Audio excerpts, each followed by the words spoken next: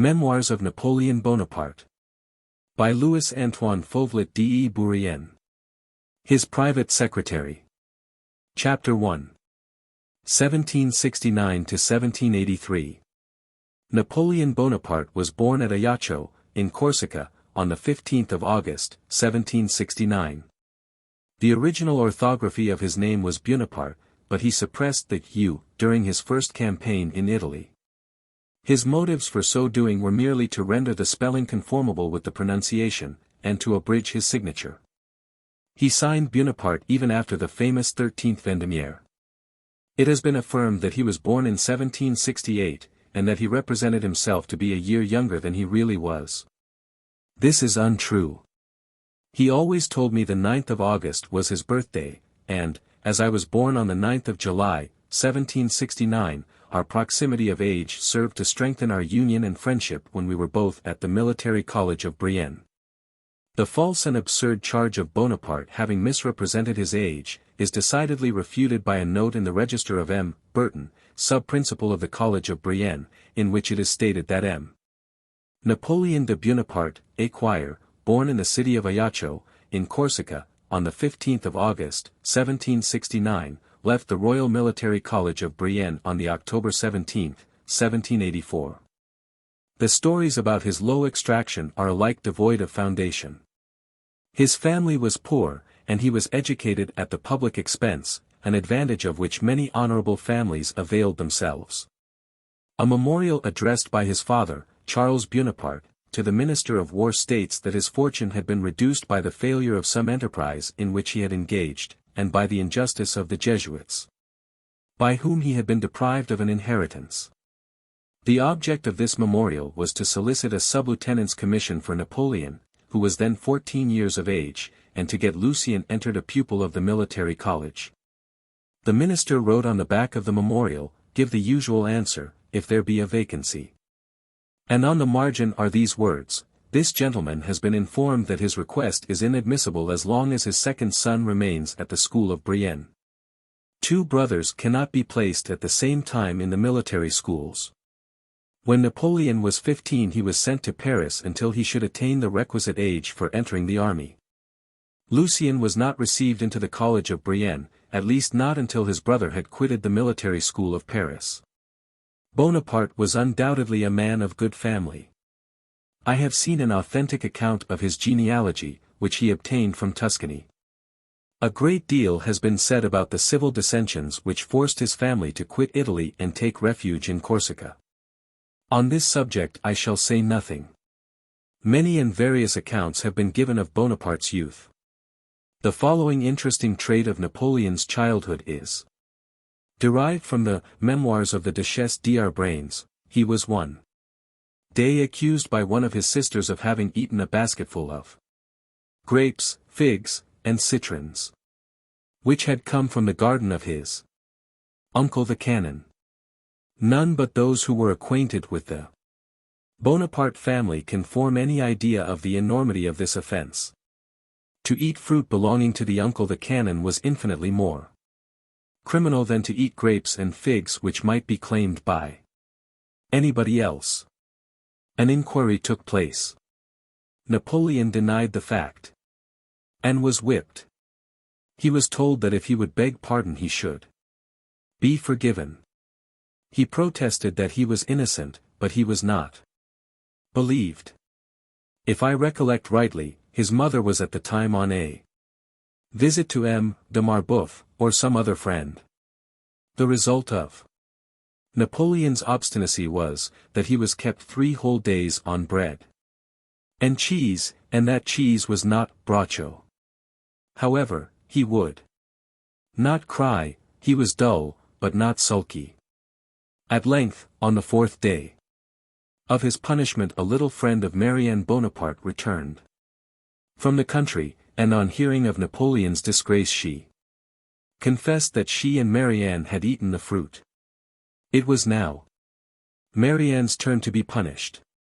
When Napoleon was asked why he had not accused his sister, he replied that though he suspected that she was guilty, yet out of consideration to her little friend, who had no share in the falsehood, he had said nothing. He was then only 7 years of age, Volume 1, page 9, edit. 1883. He has been described in terms of enthusiastic praise and exaggerated condemnation. It is ever thus with individuals who by talent or favorable circumstances are raised above their fellow creatures. Bonaparte himself laughed at all the stories which were got up for the purpose of embellishing or blackening his character in early life. An anonymous publication, entitled The History of Napoleon Bonaparte, from his birth to his last abdication, contains perhaps the greatest collection of false and ridiculous details about his boyhood. Among other things, it is stated that he fortified a garden to protect himself from the attacks of his comrades, who, a few lines lower down, are described as treating him with esteem and respect.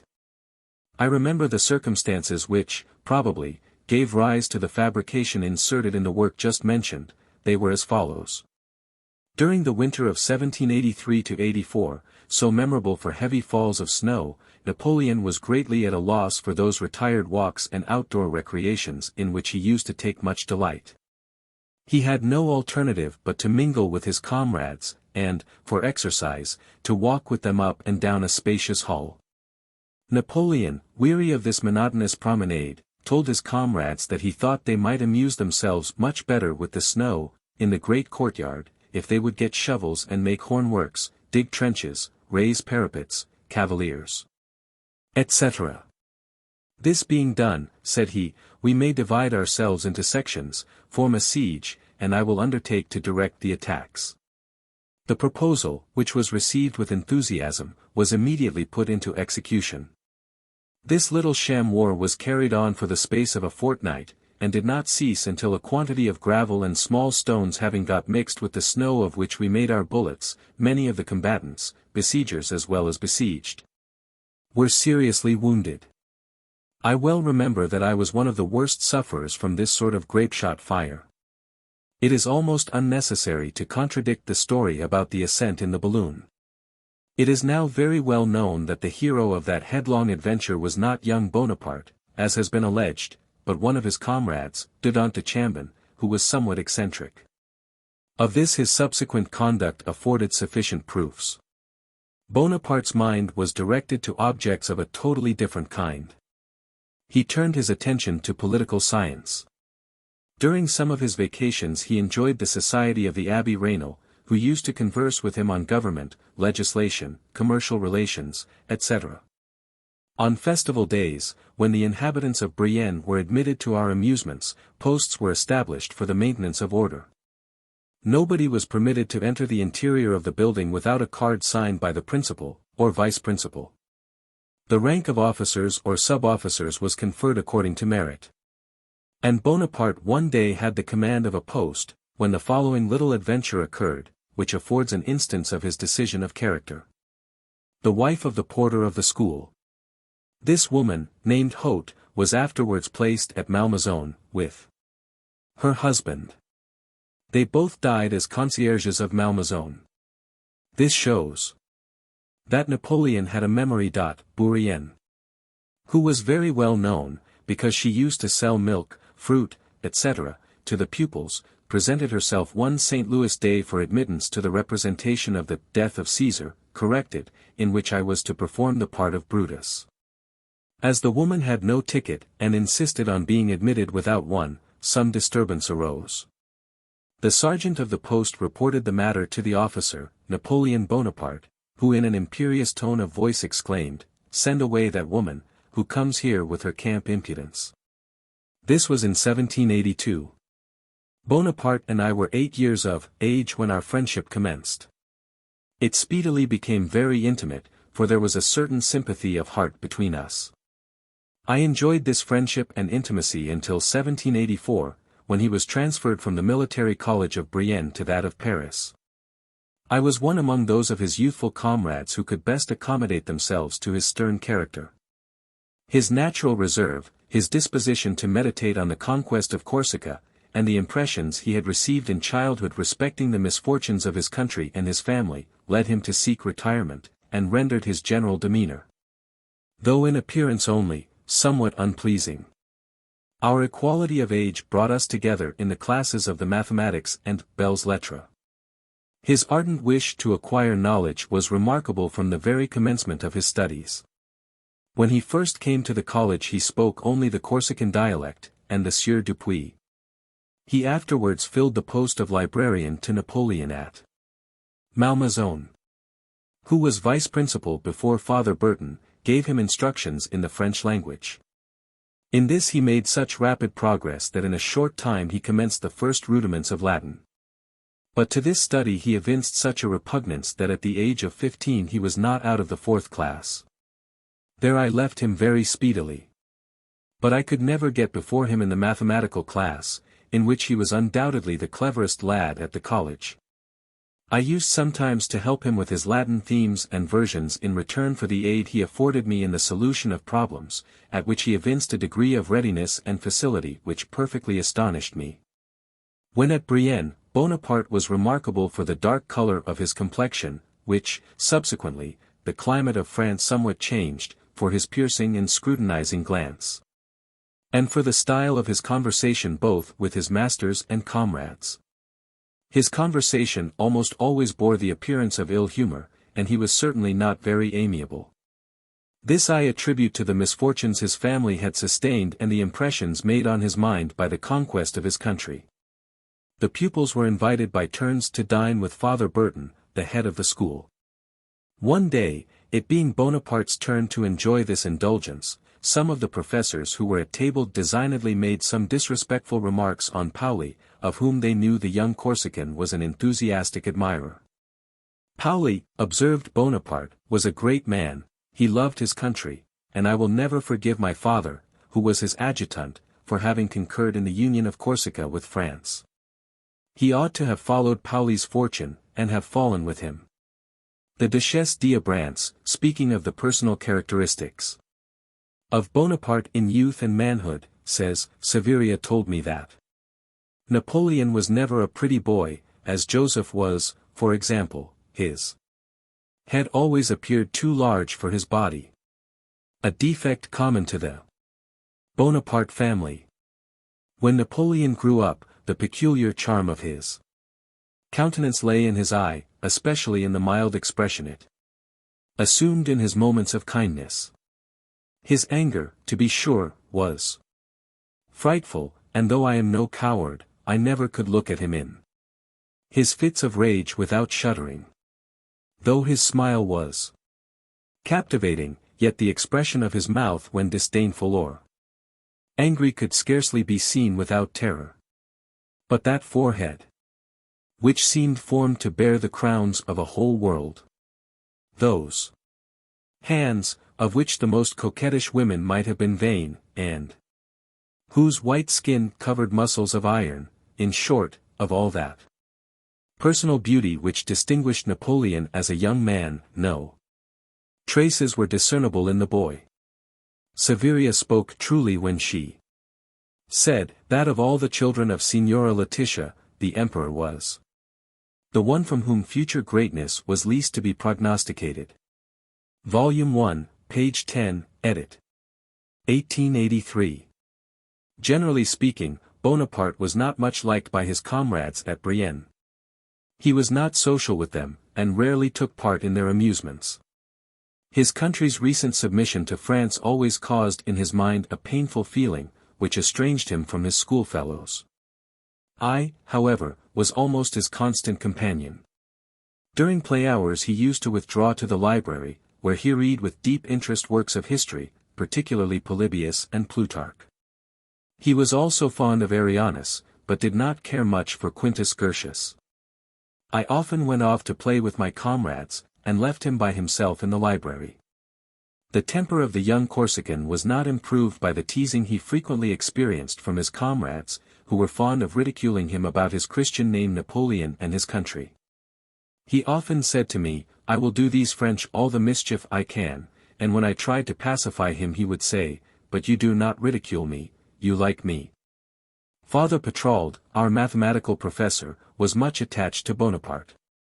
He was justly proud of him as a pupil. The other professors, in whose classes he was not distinguished, took little notice of him. He had no taste for the study of languages, polite literature, or the arts. As there were no indications of his ever becoming a scholar, the pedants of the establishment were inclined to think him stupid. His superior intelligence was, however, sufficiently perceptible, even through the reserve under which it was veiled.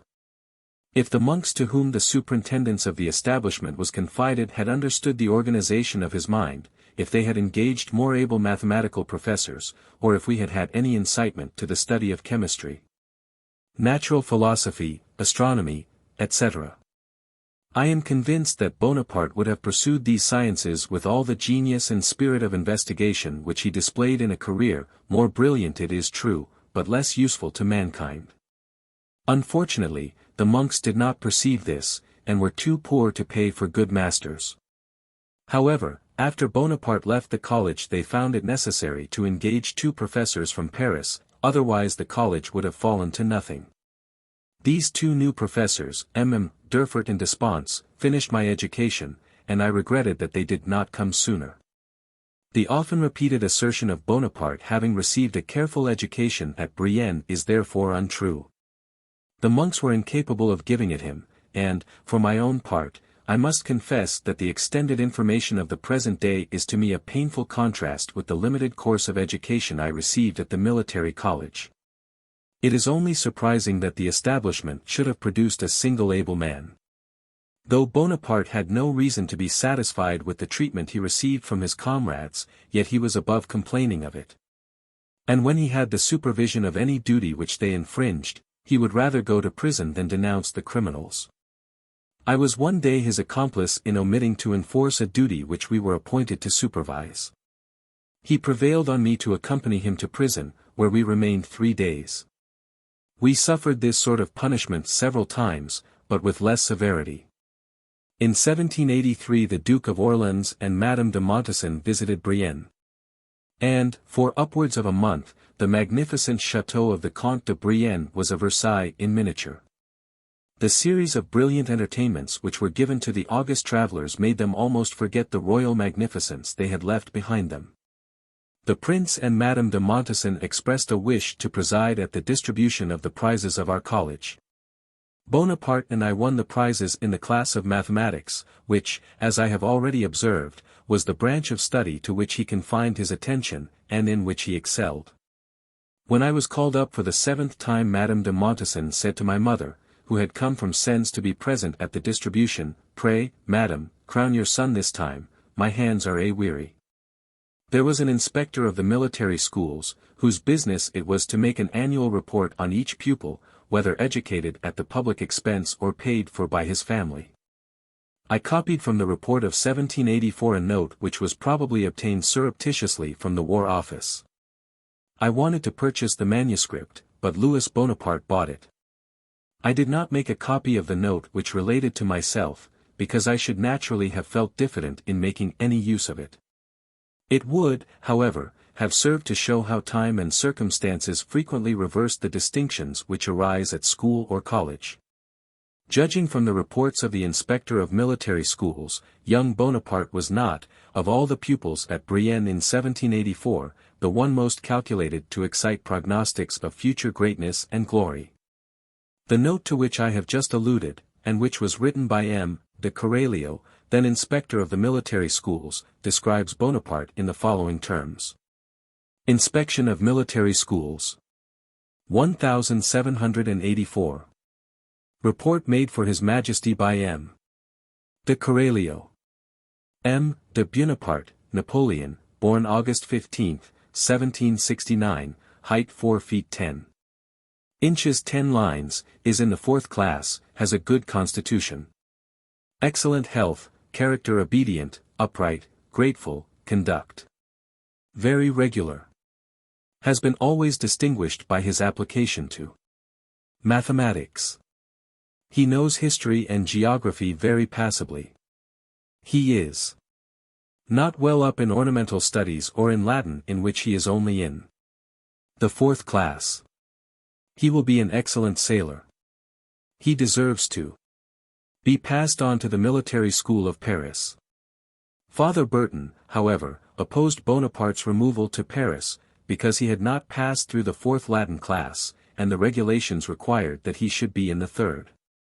I was informed by the vice principal that a report relative to Napoleon was sent from the College of Brienne to that of Paris, in which he was described as being domineering, imperious, and obstinate. Napoleon remained upwards of 5 years at Brienne, from April 1779 till the latter end of 1784. In 1783 the Chevalier Corelio, sub-inspector of the military schools, selected him to pass the year following to the military school at Paris, to which 3 of the best scholars were annually sent from each of the 12 provincial military schools of France.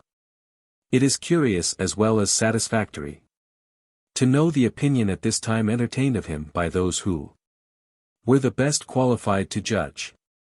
His old master, Le Gil, professor of history at Paris, boasted that, in a list of the different scholars, he had predicted his pupil's subsequent career. In fact, to the name of Bonaparte the following note is added: a Corsican by birth and character, he will do something great, if circumstances favor him. Menge was his instructor in geometry, who also entertained a high opinion of him. M. Bauer, his German master, was the only one who saw nothing in him, and was surprised at being told he was undergoing his examination for the artillery. Hazlitt. I knew Bonaparte well, and I think M. de Corelio's report of him was exceedingly just, except, perhaps, that he might have said he was very well as to his progress in history and geography, and very backward in Latin. But certainly nothing indicated the probability of his being an excellent seaman. He himself had no thought of the navy.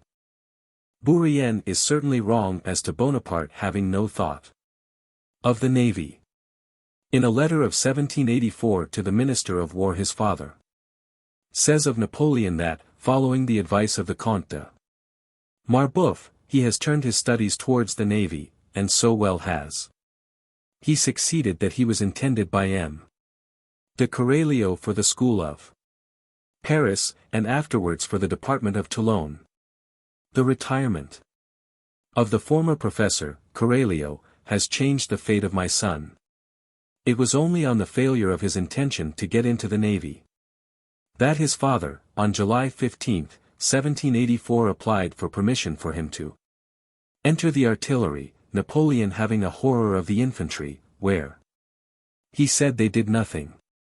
It was on the success of this application that he was allowed to enter the School of Parts, Young, Tomei, pp. 91-103.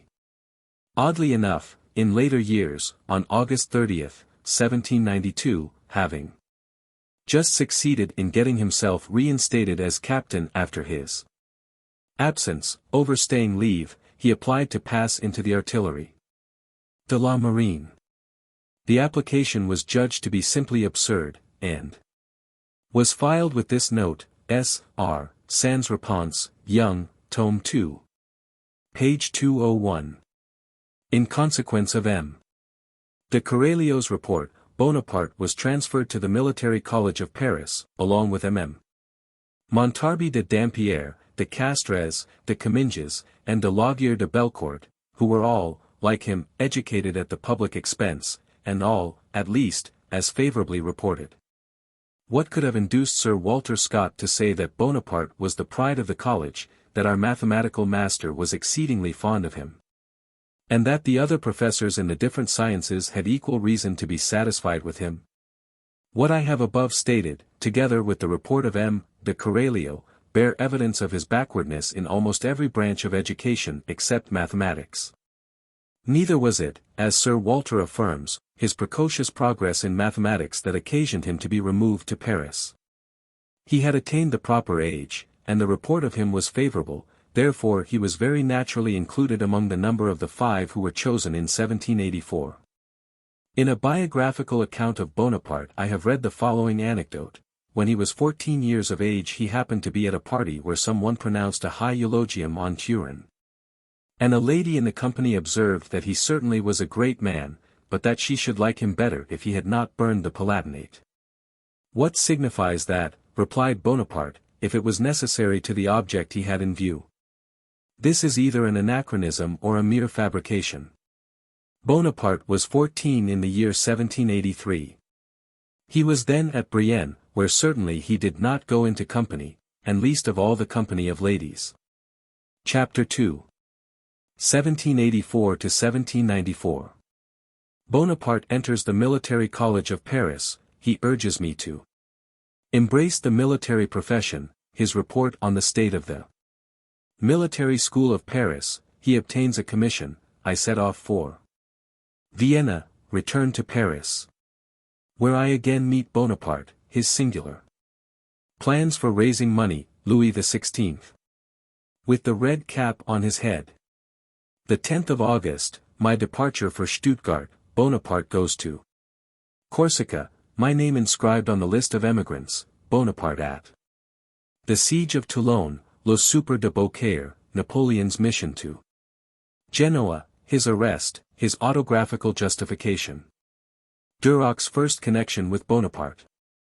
Bonaparte was 15 years and 2 months old when he went to the military college of Paris.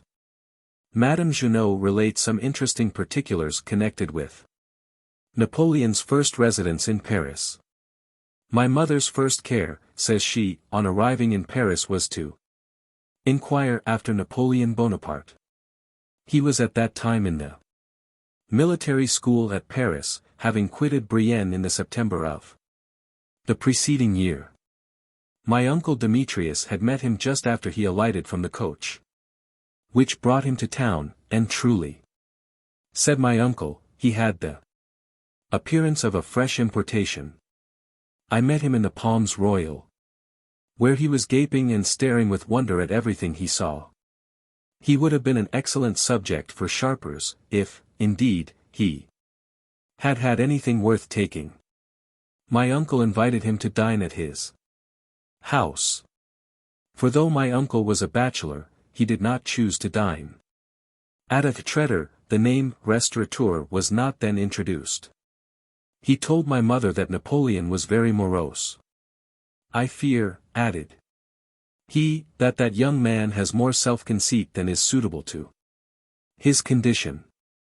When he dined with me he began to declaim violently against the luxury of the young men of the military school.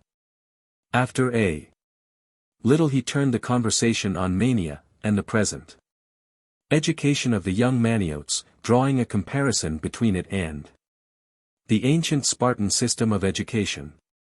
His observations on this head he told me he intended to embody in a memorial to be presented to the Minister of War.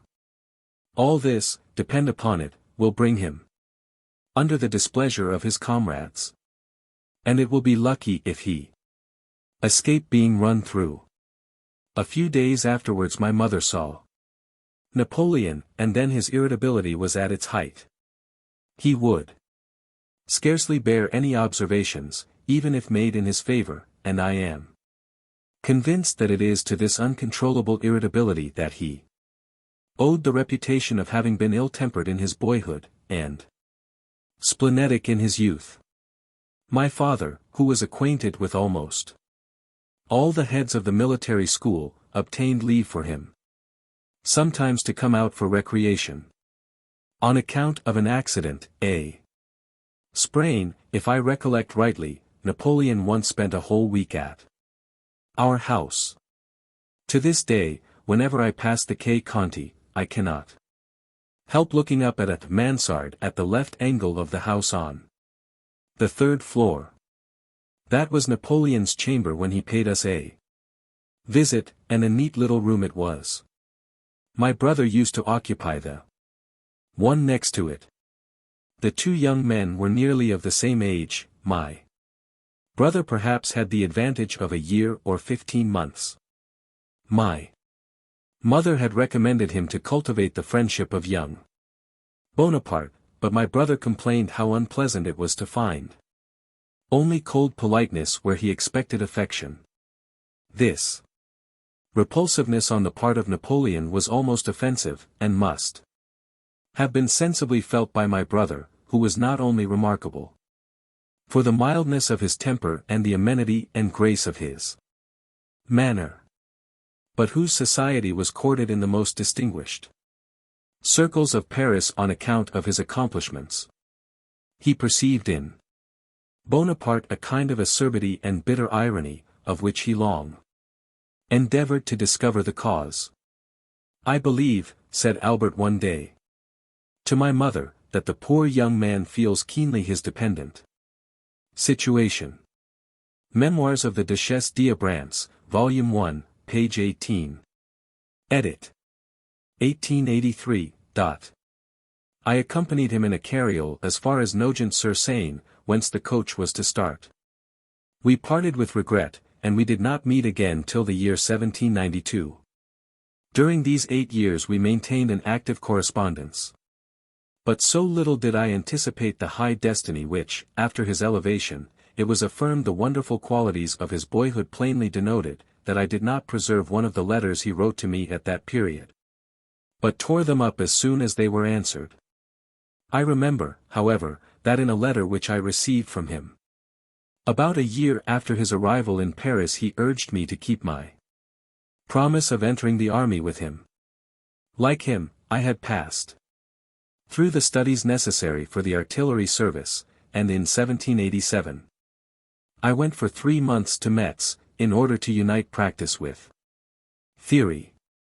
A strange ordinance, which I believe was issued in 1778 by M. de Segur, required that a man should possess 4 quarterings of nobility before he could be qualified to serve his king and country as a military officer. My mother went to Paris, taking with her the letters patent of her husband, who died 6 weeks after my birth. She proved that in the year 1640 Louis XIII had, by letters patent, restored the titles of one Fauvelet de Villemont, who in 1586 had kept several provinces of Burgundy subject to the king's authority at the peril of his life and the loss of his property, and that his family had occupied the first places in the magistracy since the 14th century. All was correct, but it was observed that the letters of nobility had not been registered by the Parliament, and to repair this little omission, the sum of 12,000 francs was demanded. This my mother refused to pay, and there the matter rested. On his arrival at the military school of Paris, Bonaparte found the establishment on so brilliant and expensive a footing that he immediately addressed a memorial on the subject to the Vice-Principal Bertin of Brienne. A second memoir prepared by him to the same effect was intended for the Minister of War, but Father Bertin wisely advised silence to the young cadet, young Tomei, page 122. Although believing in the necessity of show and of magnificence in public life, Napoleon remained true to these principles, while lavishing wealth on his ministers and marshals. "In your private life," said be economical and even parsimonious, in public be magnificent. Meneval, Tomei, page 146. He showed that the plan of education was really pernicious, and far from being calculated to fulfill the object which every wise government must have in view. The result of the system, he said, was to inspire the pupils, who were all the sons of poor gentlemen, with a love of ostentation, or rather, with sentiments of vanity and self-sufficiency. So that, instead of returning happy to the bosom of their families, they were likely to be ashamed of their parents, and to despise their humble homes. Instead of the numerous attendants by whom they were surrounded, their dinners of 2 courses, and their horses and grooms, he suggested that they should perform little necessary services for themselves, such as brushing their clothes and cleaning their boots and shoes. That they should eat the coarse bread made for soldiers, etc. Temperance and activity, he added, would render them robust, enable them to bear the severity of different seasons and climates, to brave the fatigues of war, and to inspire the respect and obedience of the soldiers under their command. Thus reasoned Napoleon at the age of 16, and time showed that he never deviated from these principles. The establishment of the military school at Fontainebleau is a decided proof of this. As Napoleon was an active observer of everything passing around him, and pronounced his opinion openly and decidedly, he did not remain long at the military school of Paris. His superiors, who were anxious to get rid of him, accelerated the period of his examination, and he obtained the first vacant sub-lieutenancy in a regiment of artillery. I left Brienne in 1787. And as I could not enter the artillery, I proceeded in the following year to Vienna, with a letter of recommendation to M. de Montmorin, soliciting employment in the French embassy at the court of Austria. I remained 2 months at Vienna, where I had the honor of twice seeing the Emperor Joseph. The impression made upon me by his kind reception, his dignified and elegant manners, and graceful conversation, will never be obliterated from my recollection. After M. de Noailles had initiated me in the first steps of diplomacy, he advised me to go to one of the German universities to study the law of nations and foreign languages. I accordingly repaired to Leipzig, about the time when the French Revolution broke out. I spent some time at Leipzig, where I applied myself to the study of the law of nations, and the German and English languages. I afterwards traveled through Prussia and Poland, and passed a part of the winter of 1791 and 1792 at Warsaw, where I was most graciously received by Princess Tyszicwiez, niece of Stanislaus Augustus, the last king of Poland, and the sister of Prince Poniatowski. The princess was very well informed, and was a great admirer of French literature. At her invitation I passed several evenings in company with the king in a circle small enough to approach to something like intimacy. I remember that His Majesty frequently asked me to read the Moniteur. The speeches to which he listened with the greatest pleasure were those of the Girondists. The Princess Tyszicwiez wished to print at Warsaw, at her own expense, a translation I had executed of Kotzebue's Menschenhass and Rui, to which I gave the title of L'Inconnu, a play known on the English stage as The Stranger. I arrived at Vienna on the 26th of March, 1792, when I was informed of the serious illness of the Emperor, Leopold II, who died on the following day. In private companies, and at public places, I heard vague suspicions expressed of his having been poisoned, but the public, who were admitted to the palace to see the body lie in state, were soon convinced of the falsehood of these reports. I went twice to see the mournful spectacle, and I never heard a word which was calculated to confirm the odious suspicion, though the spacious hall in which the remains of the emperor were exposed was constantly thronged with people. In the month of April 1792 I returned to Paris, where I again met Bonaparte. Bonaparte is said, on very doubtful authority, to have spent 5 or 6 weeks in London in 1791 or 1792, and to have lodged in a house in George Street, Strand. His chief occupation appeared to be taking pedestrian exercise in the streets of London, hence his marvelous knowledge of the great metropolis which used to astonish any Englishmen of distinction who were not aware of this visit. He occasionally took his cup of chocolate at the Northumberland, occupying himself in reading, and preserving a provoking taciturnity. To the gentleman in the room, though his manner was stern, his deportment was that of a gentleman.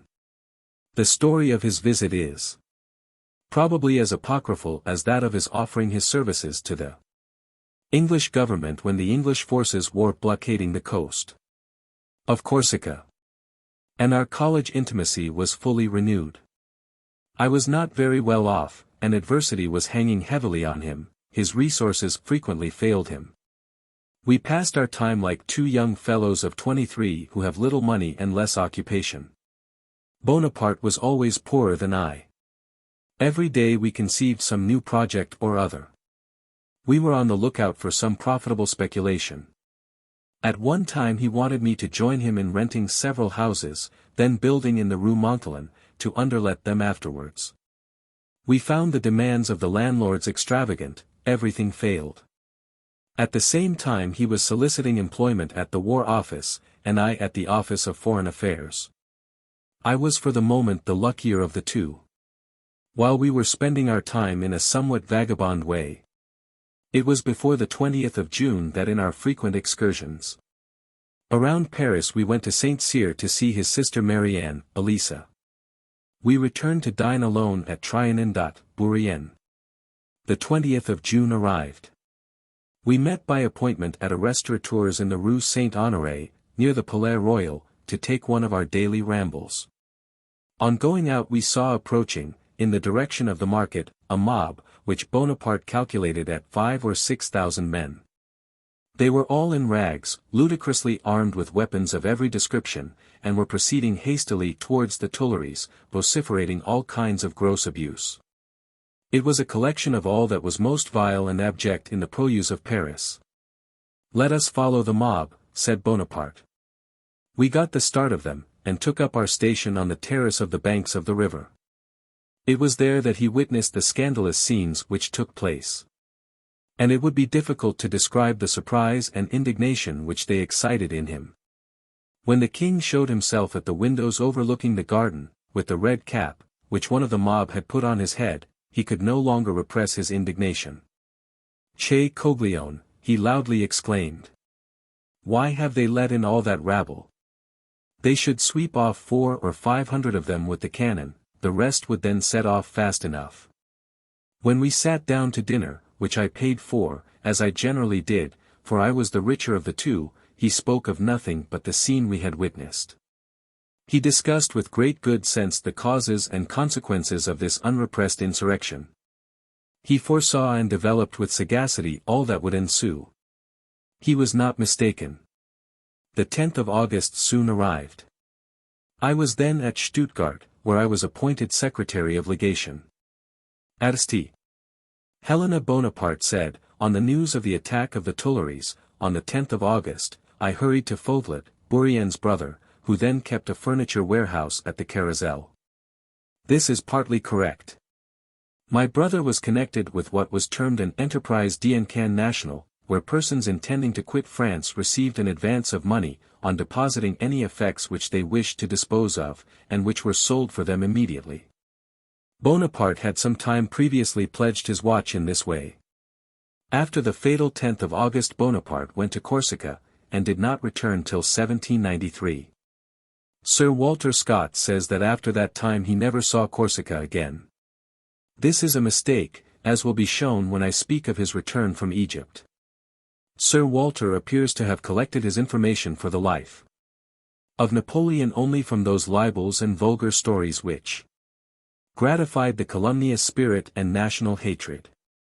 His work is written with excessive negligence, which, added to its numerous errors, shows how much respect he must have entertained for his readers. It would appear that his object was to make it the inverse of his novels, where everything is borrowed from history. I have been assured that Marshal MacDonald having offered to introduce Scott to some generals who could have furnished him with the most accurate information respecting military events, the glory of which they had shared, Sir Walter replied, "I thank you, but I shall collect my information from unprofessional reports." Bourrienne.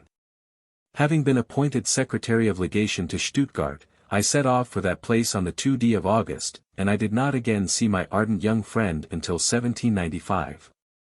He told me that my departure accelerated his for Corsica. We separated, as may be supposed, with but faint hopes of ever meeting again.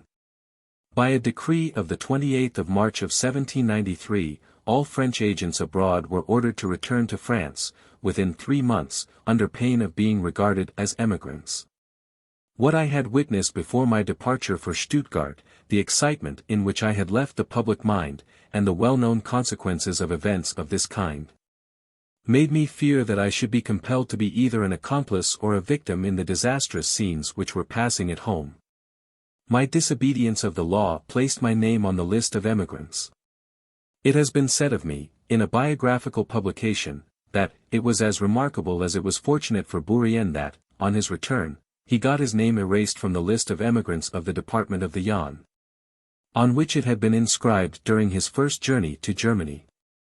This circumstance has been interpreted in several different ways, which are not all equally favorable to M. de Bourrienne. I do not understand what favorable interpretations can be put upon a statement entirely false. General Bonaparte repeatedly applied for the erasure of my name, from the month of April 1797, when I rejoined him at Leoben, to the period of the signature of the Treaty of Campo Formio, but without success. He desired his brother Louis, Berthier, Bernadotte, and others, when he sent them to the Directory, to urge my erasure, but in vain. He complained of this inattention to his wishes to Bottot, when he came to Pesiriano, after the 18th Fructidor.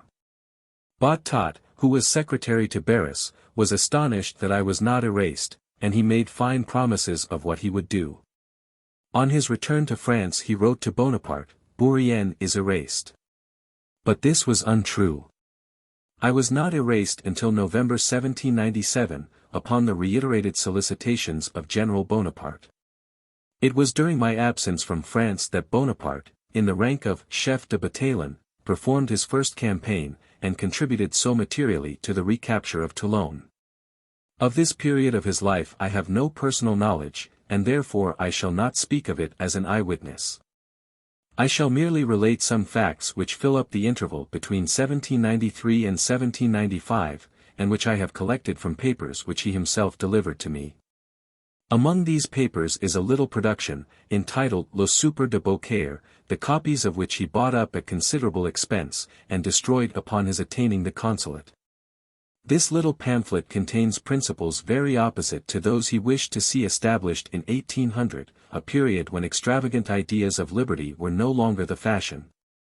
And when Bonaparte entered upon a system totally the reverse of those republican principles professed in Le Souper de Beaucaire. This is not, as Sir Walter says, a dialogue between Marat and a federalist, but a conversation between a military officer, a native of Nimes, a native of Marseilles, and a manufacturer from Montpellier. The latter, though he takes a share in the conversation, does not say much. Le Souper de Beaucaire is given at full length in the French edition of these memoirs, tome I, pp. 319 to 347, and by Young, tome 2. p. 354, with the following remarks. The first edition of Le Souper de Beaucaire was issued at the cost of the public treasury, in August 1798.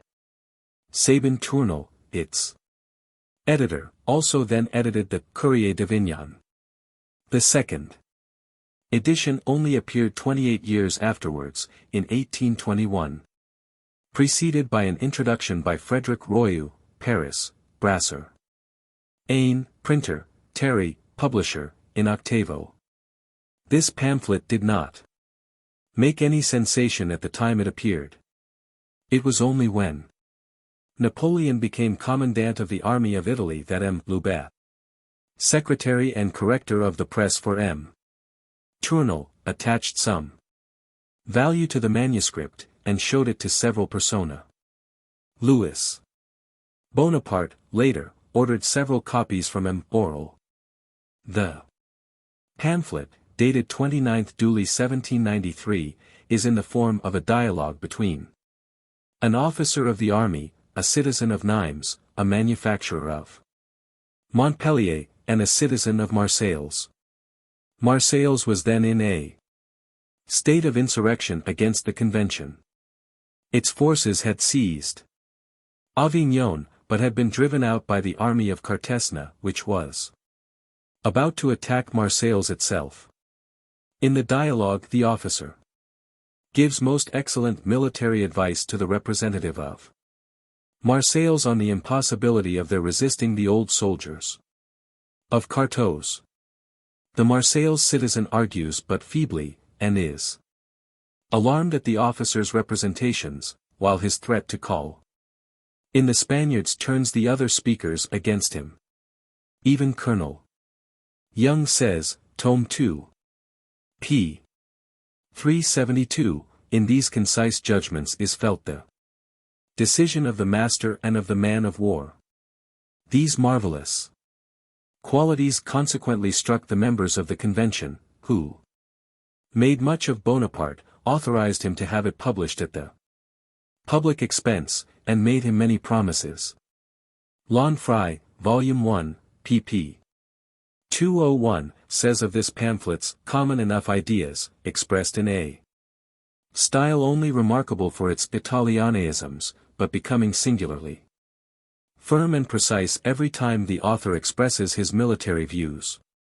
Under an apparent roughness, we find in it a rare circumspection, leaving no hold on the writer, even if events change. It may be remarked, that in all that has come to us from St. Helena, not a word is said of this youthful production. Its character sufficiently explains this silence. In all Bonaparte's writings posterity will probably trace the profound politician rather than the enthusiastic revolutionist. Some documents relative to Bonaparte's suspension and arrest, by order of the representatives Albit and Salicetti, serve to place in their true light circumstances which have hitherto been misrepresented. I shall enter into some details of this event, because I have seen it stated that this circumstance of Bonaparte's life has been perverted and misrepresented by every person who has hitherto written about him. And the writer who makes this remark, himself describes the affair incorrectly and vaguely. Others have attributed Bonaparte's misfortune to a military discussion on war, and his connection with Robespierre the Younger. It will presently be seen that all this is erroneous, and that Sir Walter commits another mistake when he says that Bonaparte's connection with Robespierre was attended with fatal consequences to him, and that his justification consisted in acknowledging that his friends were very different from what he had supposed them to be. Bourrienne. It has, moreover, been said that Albit and Salicetti explained to the Committee of Public Safety the impossibility of their resuming the military operations unaided by the talents of General Bonaparte. This is mere flattery. The facts are these. On the 13th of July, 1794, 25th Messidor, Year II, the representatives of the people with the army of Italy ordered that General Bonaparte should proceed to Genoa, there, conjointly with the French charge d'affaires, to confer on certain subjects with the Genoese government. This mission, together with a list of secret instructions, directing him to examine the fortresses of Genoa and the neighboring country, show the confidence which Bonaparte, who was then only 25, inspired in men who were deeply interested in making a prudent choice of their agents. Bonaparte set off for Genoa, and fulfilled his mission.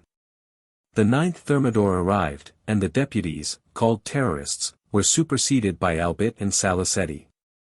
In the disorder which then prevailed they were either ignorant of the orders given to General Bonaparte, or persons envious of the rising glory of the young general of artillery inspired Albit and Salicetti with suspicions prejudicial to him.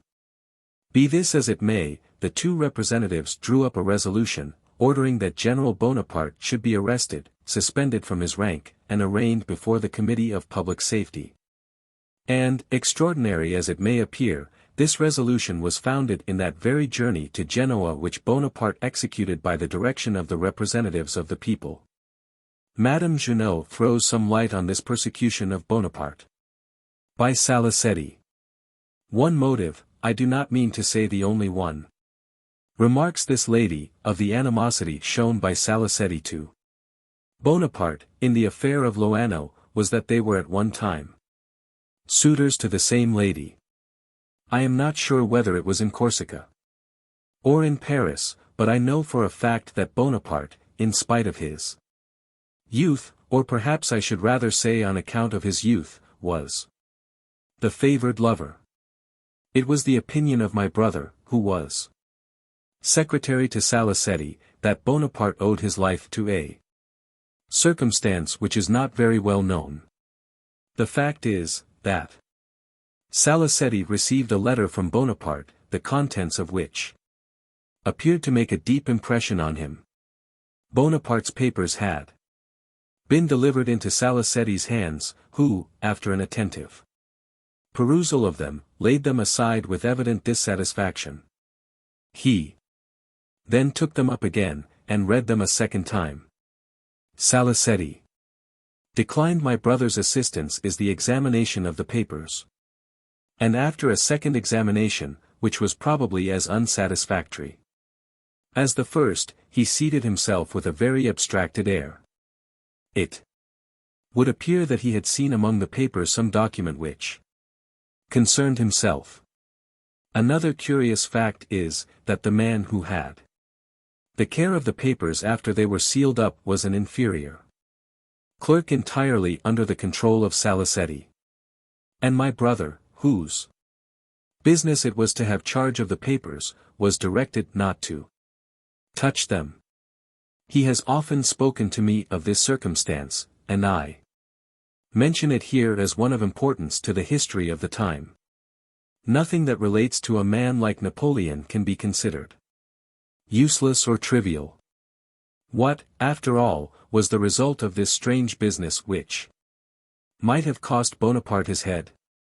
For, had he been taken to Paris and tried by the Committee of Public Safety, there is little doubt that the friend of Robespierre the Younger would have been condemned by Billaud Varennes and Collot d'Herbois. The result was the acquittal of the accused. This result is the more extraordinary, since it would appear that at that time Salicetti stood in fear of the young general. A compliment is even paid to Bonaparte in the decree, by which he was provisionally restored to liberty. That liberation was said to be granted on the consideration that General Bonaparte might be useful to the Republic. This was foresight.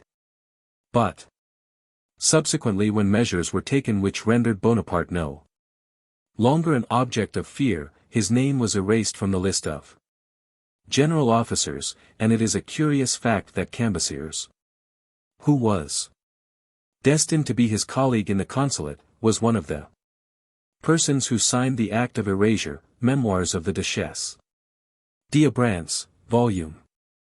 I, page 69, edit. 1843.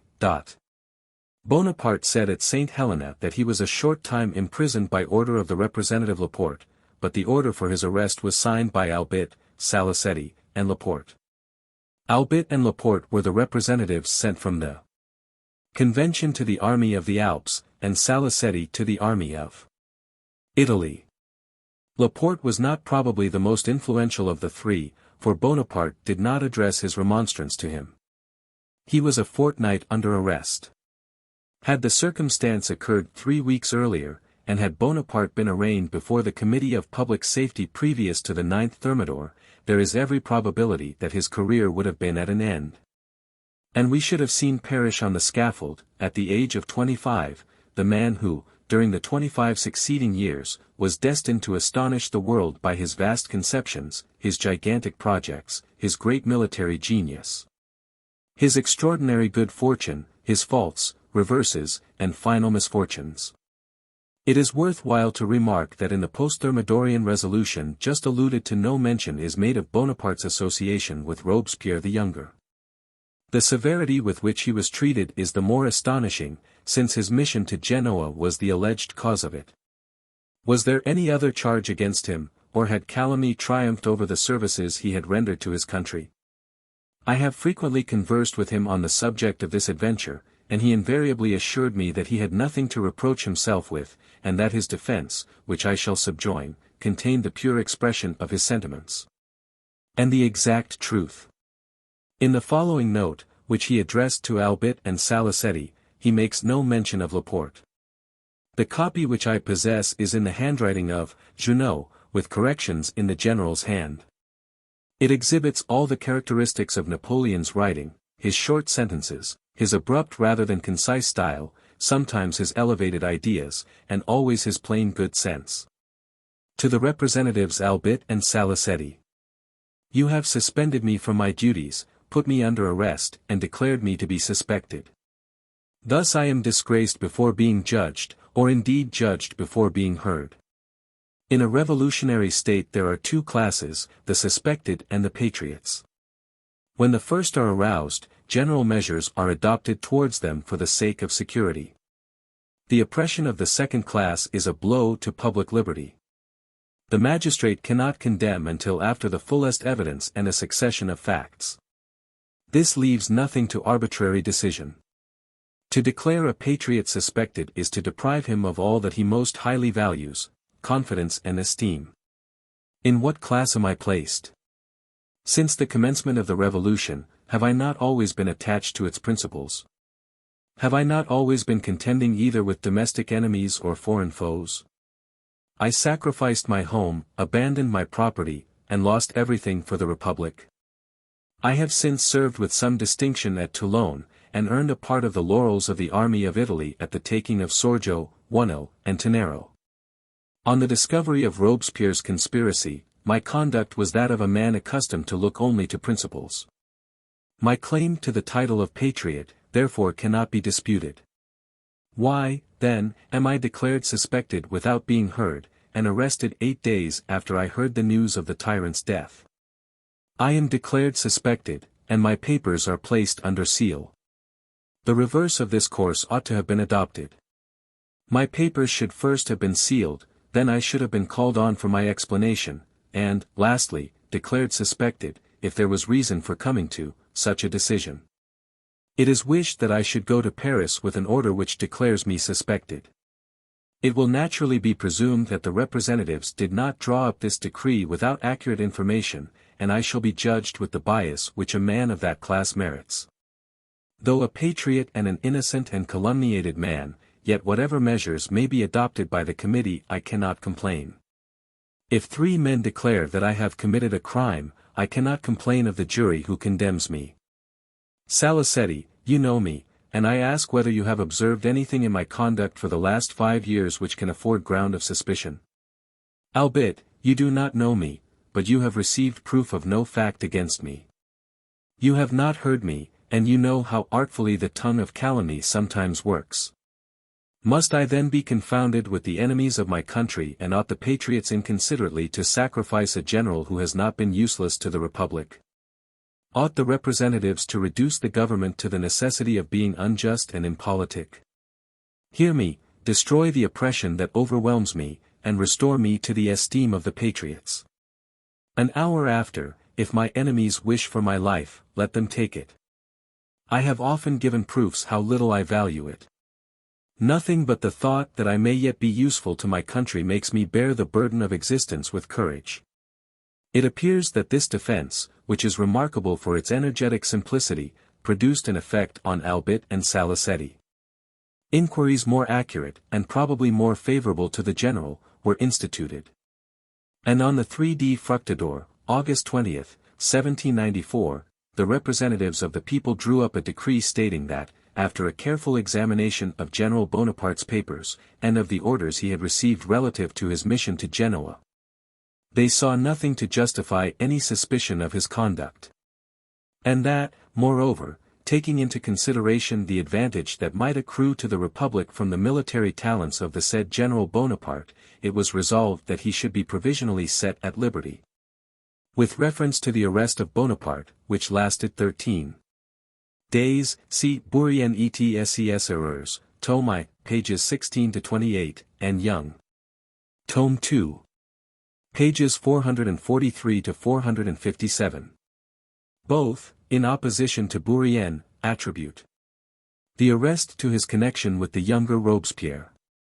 Apparently Albit and Salicetti were not acquainted with the secret plan of campaign prepared by the younger Robespierre and by Bonaparte, or with the real instructions given for the mission to Genoa.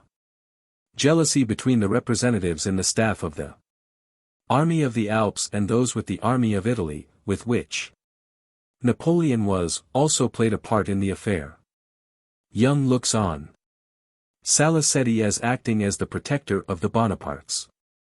But Napoleon does not seem to have regarded him in that light, see the letter given in Tunnot, Volume 1, page 106, where in 1795 he takes credit for not returning the ill done to him, see also the same volume, page 89. Salicetti eventually became Minister of Police to Joseph, when King of Naples, in 1806. But when he applied to return to France, Napoleon said to Matthew Dumas, "Let him know that I am not powerful enough to protect the wretches who voted for the death of Louis XVI. From the contempt and indignation of the public, Dumas, Tome 3. Page 318. At the same time Napoleon described Salicetti as worse than the Lazzaroni. Salicetti afterwards became the friend and confidant of young Bonaparte, but their intimacy did not continue after his elevation. What is to be thought of the motives for Bonaparte's arrest and provisional liberation, when his innocence and the error that had been committed were acknowledged? The importance of the general's military talents, though no mention is made about the impossibility of dispensing with them, is a pretense for restoring him to that liberty of which he had been unjustly deprived. It was not at Toulon, as has been stated, that Bonaparte took Duroc into the artillery, and made him his aide-de-camp.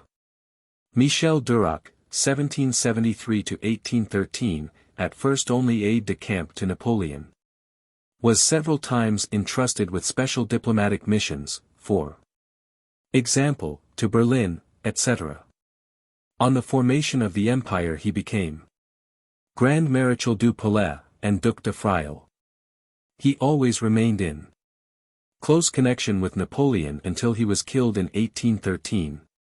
As he is often mentioned in contemporary memoirs under his abbreviated title of Marshal, he has sometimes been erroneously included in the number of the marshals of the empire, a military rank he never attained to. The acquaintance was formed at a subsequent period, in Italy. Duroc's cold character and unexcursive mind suited Napoleon, whose confidence he enjoyed until his death, and who entrusted him with missions perhaps above his abilities. St. Helena Bonaparte often declared that he was much attached to Duroc. I believe this to be true, but I know that the attachment was not returned.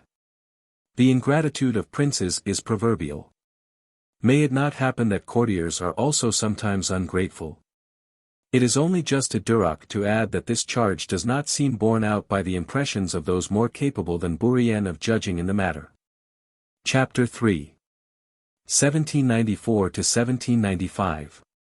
Proposal to send Bonaparte to Lavadet, he is struck off the list. Of general officers, Salicetti, Joseph's marriage with Mademoiselle Clary, Bonaparte's wish to go to Turkey, note explaining the plan of his proposed expedition, Madame Bourrienne's character of Bonaparte. An account of her husband's arrest, constitution of the year III. The 13th Vendémiaire, Bonaparte appointed second in command of the Army of the Interior, eulogium of Bonaparte by Barras, and its consequences, St. Helena manuscript. General Bonaparte returned to Paris, where I also arrived from Germany shortly after him. Our intimacy was resumed, and he gave me an account of all that had passed in the campaign of the South. He frequently alluded to the persecutions he had suffered, and he delivered to me the packet of papers noticed in the last chapter, desiring me to communicate their contents to my friends. He was very anxious, he said, to do away with the supposition that he was capable of betraying his country, and, under the pretense of a mission to Genoa, becoming a spy on the interests of France. He loved to talk over his military achievements at Toulon and in Italy. He spoke of his first successes with that feeling of pleasure and gratification which they were naturally calculated to excite in him. The government wished to send him to Lavadet, with the rank of Brigadier General of Infantry. Bonaparte rejected this proposition on two grounds. He thought the scene of action unworthy of his talents, and he regarded his projected removal from the artillery to the infantry as a sort of insult. This last was his most powerful objection, and was the only one he urged officially.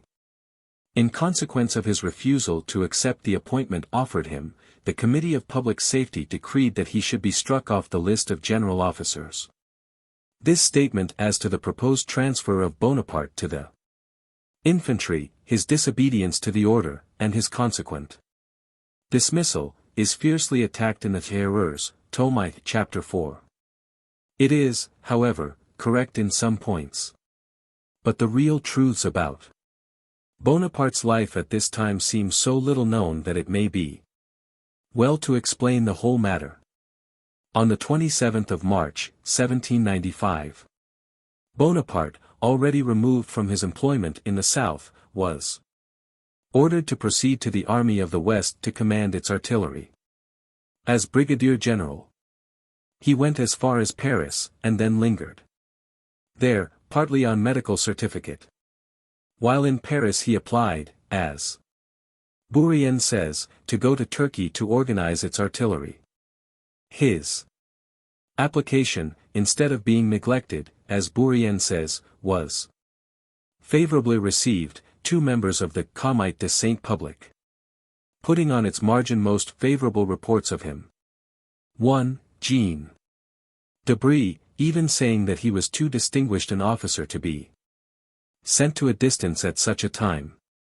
Far from being looked on as the half-crazy fellow Bourrienne considered him at that time, Bonaparte was appointed, on the 21st of August, 1795, one of 4 generals attached as military advisors to the committee for the preparation of warlike operations, his own department being a most important one.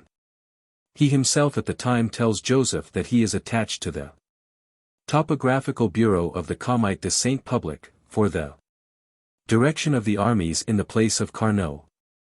It is apparently this significant appointment to which Madame Junot, wrongly dating it, alludes as no great thing, Junot, Volume 1, page 143. Another officer was therefore substituted for him as commander of Roche's artillery, a fact made use of in the Erreurs, page 31, to deny his having been dismissed, but a general reclassification of the generals was being made.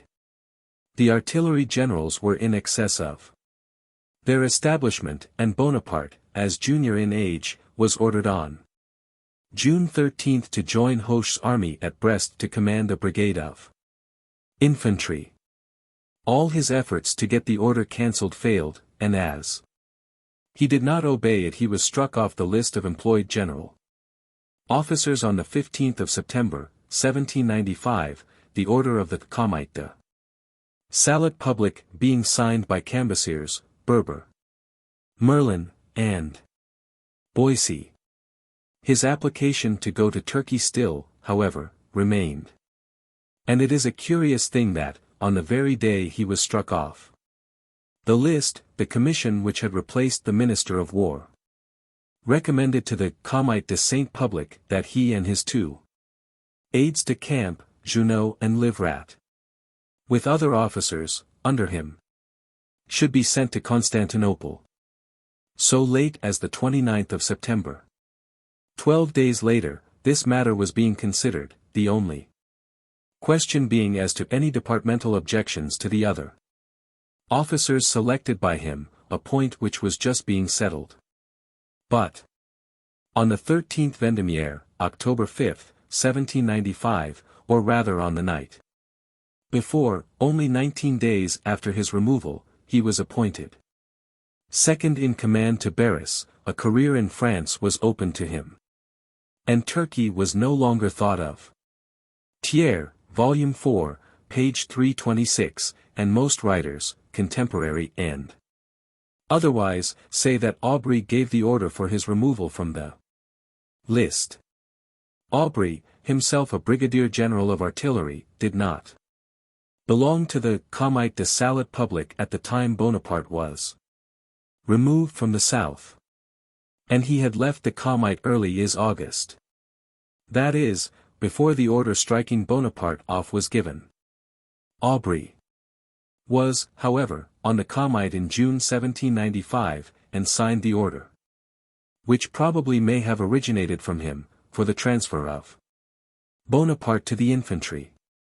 It will be seen that, in the ordinary military sense of the term, Napoleon was only in Paris without employment from the 15th of September to the 4th or 6th of October. 1796.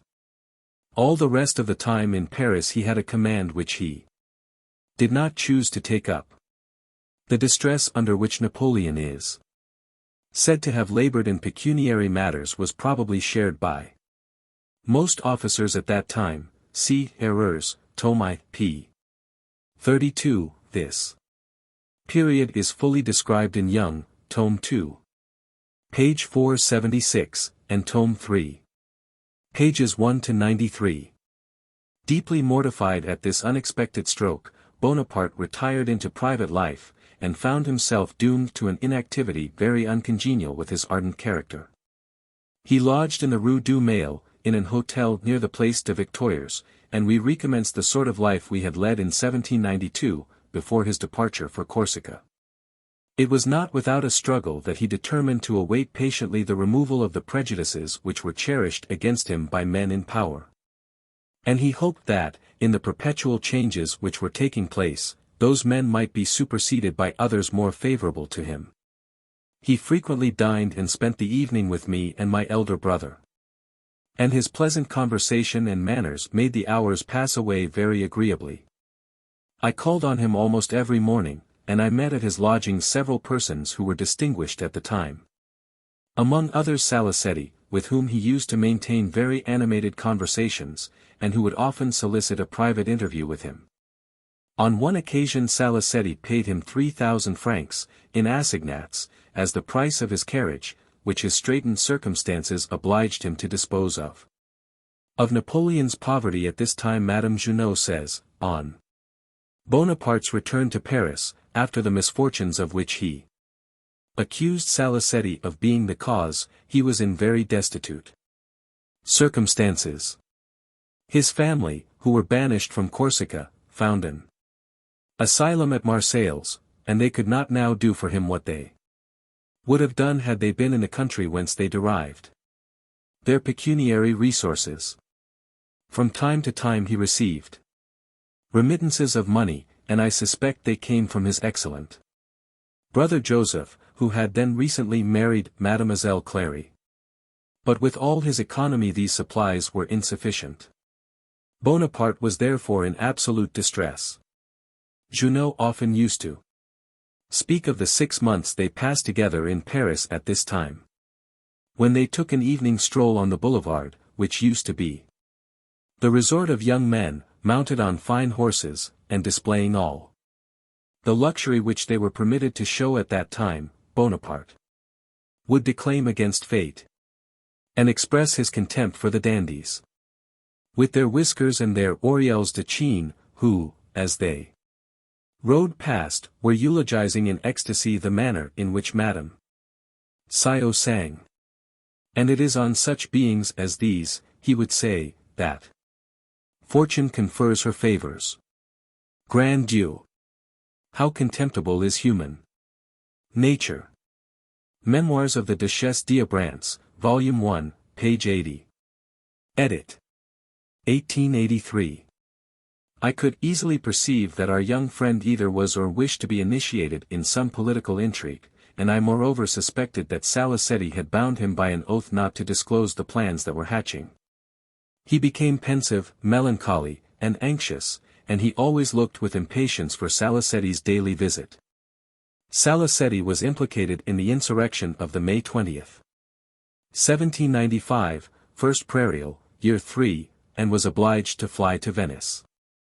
Sometimes, withdrawing his mind from political affairs, he would envy the happiness of his brother Joseph, who had just then married Mademoiselle Clary, the daughter of a rich and respectable merchant of Marseilles. He would often say, that Joseph is a lucky rogue. Meanwhile time passed away, and none of his projects succeeded, none of his applications were listened to. He was vexed by the injustice with which he was treated, and tormented by the desire of entering upon some active pursuit. He could not endure the thought of remaining buried in the crowd. He determined to quit France. And the favorite idea, which he never afterwards relinquished, that the East is a fine field for glory, inspired him with the wish to proceed to Constantinople, and to enter the service of the Grand Seigneur. What romantic plans, what stupendous projects he conceived! He asked me whether I would go with him. I replied in the negative. I looked upon him as a half-crazy young fellow, who was driven to extravagant enterprises and desperate resolutions by his restless activity of mind, joined to the irritating treatment he had experienced, and, perhaps, it may be added, his want of money. He did not blame me for my refusal to accompany him, and he told me that Junot, Marmont, and some other young officers whom he had known at Toulon, would be willing to follow his fortunes. He drew up a note which commenced with the words Note 4. It was addressed to no one, and was merely a plan. Some days after he wrote out another, which, however, did not differ very materially from the first, and which he addressed to Aubert and Coney. I made him a fair copy of it, and it was regularly forwarded. It was as follows. Note. At a moment when the Empress of Russia has strengthened her union with the Emperor of Germany, Austria, it is the interest of France to do everything in her power to increase the military power of Turkey. That power possesses a numerous and brave militia but is very backward in the scientific part of the art of war. The organization and the service of the artillery, which, in our modern tactics, so powerfully facilitate the gaining of battles, and on which, almost exclusively, depend the attack and defense of fortresses, are especially the points in which France excels, and in which the Turks are most deficient. They have several times applied to us for artillery officers, and we have sent them some, but the officers thus sent have not been sufficiently powerful, either in numbers or talent, to produce any important result. General Bonaparte, who, from his youth, has served in the artillery, of which he was entrusted with the command at the siege of Toulon, and in the 2 campaigns of Italy, offers his services to proceed to Turkey, with a mission from the French government. He proposes to take along with him 6 or 7 officers, of different kinds, and who may be, altogether, perfect masters of the military art. He will have the satisfaction of being useful to his country in this new career, if he succeed in rendering the Turkish power more formidable, by completing the defense of their principal fortresses, and constructing new ones. This note shows the error of the often repeated assertion, that he proposed entering the service of the Turks against Austria. He makes no mention of such a thing, and the 2 countries were not at war. The Scottish biographer makes Bonaparte say that it would be strange if a little Corsican should become king of Jerusalem. I never heard anything drop from him which supports the probability of such a remark, and certainly there is nothing in his note to warrant the inference of his having made it. Bourrienne. No answer was returned to this note. Turkey remained unaided, and Bonaparte unoccupied. I must confess that for the failure of this project, at least I was not sorry. I should have regretted to see a young man of great promise, and one for whom I cherished a sincere friendship, devote himself to so uncertain a fate. Napoleon has less than any man provoked the events which have favored him. No one has more yielded to circumstances from which he was so skillful to derive advantages. If, however, a clerk of the War Office had but written on the note, granted, that little word would probably have changed the fate of Europe. Bonaparte remained in Paris, forming schemes for the gratification of his ambition, and his desire of making a figure in the world, but obstacles opposed all he attempted. Women are better judges of character than men. Madame de Bourrienne, knowing the intimacy which subsisted between us, preserved some notes which she made upon Bonaparte, and the circumstances which struck her as most remarkable, during her early connection with him. My wife did not entertain so favorable an opinion of him as I did. The warm friendship I cherished for him probably blinded me to his faults. I subjoin Madame de Bourrienne's notes, word for word. On the day after our second return from Germany, which was in May 1795, we met Bonaparte in the Palais Royal, near a shop kept by a man named Girardin. Bonaparte embraced Bourrienne as a friend whom he loved and was glad to see. We went that evening to the Théâtre Français. The performance consisted of a tragedy, and Le Sourd, ou l'Auberge Plain. During the latter piece the audience was convulsed with laughter. The part of Dasnières was represented by Baptiste the Younger, and it was never played better. The bursts of laughter were so loud and frequent that the actor was several times obliged to stop in the midst of his part. Bonaparte alone, and it struck me as being very extraordinary, was silent, and coldly insensible to the humor which was so irresistibly diverting to everyone else. I remarked at this period that his character was reserved, and frequently gloomy. His smile was hypocritical, and often misplaced, and I recollect that a few days after our return he gave us one of these specimens of savage hilarity which I greatly disliked, and which prepossessed me against him. He was telling us that, being before Toulon, where he commanded the artillery, one of his officers was visited by his wife, to whom he had been but a short time married, and whom he tenderly loved. A few days after, orders were given for another attack upon the town, in which this officer was to be engaged. His wife came to General Bonaparte, and with tears entreated him to dispense with her husband's services that day. The general was inexorable, as he himself told us, with a sort of savage exultation. The moment for the attack arrived, and the officer, though a very brave man, as Bonaparte himself assured us, felt a presentiment of his approaching death. He turned pale and trembled. He was stationed beside the general, and during an interval when the firing from the town was very heavy, Bonaparte called out to him, "Take care, there is a shell coming." The officer, instead of moving to one side, stooped down, and was literally severed in two. Bonaparte laughed loudly while he described the event with horrible minuteness. At this time we saw him almost every day. He frequently came to dine with us. As there was a scarcity of bread, and sometimes only 2 ounces per head daily were distributed in the section, it was customary to request one's guests to bring their own bread, as it could not be procured for money. Bonaparte and his brother Louis, a mild, agreeable young man, who was the general's aide-de-army, used to bring with them their ration bread, which was black, and mixed with bran. I was sorry to observe that all this bad bread fell to the share of the poor aide-de-camp, for we provided the general with a finer kind, which was made clandestinely by a pastry cook, from flour which we contrived to smuggle from Sens, where my husband had some farms. Had we been denounced, the affair might have cost us our heads. We spent 6 weeks in Paris, and we went frequently with Bonaparte to the theatres, and to the fine concerts given by Garrett in the Rue Saint-Marc. These were the first brilliant entertainments that took place after the death of Robespierre. There was always something original in Bonaparte's behavior, for he often slipped away from us without saying a word. And when we were supposing he had left the theatre, we would suddenly discover him in the second or third tier, sitting alone in a box, and looking rather sulky.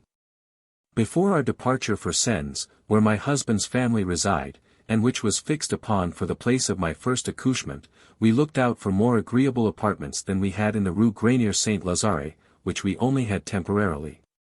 Bonaparte used to assist us in our researches. At last we took the first floor of a handsome new house, number 19 Rue de Marais. Bonaparte, who wished to stop in Paris, went to look at a house opposite to ours. He had thoughts of taking it for himself, his uncle Fesch, afterwards Cardinal Fesch, and a gentleman named Petrauld, formerly one of his masters at the military school. One day he said, "With that house over there, my friends in it, and a cabriolet, I shall be the happiest fellow in the world." We soon after left town for Senators. The house was not taken by him, for other and great affairs were preparing. During the interval between our departure and the fatal day of Vendemiaire several letters passed between him and his school companion. These letters were of the most amiable and affectionate description. They have been stolen. On our return, in November of the same year, everything was changed. The college friend was now a great personage. He had got the command of Paris in return for his share in the events of Vendemiaire. Instead of a small house in the Rue de Marais, he occupied a splendid hotel in the Rue des Capucines. The modest cabriolet was converted into a superb equipage, and the man himself was no longer the same. But the friends of his youth were still received when they made their morning calls. They were invited to grand déjeuners, which were sometimes attended by ladies. And, among others, by the beautiful Madame Tauline and her friend the amiable Madame de Beauharnais, to whom Bonaparte had begun to pay attention. He cared little for his friends, and ceased to address them in the style of familiar equality. After the 13th of Vendemiaire M. de Bourrienne saw Bonaparte only at distant periods. In the month of February 1796 my husband was arrested, at 7 in the morning, by a party of men, armed with muskets, on the charge of being a returned emigrant. He was torn from his wife and his child, only 6 months old, being barely allowed time to dress himself. I followed him. They conveyed him to the guardhouse of the section, and thence I know not whither.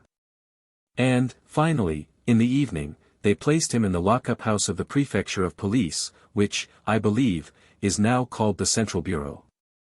There he passed 2 nights and a day, among men of the lowest description, some of whom were even malefactors. I and his friends ran about everywhere, trying to find somebody to rescue him, and, among the rest, Bonaparte was applied to. It was with great difficulty he could be seen. Accompanied by one of my husband's friends, I waited for the commandant of Paris until midnight, but he did not come home. Next morning I returned at an early hour, and found him. I stated what had happened to my husband, whose life was then at stake. He appeared to feel very little for the situation of his friend, but, however, determined to write to Merlin, the Minister of Justice. I carried the letter according to its address, and met the minister as he was coming downstairs, on his way to the Directory. Being in grand costume, he wore a Henri IV hat, surmounted with a multitude of plumes, a dress which formed a singular contrast with his person. He opened the letter, and whether it was that he cared as little for the general as for the cause of M. de Bourrienne's arrest, he replied that the matter was no longer in his hands, and that it was now under the cognizance of the public administrators of the laws. The minister then stepped into his carriage, and the writer was conducted to several offices in his hotel. She passed through them with a broken heart, for she met with none but harsh men, who told her that the prisoner deserved death. From them she learned that on the following day he would be brought before the judge of the peace for his section, who would decide whether there was ground for putting him on his trial. In fact, this proceeding took place next day. He was conveyed to the house of the judge of the peace for the section of Bondy, Rue Grange-sous-Belz, whose name was Lemaire. His countenance was mild.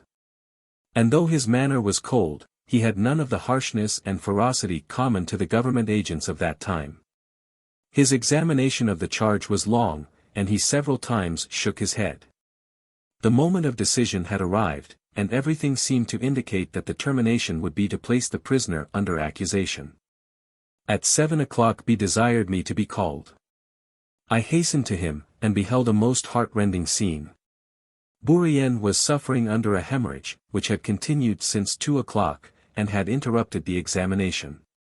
The judge of the peace, who looked sad, sat with his head resting on his hand. I threw myself at his feet and implored his clemency. The wife and the 2 daughters of the judge visited this scene of sorrow, and assisted me in softening him. He was a worthy and feeling man, a good husband and parent, and it was evident that he struggled between compassion and duty. He kept referring to the laws on the subject, and, after long researches said to me, "Tomorrow is Decadi, and no proceedings can take place on that day. Find, madams, 2 responsible persons, who will answer for the appearance of your husband, and I will permit him to go home with you, accompanied by the 2 guardians." Next day 2 friends were found, one of whom was M. Desmaisons, councillor of the court, who became bail for M. de Bourrienne. He continued under these guardians 6 months, until a law compelled the persons who were inscribed on the fatal list to remove to the distance of 10 leagues from Paris. One of the guardians was a man of straw, the other was a knight of St. Louis. The former was left in the antechamber, the latter made, every evening, one of our party at cards. The family of M. de Bourrienne have always felt the warmest gratitude to the judge of the peace and his family. That worthy man saved the life of M. de Bourrienne, who, when he returned from Egypt, and had it in his power to do him some service, hastened to his house, but the good judge was no more. The letters mentioned in the narrative were at this time stolen from me by the police officers. Everyone was now eager to pay court to a man who had risen from the crowd in consequence of the part he had acted at an extraordinary crisis, and who was spoken of as the future general of the army of Italy. It was expected that he would be gratified, as he really was, by the restoration of some letters which contained the expression of his former very modest wishes, called to recollection his unpleasant situation, his limited ambition, his pretended aversion for public employment, and finally exhibited his intimate relations with those who were, without hesitation, characterized as emigrants, to be afterwards made the victims of confiscation and death. The 13th of Vendemiaire, October 5, 1795, was approaching. The National Convention had been painfully delivered of a new constitution, called, from the epoch of its birth, the Constitution of Year III. It was adopted on the 22d of August 1795. The provident legislators did not forget themselves. They stipulated that 2/3 of their body should form part of the new legislature. The party opposed to the convention hoped, on the contrary, that, by a general election, a majority would be obtained for its opinion. That opinion was against the continuation of power in the hands of men who had already so greatly abused it. The same opinion was also entertained by a great part of the most influential sections of Paris, both as to the possession of property and talent. These sections declared that, in accepting the new constitution, they rejected the decree of the 30th of August, which required the re-election of 2/3. The convention, therefore, found itself menaced in what it held most dear, its power. And accordingly resorted to measures of defense. A declaration was put forth, stating that the convention, if attacked, would remove to Chalons-sur-Marne, and the commanders of the armed force were called upon to defend that body. The 5th of October, the day on which the sections of Paris attacked the convention, is certainly one which ought to be marked in the wonderful destiny of Bonaparte. With the events of that day were linked, as cause and effect, many great political convulsions of Europe. The blood which flowed ripened the seeds of the youthful general's ambition. It must be admitted that the history of past ages presents few periods full of such extraordinary events as the years included between 1795 and 1815. The man whose name serves, in some measure, as a recapitulation of all these great events was entitled to believe himself immortal. Living retired at Sens since the month of July, I only learned what had occasioned the insurrection of the sections from public report and the journals.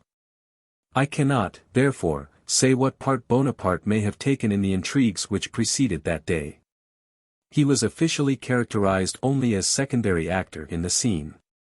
The account of the affair which was published announces that Barras was, on that very day, Commander-in-Chief of the Army of the Interior, and Bonaparte second in command. Bonaparte drew up that account. The whole of the manuscript was in his handwriting, and it exhibits all the peculiarity of his style and orthography. He sent me a copy.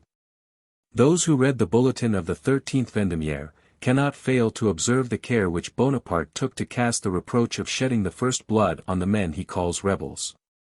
He made a great point of representing his adversaries as the aggressors. It is certain he long regretted that day. He often told me that he would give years of his life to blot it out from the page of his history.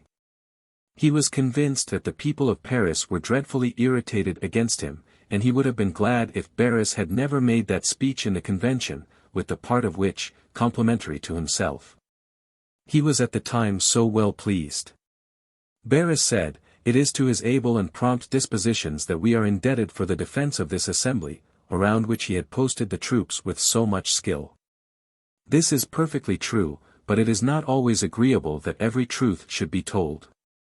Being out of Paris, and a total stranger to this affair, I know not how far he was indebted for his success to chance, or to his own exertions, in the part assigned to him by the miserable government which then oppressed France.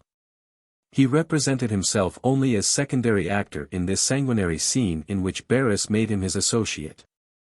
He sent to me, as already mentioned, an account of the transaction, written entirely in his own hand, and distinguished by all the peculiarities of his style and orthography. Joseph Bonaparte, in a note on this peerage, insinuates that the account of the 13th Vendémiaire was never sent to Sens, but was abstracted by Bourrienne, with other documents, from Napoleon's cabinet, Erreurs, tome I, page 239. On the 13th, says Bonaparte, at 5 o'clock in the morning, the representative of the people, Barras, was appointed Commander-in-Chief of the Army of the Interior, and General Bonaparte was nominated second in command. The artillery for service on the frontier was still at the camp of Sablons, guarded solely by 150 men, the remainder was at Marly with 200 men. The depot of Meudon was left unprotected. There were at the Feuillans only a few 4-pounders without artillerymen, and but 80,000 cartridges. The victualling depots were dispersed throughout Paris. In many sections the drums beat to arms. The section of the Théâtre Français had advanced posts even as far as the Pont Neuf, which it had barricaded.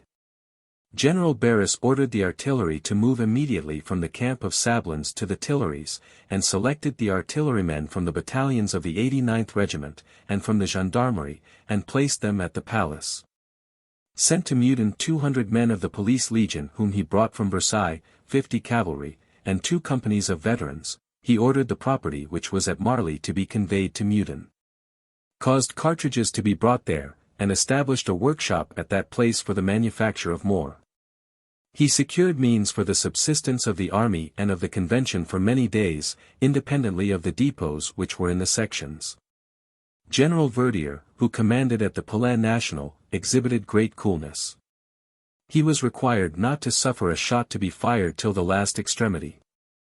In the meantime reports reached him from all quarters acquainting him that the sections were assembled in arms, and had formed their columns.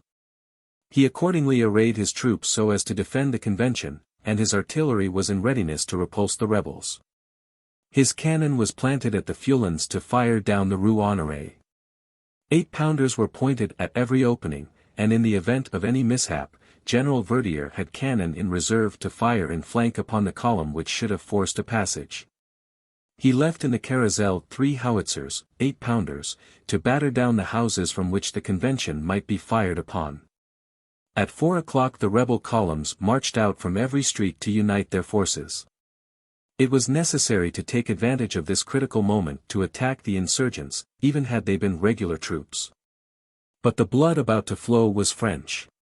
It was therefore for these misguided people, already guilty of rebellion, to embroil their hands in the blood of their countrymen by striking the first blow. At a quarter before 5 o'clock the insurgents had formed. The attack was commenced by them on all sides. They were everywhere routed. French blood was spilled, the crime, as well as the disgrace, fell this day upon the sections. Among the dead were everywhere to be recognized emigrants, landowners, and nobles. The prisoners consisted for the most part of the Chouans, of Charette. Nevertheless the sections did not consider themselves beaten, they took refuge in the Church of Saint Roch, in the Theatre of the Republic, and in the Palais Égalité, and everywhere they were heard furiously exciting the inhabitants to arms. To spare the blood which would have been shed the next day it was necessary that no time should be given them to rally, but to follow them with vigor, though without incurring fresh hazards.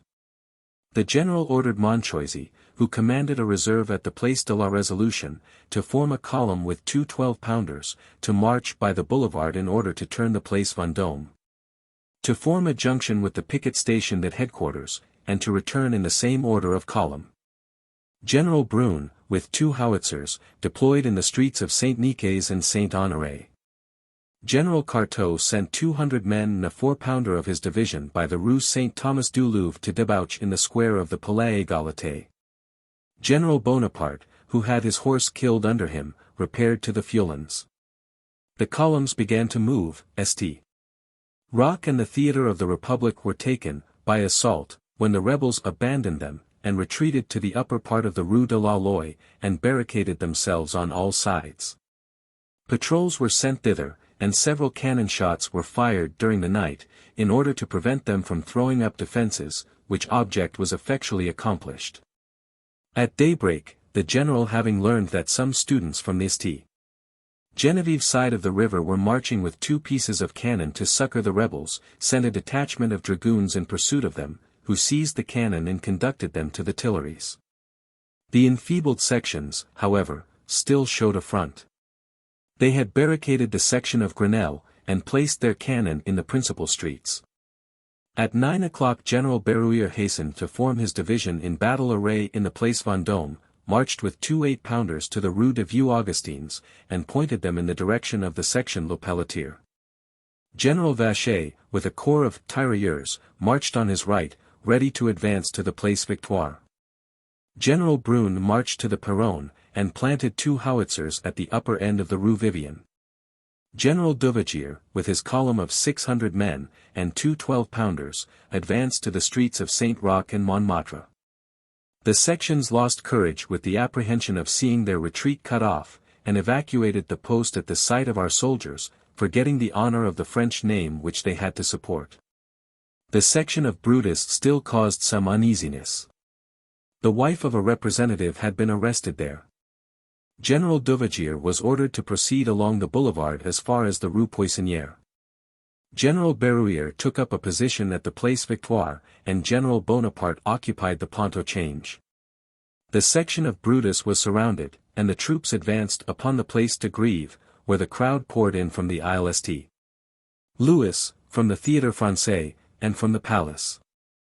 Everywhere the patriots had regained their courage, while the poniards of the emigrants, armed against us, had disappeared. The people universally admitted their error. The next day the two sections of Les Pelletiers and the Théâtre Français were disarmed. The result of this petty civil war brought Bonaparte forward. But the party he defeated at that period never pardoned him for the past, and that which he supported dreaded him in the future. 5 years after he will be found reviving the principles which he combated on the 5th of October, 1795. On being appointed, on the motion of Barras, Lieutenant General of the Army of the Interior, he established his headquarters in the Rue Neuve des Capucines. The statement in the Manuscrit de Sainte-Hélène, that after the 13th Brumaire he remained unemployed at Paris, is therefore obviously erroneous. So far from this, he was incessantly occupied with the policy of the nation, and with his own fortunes. Bonaparte was in constant, almost daily, communication with every one then in power, and knew how to profit by all he saw or heard. To avoid returning to this Manuscrit de Sainte-Hélène, which at the period of its appearance attracted more attention than it deserved, and which was very generally attributed to Bonaparte, I shall here say a few words respecting it. I shall briefly repeat what I said in a note when my opinion was asked, under high authority, by a minister of Louis XVIII. No reader intimately acquainted with public affairs can be deceived by the pretended authenticity of this pamphlet. What does it contain? Facts perverted and heaped together without method, and related in an obscure, affected, and ridiculously sententious style. Besides what appears in it, but which is badly placed there, it is impossible not to remark the omission of what should necessarily be there, were Napoleon the author. It is full of absurd and of insignificant gossip, of thoughts Napoleon never had, expressions unknown to him, and affectations far removed from his character. With some elevated ideas, more than one style and an equivocal spirit can be seen in it. Professed coincidences are put close to unpardonable anachronisms, and to the most absurd revelations. It contains neither his thoughts, his style, his actions, nor his life. Some truths are mimed up with an inconceivable mass of falsehoods. Some forms of expression used by Bonaparte are occasionally met with, but they are awkwardly introduced, and often with bad taste. It has been reported that the pamphlet was written by M. Bertrand, formerly an officer of the army of the Vistula, and a relation of the Comte de Simeon, peer of France. Manuscrit de Sainte-Hélène d'une manière inconnue, London. Murray, Bruxelles, de Mat, 20 Avril 1817. This work merits a note. Metternich, Vol. I, pages 312-13, says, at the time when it appeared. The manuscript of Saint Helena made a great impression upon Europe. This pamphlet was generally regarded as a precursor of the Memoirs, which Napoleon was thought to be writing in his place of exile. The report soon spread that the work was conceived and executed by Madame de Staël. Madame de Staël, for her part, attributed it to Benjamin Constant, from whom she was at this time separated by some disagreement. Afterwards it came to be known that the author was the Marquis Lullin de Chateauvieux, a man in society, whom no one had suspected of being able to hold a pen. Jomini, Tome I, page 8. Note, says. It will be remarked that in the course of this work, His Life of Napoleon, the author has used some 50 pages of the pretended Manuscrit de Sainte-Hélène.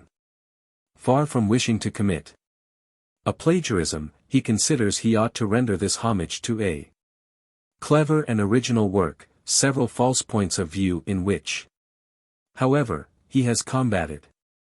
It would have been easy for him to rewrite these pages in other terms, but they appeared to him to be so well suited to the character of Napoleon that he has preferred to preserve them.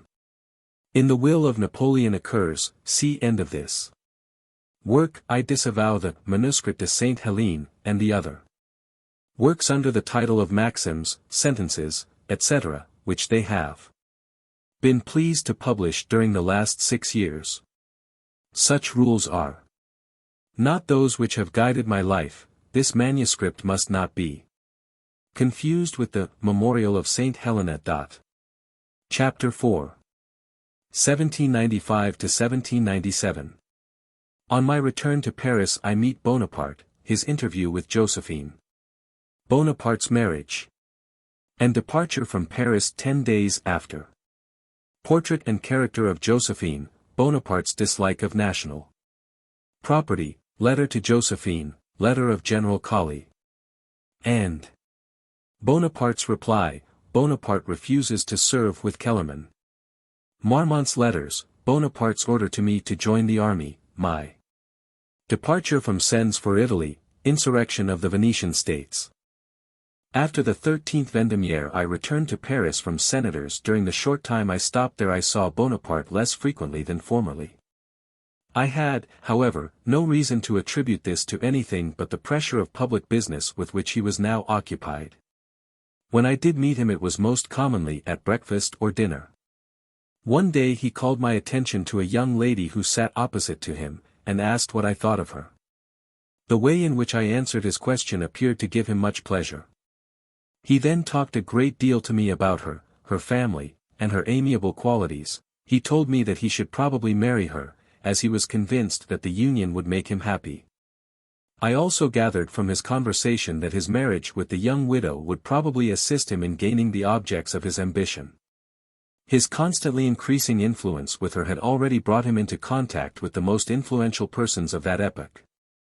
He remained in Paris only 10 days after his marriage, which took place on the 9th of March, 1796. It was a union in which great harmony prevailed, notwithstanding occasional slight disagreements. Bonaparte never, to my knowledge, caused annoyance to his wife. Madame Bonaparte possessed personal graces and many good qualities. Eugene was not more than 14 years of age when he ventured to introduce himself to General Bonaparte, for the purpose of soliciting his father's sword, of which he understood the general had become possessed. The countenance, air, and frank manner of Eugene pleased Bonaparte, and he immediately granted him the boon he sought. As soon as the sword was placed in the boy's hands he burst into tears, and kissed it. This feeling of affection for his father's memory, and the natural manner in which it was evinced, increased the interest of Bonaparte in his young visitor. Madame de Beauharnais, on learning the kind reception which the general had given her son, thought it her duty to call and thank him. Bonaparte was much pleased with Josephine on this first interview, and he returned her visit. The acquaintance thus commenced speedily led to their marriage.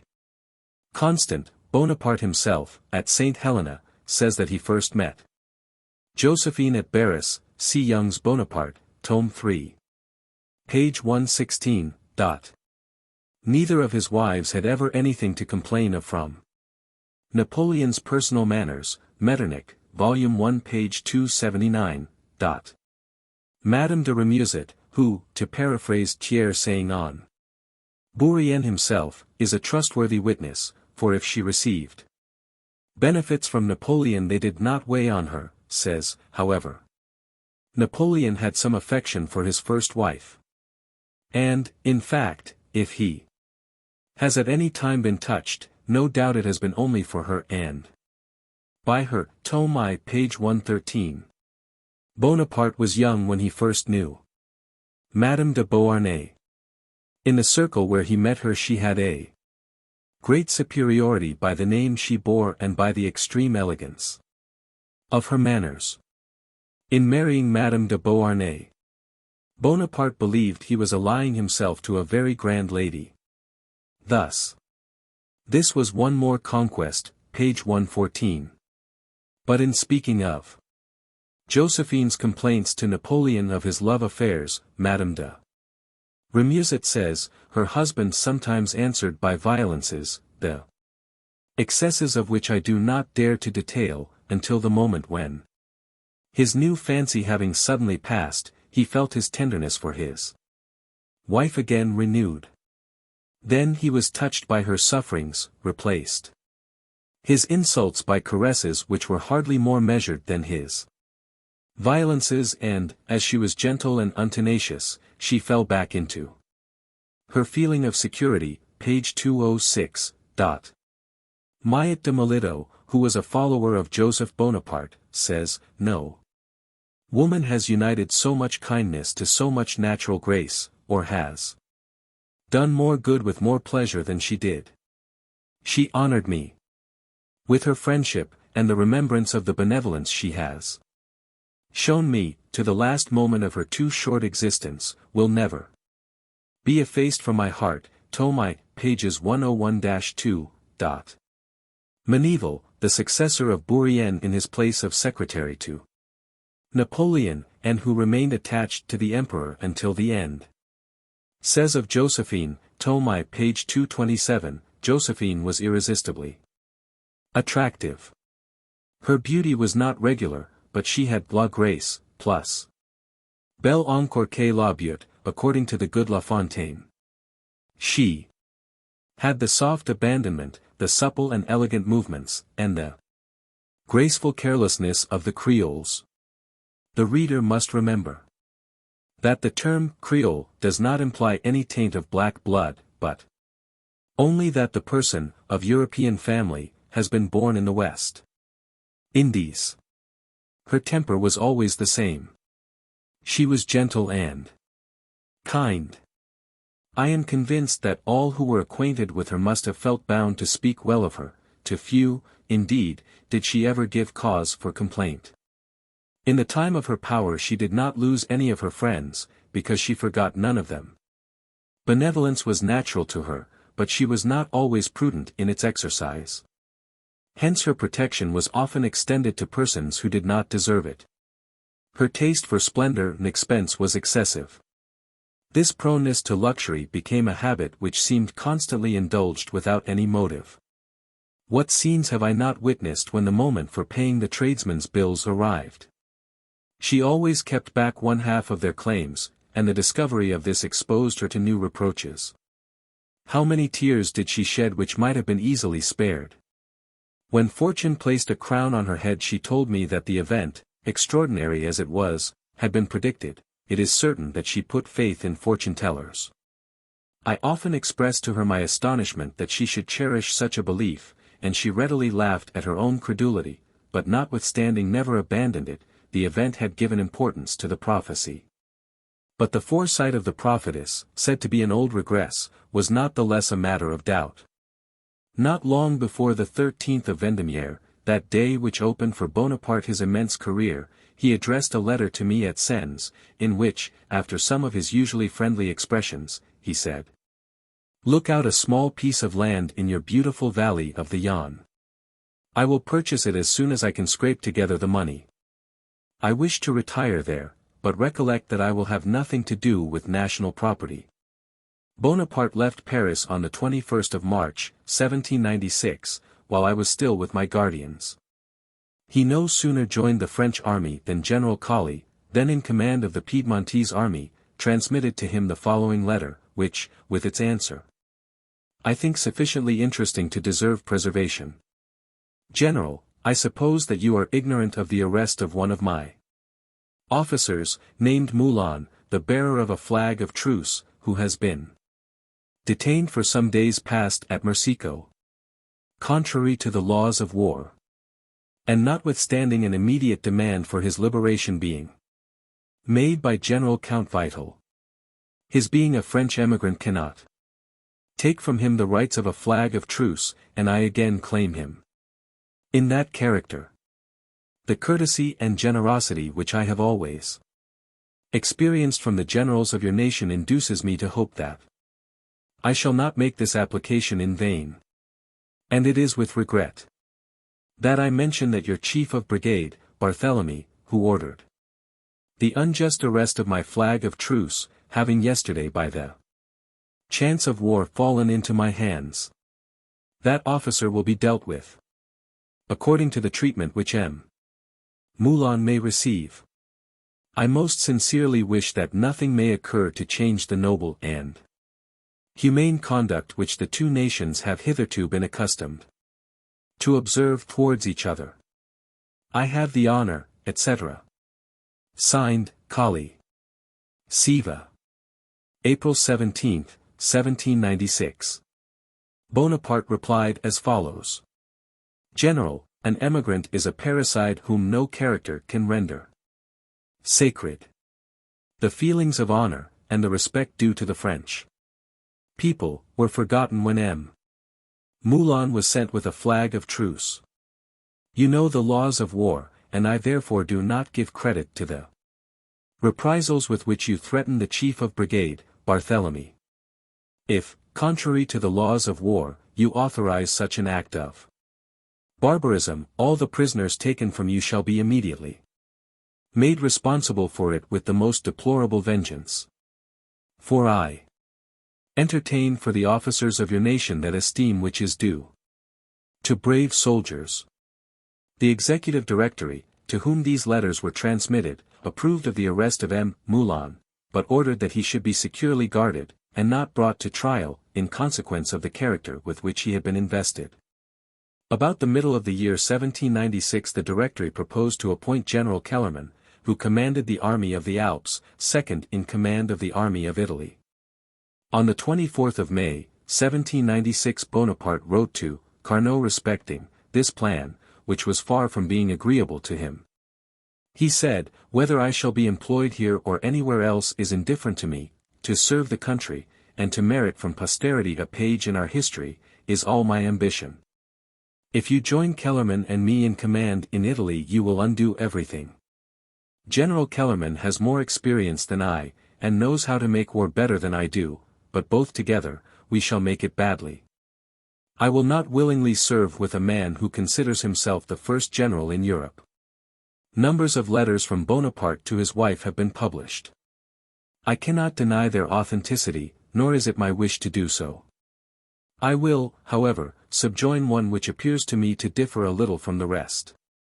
It is less remarkable for exaggerated expressions of love, and a singularly ambitious and affected style, than most of the correspondence here alluded to. Bonaparte is announcing the victory of Arcola to Josephine. Verona, the 29th, noon. At length, my adored Josephine, I live again. Death is no longer before me, and glory and honor are still in my breast. The enemy is beaten at Arcola. Tomorrow we will repair the blunder of Vaubois, who abandoned Rivoli. In 8 days Mantua will be ours. And then thy husband will fold thee in his arms, and give thee 1,000 proofs of his ardent affection. I shall proceed to Milan as soon as I can. I am a little fatigued. I have received letters from Eugene and Hortense. I am delighted with the children. I will send you their letters as soon as I am joined by my household, which is now somewhat dispersed. We have made 5,000 prisoners, and killed at least 6,000 of the enemy. Adieu, my adorable Josephine. Think of me often. When you cease to love your Achilles, when your heart grows cool towards him, you wilt be very cruel, very unjust. But I am sure you will always continue my faithful mistress, as I shall ever remain your fond lover, tendre Amy. Death alone can break the union which sympathy, love, and sentiment have formed. Let me have news of your health. 1,000 kisses. It is impossible for me to avoid occasionally placing myself in the foreground in the course of these memoirs. I owe it to myself to answer, though indirectly, to certain charges which, on various occasions, have been made against me. Some of the documents which I am about to insert belong, perhaps, less to the history of the General-in-Chief of the Army of Italy than to that of his secretary. But I must confess I wish to show that I was not an intruder, nor yet pursuing, as an obscure intriguer, the path of fortune. I was influenced much more by friendship than by ambition when I took a part on the scene where the rising glory of the future emperor already shed a luster on all who were attached to his destiny. It will be seen by the following letters with what confidence I was then honored, but these letters, dictated by friendship, and not written for history, speak also of our military achievements. And whatever brings to recollection the events of that heroic period must still be interesting to many. Headquarters at Milan. 20th Prairial, Year 4. June 8, 1796. The General-in-Chief has ordered me, my dear Bourrienne, to make known to you the pleasure he experienced on hearing of you, and his ardent desire that you should join us. Take your departure, then, my dear Bourrienne, and arrive quickly. You may be certain of obtaining the testimonies of affection which are your due from all who know you, and we much regret that you were not with us to have a share in our success. The campaign which we have just concluded will be celebrated in the records of history. With less than 30,000 men, in a state of almost complete destitution, it is a fine thing to have, in the course of less than 2 months, beaten, 8 different times, an army of from 65 to 70,000 men. Obliged the King of Sardinia to make a humiliating peace, and driven the Austrians from Italy. The last victory, of which you have doubtless had an account, the passage of the Mincio, has closed our labors. There now remain for us the siege of Mantua and the castle of Milan, but these obstacles will not detain us long. Adieu, my dear Bourrienne. I repeat General Bonaparte's request that you should repair hither, and the testimony of his desire to see you. Receive, etc., signed, Marmont, Chief of Brigade, Artillery, and Aide-de-Camp to the General-in-Chief. I was obliged to remain at Sens, soliciting my erasure from the emigrant list, which I did not obtain, however, till 1797, and to put an end to a charge made against me of having fabricated a certificate of residence. Meanwhile I applied myself to study, and preferred repose to the agitation of camps. For these reasons I did not then accept his friendly invitation, notwithstanding that I was very desirous of seeing my young college friend in the midst of his astonishing triumphs. 10 months after, I received another letter from Marmont, in the following terms. Headquarters Gorizia. 2d Germinal, Year V, 22d March 1797. The General-in-Chief, my dear Bourrienne, has ordered me to express to you his wish for your prompt arrival here. We have all along anxiously desired to see you, and look forward with great pleasure to the moment when we shall meet. I join with the General, my dear Bourrienne, in urging you to join the army without loss of time. You will increase a united family, happy to receive you into its bosom. I enclose an order written by the General, which will serve you as a passport. Take the post route and arrive as soon as you can. We are on the point of penetrating into Germany. The language is changing already, and in 4 days we shall hear no more Italian. Prince Charles has been well beaten, and we are pursuing him. If this campaign be fortunate, we may sign a peace, which is so necessary for Europe, in Vienna. Adieu, my dear Bourrienne, reckon for something the zeal of one who is much attached to you. Signed, Marmont. Bonaparte, General-in-Chief of the Army of Italy. Headquarters, Gorizia, 2d Germinal, Year V. The citizen Bourrienne is to come to me on receipt of the present order. Signed, Bonaparte. The odious manner in which I was then harassed, I know not why, on the part of the government respecting my certificate of residence, rendered my stay in France not very agreeable. I was even threatened with being put on my trial for having produced a certificate of residence which was alleged to be signed by 9 false witnesses. This time, therefore, I resolved without hesitation to set out for the army. General Bonaparte's order, which I registered at the municipality of Sens, answered for a passport, which otherwise would probably have been refused me. I have always felt a strong sense of gratitude for his conduct towards me on this occasion. Notwithstanding the haste I made to leave Sens, the necessary formalities and precautions detained me some days, and at the moment I was about to depart I received the following letter. Headquarters, Judenburg. 19th Germinal, Year V. April 8, 1797. The General-in-Chief again orders me, my dear Bourrienne, to urge you to come to him quickly. We are in the midst of success and triumphs. The German campaign begins even more brilliantly than did the Italian. You may judge, therefore, what a promise it holds out to us.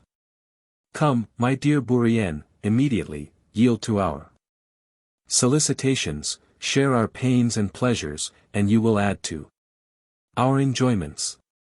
I have directed the courier to pass through Sens, that he may deliver this letter to you, and bring me back your answer. Signed, Marmont. To the above letter this order was subjoined.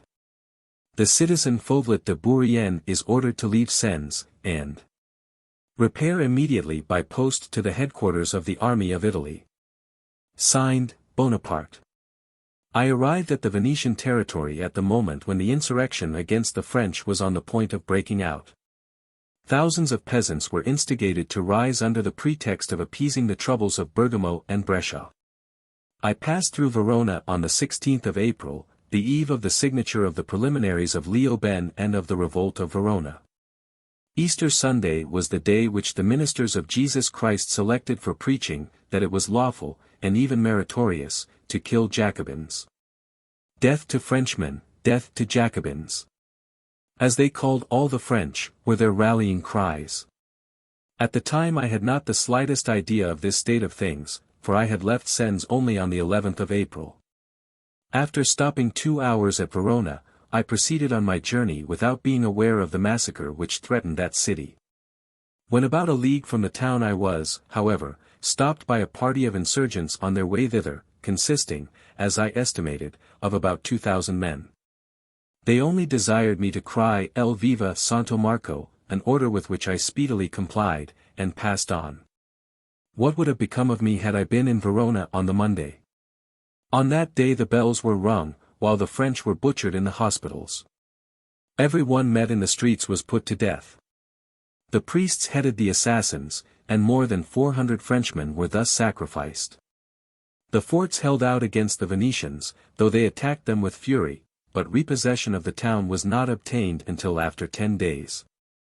On the very day of the insurrection of Verona some Frenchmen were assassinated between that city and Vicenza, through which I passed on the day before without danger.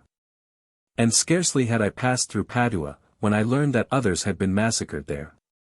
Thus the assassinations traveled as rapidly as the post.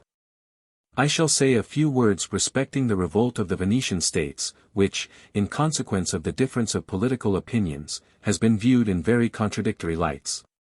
The last days of Venice were approaching, and a storm had been brewing for more than a year.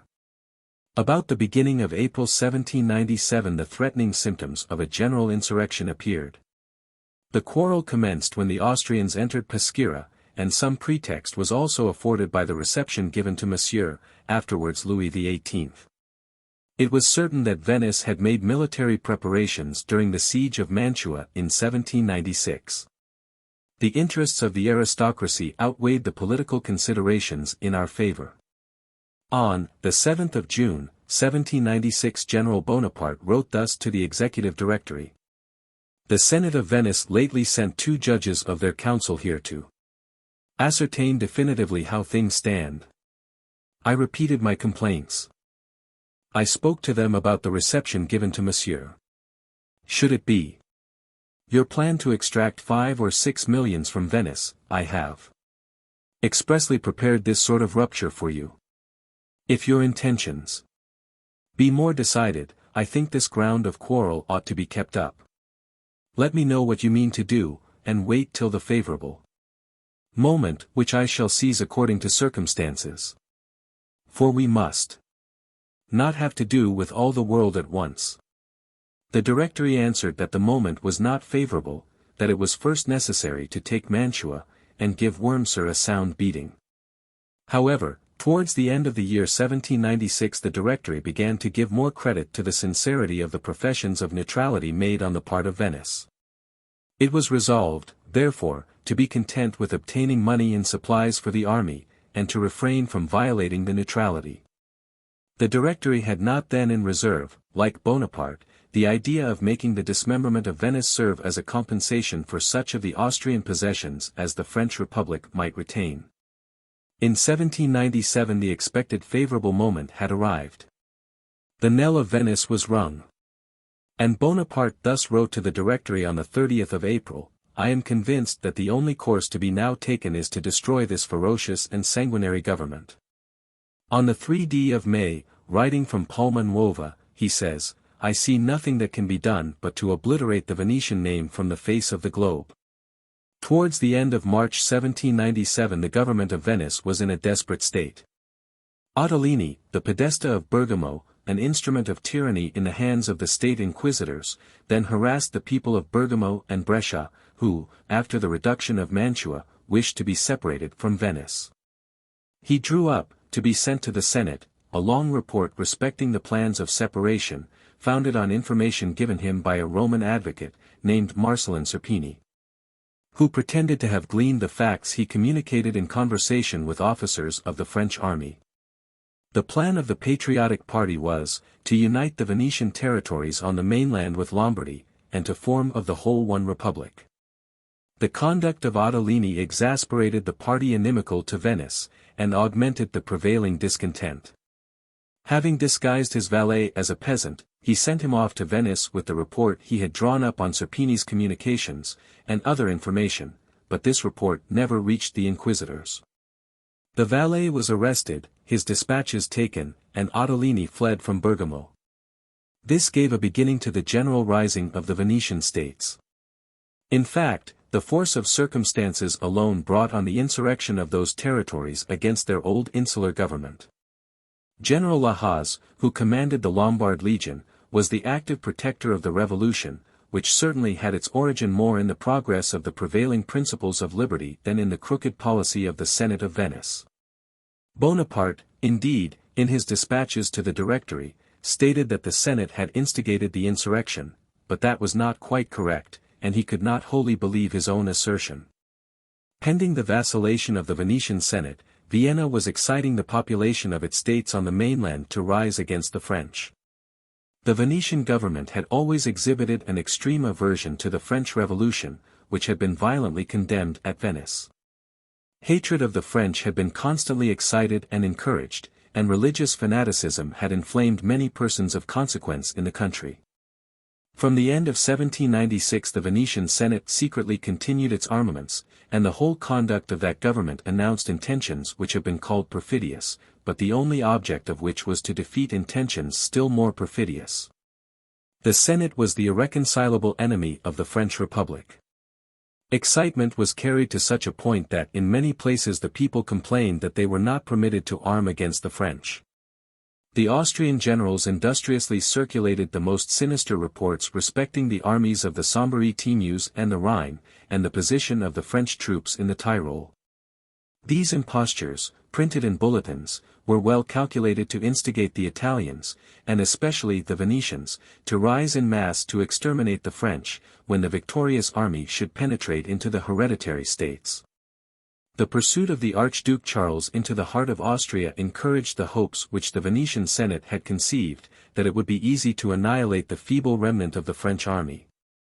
As the troops were scattered through the states of Venice on the mainland, wherever the Senate had the ascendancy, insurrection was secretly fomented, wherever the influence of the patriots prevailed, ardent efforts were made to unite the Venetian terra firma to the Lombard Republic. Bonaparte skillfully took advantage of the disturbances, and the massacres consequent on them, to adopt towards the Senate the tone of an offended conqueror. He published a declaration that the Venetian government was the most treacherous imaginable. The weakness and cruel hypocrisy of the Senate facilitated the plan he had conceived of making a peace for France at the expense of the Venetian Republic. On returning from Leoben, a conqueror and pacificator, he, without ceremony, took possession of Venice, changed the established government, and, master of all the Venetian territory, found himself, in the negotiations of Campo Formio, able to dispose of it as he pleased, as a compensation for the cessions which had been exacted from Austria.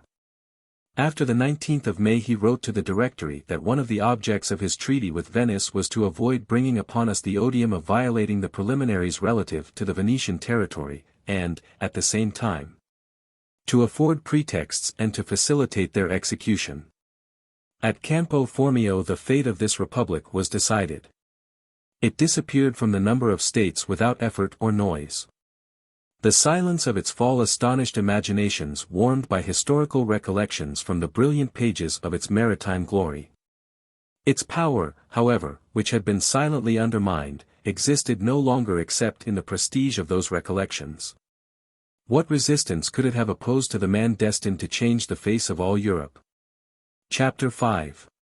1797. Signature of the Preliminaries of Peace, Fall of Venice, My Arrival. And reception at Leoben. Bonaparte wishes to pursue his success. The Directory opposes him, he wishes to advance on Vienna, movement. Of the army of the Sombriti Mouse, Bonaparte's dissatisfaction. Arrival at Milan, we take up our residence at Montebello, Napoleon's judgment respecting Dandolo and Melzi. I joined Bonaparte at Leoben on the 19th of April, the day after the signature of the Preliminaries of Peace. These preliminaries resembled in no respect the definitive Treaty of Campo Formio. The still incomplete fall of the state of Venice did not at that time present an available prey for partition. All was arranged afterwards. Woe to the small states that come in immediate contact with two colossal empires waging war. Here terminated my connection with Bonaparte as a comrade and equal, and those relations with him commenced in which I saw him suddenly great, powerful, and surrounded with homage and glory. I no longer addressed him as I had been accustomed to do. I appreciated too well his personal importance. His position placed too great a social distance between him and me not to make me feel the necessity of fashioning my demeanor accordingly. I made with pleasure, and without regret, the easy sacrifice of the style of familiar companionship and other little privileges. He said, in a loud voice, when I entered the salon where he was surrounded by the officers who formed his brilliant staff, I am glad to see you, at last, te voilà donc, enfin. But as soon as we were alone he made me understand that he was pleased with my reserve, and thanked me for it. I was immediately placed at the head of his cabinet. I spoke to him the same evening respecting the insurrection of the Venetian territories, of the dangers which menaced the French, and of those which I had escaped, etc. Care thou nothing about it, said he. He used to tutoyer me in this familiar manner until his return to Milan. Those rascals shall pay for it. Their republic has had its day, and is done. This republic was, however, still existing, wealthy and powerful. These words brought to my recollection what I had read in a work by one Gabriel Naud, who wrote during the reign of Louis XIII. For Cardinal de Bégin, do you see Constantinople, which flatters itself with being the seat of a double empire? And Venice, which glories in her stability of 1,000 years. Their day will come. In the first conversation which Bonaparte had with me, I thought I could perceive that he was not very well satisfied with the preliminaries. He would have liked to advance with his army to Vienna. He did not conceal this from me. Before he offered peace to Prince Charles, he wrote to the Directory that he intended to pursue his success, but that for this purpose he reckoned on the co-operation of the armies of the Sambre Meuse and the Rhine. The Directory replied that he must not reckon on a diversion in Germany, and that the armies of the Sambre Meuse and the Rhine were not to pass that river. A resolution so unexpected, a declaration so contrary to what he had constantly solicited, compelled him to terminate his triumphs, and renounce his favorite project of planting the standard of the Republic on the ramparts of Vienna. Or at least of levying contributions on the suburbs of that capital. A law of the 23d of August 1794 forbade the use of any other names than those in the register of births. I wished to conform to this law, which very foolishly interfered with old habits. My eldest brother was living, and I therefore designated myself Fauvelet the younger. This annoyed General Bonaparte. "Such change of name is absolute nonsense," said he. "I have known you for 20 years by the name of Bourrienne. Sign as you still are named, and see what the advocates with their laws will do." On the 20th of April, as Bonaparte was returning to Italy, he was obliged to stop on an island of the Tagliamento, while a torrent passed by, which had been occasioned by a violent storm. A courier appeared on the right bank of the river. He reached the island. Bonaparte read in the dispatches of the Directory that the armies of the Sambre Timeuse and the Rhine were in motion. That they were preparing to cross the Rhine, and had commenced hostilities on the very day of the signing of the preliminaries. This information arrived 7 days after the Directory had written that he must not reckon on the cooperation of the armies of Germany. It is impossible to describe the general's vexation on reading these dispatches. He had signed the preliminaries only because the government had represented the cooperation of the armies of the Rhine as impracticable at that moment, and shortly afterwards he was informed that the cooperation was about to take place. The agitation of his mind was so great that he for a moment conceived the idea of crossing to the left bank of the Tagliamento, and breaking off the negotiations under some pretext or other. He persisted for some time in this resolution, which, however, Berthier and some other generals successfully opposed. He exclaimed, what a difference would there have been in the preliminaries, if, indeed, there had been any. His chagrin, I might almost say his despair, increased when, some days after his entry into the Venetian states, he received a letter from Moreau, dated the 23d of April, in which that general informed him that, having passed the Rhine on the 20th with brilliant success, and taken 4,000 prisoners, it would not be long before he joined him. Who, in fact, can say what would have happened but for the vacillating and distrustful policy of the Directory, which always encouraged low intrigues, and participated in the jealousy excited by the renown of the young conqueror? Because the Directory dreaded his ambition, they sacrificed the glory of our arms and the honor of the nation.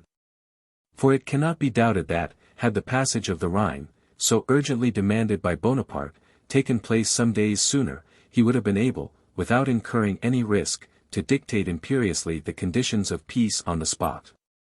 Or, if Austria were obstinate, to have gone on to Vienna and signed it there. Still occupied with this idea, he wrote to the Directory on the 8th of May, "Since I have received intelligence of the passage of the Rhine by Hoche and Moreau, I much regret that it did not take place 15 days sooner. Or, at least, that Moreau did not say that he was in a situation to effect it. He had been informed to the contrary. What, after this, becomes of the unjust reproach against Bonaparte of having, through jealousy of Moreau, deprived France of the advantages which a prolonged campaign would have procured her? Bonaparte was too devoted to the glory of France to sacrifice it to jealousy of the glory of any individual. In traversing the Venetian states to return to Milan, he often spoke to me of Venice. He always assured me that he was originally entirely unconnected with the insurrections which had agitated that country. That common sense would show, as his project was to advance into the basin of the Danube, he had no interest in having his rear disturbed by revolts, and his communications interrupted or cut off. Such an idea, said he, would be absurd, and could never enter into the mind of a man to whom even his enemies cannot deny a certain degree of tact. He acknowledged that he was not vexed that matters had turned out as they had done, because he had already taken advantage of these circumstances in the preliminaries and hoped to profit still more from them in the definitive peace. When I arrive at Milan, said he, I will occupy myself with Venice. It is therefore quite evident to me that in reality the General-in-Chief had nothing to do with the Venetian insurrections, that subsequently he was not displeased with them, and that, later still, he derived great advantage from them. We arrived at Milan on the 5th of May, by way of Laubach, Thrust, Palmanova, Padua, Verona, and Mantua. Bonaparte soon took up his residence at Montebello, a very fine chateau, 3 leagues from Milan, with a view over the rich and magnificent plains of Lombard. At Montebello commenced the negotiations for the definitive peace which were terminated at Pesariano. The Marquis de Gallo, the Austrian plenipotentiary, resided half a league from Montebello. During his residence at Montebello the General-in-Chief made an excursion to the Lake of Como and to the Ago Maguire. He visited the Borromean Islands in succession, and occupied himself on his return with the organization of the towns of Venice, Genoa, and Milan. He sought for men and found none. "Good God," said he, "how rare men are! There are 18 millions in Italy, and I have with difficulty found 2, Dandolo and Melzi." He appreciated them properly. Dandolo was one of the men who, in those revolutionary times, reflected the greatest honor upon Italy. After being a member of the Great Council of the Cisalpine Republic, he exercised the functions of Proveditore General in Dalmatia. It is only necessary to mention the name of Dandolo to the Dalmatians to learn from the grateful inhabitants how just and vigorous his administration was. The services of Melzi are known.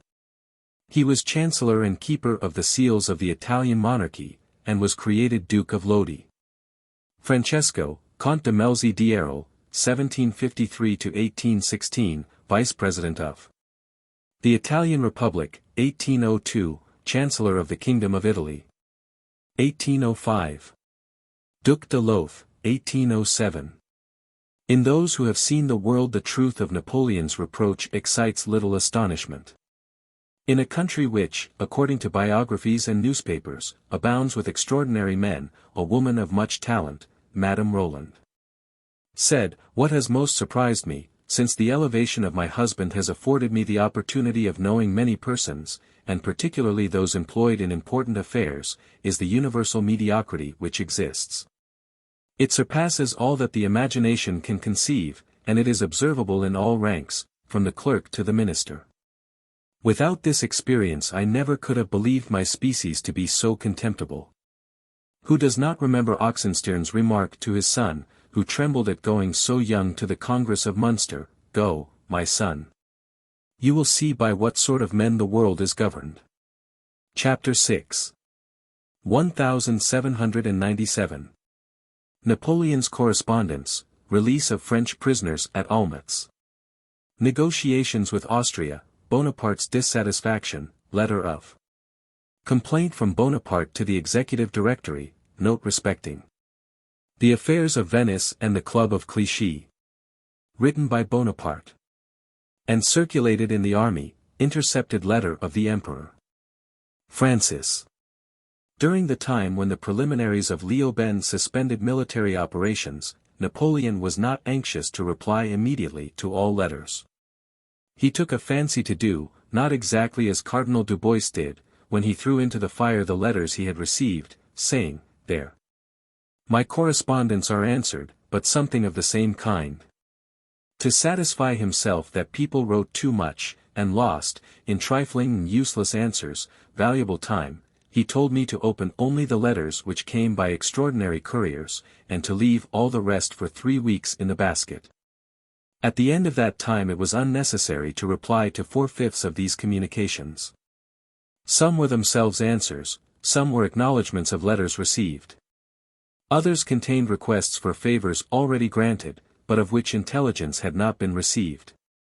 Many were filled with complaints respecting provisions, pay, or clothing, and orders had been issued upon all these points before the letters were written. Some generals demanded reinforcements, money, promotion, etc. By not opening their letters Bonaparte was spared the unpleasing office of refusing.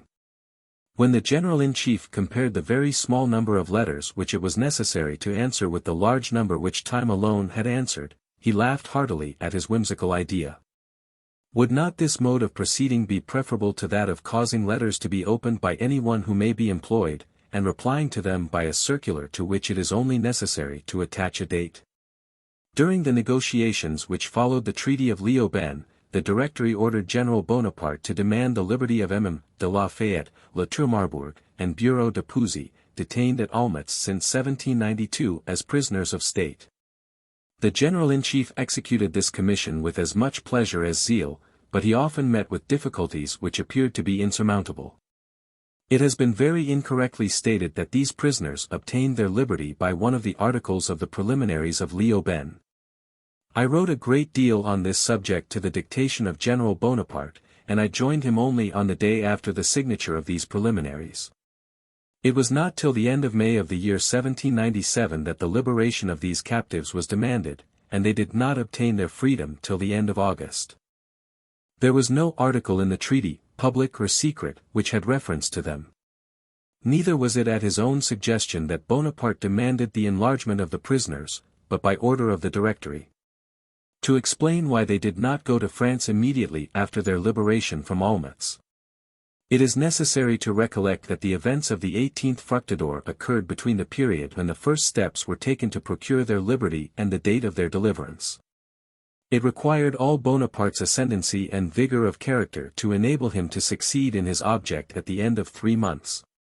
We had arrived at the month of July, and the negotiations were tediously protracted. It was impossible to attribute the embarrassment which was constantly occurring to anything but the artful policy of Austria. Other affairs occupied Bonaparte. The news from Paris engrossed all his attention. He saw with extreme displeasure the manner in which the influential orators of the councils, and pamphlets written in the same spirit as they spoke, criticized him, his army, his victories, the affairs of Venice, and the national glory. He was quite indignant at the suspicions which it was sought to create respecting his conduct and ulterior views. The following excerpts, attributed to the pens of Dumouriez or Rivarol, are specimens of some of the comments of the time. Extracts of letters in Le Spectateur du Nord of 1797. General Bonaparte is, without contradiction, the most brilliant warrior who has appeared at the head of the armies of the French Republic. His glory is incompatible with democratic equality, and the services he has rendered are too great to be recompensed except by hatred and ingratitude. He is very young, and consequently has to pursue a long career of accusations and of persecutions. Whatever may be the crowning event of his military career, Bonaparte is still a great man. All his glory is due to himself alone. Because he alone has developed a character and a genius of which no one else has furnished an example. Extract of letter or April 18, 1797 in Le Spectateur du Nord. Regard, for instance, this wretched war. Uncertain in Champagne, it becomes daring under Dumouriez, unbridled under the brigands who fought the Vendéens, methodic under Pichegru, vulgar under Jourdan, skilled under Moreau, rash under Bonaparte. Each general has put the seal of his genius on his career, and has given life or death to his army. From the commencement of his career Bonaparte has developed an ardent character which is irritated by obstacles, and a quickness which forestalls every determination of the enemy. It is with heavier and heavier blows that he strikes. He throws his army on the enemy like an unloosed torrent. He is all action, and he is so in everything. See him fight, negotiate, decree, punish, all is the matter of a moment.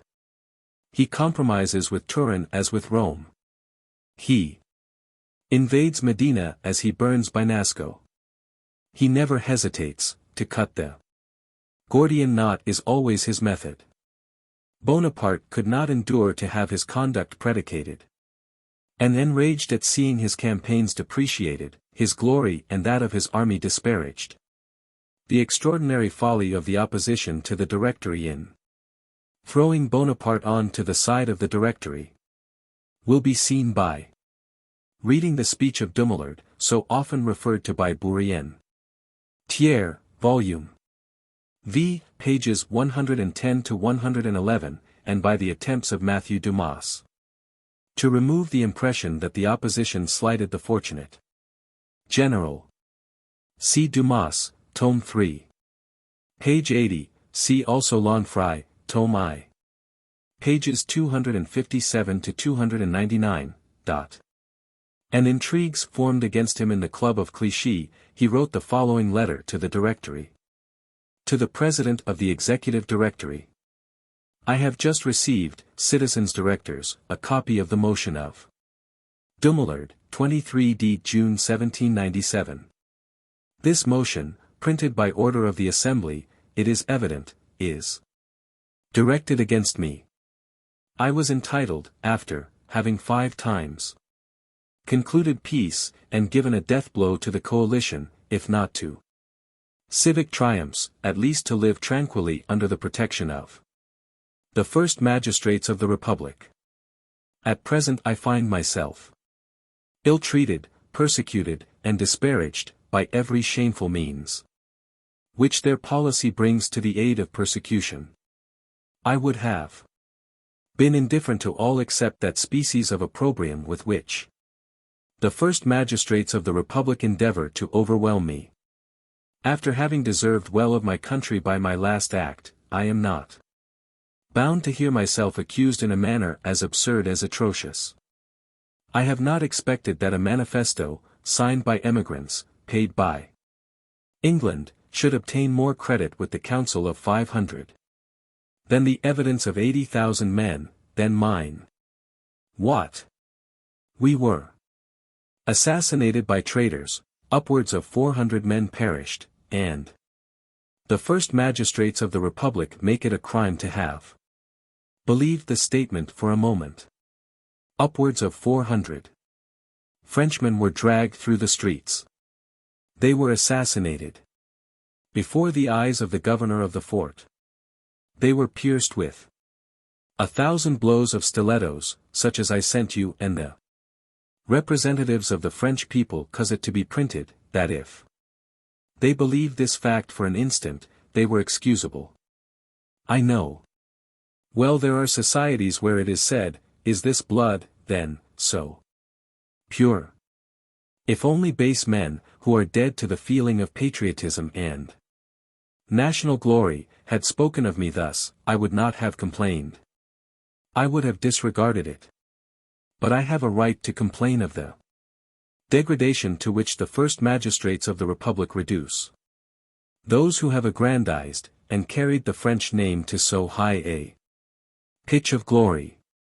Citizens Directors, I reiterate the demand I made. For my dismissal, I wish to live in tranquility, if the poniards of Clichy will allow me to live. You have employed me in negotiations. I am not very fit to conduct them. About the same time he drew up the following note respecting the affairs of Venice, which was printed without the author's name, and circulated through the whole army. Note.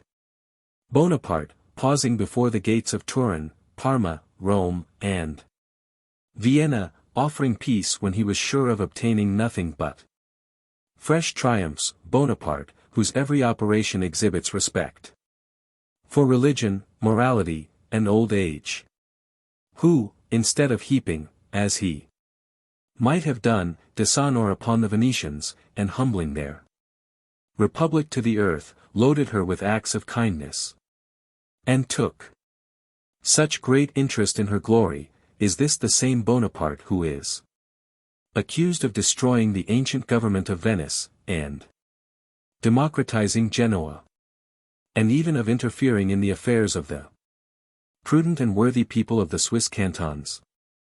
Bonaparte had passed the Tagliamento, and entered Germany, when insurrections broke out in the Venetian states. These insurrections were therefore opposed to Bonaparte's project. Surely, then, he could not favor them. When he was in the heart of Germany, the Venetians massacred more than 400 French troops, drove their quarters out of Verona, assassinated the unfortunate Laguerre, and presented the spectacle of a fanatical party in arms. He returned to Italy. And on his arrival, as the winds ceased their agitation at the presence of Neptune, the whole of Italy, which was in commotion, which was in arms, was restored to order.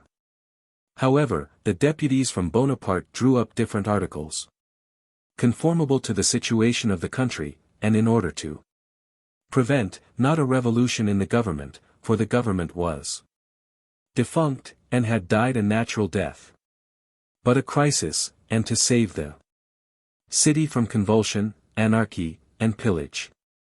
Bonaparte spared a division of his army to save Venice from pillage and massacre. All the battalions were in the streets of Venice, the disturbers were put down, and the pillage discontinued. Property and trade were preserved, when General Baragni di Hilliers entered Venice with his division. Bonaparte, as usual, spared blood, and was the protector of Venice. Whilst the French troops remained, they conducted themselves peaceably, and only interfered to support the provisional government. Bonaparte could not say to the deputies of Venice, who came to ask his protection and assistance against the populace, who wished to plunder them, "I cannot meddle with your affairs." He could not say this, for Venice, and all its territories, had really formed the theatre of war, and, being in the rear of the army of Italy, the Republic of Venice was really under the jurisdiction of that army. The rights of war confer upon a general the powers of supreme police over the countries which are the seat of war. As the great Frederick said, there are no neutrals where there is war. Ignorant advocates and babblers have asked, in the Club of Clichy, why we occupy the territory of Venice. These declaimers should learn war, and they would know that the Adige, the Brenta, and the Tagliamento, where we have been fighting for 2 years, are within the Venetian states. But, gentlemen of Clichy, we are at no loss to perceive your meaning. You reproach the army of Italy for having surmounted all difficulties, for subduing all Italy, for having twice passed the Alps, for having marched on Vienna, and obliged Austria to acknowledge the Republic that, you, men of Clichy, would destroy.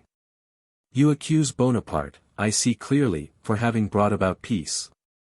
But I know you, and I speak in the name of 80,000 soldiers. The time is gone when base advocates and wretched declaimers could induce soldiers to revolt.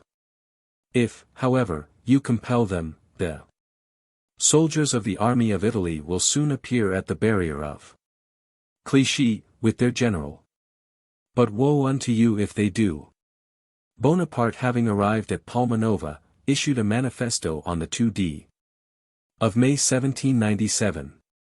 Arrived at Mestre, where he posted his troops, the government sent 3 deputies to him, with a decree of the Great Council, without Bonaparte having solicited it and without his having thought of making any change in the government of that country. The governor of Venice was an old man, 99 years of age, confined by illness to his apartment. Everyone felt the necessity of renovating this government of 1200 years' existence, and to simplify its machinery, in order to preserve its independence, honor, and glory. It was necessary to deliberate. First, on the manner of renovating the government, secondly, on the means of atoning for the massacre of the French, the iniquity of which every one was sensible. Bonaparte, after having received the deputation at Mestre, told them that in order to obtain satisfaction, for the assassination of his brethren in arms, he wished the Great Council to arrest the inquisitors. He afterwards granted them an armistice, and appointed Milan as the place of conference. The deputies arrived at Milan on the a negotiation commenced to re-establish harmony between the governments.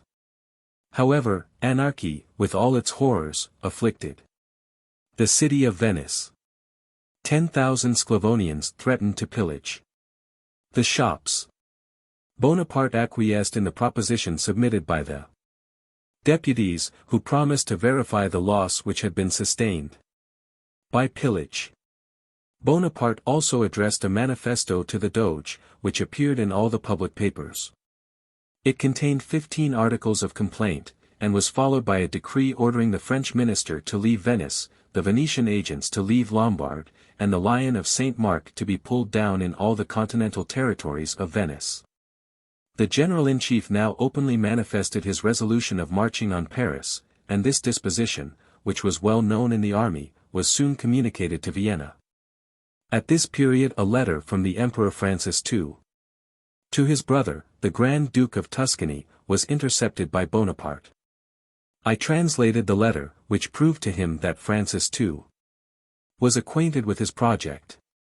He likewise saw with pleasure the assurances which the Emperor gave his brother of his love of peace, as well as the wavering of the imperial resolves, and the incertitude respecting the fate of the Italian princes, which the Emperor easily perceived to depend on Bonaparte. The Emperor's letter was as follows. My dear brother, I punctually received your third letter, containing a description of your unhappy and delicate situation.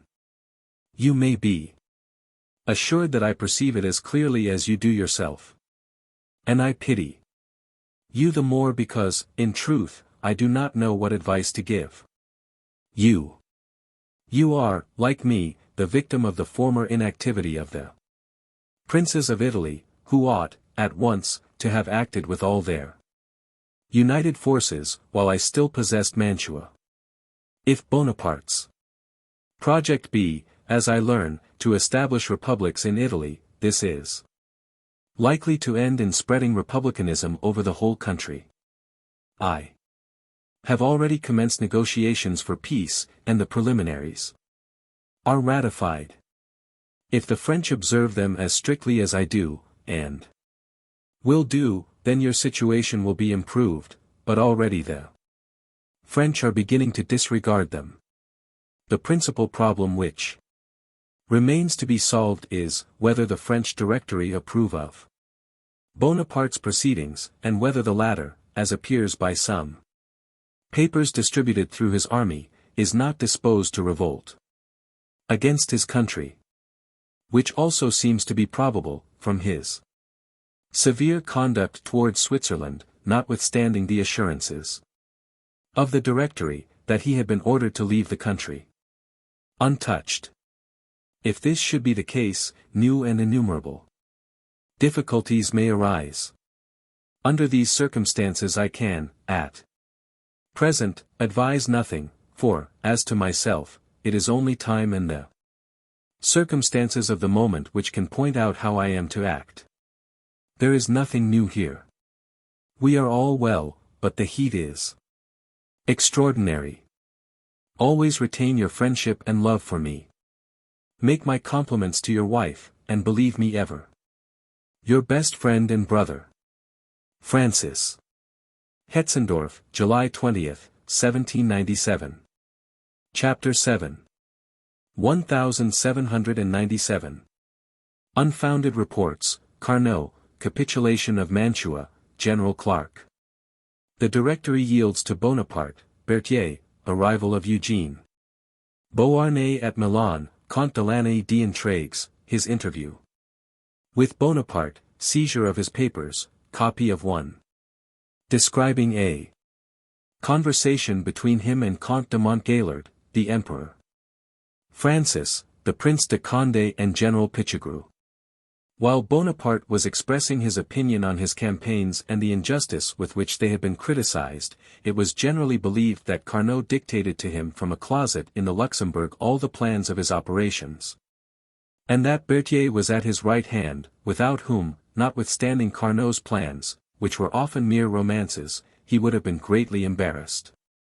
This twofold misrepresentation was very current for some time, and, notwithstanding it was contrary to the evidence of facts, it met with much credence, particularly abroad. There was, however, no foundation for the opinion, let us render to Caesar that which is Caesar's due. Bonaparte was a creator in the art of war, and no imitator. That no man was superior to him in that art is incontestable. At the commencement of the glorious campaign in Italy the Directory certainly sent out instructions to him. But he always followed his own plans, and continually, wrote back that all would be lost if movements conceived at a distance from the scene of action were to be blindly executed. He also offered to resign. At length the Directory perceived the impossibility of prescribing operations of war according to the view of persons in Paris. And when I became the Secretary of the General-in-Chief I saw a dispatch of the Directory, dated May, 1796, committing the whole plan of the campaign to his judgment. And assuredly there was not a single operation or movement which did not originate with him. Carnot was obliged to yield to his firmness. When the Directory, towards the end of 1796, felt disposed to treat for peace, General Clarke, appointed to conclude the armistice, was authorized, in case Mantua should not be taken before the negotiation was brought to a close, to propose leaving the blockade in statu quo. Had such a condition been adopted it would doubtless have been stipulated that the Emperor of Austria should be allowed to provision the garrison and inhabitants of the city day by day. Bonaparte, convinced that an armistice without Mantua would by no means conduce to peace, earnestly opposed such a condition. He carried his point, Mantua capitulated, and the result is well known. Yet he was not blind to the hazards of war. While preparing, during the blockade, an assault on Mantua, he wrote thus to the Directory: "A bold stroke of this nature depends absolutely for success on a dog or a goose." This was about a question of surprise. Bonaparte was exceedingly sensitive to the rumors which reached him respecting Carnot and Berthier. He one day said to me, "What gross stupidity is this? It is very well to say to a general, depart for Italy, gain battles, and sign a peace at Vienna, but the execution that is not so easy. I never attached any value to the plans which the Directory sent me. Too many circumstances occur on the spot to modify them. The movement of a single corps of the enemy's army may confound a whole plan arranged by the fireside. Only fools can believe such stuff. As for Berthier, since you have been with me, you see what he is a blockhead. Yet it is he who does it all, it is he who gathers a great part of the glory of the army of Italy." I told him that this erroneous opinion could not last long. That each person would be allowed his merit, and that at least posterity would judge rightly. This observation seemed to please him. Berthier was a man full of honor, courage, and probity, and exceedingly regular in the performance of his duties. Bonaparte's attachment to him arose more from habit than liking. Berthier did not concede with affability, and refused with harshness. His abrupt, egotistic, and careless manners did not, however, create him many enemies, but, at the same time, did not make him many friends. In consequence of our frequent intercourse he had contracted the friendly practice of speaking to me in the second person singular, but he never wrote to me in that style. He was perfectly acquainted with the disposition of all the corps, and could name their commanders and their respective forces. Day or night he was always at hand and made out with clearness all the secondary orders which resulted from the dispositions of the General-in-Chief. In fact, he was an excellent head of the staff of an army. But that is all the praise that can be given, and indeed he wished for no greater. He had such entire confidence in Bonaparte, and looked up to him with so much admiration, that he never would have presumed to oppose his plans or give any advice. Berthier's talent was very limited, and of a special nature, his character was one of extreme weakness. Bonaparte's friendship for him and the frequency of his name in the bulletins and official dispatches have unduly elevated his reputation. Bonaparte, giving his opinion to the Directory respecting the generals employed in his army, said, "Berthier has talents, activity, courage, character, all in his favor." This was in 1796. He then made an eagle of him, St. Helena he called him a goose. He should neither have raised him so high nor sunk him so low. Berthier neither merited the one nor the other. Bonaparte was a man of habit. He was much attached to all the people about him, and did not like new faces. Berthier loved him. He carried out his orders well, and that enabled him to pass off with his small portion of talent. It was about this time that young Beauharnais came to Milan. He was 17 years old. He had lived in Paris with his mother since the departure of Bonaparte. On his arrival he immediately entered the service as aide-de-camp to the general-in-chief, who felt for him an affection which was justified by his good qualities. Comte Delaunay d'Entraigues, well known in the French Revolution, held a diplomatic post at Venice when that city was threatened by the French. Aware of his being considered the agent of all the machinations then existing against France, and especially against the army of Italy, he endeavored to escape, but the city being surrounded, he was seized, together with all his papers. The apparently frank manners of the Count pleased Bonaparte, who treated him with indulgence. His papers were restored, with the exception of 3 relating to political subjects. He afterwards fled to Switzerland, and ungratefully represented himself as having been oppressed by Bonaparte. His false statements have induced many writers to make of him an heroic victim. He was assassinated by his own servant in 1802. I kept a copy of one of his most interesting papers. It has been much spoken of, and Fauvelet has, I believe, denied its authenticity in the truth of its contents. The manner in which it fell into the hands of the General-in-Chief, the importance attached to it by d'Entraigues, the differences I have observed between the manuscript I copied and versions which I have since read, and the knowledge of its authenticity, having myself transcribed it from the handwriting of the Count, who in my presence vouched for the truth of the facts it details, all these circumstances induce me to insert it here, and compel me to doubt that it was, as Fauvelet asserted, a fabrication. This manuscript is entitled, My Conversation with Comte de Montgaillard, on the 4th of December, 1796, from 6 in the afternoon till midnight, in the presence of the Abbé de Montel. On my copy are written the words, extracts from this conversation, made by me, from the original. I omitted what I thought unimportant, and transcribed only the most interesting passages. Montgaillard spoke of his escape, of his flight to England, of his return to France, of his second departure, and finally of his arrival at Bâle in August 1795. The Prince de Condé soon afterwards, he said, called me to Mulheim, and knowing the connections I had had in France, proposed that I should sound General Pichegru, whose headquarters were at Altkirch, where he then was, surrounded by 4 representatives of the Convention. I immediately went to Neuchâtel, taking with me 4 or 500 louis. I cast my eyes on Fauvelet, the king's printer, at Neuchâtel, and also yours and mine, as the instrument by which to make the first overture, and I selected as his colleague M. Courant, a native of Neuchâtel. I persuaded them to undertake the business. I supplied them with instructions and passports. They were foreigners, so I furnished them with all the necessary documents to enable them to travel in France as foreign merchants and purchasers of national property. I went to Bâle to wait for news from them.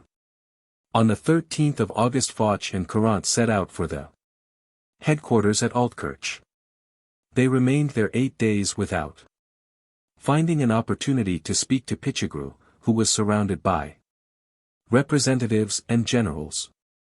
Pichegru observed them, and seeing them continually wheresoever he went, he conjectured that they had something to say to him, and he called out in a loud voice, while passing them, I am going to Huningen. Fauch contrived to throw himself in his way at the end of a corridor. Pichegru observed him, and fixed his eyes upon him, and although it rained in torrents, he said aloud, I am going to dine at the chateau of Madame Salomon. This chateau was 3 leagues from Huningen, and Madame Salomon was Pichegru's mistress. Fauch set off directly to the chateau, and begged to speak with General Pichegru. He told the general that, being in the possession of some of J. Rousseau's manuscripts, he wished to publish them and dedicate them to him. Very good, said Pichegru, but I should like to read them first. For Rousseau professed principles of liberty in which I do not concur, and with which I should not like to have my name connected. But, said Fauch, I have something else to speak to you about? What is it, and on whose behalf? On behalf of the Prince de Condé. Be silent, then, and follow me. He conducted Foch alone into a retired cabinet, and said to him, explain yourself, what does Monseigneur le Prince de Condé wish to communicate to me? Foch was embarrassed, and stammered out something unintelligible. Compose yourself, said Pichegru. My sentiments are the same, as the Prince de Condé's. What does he desire of me? Foch, encouraged by these words, replied, the Prince wishes to join you. He counts on you, and wishes to connect himself with you. These are vague and unmeaning words, observed Pichegru. All this amounts to nothing. Go back, and ask for written instructions, and return in 3 days to my headquarters at Altkirch. You will find me alone precisely at 6 o'clock in the evening. Foch immediately departed, arrived at Bâle, and informed me of all that had passed. I spent the night in writing a letter to General Pichegru. The Prince de Condé, who was invested with all the powers of Louis XVIII, except that of granting the cordon bleu, had, by a note in his own handwriting, deputed to me all his powers to enable me to maintain a negotiation with General Pichegru. I therefore wrote to the general, stating, in the outset, everything that was calculated to awaken in him that noble sentiment of pride, which is the instinct of great minds. And after pointing out to him the vast good it was in his power to effect, I spoke of the gratitude of the king, and the benefit he would confer on his country by restoring royalty. I told him that his majesty would make him a marshal of France, and governor of Alsace, as no one could better govern the province than he who had so valiantly defended it. I added that he would have the Cordon Rouge, the Château de Chambord, with its park, and 12 pieces of cannon taken from the Austrians, 1,000,000 of ready money, 200,000 livres per annum, and an hotel in Paris. That the town of Arbres, Pichegru's native place, should bear his name, and be exempt from all taxation for 25 years. That a pension of 200,000 livres would be granted to him, with half reversion to his wife, and 50,000 livres to his heirs forever, until the extinction of his family. Such were the offers, made in the name of the king, to General Pichegru. Then followed the boons to be granted to the officers and soldiers, an amnesty to the people, etc.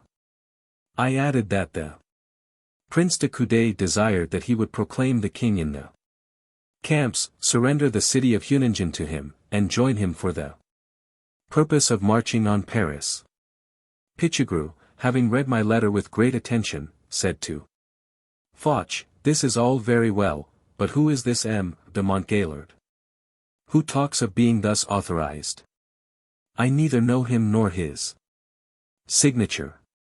Is he the author? Yes, replied Foch. But, said Pichegru, I must, before making any negotiation on my part, be assured that the Prince de Condé, with whose handwriting I am well acquainted, approves of all that has been written is his name by M. de Montgaillard.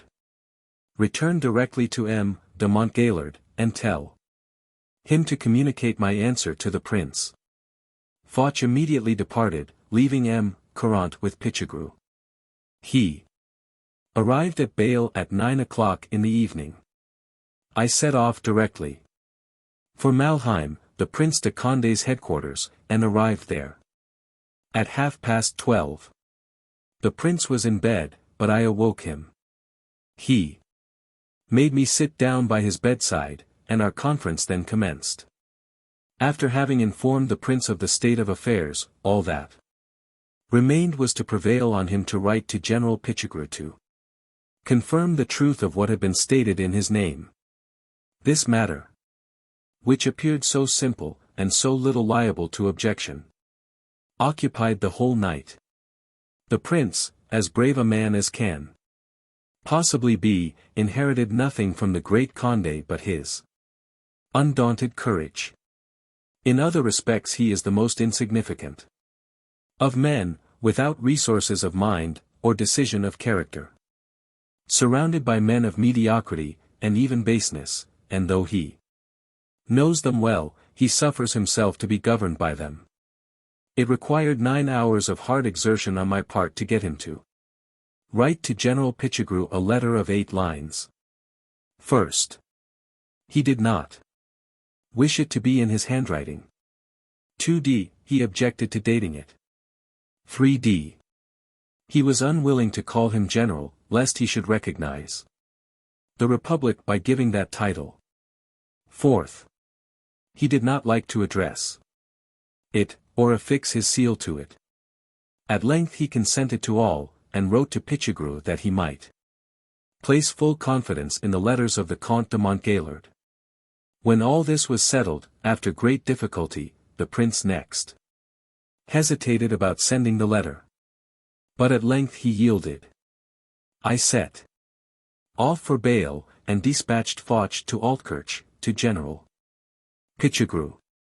The general, after reading the letter of 8 lines, and recognizing the handwriting and signature, immediately returned it to Foch, saying, I have seen the signature, that is enough for me.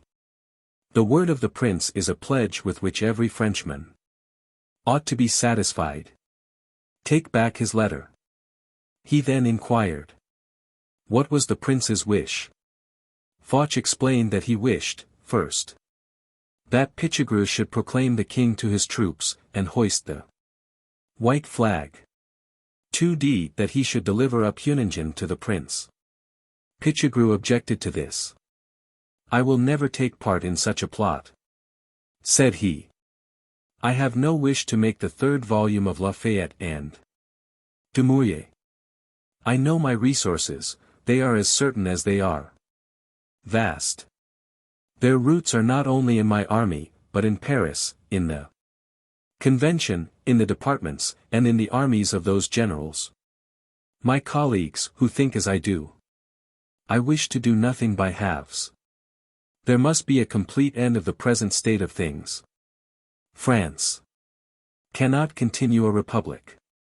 She must have a king, and that king must be Louis XVIII. But we must not commence the counter-revolution until we are certain of effecting it. Surely and rightly, is my motto. The prince's plan leads to nothing. He would be driven from Hunningen in 4 days, and in 15 I should be lost. My army is composed both of good men and bad. We must distinguish between them, and, by a bold stroke, assure the former of the impossibility of drawing back, and that their only safety lies in success. For this purpose I propose to pass the Rhine, at any place and any time that may be thought necessary. In the advance I will place those officers on whom I can depend, and who are of my way of thinking.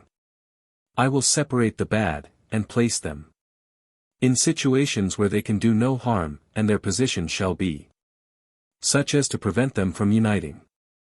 That done, as soon as I shall be on the other side of the Rhine, I will proclaim the king, and hoist the white flag. Condé's corps and the emperor's army will then join us. I will immediately repass the Rhine, and re-enter France. The fortresses will be surrendered, and will be held in the king's name by the imperial troops. Having joined Condé's army, I immediately advance. All my means now develop themselves on every side. We march upon Paris, and in a fortnight will be there. But it is necessary that you should know that you must give the French soldier wine and a crown in his hand if you would have him cry Vive le Roi. Nothing must be wanting at the first moment. My army must Be well paid as far as the 4th or 5th march in the French territory.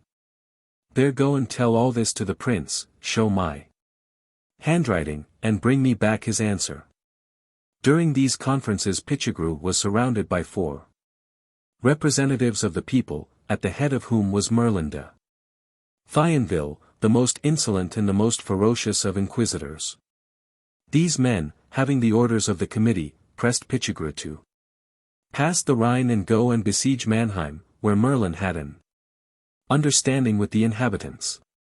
Thus, if on the one hand the committee by its orders made Pichegru wish to hasten the execution of his plan, on the other he had not a moment to lose, for to delay obeying the orders of the 4 representatives was to render himself suspected. Every consideration, therefore, called upon the prince to decide, and decide promptly. Good sense required him also to do another thing, namely, to examine without prejudice what sort of man Pichegru was, to consider the nature of the sacrifice he made, and what were his propositions. Europe acknowledged his talents, and he had placed the prince in a condition to judge of his good faith. Besides, his conduct and his plan afforded fresh proofs of his sincerity. By passing the Rhine and placing himself between the armies of Condé and Wurmser, he rendered desertion impossible, and if success did not attend his attempt, his own acts forced him to become an emigrant. He left in the power of his fierce enemies his wife, his father, his children. Everything bore testimony to his honesty. The talents he had shown were a pledge for his genius for his resources, and the sacrifices he would have to make in case of failure proved that he was confident of success. What stupid conceit was it for anyone to suppose himself better able to command Pichegru's army than Pichegru himself? To pretend to be better acquainted with the frontier provinces than Pichegru, who commanded them, and had placed his friends in them as commanders of the towns.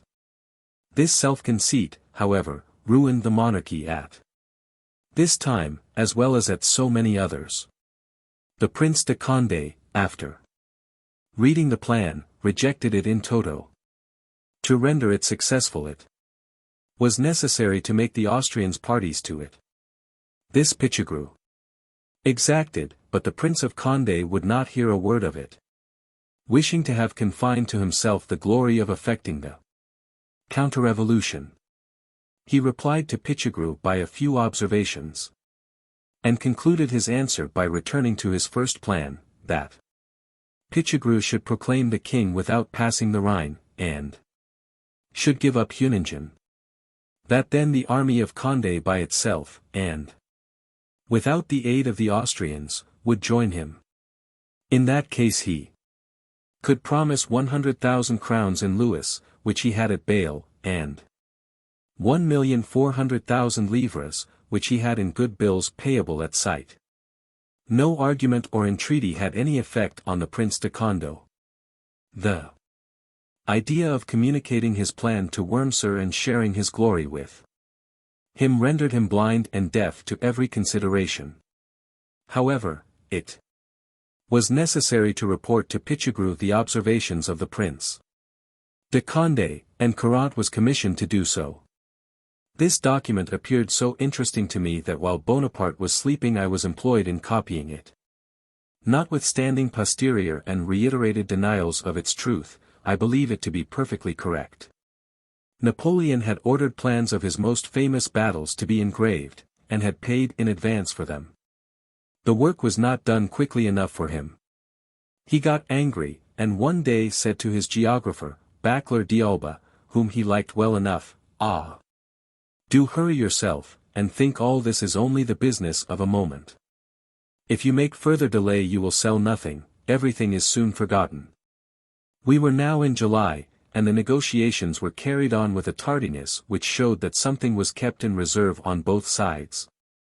Bonaparte at this time was anything but disposed to sign a peace, which he always hoped to be able to make at Vienna, after a campaign in Germany, seconded by the armies of the Rhine and the Sambre-Timurs. The minority of the Directory recommended peace on the basis of the preliminaries, but the majority wished for more honorable and advantageous terms, while Austria, relying on troubles breaking out in France, was in no haste to conclude a treaty. In these circumstances Bonaparte drew up a letter to be sent to the Emperor of Austria, in which he set forth the moderation of France, but stated that, in consequence of the many delays, nearly all hope of peace had vanished. He advised the Emperor not to rely on difficulties arising in France, and doubted, if war should continue and the Emperor be successful in the next campaign, that he would obtain a more advantageous peace than was now at his option. This letter was never sent to the Emperor, but was communicated as the draft of a proposed dispatch to the Directory. The Emperor Francis, however, wrote an autograph letter to the General-in-Chief of the Army of Italy, which will be noticed when I come to the period of its reception. It is certain that Bonaparte at this time wished for war. He was aware that the cabinet of Vienna was playing with him, and that the Austrian ministers expected some political convulsion in Paris, which they hoped would be favorable to the Bourbons. He therefore asked for reinforcements. His army consisted of 35,900 men, and he desired it to be raised to 60,000 infantry and 10,000 cavalry ready for the field. General Desaix, profiting by the preliminaries of Leoben, came in the end of July to visit the scene of the Army of Italy's triumphs. His conversations with Bonaparte respecting the Army of the Rhine were far from giving him confidence in his military situation in Italy, or assurance of support from that army in the event of hostilities commencing beyond the mountains. It was at this period that their intimacy began. Bonaparte conceived for Desaix the greatest esteem and the sincerest friendship. Desaix, discontented with the conduct of affairs in Germany, seceded from the Army of the Rhine, to which he belonged, to join that of Napoleon. He was sent to Italy to organize the part of the Egyptian expedition starting from Civita Vecchia.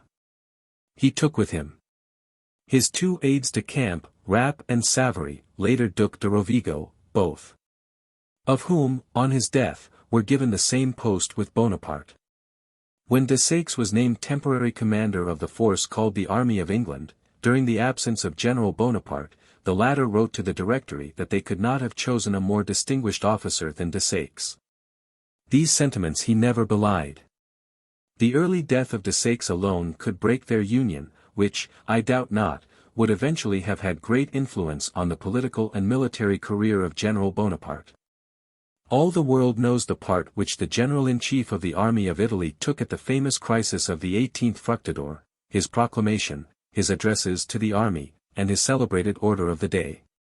Bonaparte went much into detail on this subject at St. Helena, and I shall now proceed to state what I knew at the time respecting that memorable event, which was in preparation in the month of June. Chapter 8.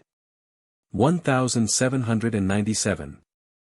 The Royalists of the Interior, Bonaparte's intention of marching on Paris with 25,000 men, his animosity against the emigrants and the Clichy Club, his choice between the two parties of the Directory. Augereau's order of the day against the word Monsieur Bonaparte. Wishes to be made one of the 5 directors, he supports the majority of the Directory, Lavalette, Augereau, and Bernadotte. Sent to Paris, interesting correspondence relative to the 18th Fructidor. Bonaparte had long observed the struggle which was going on between the partisans of royalty and the Republic. He was told that royalism was everywhere on the increase. All the generals who returned from Paris to the army complained of the spirit of reaction they had noticed. Bonaparte was constantly urged by his private correspondents to take one side or the other, or to act for himself. He was irritated by the audacity of the enemies of the Republic, and he saw plainly that the majority of the councils had an evident ill will towards him. The orators of the Club of Clichy missed no opportunity of wounding his self-love in speeches and pamphlets. They spared no insults, disparaged his success, and bitterly censured his conduct in Italy, particularly with respect to Venice. Thus his services were recompensed by hatred or ingratitude. About this time he received a pamphlet, which referred to the judgments pronounced upon him by the German journals, and more particularly by the Spectator of the North, which he always made me translate. Bonaparte was touched to the quick by the comparison made between him and Moreau, and by the wish to represent him as foolhardy, savant sous Moreau, fougueux sous Bonaparte. In the term of brigands, applied to the generals who fought in Levade, he thought he recognized the hand of the party he was about to attack and overthrow. He was tired of the way in which Moreau's system of war was called savants.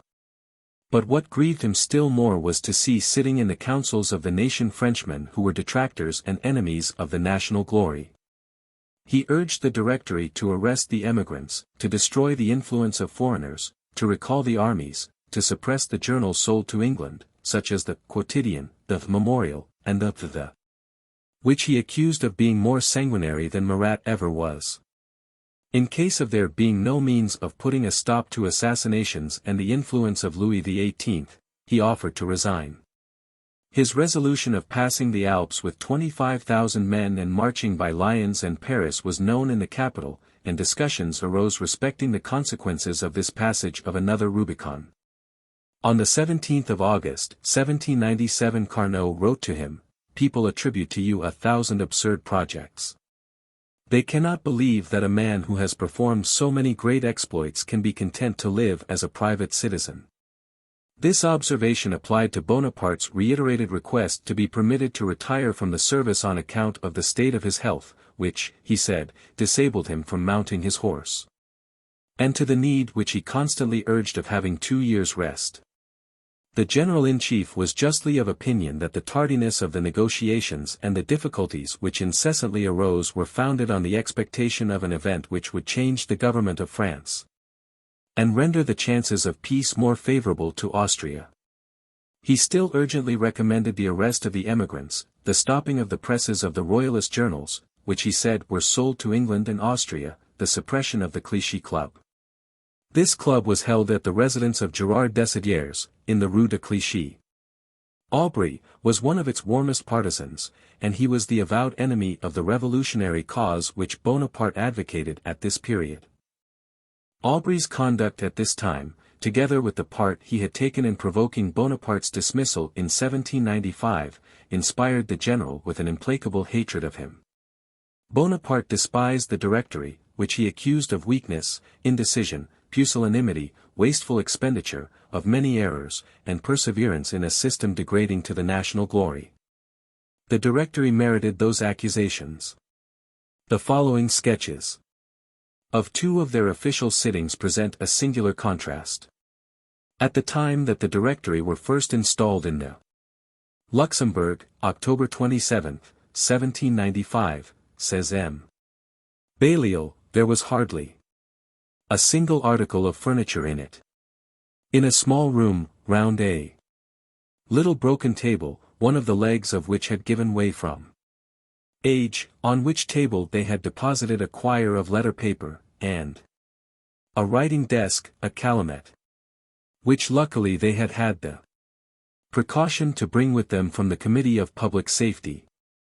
Seated on 4 rush-bottomed chairs, in front of some logs of wood. Ill-lighted, the whole borrowed from the Porter Dupont. Who would believe that it was in this deplorable condition that the members of the new government, after having examined all the difficulties, nay, let me add, all the horrors of their situation, resolved to confront all obstacles, and that they would either deliver France from the abyss in which she was plunged or perish in the attempt. They drew up on a sheet of letter paper the act by which they declared themselves constituted, and immediately forwarded it to the legislative bodies. And the Comte de la Valette, writing to M. Cuvelier Fleury, says, "I saw our 5 kings, dressed in the robes of Francis I, his hat, his pantaloons, and his lace. The face of La Revolière looked like a cork upon 2 pins, with the black and greasy hair of Clodion. M. de Talleyrand, in pantaloons of the color of wine dregs, sat in a folding chair at the feet of the Director Barras, in the court of the Petit Luxembourg, and gravely presented to his sovereigns as ambassador from the Grand Duke of Tuscany. While the French were eating his master's dinner, from the soup to the cheese. At the right hand there were 50 musicians and singers of the opera. Lane, Lays, Regnault, and the actresses, not all dead of old age, roaring a patriotic cantata to the music of Méhul. Facing them, on another elevation, there were 200 young and beautiful women, with their arms and bosoms bare, all in ecstasy at the majesty of our pentarchy and the happiness of the Republic. They also wore tight flesh-colored pantaloons, with rings on their toes. That was a sight that never will be seen again. A fortnight after this magnificent fete, thousands of families wept over their banished fathers, 48 departments were deprived of their representatives, and 40 editors of newspapers were forced to go and drink the waters of the Elbe, the Sinnamary or the Ohio. It would be a curious disquisition to seek to discover what really were at that time the Republic and liberty. He knew that the Clichy party demanded his dismissal and arrest. He was given to understand that Dumoulin was one of the most decided against him, and that, finally, the Royalist party was on the point of triumphing. Before deciding for one party or the other, Bonaparte first thought of himself. He did not imagine that he had yet achieved enough to venture on possessing himself of that power which certainly he might easily have obtained. He therefore contented himself with joining the party which was, for the moment, supported by public opinion. I know he was determined to march upon Paris with 25,000 men had affairs taken a turn unfavorable to the Republic, which he preferred to royalty. He cautiously formed his plan. To defend the Directory was, he conceived, to defend his own future fortune, that is to say, it was protecting a power which appeared to have no other object than to keep a place for him until his return. The parties which rose up in Paris produced a reaction in the army. The employment of the word monsieur had occasioned quarrels, and even bloodshed. General Augereau, in whose division these contests had taken place, published an order of the day, setting forth that every individual in his division who should use the word monsieur, either verbally or in writing, under any pretense whatever, should be deprived of his rank, and declared incapable of serving in the Republican armies. This order was read at the head of each company. Bonaparte viewed the establishment of peace as the close of his military career. Repose and inactivity were to him unbearable. He sought to take part in the civil affairs of the Republic, and was desirous of becoming one of the 5 directors, convinced that, if he obtained that object, he would speedily stand single and alone.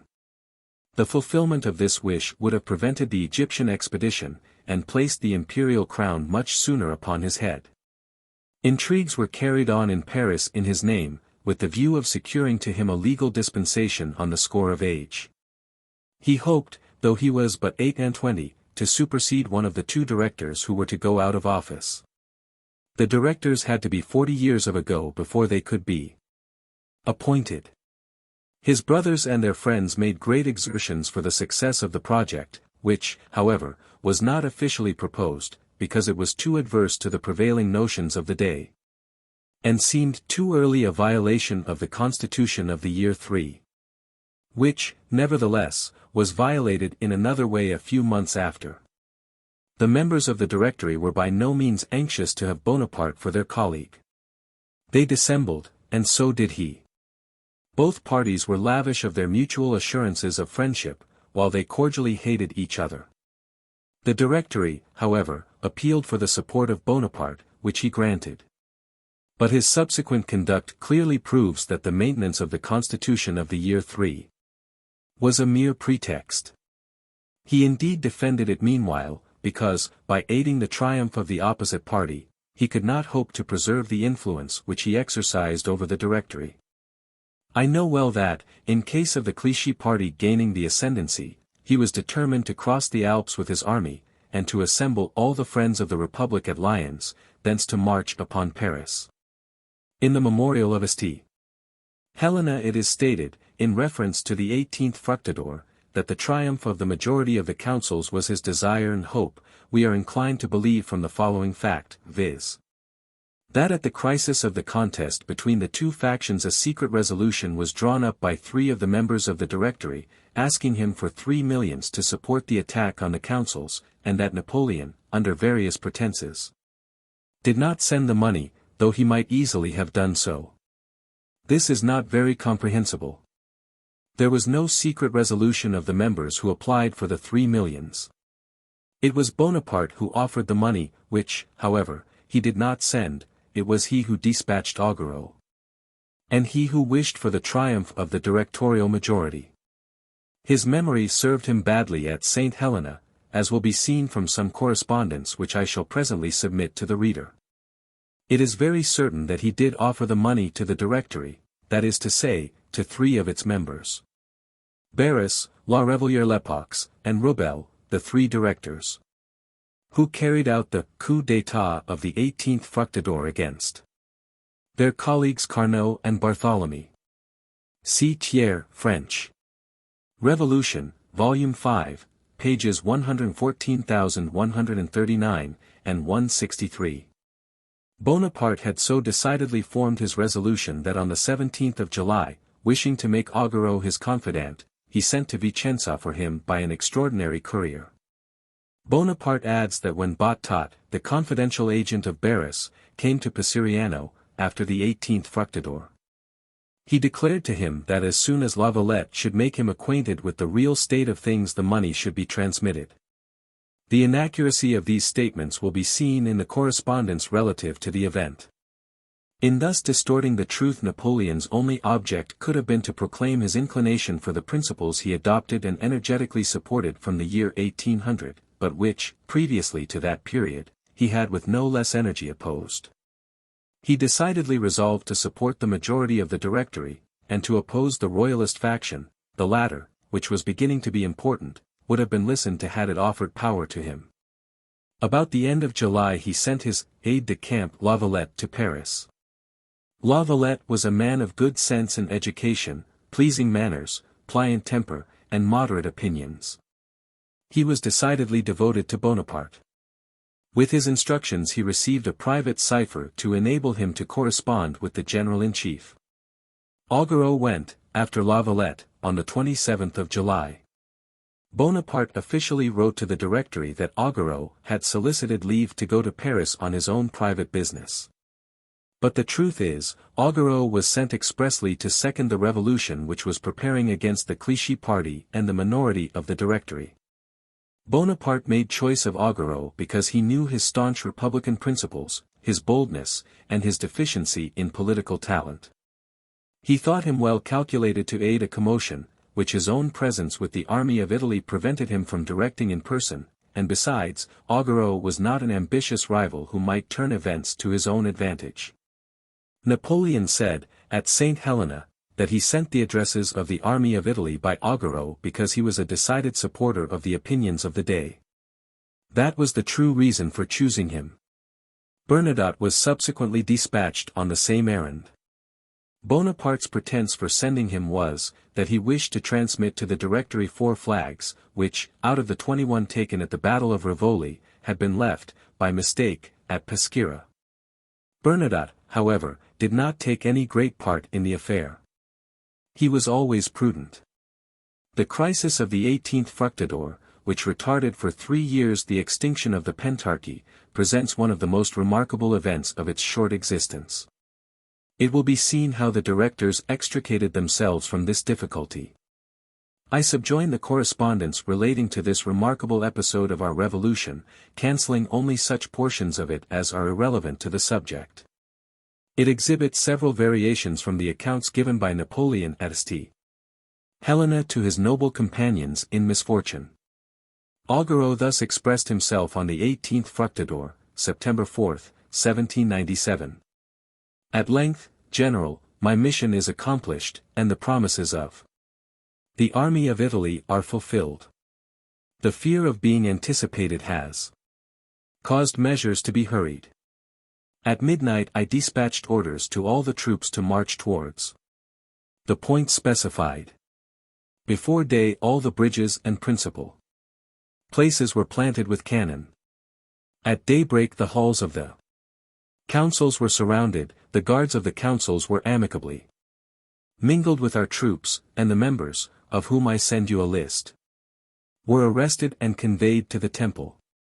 The greater number have escaped, and are being pursued. Carnot has disappeared. In 1824 Louis XVIII sent letters of nobility to those members of the two councils who were, as it was termed, fructidorized. Bourrienne. Paris is tranquil, and every one is astounded at an event which promised to be awful, but which has passed over like a fate. The stout patriots of the faubourgs proclaim the safety of the Republic, and the black collars are put down.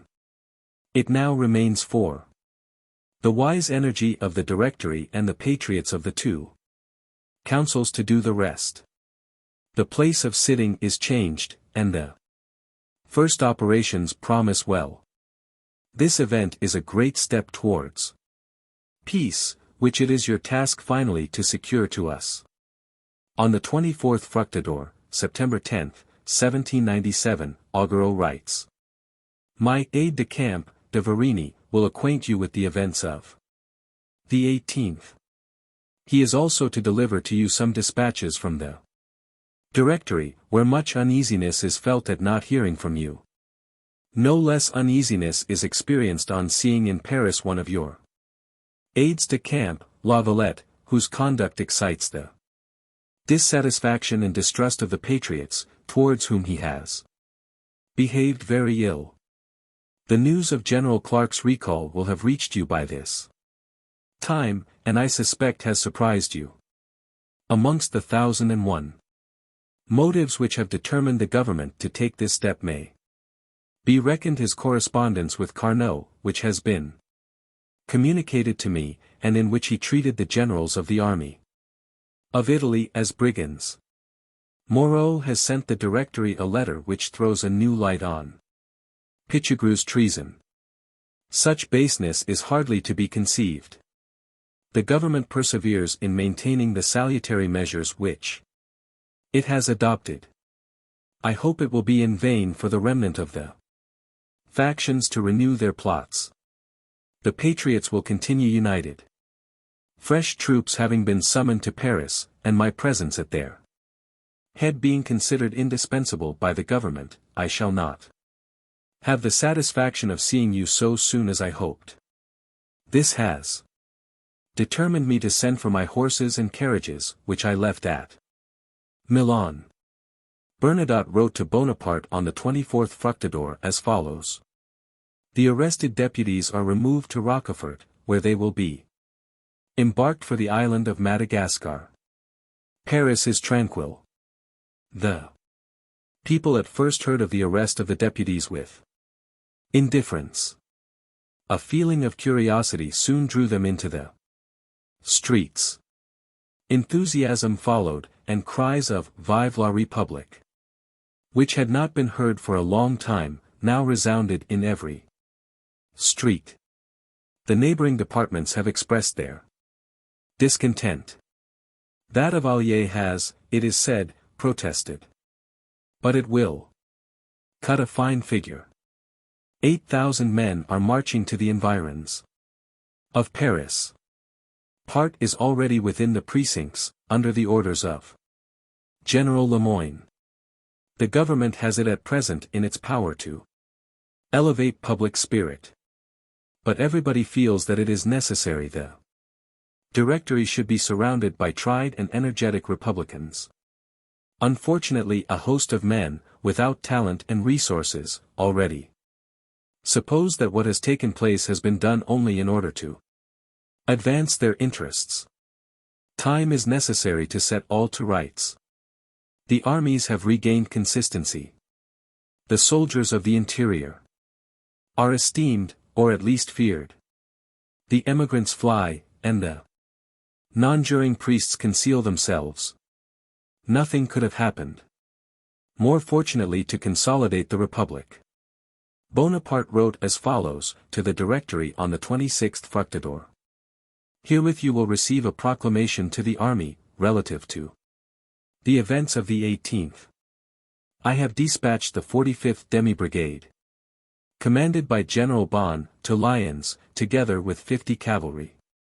Also General Lons, with the 20th Light Infantry and the 9th Regiment of the Line, to Marseilles. I have issued the enclosed proclamation in the southern departments. I am about to prepare a proclamation for the inhabitants of Lyons, as soon as I obtain some information of what may have passed there. If I find there is the least disturbance, I will march there with the utmost rapidity. Believe that there are here 100,000 men, who are alone sufficient to make the measures you have taken to place liberty on a solid basis be respected.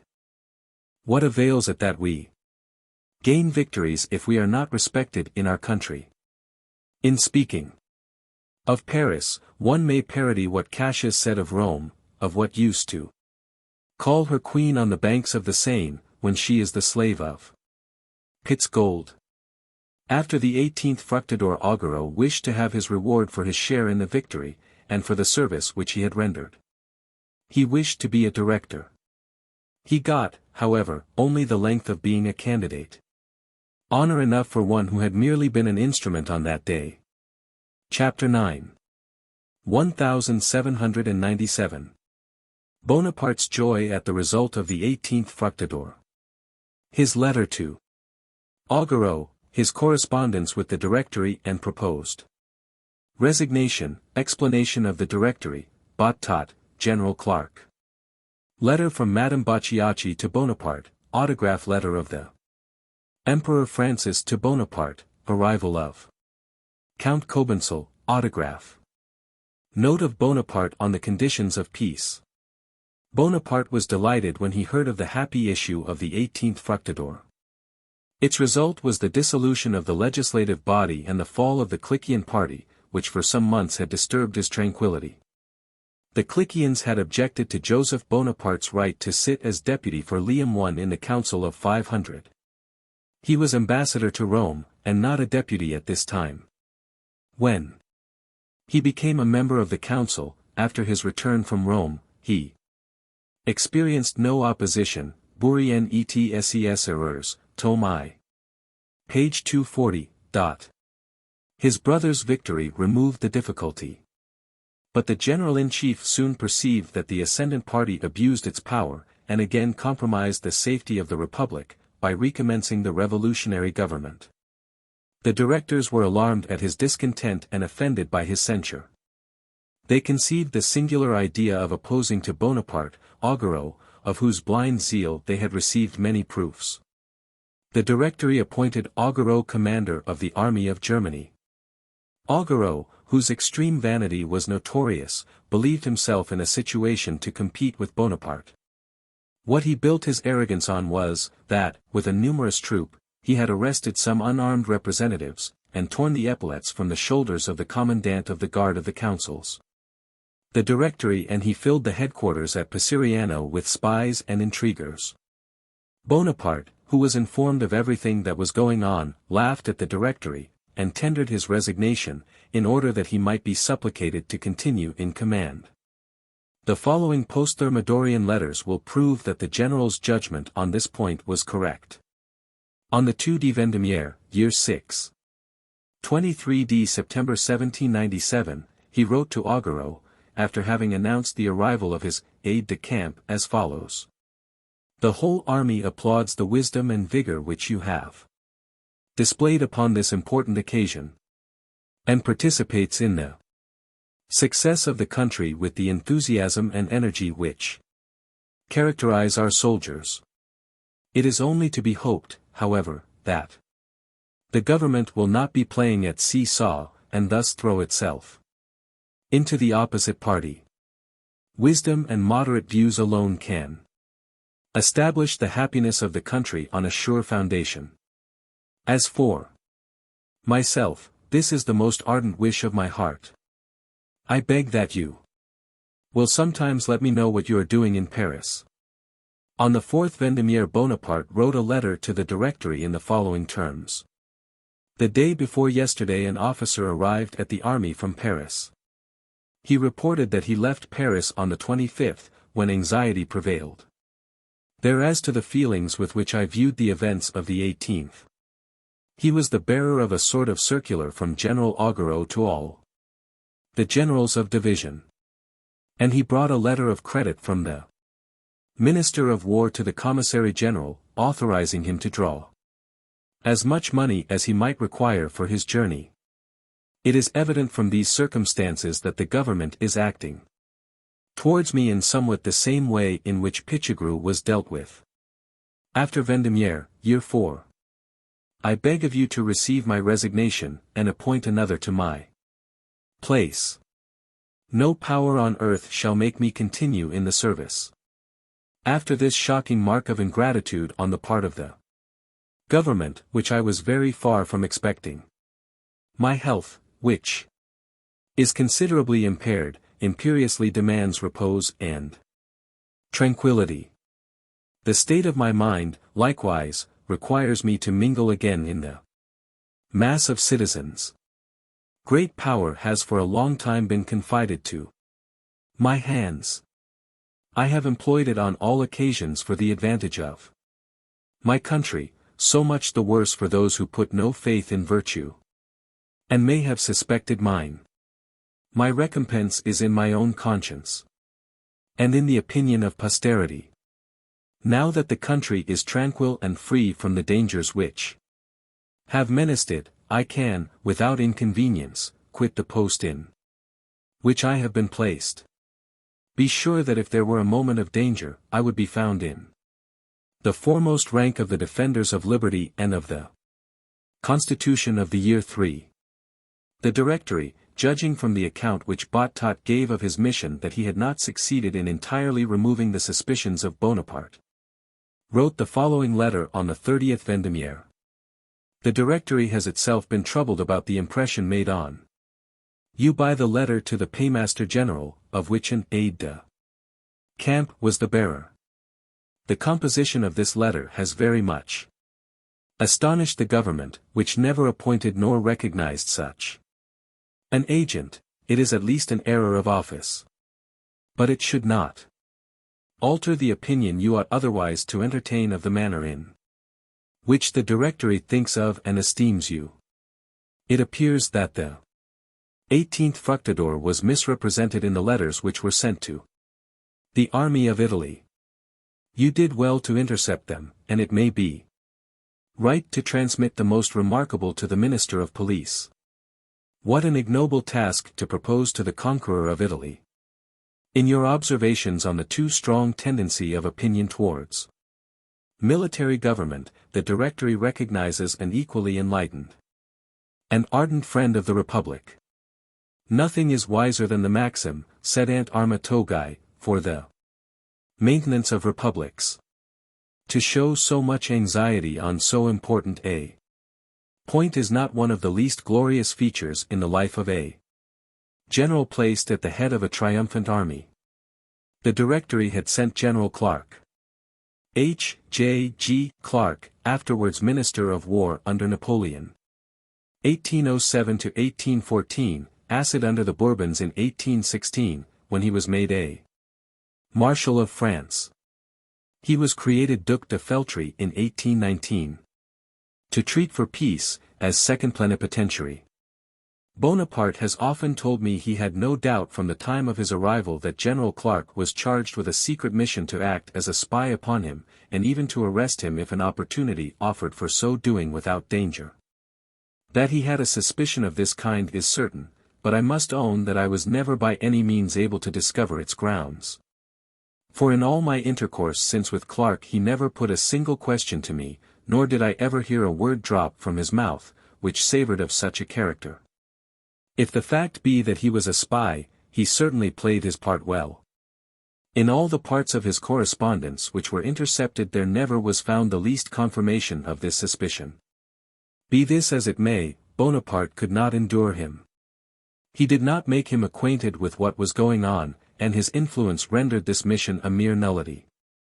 The General-in-Chief concentrated all the business of the negotiation in his own closet. And, as to what was going on, Clarke continued a mere cipher until the 18th Fructidor, when he was recalled. Bonaparte made but little count of Clarke's talents. It is but justice, however, to say that he bore him no grudge for the conduct of which he suspected he was guilty in Italy. I pardon him because I alone have the right to be offended. He even had the generosity to make interest for an official situation for him. These amiable traits were not uncommon with Bonaparte. Bonaparte had to encounter so many disagreeable contrarieties, both in the negotiators for peace and the events at Paris, that he often displayed a good deal of irritation and disgust. This state of mind was increased by the recollection of the vexation his sister's marriage had caused him, and which was unfortunately revived by a letter he received from her at this juncture. His excitement was such that he threw it down with an expression of anger. It has been erroneously reported in several publications that Bocciacchi espoused Marie-Analyse Bonaparte on the 5th of May, 1797. The brother of the bride was at the time negotiating the preliminaries of peace with Austria. In fact, the preliminaries were signed in the month of April, and it was for the definitive peace we were negotiating in May. But the reader will find by the subjoined letter that Christine applied to her brother to stand godfather to her third child. 3 children in 3 months would be rather quick work. Ajaccio, 14th, Thermidor, Year V, August 1st, 1797. General, suffer me to write to you and call you by the name of brother. My first child was born at a time when you were much incensed against us. I trust she may soon caress you, and so make you forget the pain my marriage has occasioned you. My second child was stillborn. Obliged to quit Paris by your order. Napoleon had written in August 1796 to Carnot, to request that Lucien might be ordered to quit Paris. See Young, Tome 3. Page 223. I miscarried in Germany. In a month's time I hope to present you with a nephew. A favorable time, and other circumstances, incline me to hope my next will be a boy, and I promise you I will make a soldier of him. But I wish him to bear your name, and that you should be his godfather. I trust you will not refuse your sister's request. Will you send, for this purpose, your power of attorney to Bocciacchi, or to whomsoever you think fit? I shall expect with impatience your assent. Because we are poor, let not that cause you to despise us. For, after all, you are our brother, mine are the only children that call you uncle, and we all love you more than we do the favors of fortune. Perhaps I may one day succeed in convincing you of the love I bear you. Your affectionate sister, Christine Bonaparte. Madame Bocciacchi went by the name of Marianne at Saint Cyr, of Christine while on her travels, and of Eliza under the consulate. Bourrienne. P.S. Do not fail to remember me to your wife, whom I strongly desire to be acquainted with. They told me at Paris I was very like her. If you recollect my features you can judge. C. B. This letter is in the handwriting of Lucien Bonaparte. Joseph Bonaparte in his notes says, it is false that Madame Bonaparte ever called herself Christine, it is false that she ever wrote the letter of which M. de Bourrienne here gives a copy. It will be observed that Bourrienne says it was written by her brother Lucien. This is an error. The letter is obviously from Christine Boyer, the wife of Lucien Bonaparte, whose marriage had given such displeasure to Napoleon. See Erreurs, Tome I, page 240, and Young's Lucien, Tome I, page 161. General Bonaparte had been near a month at Pesuriano when he received the following autograph letter from the Emperor of Austria. To Monsieur le General Bonaparte, General-in-Chief of the Army of Italy. Monsieur le General Bonaparte, when I thought I had given my plenipotentiaries full powers to terminate the important negotiation, with which they were charged, I learn, with as much pain as surprise, that in consequence of swerving continually from the stipulations of the preliminaries, the restoration of tranquility, with the tidings of which I desire to gladden the hearts of my subjects, and which the half of Europe devoutly prays for, becomes day after day more uncertain.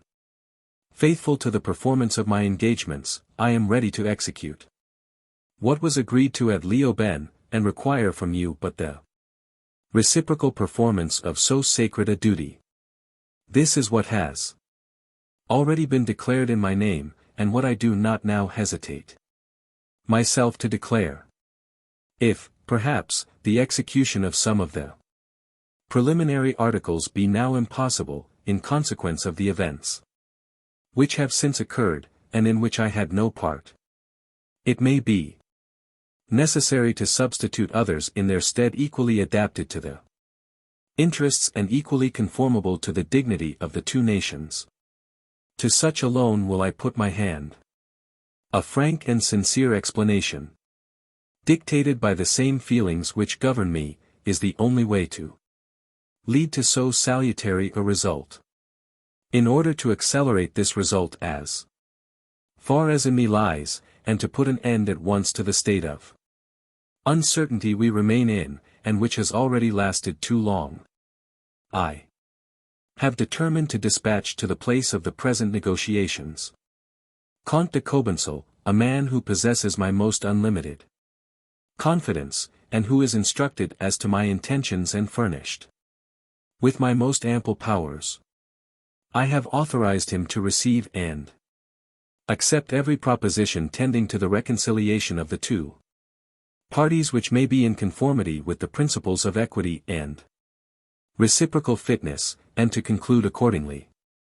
After this fresh assurance of the spirit of conciliation which animates me, I doubt not you will perceive that peace lies in your own hands, and that on your determination will depend the happiness or misery of many thousand men. If I mistake as to the means I think best adapted to terminate the calamities which for a long time have desolated Europe, I shall at least have the consolation of reflecting that I have done all that depended on me. With the consequences which may result I can never be reproached. I have been particularly determined to the course I now take by the opinion I entertain of your upright character, and by the personal esteem I have conceived towards you, of which I am very happy, M. Le General Bonaparte, to give you here an assurance. Signed, Francis. In fact, it was only on the arrival of the Comte de Cobensal that the negotiations were seriously set on foot. Bonaparte had all along clearly perceived that Gallo and Mirwelt were not furnished with adequate powers. He saw also clearly enough that if the month of September were to be trifled away in unsatisfactory negotiations, as the month which preceded it had been, it would be difficult in October to strike a blow at the House of Austria on the side of Carinthia. The Austrian cabinet perceived with satisfaction the approach of the bad weather, and insisted more strongly on its ultimatum, which was the Adige, with Venice. Before the 18th Fructidor the Emperor of Austria hoped that the movement which was preparing in Paris would operate badly for France and favorably to the European cause. The Austrian plenipotentiaries, in consequence, raised their pretensions, and sent notes and an ultimatum which gave the proceedings more an air of trifling than of serious negotiation. Bonaparte's original ideas, which I have under his hand, were as follows. 1. The Emperor to have Italy as far as the Adda. 2. The King of Sardinia as far as the Adda. 3. The Genoese Republic to have the boundary of Tortona as far as the Tortona to be demolished, as also the imperial fiefs. Coney to be ceded to France, or to be demolished. 4. The Grand Duke of Tuscany to be restored. 5. The Duke of Parma to be restored. Chapter 10. 1797. Influence of the 18th Fructidor on the negotiations, Bonaparte's suspicion of Bottot, his complaints respecting the non-erasure of Bourrienne, Bourrienne's conversation with the Marquis of Gallo. Bonaparte writes from Paris to Bonaparte on the part of the Directory. Agents of the Directory employed to watch Bonaparte, influence of the weather on the conclusion of peace, remarkable observation of Bonaparte, conclusion of the treaty, the Directory dissatisfied with the terms of the peace, Bonaparte's predilection for representative government, opinion on Bonaparte. After the 18th Fructidor, Bonaparte was more powerful, Austria less haughty and confident. Venice was the only point of real difficulty. Austria wanted the line of the Adige, with Venice, in exchange for Mayence, and the boundary of the Rhine until that river enters Holland. The Directory wished to have the latter boundary, and to add Mantua to the Italian Republic, without giving up all the line of the Adige and Venice. The difficulties were felt to be so irreconcilable that within about a month of the conclusion of peace the Directory wrote to General Bonaparte that a resumption of hostilities was preferable to the state of uncertainty which was agitating and ruining France. The Directory, therefore, declared that both the armies of the Rhine should take the field. It appears from the Fructidorian correspondence, which has been already given, that the majority of the Directory then looked upon a peace such as Bonaparte afterwards made as infamous. But Bonaparte, from the moment the Venetian insurrection broke out, perceived that Venice might be used for the pacification. Bonaparte, who was convinced that, in order to bring matters to an issue, Venice and the territory beyond the Adige must fall beneath the Habsburg scepter, wrote to the Directory that he could not commence operations, advantageously, before the end of March, 1798. But that if the objections to giving Venice to the Emperor of Austria were persisted in, hostilities would certainly be resumed in the month of October, for the Emperor would not renounce Venice.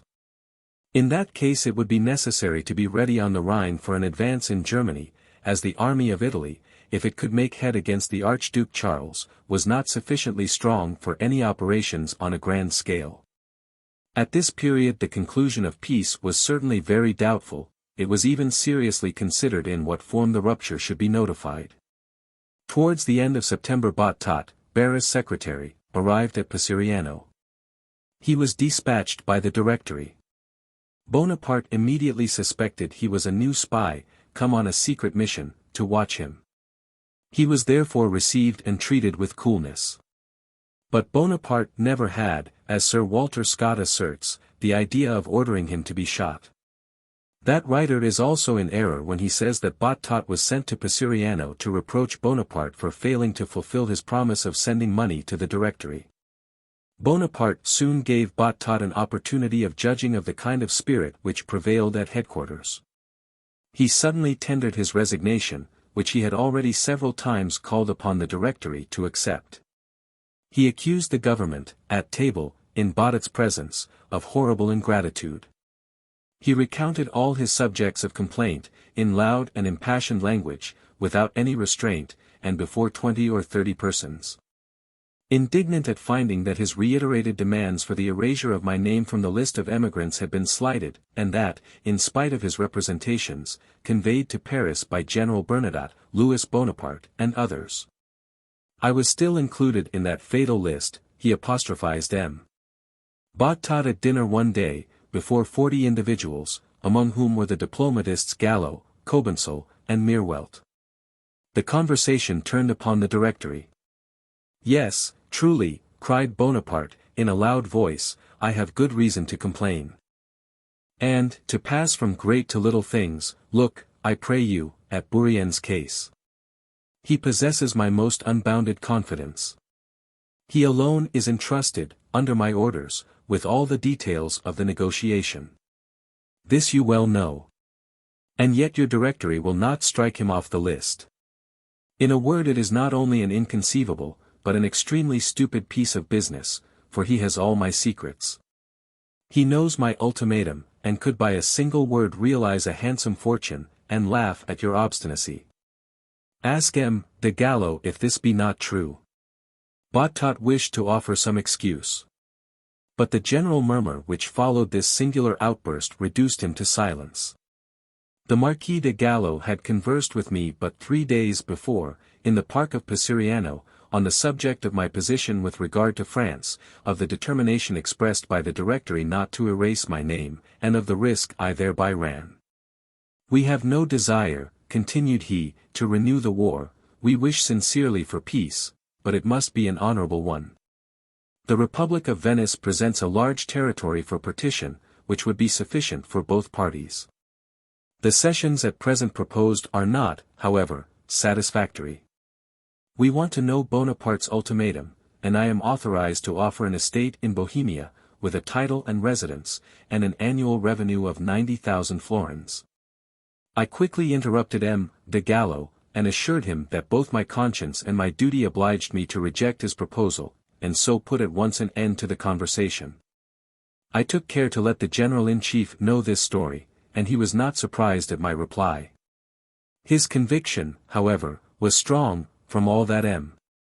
de Gallo had said, and more particularly from the offer he had made, that Austria was resolved to avoid war, and was anxious for peace. After I had retired to rest, M. Bottot came to my bedroom and asked me, with a feigned surprise, if it was true that my name was still on the list of emigrants. On my replying in the affirmative, he requested me to draw up a note on the subject.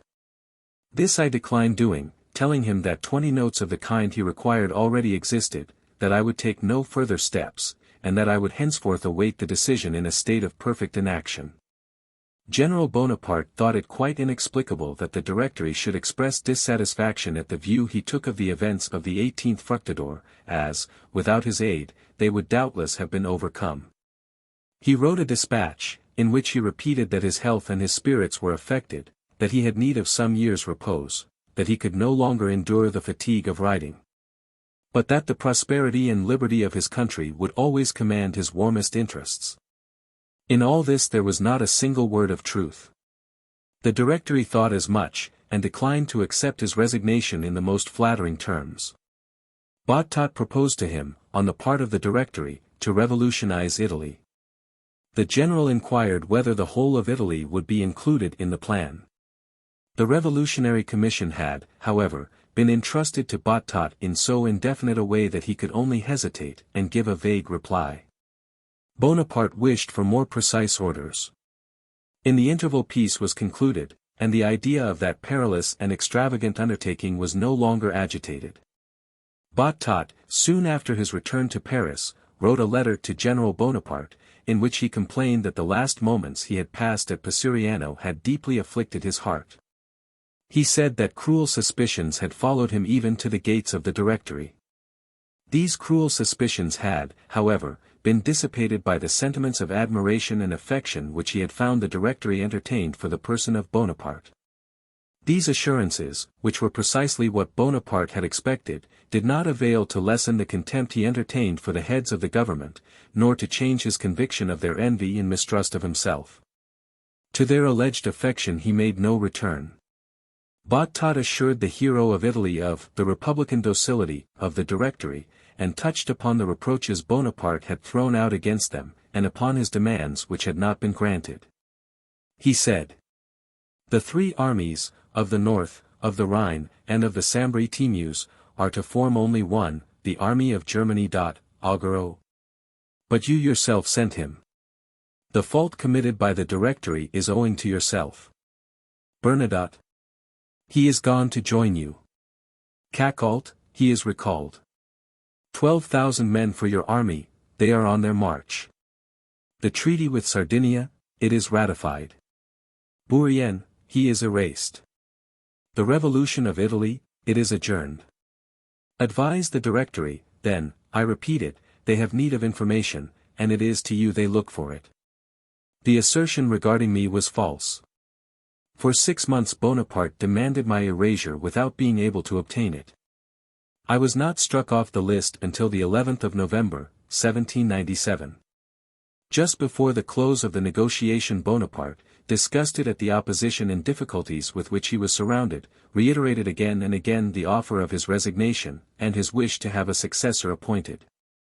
What augmented his uneasiness was an idea he entertained that the Directory had penetrated his secret, and attributed his powerful concurrence on the 18th Fructidor to the true cause, his personal views of ambition.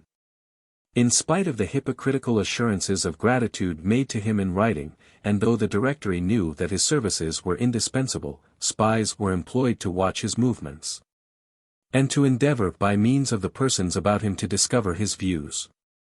Some of the general's friends wrote to him from Paris, and for my part one never ceased repeating to him that the peace, the power of making which he had in his own hands, would render him far more popular than the renewal of hostilities undertaken with all the chances of success and reverse. The signing of the peace, according to his own ideas, and in opposition to those of the Directory, the way in which he just halted at Rastatt, and avoided returning to the Congress, and, finally, his resolution to expatriate himself with an army in order to attempt new enterprises, sprung more than is generally believed from the ruling idea that he was distrusted, and that his ruin was meditated. He often recalled to mind what La Valette had written to him about his conversation with Lequeuille, and all he saw and heard confirmed the impression he had received on this subject. The early appearance of bad weather precipitated his determination. On the 13th of October, at daybreak, on opening my window, I perceived the mountains covered with snow. The previous night had been superb, and the autumn till then promised to be fine and late. I proceeded, as I always did, at 7 o'clock in the morning, to the general's chamber. I woke him, and told him what I had seen. He feigned at first to disbelieve me, then leaped from his bed, ran to the window, and, convinced of the sudden change, he calmly said, "What? Before the middle of October? What a country is this? Well, we must make peace." While he hastily put on his clothes I read the journals to him, as was my daily custom. He paid but little attention to them. Shutting himself up with me in his closet, he reviewed with the greatest care all the returns from the different corps of his army. "Here are," said he, "nearly 80,000 effective men. I feed, I pay them, but I can bring but 60,000 into the field on the day of battle. I shall gain it, but afterwards my force will be reduced 20,000 men, by killed, wounded, and prisoners. Then how oppose all the Austrian forces that will march to the protection of Vienna? It would be a month before the armies of the Rhine could support me, if they should be able. And in a fortnight all the roads and passages will be covered deep with snow. It is settled, I will make peace. Venice shall pay for the expense of the war and the boundary of the Rhine, let the Directory and the lawyers say what they like." He wrote to the Directory in the following words: "The summits of the hills are covered with snow. I cannot, on account of the stipulations agreed to for the recommencement of hostilities, begin before 25 days, and by that time we shall be overwhelmed with snow." 14 years after, another early winter, in a more severe climate, was destined to have a fatal influence on his fortunes. Had he but then exercised equal foresight. It is well known that, by the Treaty of Campo Formio, the two belligerent powers made peace at the expense of the Republic of Venice, which had nothing to do with the quarrel in the first instance, and which only interfered at a late period. Probably against her own inclination, and impelled by the force of inevitable circumstances. But what has been the result of this great political spoliation? A portion of the Venetian territory was adjudged to the Cisalpine Republic, it is now in the possession of Austria. Another considerable portion, and the capital itself, fell to the lot of Austria in compensation for the Belgic provinces and Lombard, which she ceded to France.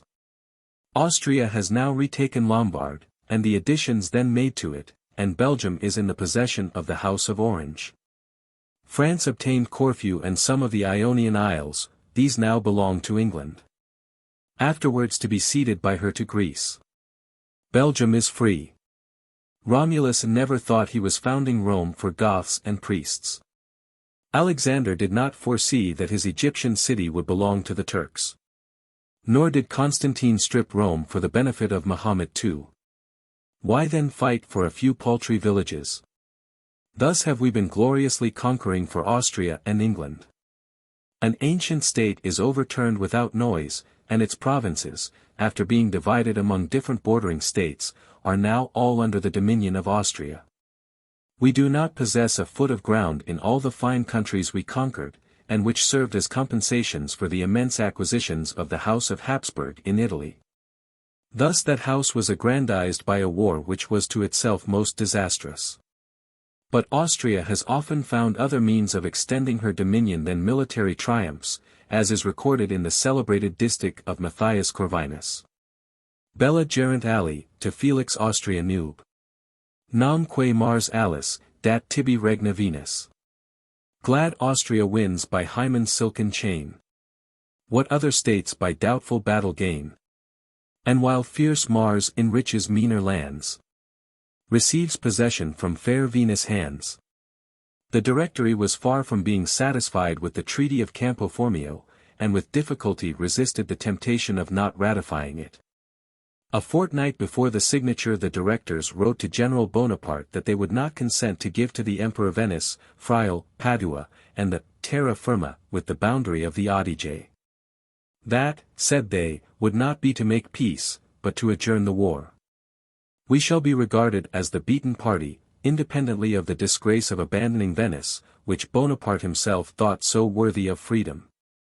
France ought not, and never will wish, to see Italy delivered up to Austria.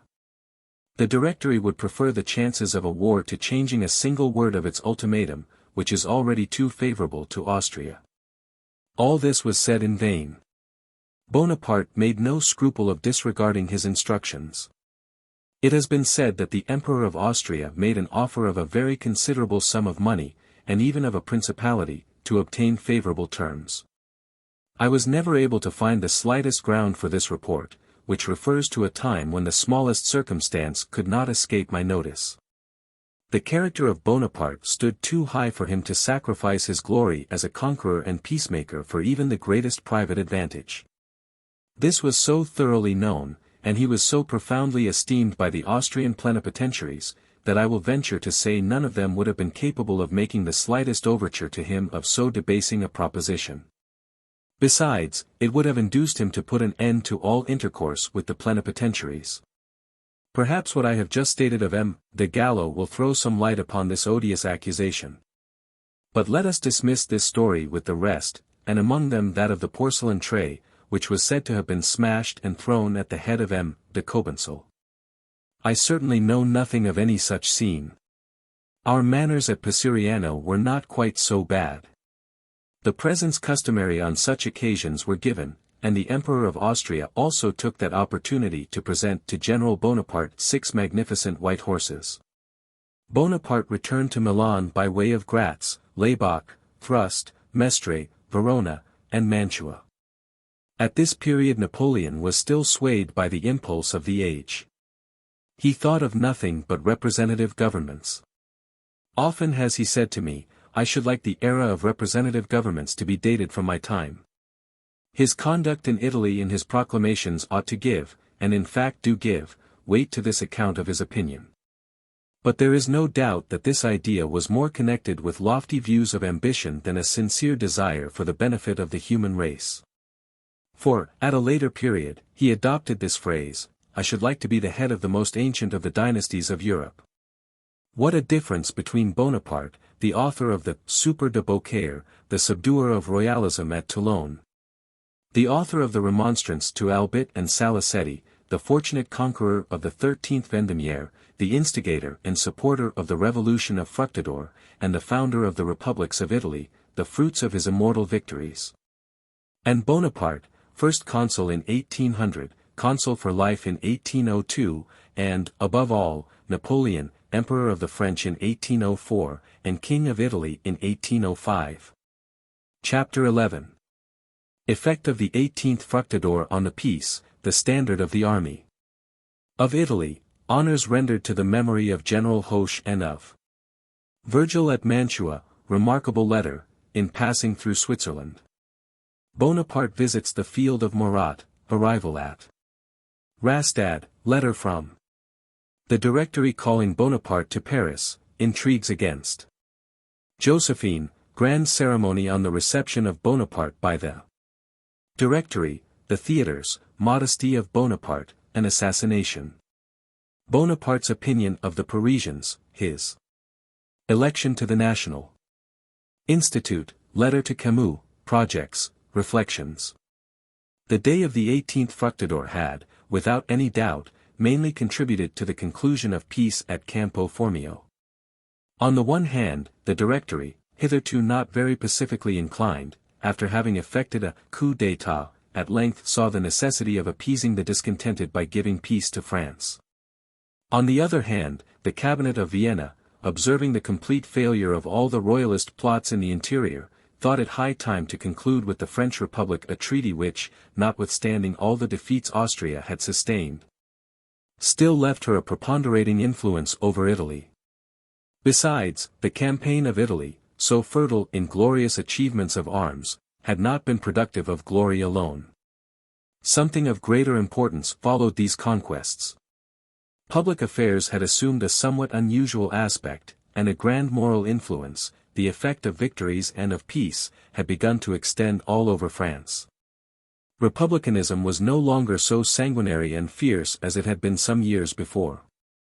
Bonaparte, negotiating with princes and their ministers on a footing of equality, but still with all that superiority to which victory in his genius entitled him, gradually taught foreign courts to be familiar with republican France, and the Republic to cease regarding all states governed by kings as of necessity enemies. In these circumstances the General-in-Chief's departure and his expected visit to Paris excited general attention. The feeble Directory was prepared to submit to the presence of the conqueror of Italy in the capital. It was for the purpose of acting as head of the French legation at the Congress of Rastatt that Bonaparte quitted Milan on the 17th of November. But before his departure he sent to the Directory one of those monuments, the inscriptions on which may generally be considered as fabulous, but which, in this case, were nothing but the truth. This monument was the flag of the Army of Italy, and to General Joubert was assigned the honorable duty of presenting it to the members of the executive government. On one side of the flag were the words, "To the Army of Italy, the grateful country." The other contained an enumeration of the battles fought and places taken, and presented, in the following inscriptions, a simple but striking abridgment of the history of the Italian campaign. 150,000 prisoners, 170 standards. 550 pieces of siege artillery. 600 pieces of field artillery, 5 pontoon equipages, 9 64-gun ships, 12 32-gun frigates, 12 corvettes, 18 galleys, armistice with the King of Sardinia, convention with Genoa. Armistice with the Duke of Parma, armistice with the King of Naples, armistice with the Pope, preliminaries of Leoben, Convention of Montebello with the Republic of Genoa, Treaty of Peace with the Emperor of Germany at Campo Formio. Liberty given to the people of Bologna, Ferrara, Medina. Massa Carrara, La Romagna, Lombard, Brescia, Bergamo, Mantua, Cremona. Part of the Veronese, Chiavenna, Bormio, the Valtelline, the Genoese.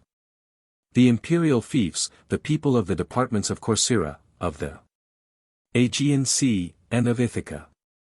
Sent to Paris all the masterpieces of Michelangelo, of Guercino, of Titian, of Paul Veronese, of Correggio, of Albana, of the Carracci, of Raphael, and of Leonardo da Vinci. Thus were recapitulated on a flag, destined to decorate the hall of the public sittings of the Directory, the military deeds of the campaign in Italy, its political results, and the conquest of the monuments of art. Most of the Italian cities looked upon their conqueror as a liberator, such was the magic of the word liberty, which resounded from the Alps to the Apennines. On his way to Mantua the general took up his residence in the palace of the ancient dukes. Bonaparte promised the authorities of Mantua that their department should be one of the most extensive. Impressed on them the necessity of promptly organizing a local militia, and of putting in execution the plans of Mari, the mathematician, for the navigation of the Mincio from Mantua to Peschiera. He stopped 2 days at Mantua, and the morrow of his arrival was devoted to the celebration of a military funeral solemnity, in honor of General Hoche, who had just died. His next object was to hasten the execution of the monument which was erecting to the memory of Virgil. Thus, in one day, he paid honor to France and Italy, to modern and to ancient glory, to the laurels of war and to the laurels of poetry. A person who saw Bonaparte on this occasion for the first time thus described him in a letter he wrote to Paris: "With lively interest and extreme attention I have observed this extraordinary man, who has performed such great deeds, and about whom there is something which seems to indicate that his career is not yet terminated. I found him very like his portraits, little, thin, pale, with an air of fatigue, but not of ill health, as has been reported of him. He appears to me to listen with more abstraction than interest, and that he was more occupied with what he was thinking of than with what was said to him. There is great intelligence in his countenance, along with which may be marked an air of habitual meditation, which reveals nothing of what is passing within. In that thinking head, in that bold mind, it is impossible not to believe that some daring designs are engendering which will have their influence in the destinies of Europe." From the last phrase, in particular, of this letter, one might suspect that it was written after Bonaparte had made his name feared throughout Europe.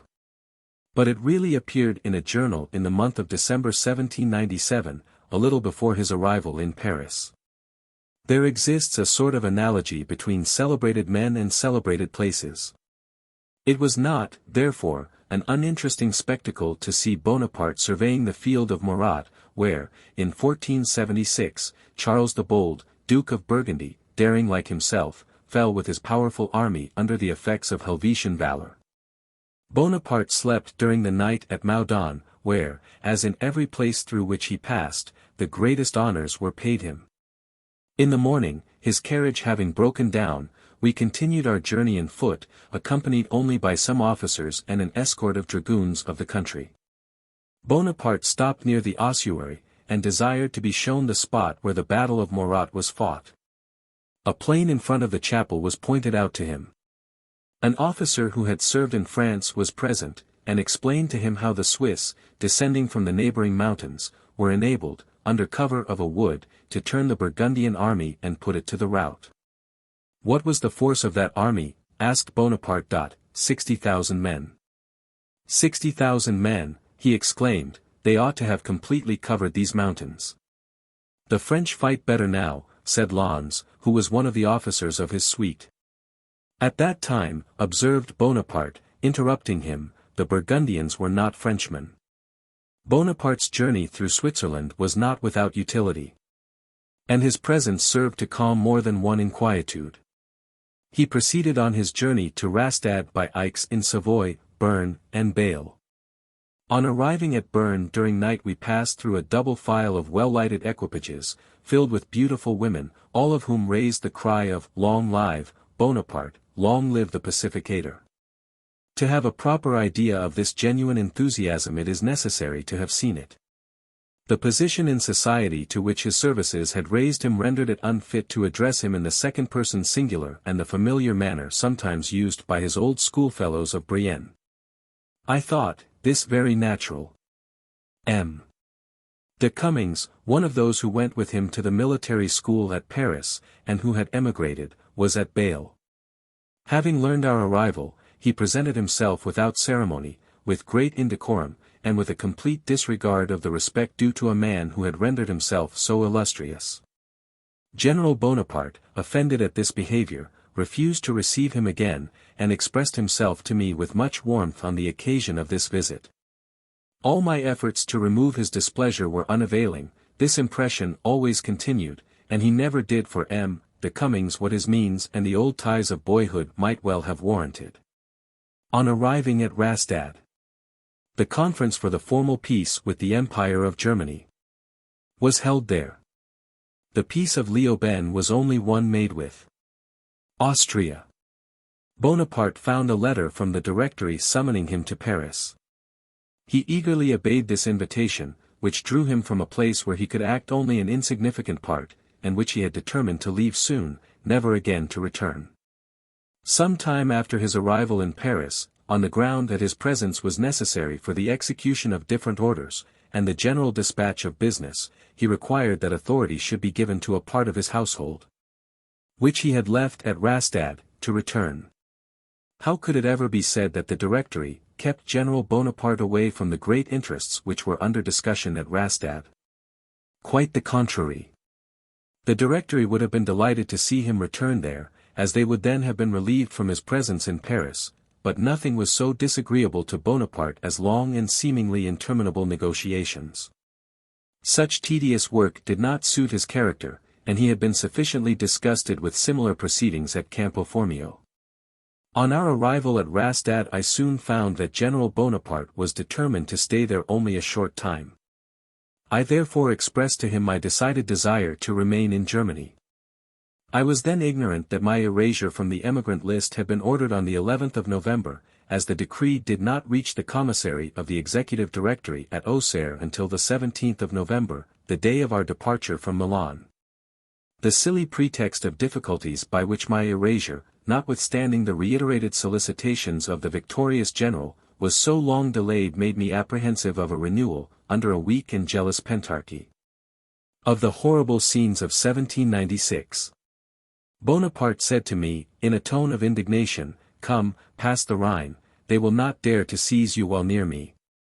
I answer for your safety."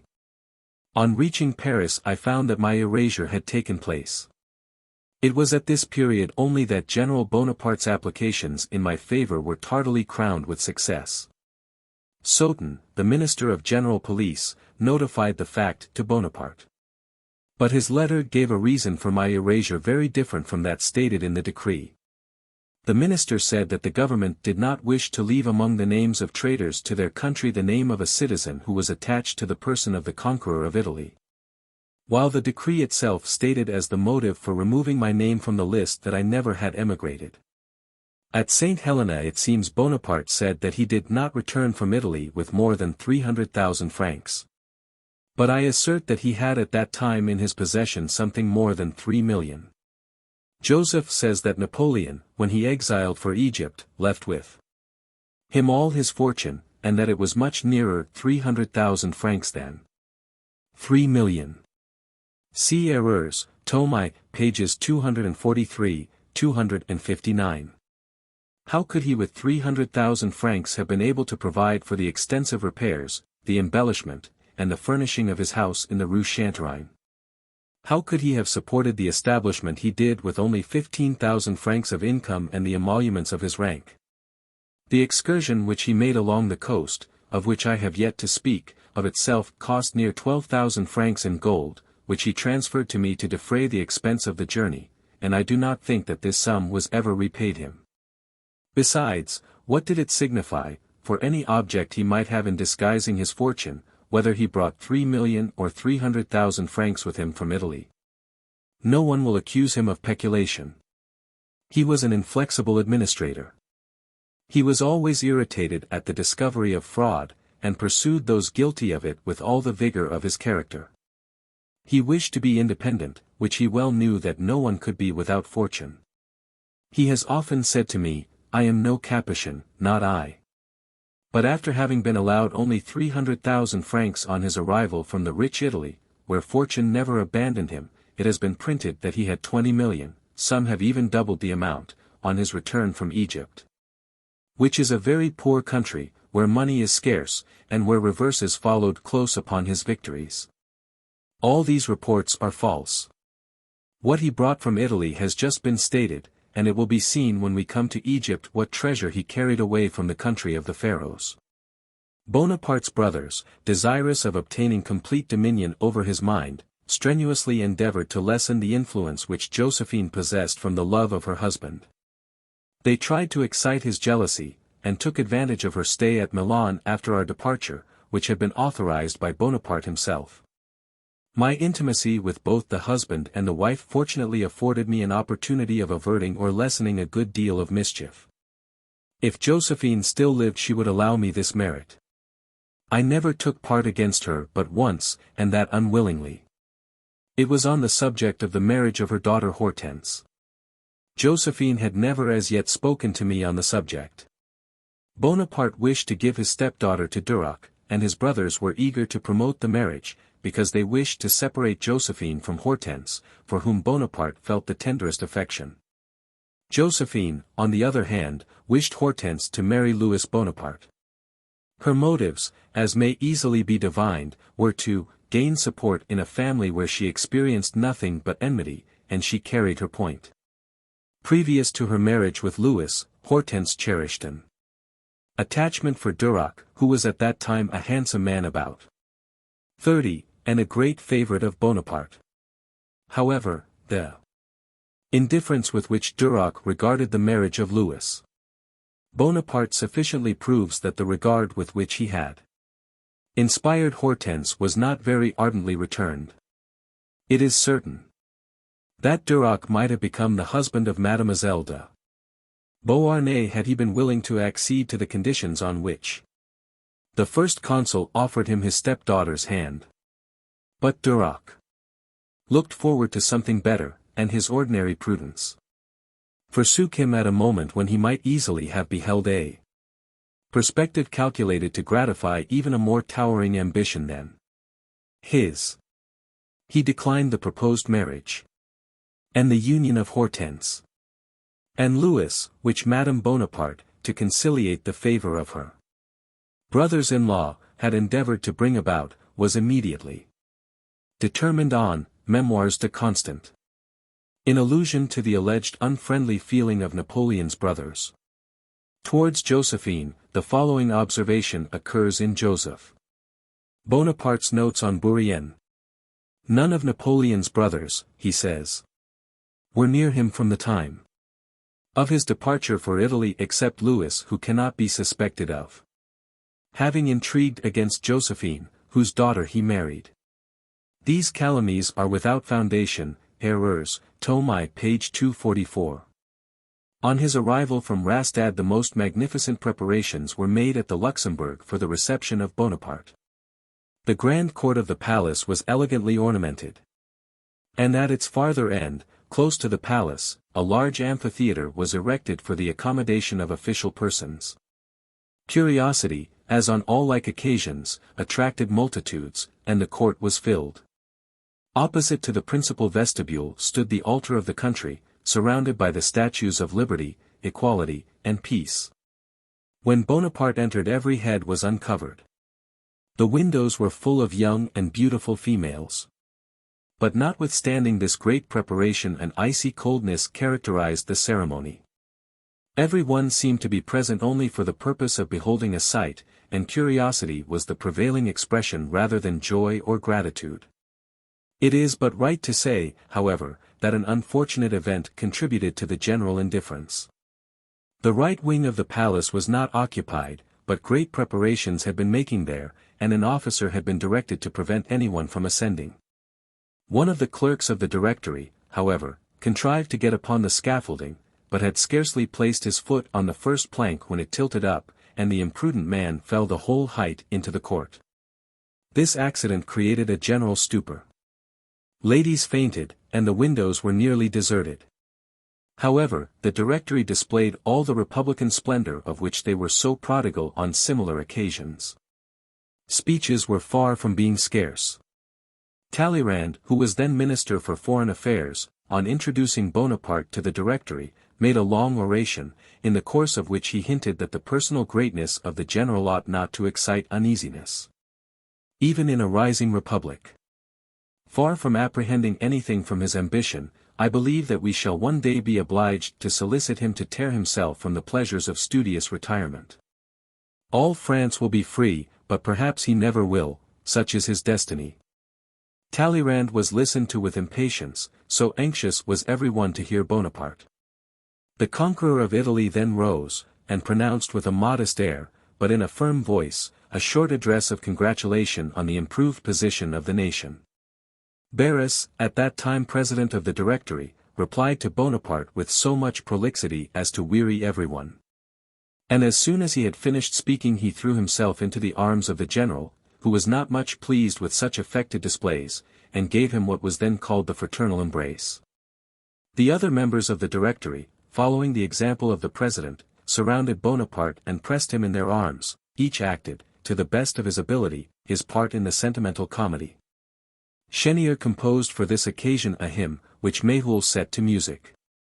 A few days after an opera was produced, bearing the title of the Fall of Carthage, which was meant as an allusion to the anticipated exploits of the conqueror of Italy, recently appointed to the command of the Army of England.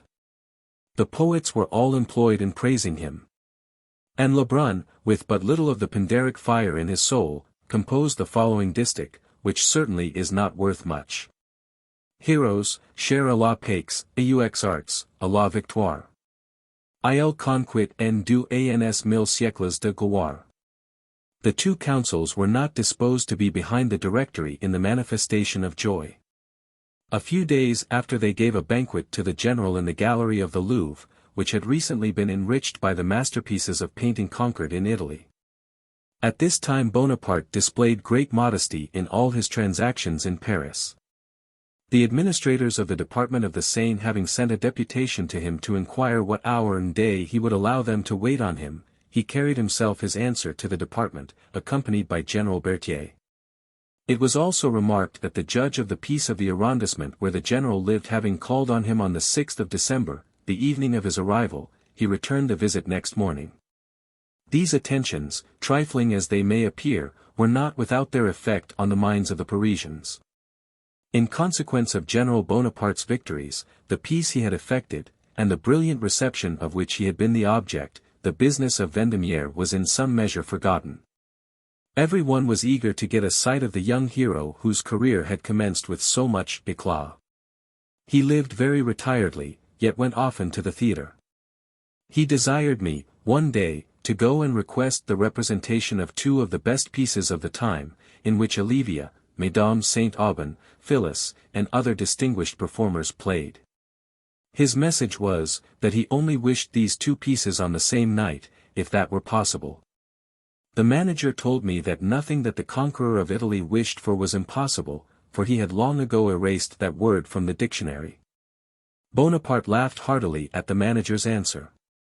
When we went to the theatre he seated himself, as usual, in the back of the box, behind Madame Bonaparte, making me sit by her side. The pit and boxes, however, soon found out that he was in the house, and loudly called for him.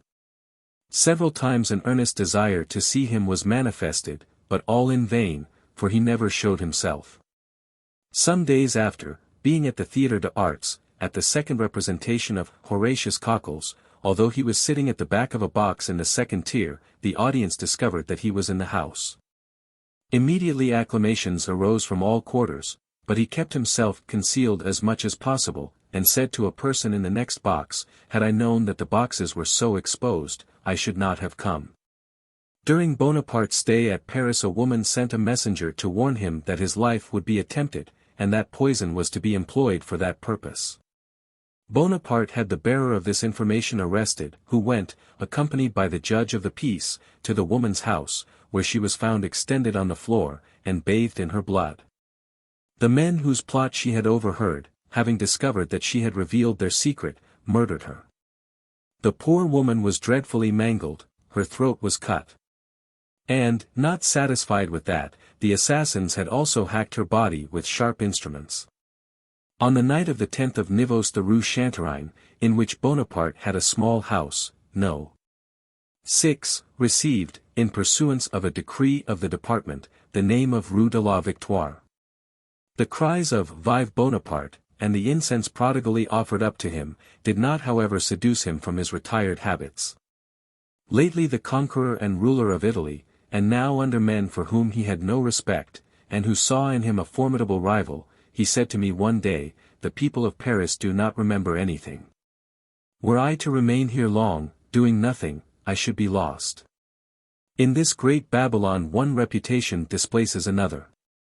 Let me be seen but 3 times at the theatre and I shall no longer excite attention, so I shall go there but seldom."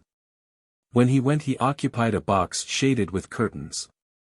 The manager of the opera wished to get up a special performance in his honor, but he declined the offer. When I observed that it must be agreeable to him to see his fellow citizens so eagerly running after him, he replied, "Bah! The people would crowd as fast to see me if I were going to the scaffold." A similar remark made to William III. On his landing at Brixham. elicited the comment, like the Jews, who cried one day, Hosanna. And the next, crucify him. Crucify him. On the 28th of December Bonaparte was named a member of the Institute, in the class of the Sciences and Arts. Napoleon seems to have really considered this nomination as a great honor. He was fond of using the title in his proclamations. And to the last the allowance attached to the appointment figured in the imperial accounts. He replaced Carnot, the exiled director. He showed a deep sense of this honor, and wrote the following letter to Camus. The President of the class. Citizen President, the suffrage of the distinguished men who compose the Institute confers a high honor on me. I feel well assured that, before I can be their equal, I must long be their scholar. If there were any way more expressive than another of making known my esteem for you, I should be glad to employ it. True conquests, the only ones which leave no regret behind them, are those which are made over ignorance. The most honorable, as well as the most useful, occupation for nations is the contributing to the extension of human knowledge. The true power of the French Republic should henceforth be made to consist in not allowing a single new idea to exist without making it part of its property. Bonaparte. The general now renewed, though unsuccessfully, the attempt he had made before the 18th Fructidor to obtain a dispensation of the age necessary for becoming a director. Perceiving that the time was not yet favorable for such a purpose, he said to me, on the 29th of January, 1798, Bourrienne, I do not wish to remain here, there is nothing to do. They are unwilling to listen to anything. I see that if I linger here, I shall soon lose myself. Everything wears out here, my glory has already disappeared. This little Europe does not supply enough of it for me. I must seek it in the East, the fountain of glory. However, I wish first to make a tour along the coast, to ascertain by my own observation what may be attempted. I will take you, Lons, and Sulkowski, with me. If the success of a descent on England appear doubtful, as I suspect it will, the army of England shall become the army of the East, and I will go to Egypt. This and other conversations give a correct insight into his character. He always considered war and conquest as the most noble and inexhaustible source of that glory which was the constant object of his desire. He revolted at the idea of languishing in idleness at Paris, while fresh laurels were growing for him in distant climes.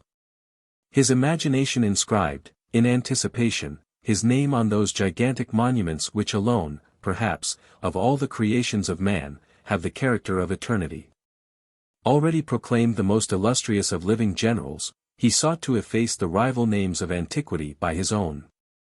If Caesar fought 50 battles, he longed to fight 100, if Alexander left Macedon to penetrate to the temple of Ammon, he wished to leave Paris to travel to the cataracts of the Nile. While he was thus to run a race with fame, events would, in his opinion, so proceed in France as to render his return necessary and opportune. His place would be ready for him, and he should not come to claim it a forgotten or unknown man. Chapter 12. 1798. Bonaparte's departure from Paris, his return, the Egyptian expedition projected, M.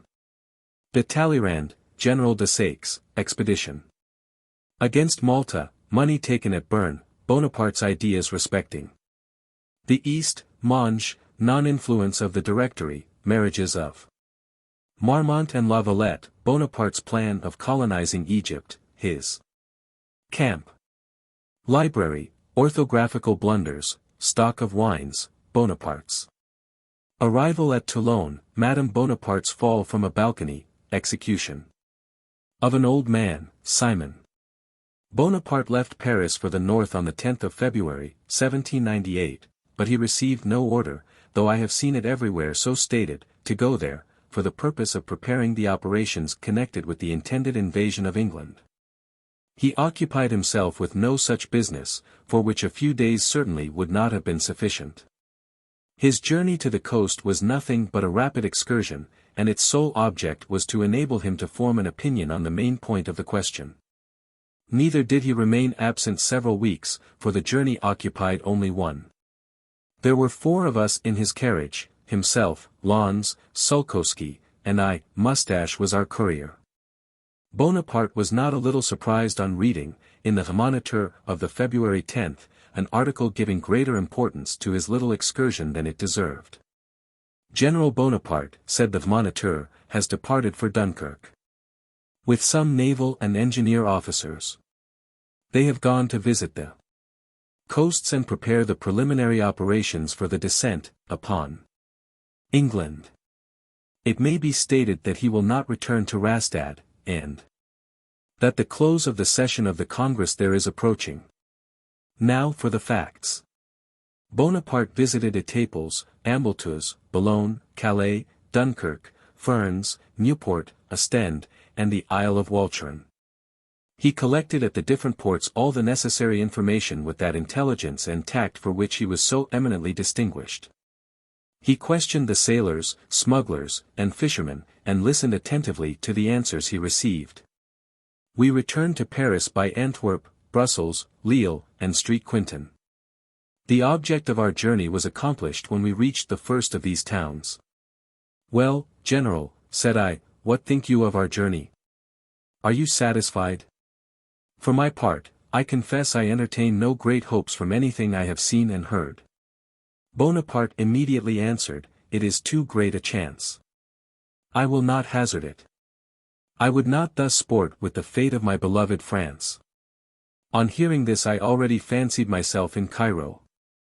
On his return to Paris Bonaparte lost no time in setting on foot the military and scientific preparations for the projected expedition to the banks of the Nile, respecting which such incorrect statements have appeared. It had long occupied his thoughts, as the following facts will prove. In the month of August 1797 he wrote, that the time was not far distant when we should see that, to destroy the power of England effectually, it would be necessary to attack Egypt. In the same month he wrote to Talleyrand, who had just succeeded Charles de la Croix as Minister of Foreign Affairs, that it would be necessary to attack Egypt, which did not belong to the Grand Signior. Talleyrand replied, that his ideas respecting Egypt were certainly grand, and that their utility could not fail to be fully appreciated. He concluded by saying he would write to him at length on the subject. History will speak as favorably of M. de Talleyrand as his contemporaries have spoken ill of him. When a statesman, throughout a great, long, and difficult career, makes and preserves a number of faithful friends, and provokes but few enemies, it must be acknowledged that his character is honorable and his talent profound. And that his political conduct has been wise and moderate. It is impossible to know M. de Talleyrand without admiring him. All who have that advantage, no doubt, judge him as I do. In the month of November of the same year Bonaparte sent Puisielgue, under the pretense of inspecting the ports of the Levant, to give the finishing stroke to the meditated expedition against Malta. General de Saix, whom Bonaparte had made the confidant of all his plans at their interview in Italy after the preliminaries of Leoben, wrote to him from Affenburg, on his return to Germany, that he regarded the fleet of Corfu with great interest. "If ever," said he, "it should be engaged in the grand enterprises of which I have heard you speak, do not, I beseech you, forget me." Bonaparte was far from forgetting him. The Directory at first disapproved of the expedition against Malta, which Bonaparte had proposed long before the Treaty of Campo Formio was signed. The expedition was decided to be impossible, for Malta had observed strict neutrality, and had on several occasions even assisted our ships and seamen. Thus we had no pretext for going to war with her. It was said, too, that the legislative body would certainly not look with a favorable eye on such a measure. This opinion, which, however, did not last long, vexed Bonaparte. It was one of the disappointments which made him give a rough welcome to Bottot, Barras' agent, at the commencement of October 1797. In the course of an animated conversation he said to Bottot, shrugging his shoulders, "Mon Dieu! Malta is for sale." Some time after he himself was told that great importance was attached to the acquisition of Malta, and that he must not suffer it to escape. At the latter end of September 1797 Talleyrand, then Minister of Foreign Affairs, wrote to him that the Directory authorized him to give the necessary orders to Admiral Brueys for taking Malta. He sent Bonaparte some letters for the island, because Bonaparte had said it was necessary to prepare the public mind for the event. Bonaparte exerted himself night and day in the execution of his projects. I never saw him so active. He made himself acquainted with the abilities of the respective generals, and the force of all the army corps. Orders and instructions succeeded each other with extraordinary rapidity. If he wanted an order of the Directory he ran to the Luxembourg to get it signed by one of the directors. Merlin de Douai was generally the person who did him this service, for he was the most constant at his post. Lagarde, the Secretary-General, did not countersign any document relative to this expedition, Bonaparte not wishing him to be informed of the business. He transmitted to Toulon the money taken at Bern, which the Directory had placed at his disposal.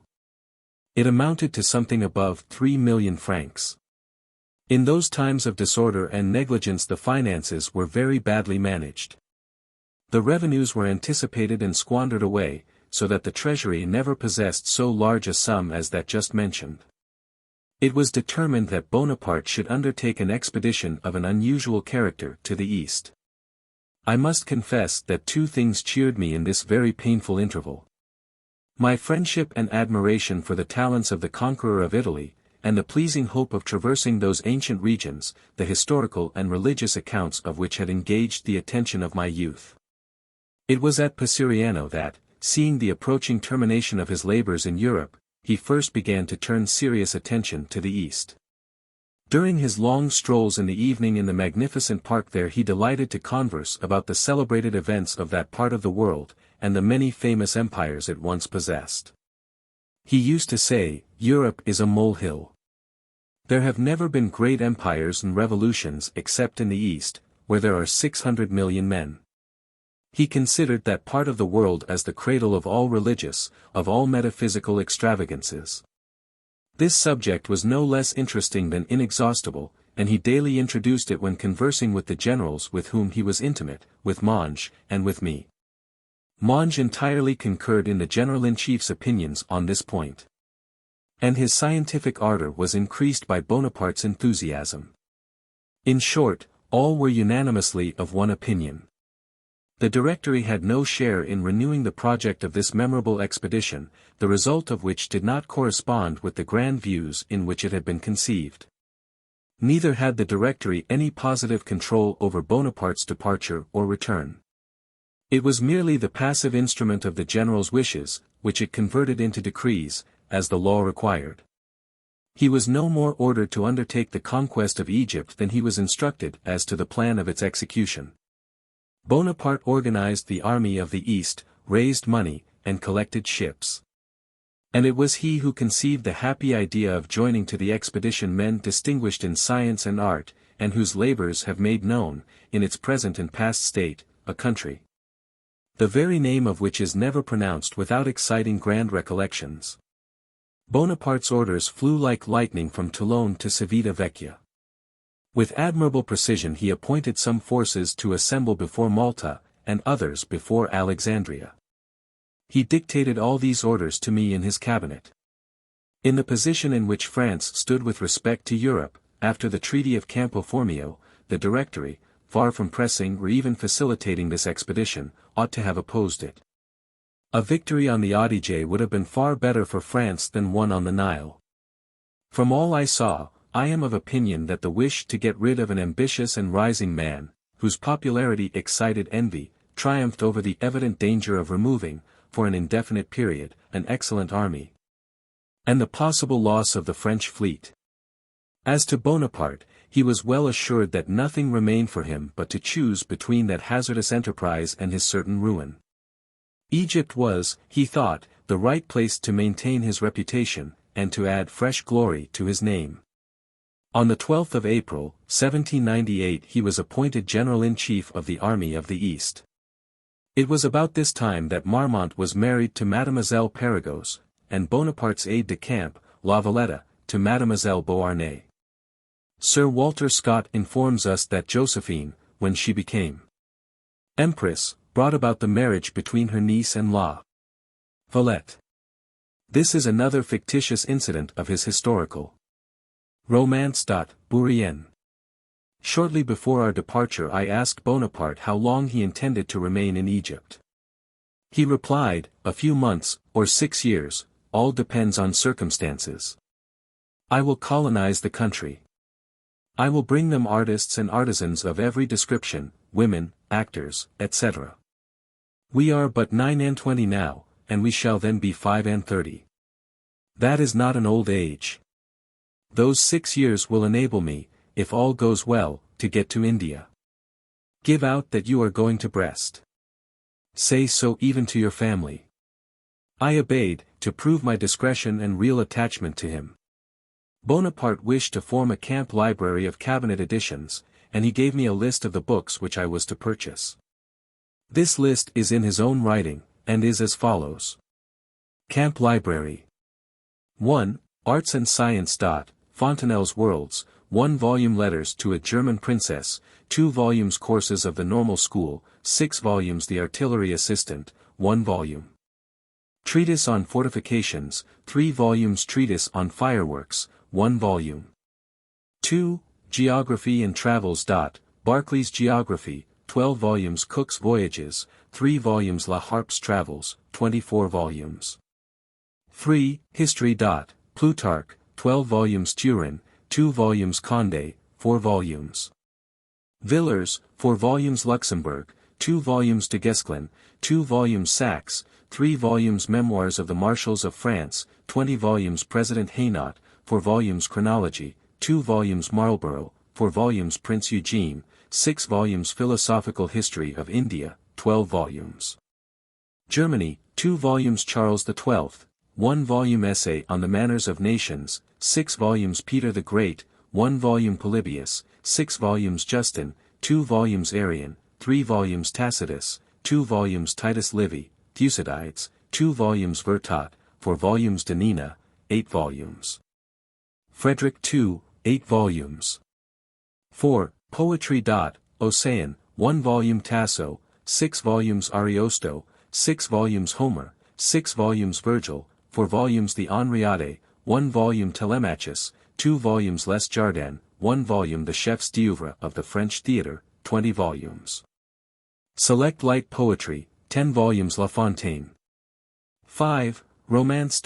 Voltaire, 4 volumes Heloise, 4 volumes Werther, 1 volume Marmontel, 4 volumes English Novels, 40 volumes Le Sage, 10 volumes Prévost, 10 volumes. 6. Politics and Morals. The Old Testament. The New Testament. The Quran. The VIII. Mythology. Montesquieu. The Esprit de Lois. It will be observed that he classed the books of the religious creeds of nations under the head of politics. The autograph copy of the above list contains some of those orthographical blunders which Bonaparte so frequently committed. Whether these blunders are attributable to the limited course of instruction he received at Brienne, to his hasty writing, the rapid flow of his ideas, or the little importance he attached to that indispensable condition of polite education, I know not. Knowing so well as he did the authors and generals whose names appear in the above list, it is curious that he should have written Duskling for de Guesclin, and Ocean for Ossian. The latter mistake would have puzzled me not a little had I not known his predilection for the Caledonian bard. Before his departure Bonaparte laid in a considerable stock of Burgundy. It was supplied by a man named James, of Dijon. I may observe that on this occasion we had an opportunity of ascertaining that good Burgundy, well racked off, and in casks hermetically sealed, does not lose its quality on a sea voyage. Several cases of this Burgundy twice crossed the desert of the Isthmus of Suez on camels' backs. We brought some of it back with us to Frejus, and it was as good as when we departed. James went with us to Egypt. During the remainder of our stay in Paris nothing occurred worthy of mention, with the exception of a conversation between Bonaparte and me some days before our departure for Toulon. He went with me to the Luxembourg to get signatures to the official papers connected with his expedition. He was very silent. As we passed through the Rue Saint-Anne I asked him, with no other object than merely to break a long pause, whether he was still determined to quit France. He replied, "Yes, I have tried everything. They do not want me," probably alluding to the office of director.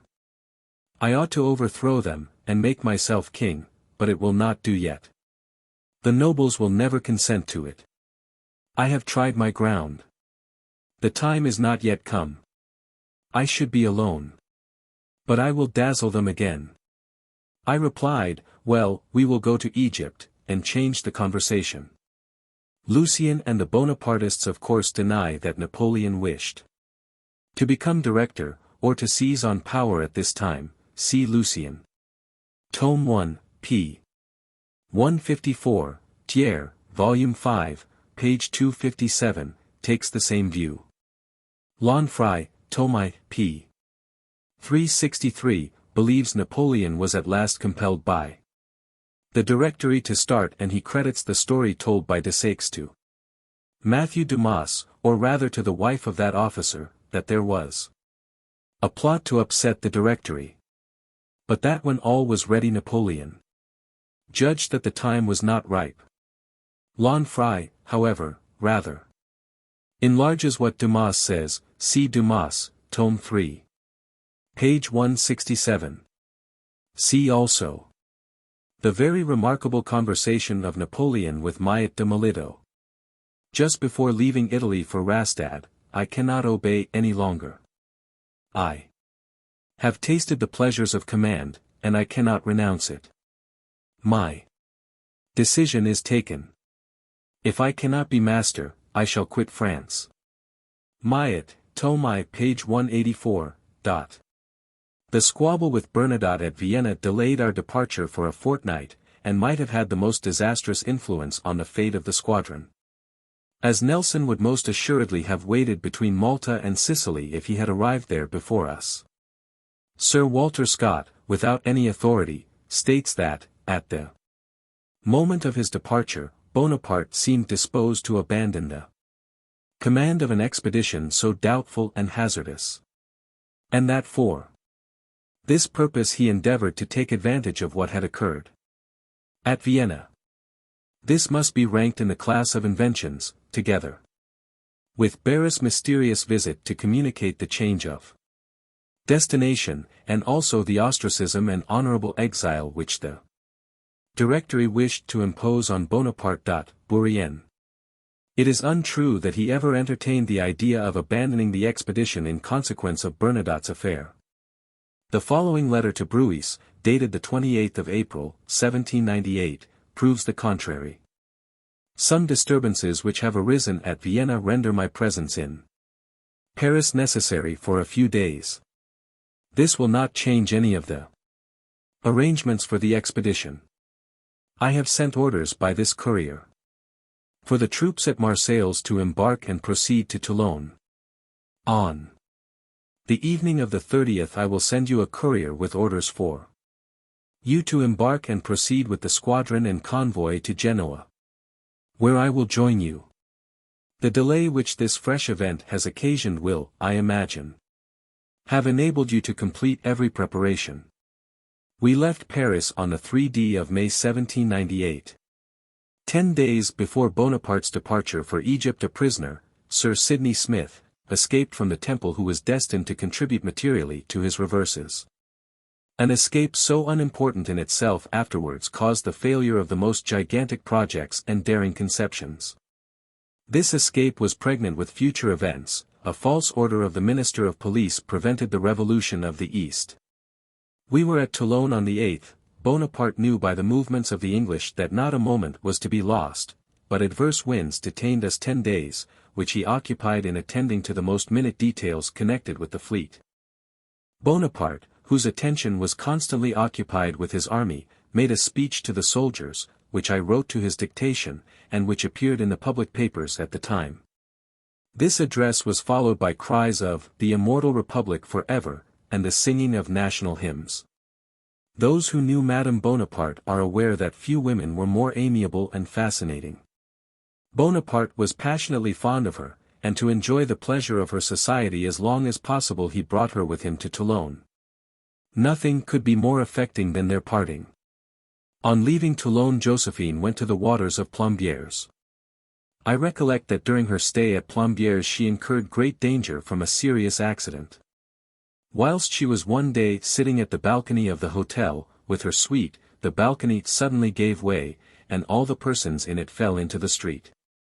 Madame Bonaparte was much hurt, but no serious consequences ensued. Bonaparte had scarcely arrived at Toulon when he heard that the law for the death of emigrants was enforced with frightful rigor, and that but recently an old man, upwards of 80, had been shot. Indignant at this barbarity, he dictated to me, in a tone of anger, the following letter. Headquarters Toulon. 27th Floreal, Year 6. May 16, 1798. Bonaparte, member of the National Institute, to the military. Commissioners of the 9th Division, established by the law of the 19th Fructidor. I have learned, citizens, with deep regret, that an old man, between 70 and 80 years of age, and some unfortunate women, in a state of pregnancy, or surrounded with children of tender age, have been shot on the charge of emigration. Have the soldiers of liberty become executioners? Can the mercy which they have exercised even in the fury of battle be extinct in their hearts?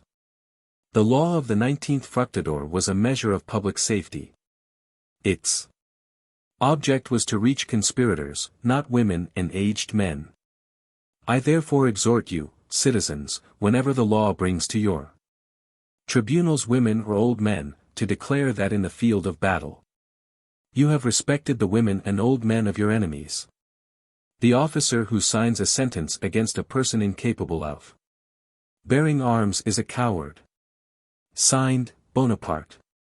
This letter saved the life of an unfortunate man who came under the description of persons to whom Bonaparte referred. The tone of this note shows what an idea he already entertained of his power. He took upon him, doubtless from the noblest motives, to step out of his way to interpret and interdict the execution of a law, atrocious, it is true, but which even in those times of weakness, disorder, and anarchy was still a law. In this instance, at least, the power of his name was nobly employed.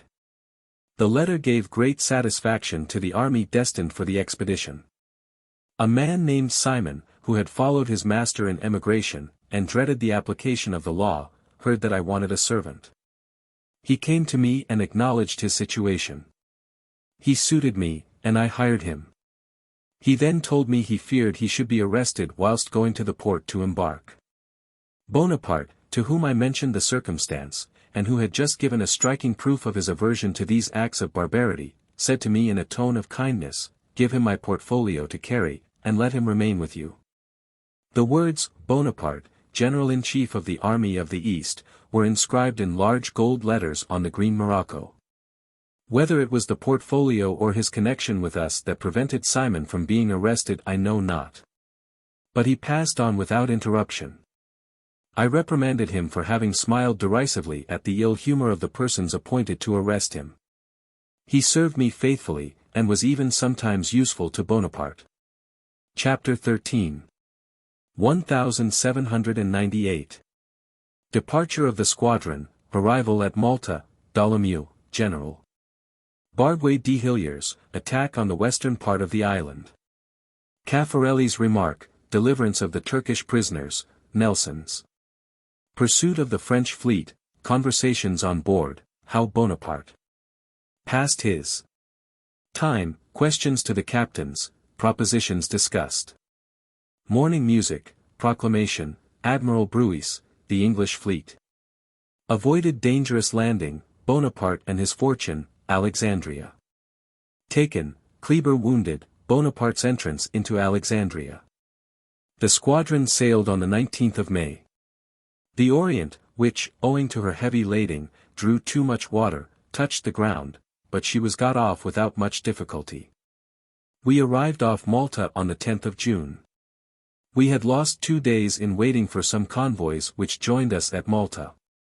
The intrigues throughout Europe had not succeeded in causing the ports of that island to be opened to us immediately on our arrival. Bonaparte expressed much displeasure against the persons sent from Europe to arrange measures for that purpose. One of them, however, M. Dolomieu, had caused to repent his mission, which occasioned him to be badly treated by the Sicilians. M.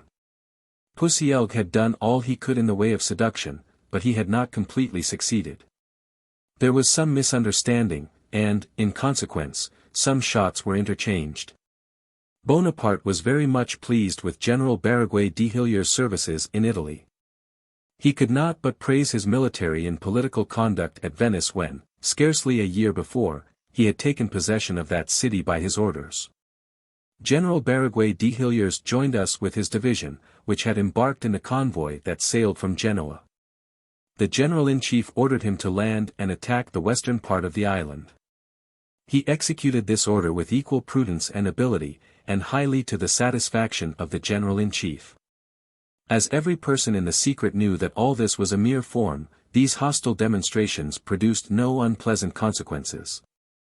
We wished to save the honor of the knights, that was all. For no one who has seen Malta can imagine that an island surrounded with such formidable and perfect fortifications would have surrendered in 2 days to a fleet which was pursued by an enemy. The impregnable fortress of Malta is so secure against a coup de main that General Caffarelli, after examining its fortifications, said to the general-in-chief, in my presence, "Upon my word, General, it is luck, there is some one in the town to open the gates for us." By comparing the observation of General Caffarelli with what has been previously stated respecting the project of the expedition to Egypt and Malta, an idea may be formed of the value of Bonaparte's assertion at St. Helena. The capture of Malta was not owing to private intrigues, but to the sagacity of the commander-in-chief. I took Malta when I was in Mantua. It is not the less true, however, that I wrote, by his dictation, a mass of instructions for private intrigues. Napoleon also said to another noble companion of his exile at St. Helena, Malta certainly possessed vast physical means of resistance, but no moral means. The knights did nothing dishonorable, nobody is obliged to do impossibilities. No, but they were sold, the capture of Malta was assured before we left Toulon. The general-in-chief proceeded to that part of the port where the Turks made prisoners by the knights were kept. The disgusting galleys were emptied of their occupants, the same principles which, a few days after, formed the basis of Bonaparte's proclamation to the Egyptians, guided him in this act of reason and humanity. He walked several times in the gardens of the Grand Master. They were in beautiful order, and filled with magnificent orange trees.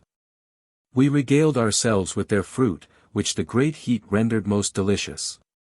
On the 19th of June, after having settled the government and defense of the island, the general left Malta, which he little dreamed he had taken for the English, who have very badly requited the obligation. Many of the knights followed Bonaparte and took civil and military appointments.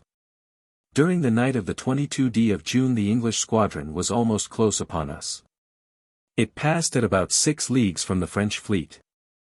Nelson, who learned the capture of Malta at Messina on the day we left the island, sailed direct for Alexandria, without proceeding into the north.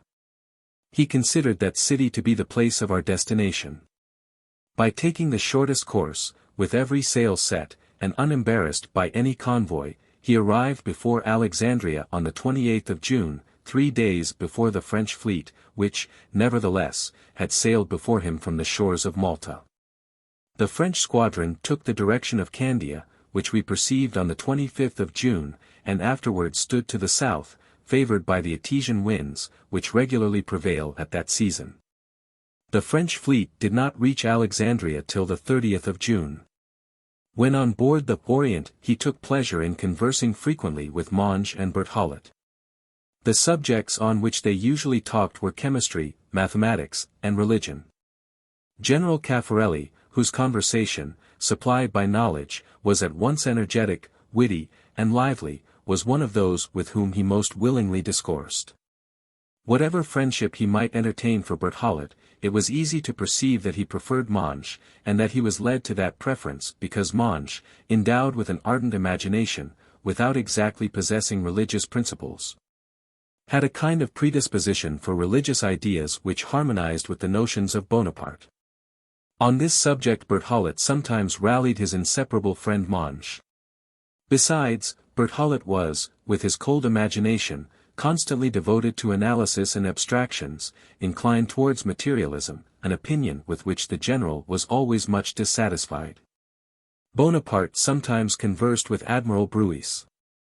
His object was always to gain information respecting the different maneuvers, and nothing astonished the admiral more than the sagacity of his questions. I recollect that one day, Bonaparte having asked Bruys in what manner the hammocks were disposed of when clearing for action, he declared, after he had received an answer, that if the case should occur he would order every one to throw his baggage overboard. He passed a great part of his time in his cabin, lying on a bed, which, swinging on a kind of casters, alleviated the severity of the sea-sickness from which he frequently suffered much when the ship rolled. I was almost always with him in his cabin, where I read to him some of the favorite works which he had selected for his camp library. He also frequently conversed, for hours together, with the captains of the vessels which he hailed. He never failed to ask whence they came. What was their destination? What ships they had met? What course they had sailed? His curiosity being thus satisfied, he allowed them to continue their voyage, after making them promise to say nothing of having seen the French squadron. Whilst we were at sea he seldom rose before 10 o'clock in the morning. The Orient had the appearance of a populous town, from which women had been excluded, and this floating city was inhabited by 2,000 individuals, amongst whom were a great number of distinguished men. Bonaparte every day invited several persons to dine with him, besides Bruys, Berthier, the colonels, and his ordinary household, who were always present at the table of the general-in-chief. When the weather was fine he went up to the quarter-deck, which, from its extent, formed a grand promenade. I recollect once that when walking the quarter-deck with him whilst we were in Sicilian waters I thought I could see the summits of the Alps beautifully lighted by the rays of the setting sun. Bonaparte laughed much, and joked me about it. He called Admiral Bruys, who took his telescope and soon confirmed my conjecture. The Alps. At the mention of that word by the Admiral I think I can see Bonaparte still. He stood for a long time motionless. Then, suddenly bursting from his trance, exclaimed, "No! I cannot behold the land of Italy without emotion. There is the East, and there I go, a perilous enterprise invites me. Those mountains command the plains where I so often had the good fortune to lead the French to victory. With them we will conquer again." One of Bonaparte's greatest pleasures during the voyage was, after dinner, to fix upon 3 or 4 persons to support a proposition and as many to oppose it. He had an object in view by this. These discussions afforded him an opportunity of studying the minds of those whom he had an interest in knowing well. In order that he might afterwards confide to each the functions for which he possessed the greatest aptitude, it will not appear singular to those who have been intimate with Bonaparte, that in these intellectual contests he gave the preference to those who had supported an absurd proposition with ability over those who had maintained the cause of reason.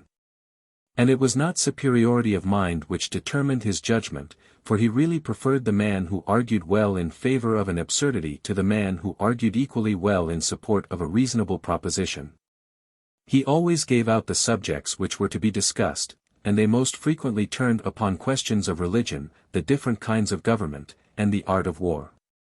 One day he asked whether the planets were inhabited. On another, what was the age of the world. Then he proposed to consider the probability of the destruction of our globe either by water or fire, at another time, the truth or fallacy of presentiments, and the interpretation of dreams.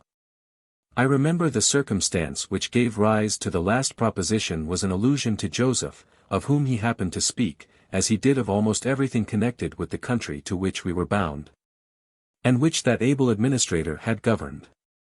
No country came under Bonaparte's observation without recalling historical recollections to his mind. On passing the island of Candia his imagination was excited, and he spoke with enthusiasm of ancient Crete and the Colossus, whose fabulous renown has surpassed all human glories.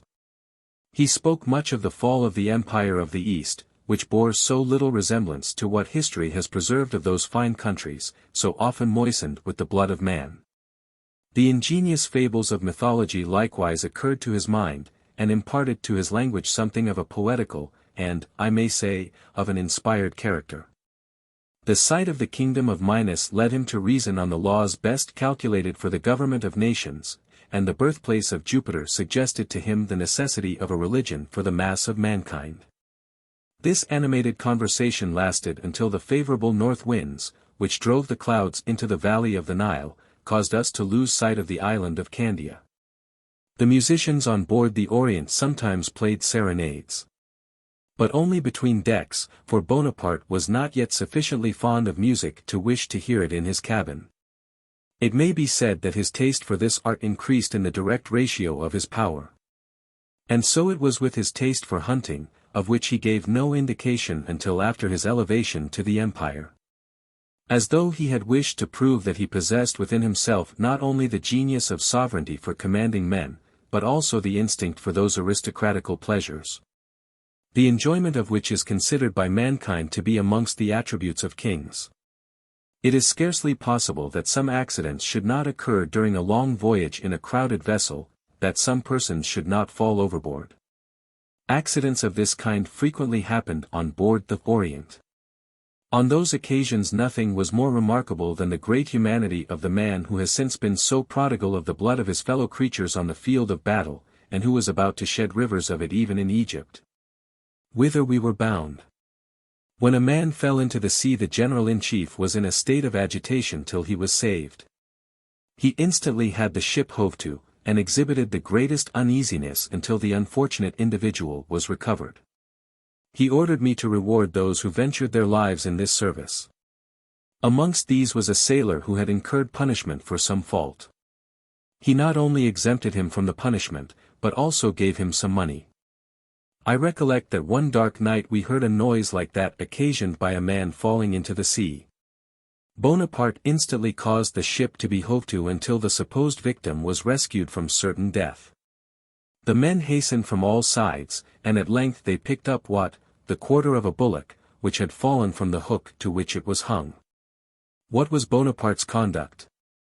He ordered me to reward the sailors who had exerted themselves in this occasion even more generously than usual, saying, "It might have been a sailor, and these brave fellows have shown as much activity and courage as if it had." After the lapse of 30 years all these things are as fresh in my recollection as if they were passing at the present moment. In this manner Bonaparte employed his time on board the Orient during the voyage, and it was also at this time that he dictated to me the following proclamation. Headquarters on board the Orient. The 4th Messidor, Year 6. Bonaparte, Member of the National Institute. General-in-Chief. Soldiers, you are about to undertake a conquest the effects of which on civilization and commerce are incalculable. The blow you are about to give to England will be the best aimed, and the most sensibly felt, she can receive until the time arrive when you can give her her death blow. We must make some fatiguing marches, we must fight several battles. We shall succeed in all we undertake. The destinies are with us. The Mameluke Beys who favor exclusively English commerce, whose extortions oppress our merchants, and who tyrannize over the unfortunate inhabitants of the Nile, a few days after our arrival, will no longer exist. The people amongst whom we are going to live are Mohammedans. The first article of their faith is this: there is no God but God, and Muhammad is his prophet. Do not contradict them. Behave to them as you have behaved to the Jews, to the Italians. Pay respect to their muftis and their imams, as you did to the rabbis and the bishops. Extend to the ceremonies prescribed by the Quran and to the mosques the same toleration which you showed to the synagogues, to the religion of Moses and of Jesus Christ. The Roman legions protected all religions. You will find here customs different from those of Europe. You must accommodate yourselves to them. The people amongst whom we are to mix differ. From us in the treatment of women, but in all countries he who violates is a monster. Pillage enriches only a small number of men. It dishonors us, it destroys our resources, it converts into enemies the people whom it is our interest to have for friends. The first town we shall come to was built by Alexander. At every step we shall meet with grand recollections, worthy of exciting the emulation of Frenchmen. Bonaparte. During the voyage, and particularly between Malta and Alexandria, I often conversed with the brave and unfortunate Admiral Bruis. The intelligence we heard from time to time augmented his uneasiness. I had the good fortune to obtain the confidence of this worthy man. He complained bitterly of the imperfect manner in which the fleet had been prepared for sea, of the encumbered state of the ships of the line and frigates, and especially of the Orient, of the great number of transports, of the bad outfit of all the ships and the weakness of their crews. He assured me that it required no little courage to undertake the command of a fleet so badly equipped, and he often declared, that in the event of our falling in with the enemy, he could not answer for the consequences. The encumbered state of the vessels, the immense quantity of civic and military baggage which each person had brought, and would wish to save, would render proper maneuvers impracticable. In case of an attack, added Bruis, even by an inferior squadron, the confusion and disorder amongst so great a number of persons would produce an inevitable catastrophe. Finally, if the English had appeared with 10 vessels only, the admiral could not have guaranteed a fortunate result. He considered victory to be a thing that was impossible, and even with a victory, what would have become of the expedition? God send, he said, with a sigh, that we may pass the English without meeting them. He appeared to foresee what did afterwards happen to him, not in the open sea, but in a situation which he considered much more favorable to his defense. On the morning of the 1st of July the expedition arrived off the coast of Africa, and the column of Septimus Severus pointed out to us the city of Alexandria.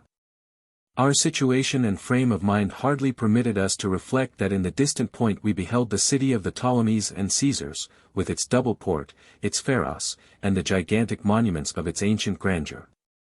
Our imaginations did not rise to this pitch. Admiral Bruis had sent on before the frigate Juno to fetch M. Magellan, the French consul. It was near 4 o'clock when he arrived, and the sea was very rough.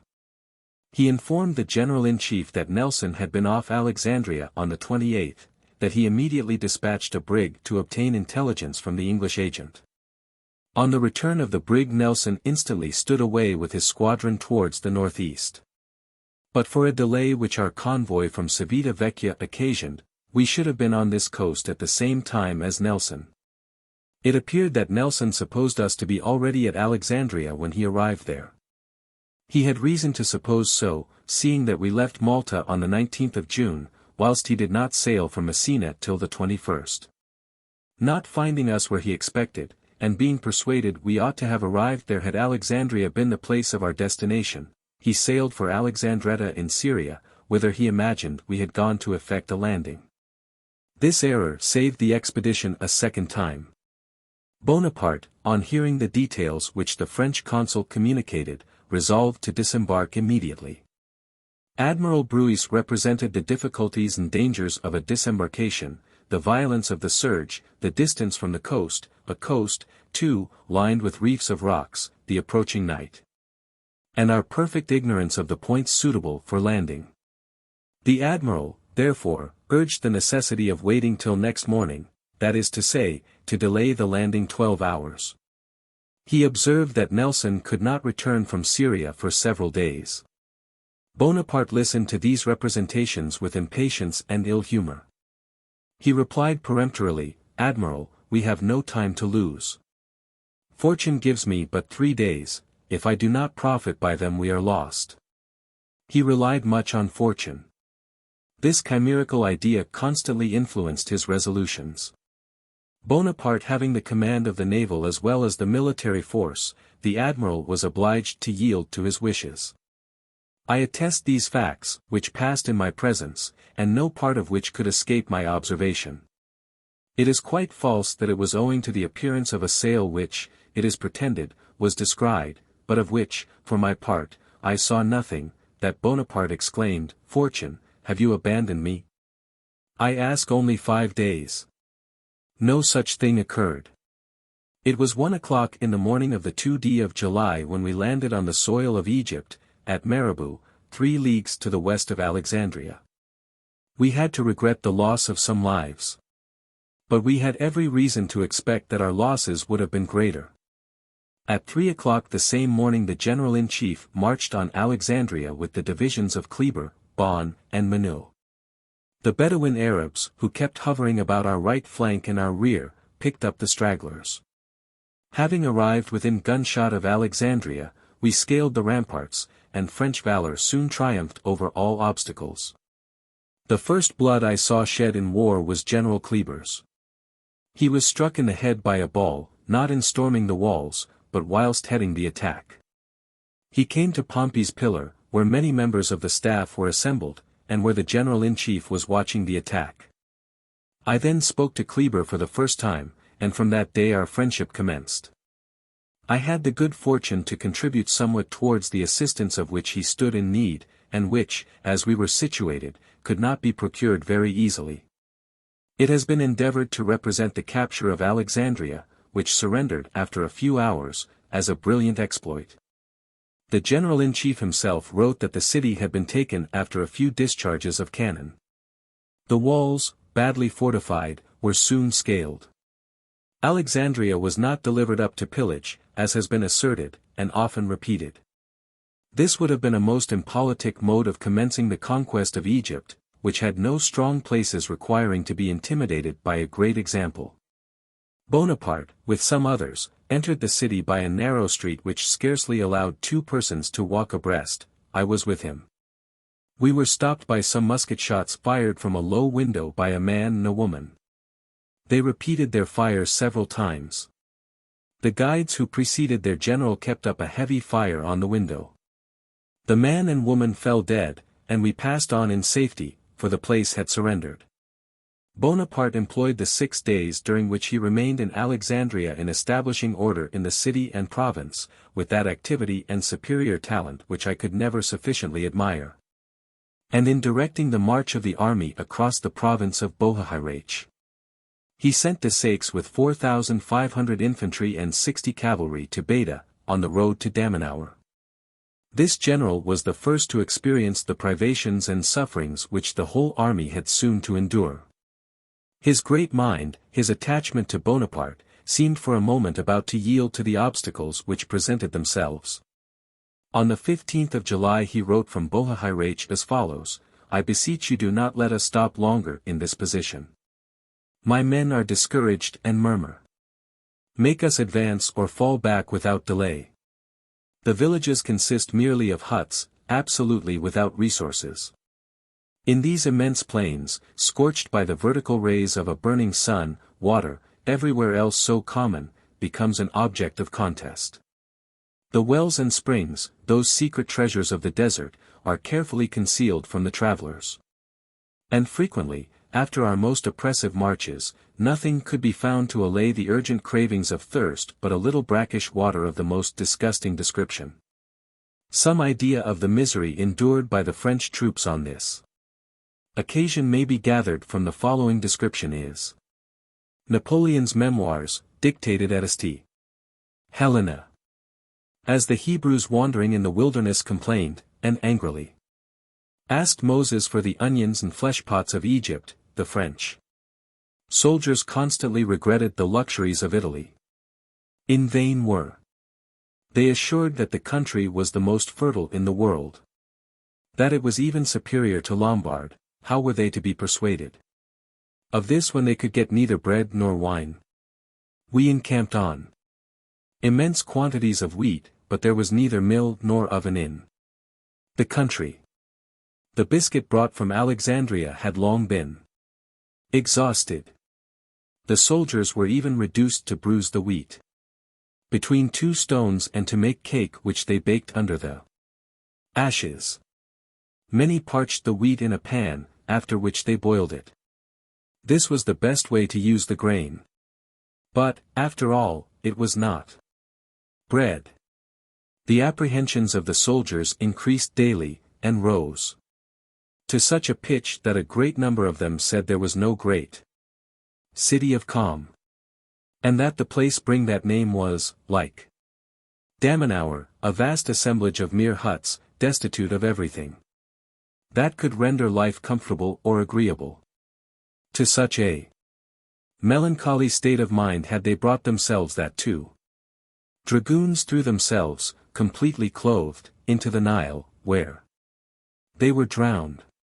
It is nevertheless true that, though there was neither bread nor wine, the resources which were procured with wheat, lentils, meat, and sometimes pigeons, furnished the army with food of some kind. But the evil was, in the ferment of the mind. The officers complained more loudly than the soldiers, because the comparison was proportionately more disadvantageous to them. In Egypt they found neither the quarters, the good table, nor the luxury of Italy. The general-in-chief, wishing to set an example, tried to bivouac in the midst of the army, and in the least commodious spots. No one had either tent or provisions. The dinner of Napoleon and his staff consisted of a dish of lentils. The soldiers passed the evenings in political conversations, arguments, and complaints. "For what purpose are we come here?" said some of them. "The Directory has transported us." "Caffarelli," said others, "is the agent that has been made use of to deceive the General-in-Chief."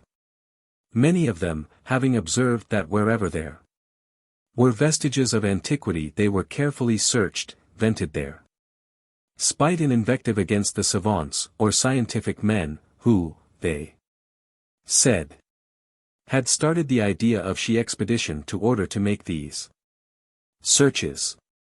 Jests were showered upon them, even in their presence. The men called an ass a savant, and said of Caffarelli de Falga, alluding to his wooden leg, "He laughs at all these troubles, he has 1 foot to France." Chapter 14. 1798. The mirage, skirmishes with the Arabs, mistake of General de Saix's division, wretchedness of a rich sheik, combat beneath the general's window, the flotilla on the Nile, its distress and danger, the Battle of Chabris, defeat of the Mamelukes, Bonaparte's reception of me, letter to Louis Bonaparte, success of the French army, triumphal entrance into Cairo, civil and military organization of Cairo, Bonaparte's letter to his brother Joseph, plan of colonization. On the 7th of July General Bonaparte left Alexandria for Damanhour. In the vast plains of Boha-Hiraich the mirage every moment presented to the eye wide sheets of water, while, as we advanced, we found nothing but barren ground full of deep cracks. Villages, which at a distance appear to be surrounded with water, are, on a nearer approach, discovered to be situated on heights, mostly artificial, by which they are raised above the inundations of the Nile. This illusion continually recurs. And it is the more treacherous, inasmuch as it presents to the eye the perfect representation of water, at the time when the want of that article is most felt. This mirage is so considerable in the plain of Pelusium that shortly after sunrise no object is recognizable. The same phenomenon has been observed in other countries. Quintus Curtius says that in the deserts of Sogdiana, a fog rising from the earth obscures the light, and the surrounding country seems like a vast sea. The cause of this singular illusion is now fully explained. And, from the observations of the learned Monge, it appears that the mirage will be found in almost every country situated between the tropics where the local circumstances are similar. The Arabs harassed the army without intermission. The few wells met with in the desert were either filled up or the water was rendered unfit for use. The intolerable thirst with which the troops were tormented, even on this first march, was but ill allayed by brackish and unwholesome water. The army crossed the desert with the rapidity of lightning, scarcely tasting a drop of water. The sufferings of the troops were frequently expressed by discouraging murmurs. On the first night a mistake occurred which might have proved fatal. We were advancing in the dark, under feeble escort, almost sleeping on our horses, when suddenly we were assailed by 2 successive discharges of musketry. We aroused ourselves and reconnoitred, and to our great satisfaction discovered that the only mischief was a light wound received by one of our guides. Our assailants were the division of General de Saix, who, forming the advance guard of the army, mistook us for a party of the enemy, and fired upon us. It was speedily ascertained that the little advanced guard of the headquarters had not heard the XVIII of de Saix's advanced posts. On reaching Damanhour our headquarters were established at the residence of a sheik. The house had been new widened, and looked well enough outside, but the interior was inconceivably wretched.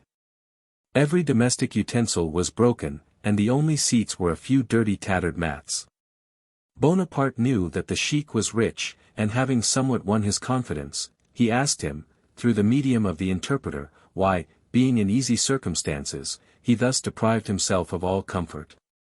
"Some years ago," replied the sheik, "I repaired and furnished my house.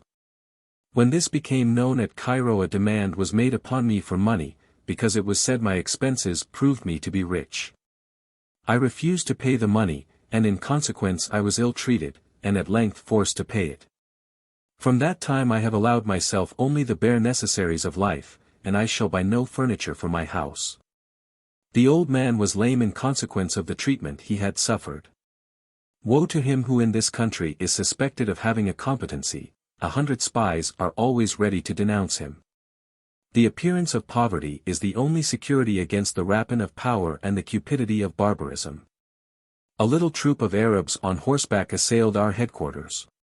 Bonaparte, who was at the window of the sheik's house, indignant at this insolence, turned to one of his aides-de-camp, who happened to be on duty, and said, "Crozier, take a few guides and drive those fellows away." In an instant Crozier was in the plain with 15 guides.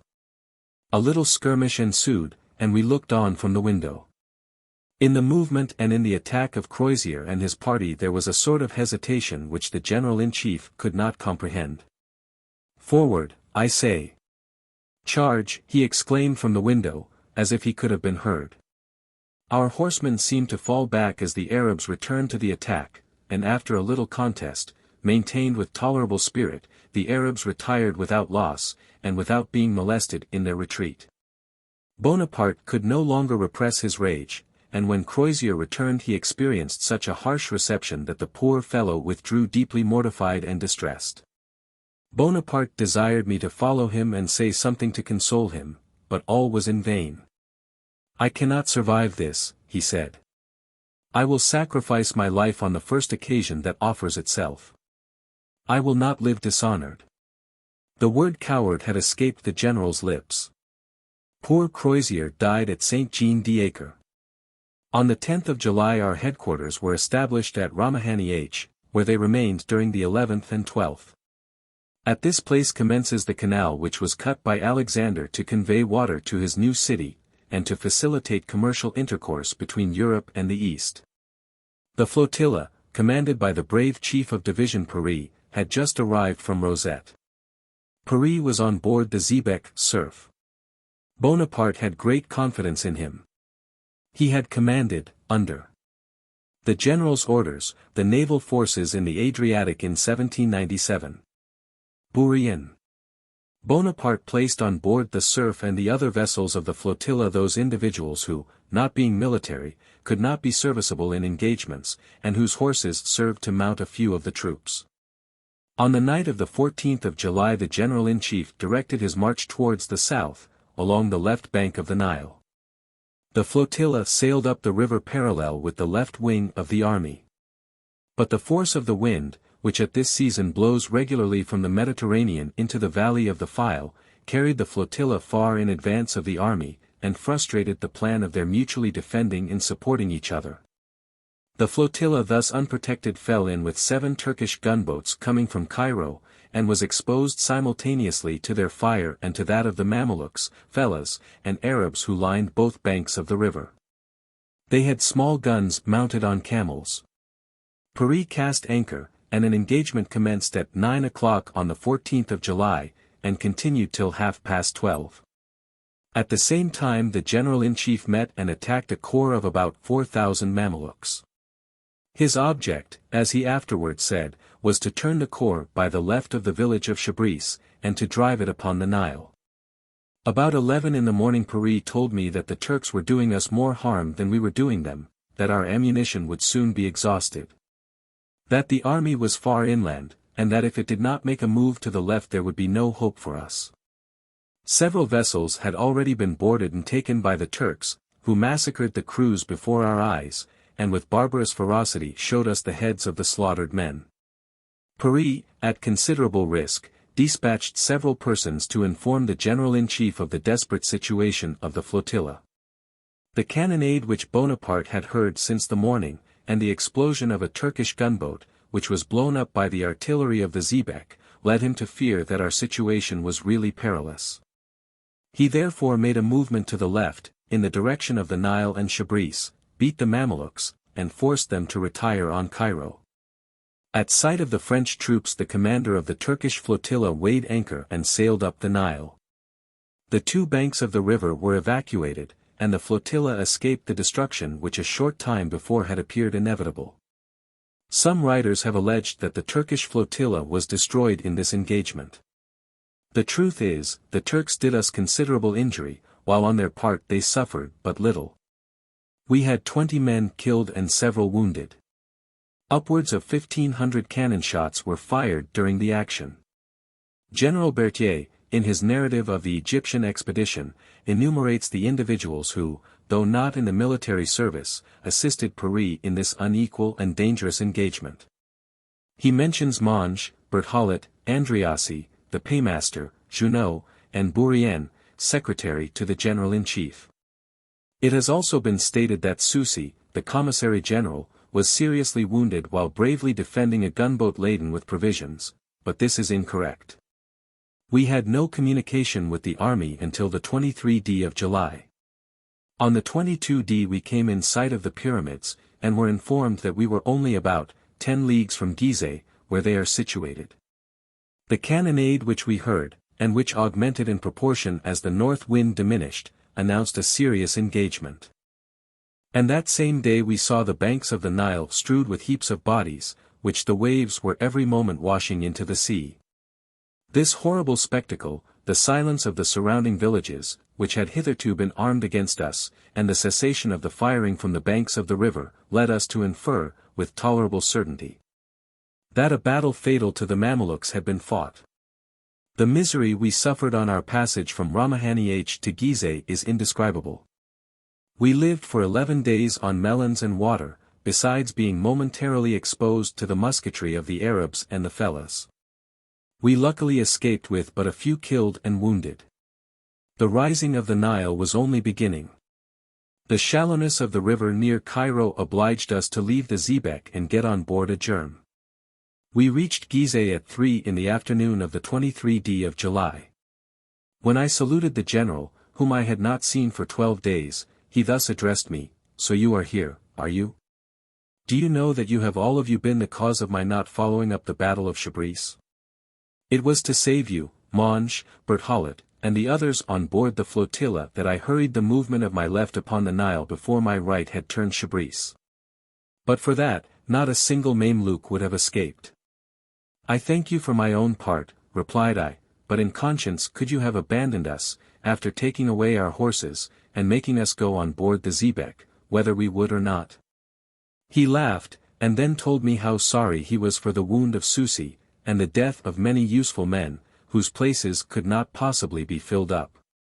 He made me write a letter to his brother Louis, informing him that he had gained a complete victory over the Mamelukes at Mbeba, opposite Boulac, and that the enemy's loss was 2,000 men killed and wounded, 40 guns, and a great number of horses. The occupation of Cairo was the immediate consequence of the victory of Mbeba. Bonaparte established his headquarters in the home of Elfi Bey, in the great square of Ezbekh. The march of the French army to Cairo was attended by an uninterrupted succession of combats and victories. We had won the battles of Ramahani, Chabris, and the pyramids. The Mamelukes were defeated, and their chief, Murad Bey, was obliged to fly into Upper Egypt. Bonaparte found no obstacle to oppose his entrance into the capital of Egypt, after a campaign of only 20 days. No conqueror, perhaps, ever enjoyed a victory so much as Bonaparte, and yet no one was ever less inclined to abuse his triumphs. We entered Cairo on the 24th of July, and the general-in-chief immediately directed his attention to the civil and military organization of the country. Only those who saw him in the vigor of his youth can form an idea of his extraordinary intelligence and activity. Nothing escaped his observation. Egypt had long been the object of his study. And in a few weeks he was as well acquainted with the country as if he had lived in it 10 years. He issued orders for observing the strictest discipline, and these orders were punctually obeyed. The mosques, the civil and religious institutions, the harems, the women, the customs of the country, all were scrupulously respected. A few days after they entered Cairo the French were freely admitted into the shops, and were seen sociably smoking their pipes with the inhabitants, assisting them in their occupations, and playing with their children. The day after his arrival in Cairo Bonaparte addressed to his brother Joseph the following letter, which was intercepted and printed. Its authenticity has been doubted, but I saw Napoleon write it, and he read it to me before he sent it off. Cairo. 7th, Thermidor, July 25, 1798. You will see in the public papers the bulletins of the battles and conquest of Egypt, which were sufficiently contested to add another wreath to the laurels of this army. Egypt is richer than any country in the world in coin, rice, vegetables, and cattle. But the people are in a state of utter barbarism. We cannot procure money, even to pay the troops. I may be in France in 2 months. Engage a country house, to be ready for me on my arrival, either near Paris or in Burgundy, where I mean to pass the winter. Bonaparte's autograph note, after enumerating the troops and warlike stores he wished to be sent, concluded with the following list. First, a company of actors, 2d, a company of dancers.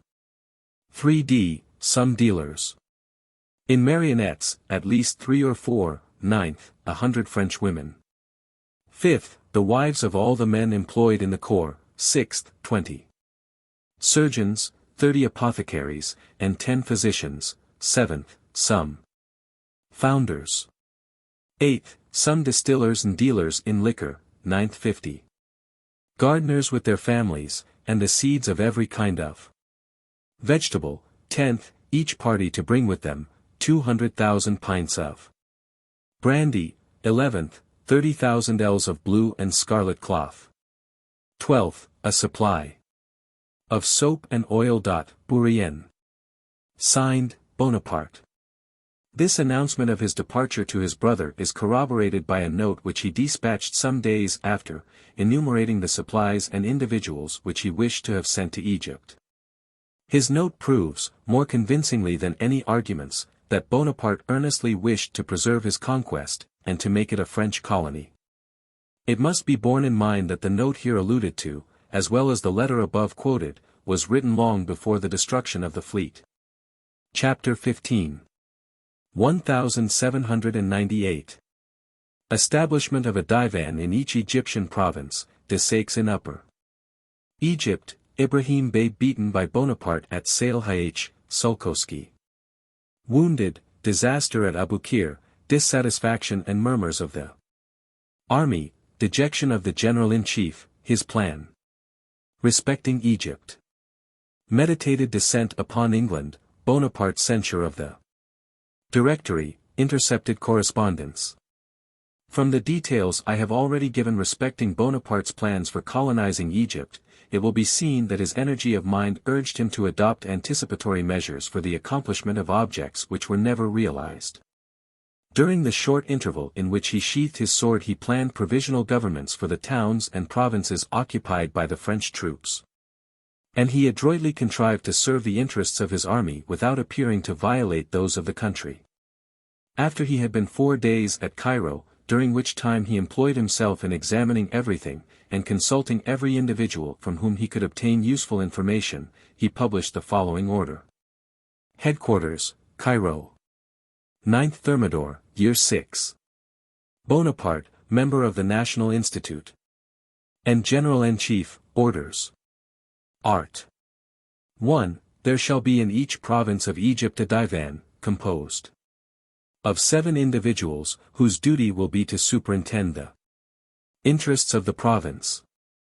To communicate to me any complaints that may be made, to prevent warfare among the different villages, to apprehend and punish criminals, for which purpose they may demand assistance from the French commandant, and to take every opportunity of enlightening the people. Art. 2. There shall be in each province an aga of the Janissaries, maintaining constant communication with the French commandant. He shall have with him a company of 60 armed natives, whom he may take wherever he pleases, for the maintenance of good order, subordination, and tranquility. Art. 3. There shall be in each province an intendant, whose business will be to levy the miri, the fed dam, and the other contributions which formerly belonged to the Mamelukes, but which now belong to the French Republic. The intendants shall have as many agents as may be necessary. Art. 4. The said intendant shall have a French agent to correspond with the finance department, and to execute all the orders he may receive. Signed, Bonaparte. While Bonaparte was thus actively taking measures for the organization of the country, far more thoroughly and actively than those taken by the English government in March 4, 1882. General de Saix had marched into Upper Egypt in pursuit of Murad Bey. We learned that Ibrahim, who, next to Murad, was the most influential of the beys, had proceeded toward Syria, by the way of Belbius and Salih. The general-in-chief immediately determined to march in person against that formidable enemy, and he left Cairo about 15 days after he had entered it. It is unnecessary to describe the well-known engagement in which Bonaparte drove Ibrahim back upon El Arish. Besides, I do not enter minutely into the details of battles, my chief object being to record events which I personally witnessed. At the Battle of Salih, Bonaparte thought he had lost one of his aides-de-camp, Sulkowski, to whom he was much attached, and who had been with us during the whole of the campaign of Italy. On the field of battle one object of regret cannot long engross the mind, yet, on his return to Cairo, Bonaparte frequently spoke to me of Sulkowski in terms of unfeigned sorrow. I cannot, said he one day, sufficiently admire the noble spirit and determined courage of poor Sulkowski. He often said that Sulkowski would have been a valuable aid to whoever might undertake the resuscitation of Poland. Fortunately that brave officer was not killed on that occasion, though seriously wounded. He was, however, killed shortly after. The destruction of the French squadron in the roads of Aboukir occurred during the absence of the general-in-chief. This event happened on the 1st of August. The details are generally known, but there is one circumstance to which I cannot refrain from alluding, and which excited deep interest at the time. This was the heroic courage of the son of Casablanca, the captain of the Orient. Casablanca was among the wounded, and when the vessel was blown up his son, a lad of 10 years of age, preferred perishing with him rather than saving himself, when one of the seamen had secured him the means of escape.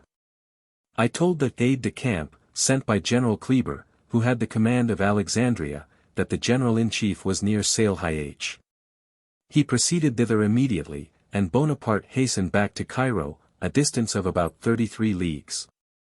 In spite of any assertions that may have been made to the contrary, the fact is, that as soon as the French troops set foot in Egypt, they were filled with dissatisfaction, and ardently longed to return home. Errors, objects to this description of the complaints of the army, but Savary, Tomai, pages 66, 67, and Tomai, p. 89, fully confirms it, giving the reason that the army was not a homogeneous body, but a mixed force taken from Rome, Florence, Milan, Venice, Genoa, and Marseilles, see also Thiers, Tome V, page 283. But the fact is not singular. For a striking instance, in the days of the Empire, of the soldiers in 1809, in Spain, actually threatening Napoleon in his own hearing, see de Gonneville, Tome I. pp. 190 to 193, the soldiers of Lepiste's division gave loud expression to the most sinister designs against the emperor's person, stirring up each other to fire a shot at him, and bandying accusations of cowardice for not doing it. He heard it all as plainly as we did, and seemed as if he did not care a bit for it. But sent the division into good quarters, when the men were as enthusiastic as they were formerly mutinous. In 1796, D'Entraigues, the Bourbon spy, reports, as a general rule, the French soldier grumbles and is discontented.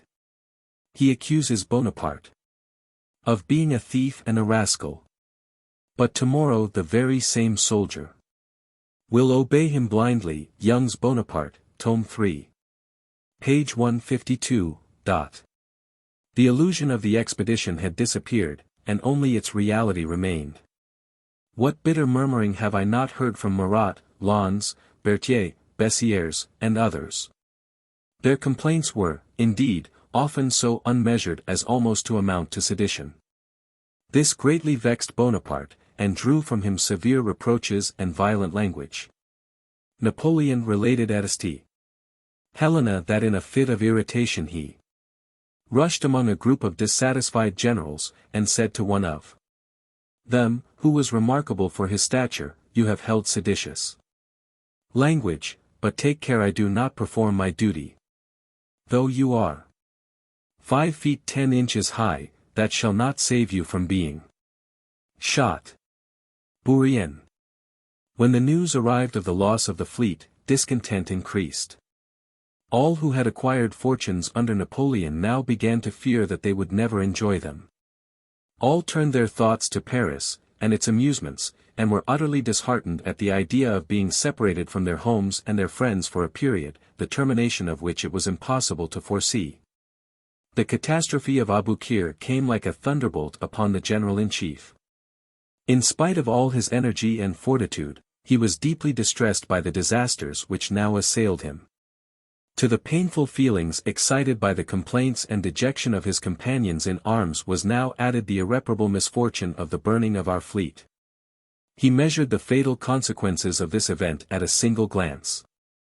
We were now cut off from all communication with France, and all hope of returning thither, except by a degrading capitulation with an implacable and hated enemy.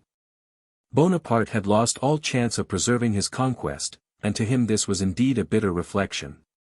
And at what a time did this disaster befall him? At the very moment when he was about to apply for the aid of the mother country. From what General Bonaparte communicated to me previously to the 1st of August, his object was, having once secured the possession of Egypt, to return to Toulon with the fleet, then to send troops and provisions of every kind to Egypt. And next to combine with the fleet all the forces that could be supplied, not only by France, but by her allies, for the purpose of attacking England. It is certain that previously to his departure for Egypt he had laid before the Directory a note relative to his plans. He always regarded a descent upon England as possible, though in its result fatal, so long as we should be inferior in naval strength, but he hoped by various maneuvers to secure a superiority on one point. His intention was to return to France. Availing himself of the departure of the English fleet for the Mediterranean, the alarm excited by his Egyptian expedition, the panic that would be inspired by his sudden appearance at Boulogne, and his preparations against England. He hoped to oblige that power to withdraw her naval force from the Mediterranean, and to prevent her sending out troops to Egypt. This project was often in his head. He would have thought it sublime to date an order of the day from the ruins of Memphis, and 3 months later, one from London. The loss of the fleet converted all these bold conceptions into mere romantic visions. When alone with me he gave free vent to his emotion. I observed to him that the disaster was doubtless great, but that it would have been infinitely more irreparable had Nelson fallen in with us at Malta, or had he waited for us 24 hours before Alexandria, or in the open sea. Any one of these events, said I, which were not only possible but probable, would have deprived us of every resource. We are blockaded here, but we have provisions and money. Let us then wait patiently to see what the Directory will do for us. The Directory, exclaimed he angrily, the Directory is composed of a set of scoundrels. They envy and hate me, and would gladly let me perish here. Besides, you see how dissatisfied the whole army is, not a man is willing to stay. The pleasing illusions which were cherished at the outset of the expedition vanished long before our arrival in Cairo. Egypt was no longer the empire of the Ptolemies, covered with populous and wealthy cities. It now presented one unvaried scene of devastation and misery. Instead of being aided by the inhabitants, whom we had ruined, for the sake of delivering them from the yoke of the Beys, we found all against us, Mamelukes, Arabs, and Fellahs. No Frenchman was secure of his life who happened to stray half a mile from any inhabited place, or the corps to which he belonged. The hostility which prevailed against us and the discontent of the army were clearly developed in the numerous letters which were written to France at the time, and intercepted. The gloomy reflections which at first assailed Bonaparte, were speedily banished, and he soon recovered the fortitude and presence of mind which had been for a moment shaken by the overwhelming news from Aboukir. He, however, sometimes repeated, in a tone which it would be difficult to describe, "Unfortunate Bruis, what have you done?" I have remarked that in some chance observations which escaped Napoleon at St. Helena he endeavored to throw all the blame of the affair on Admiral Bruis.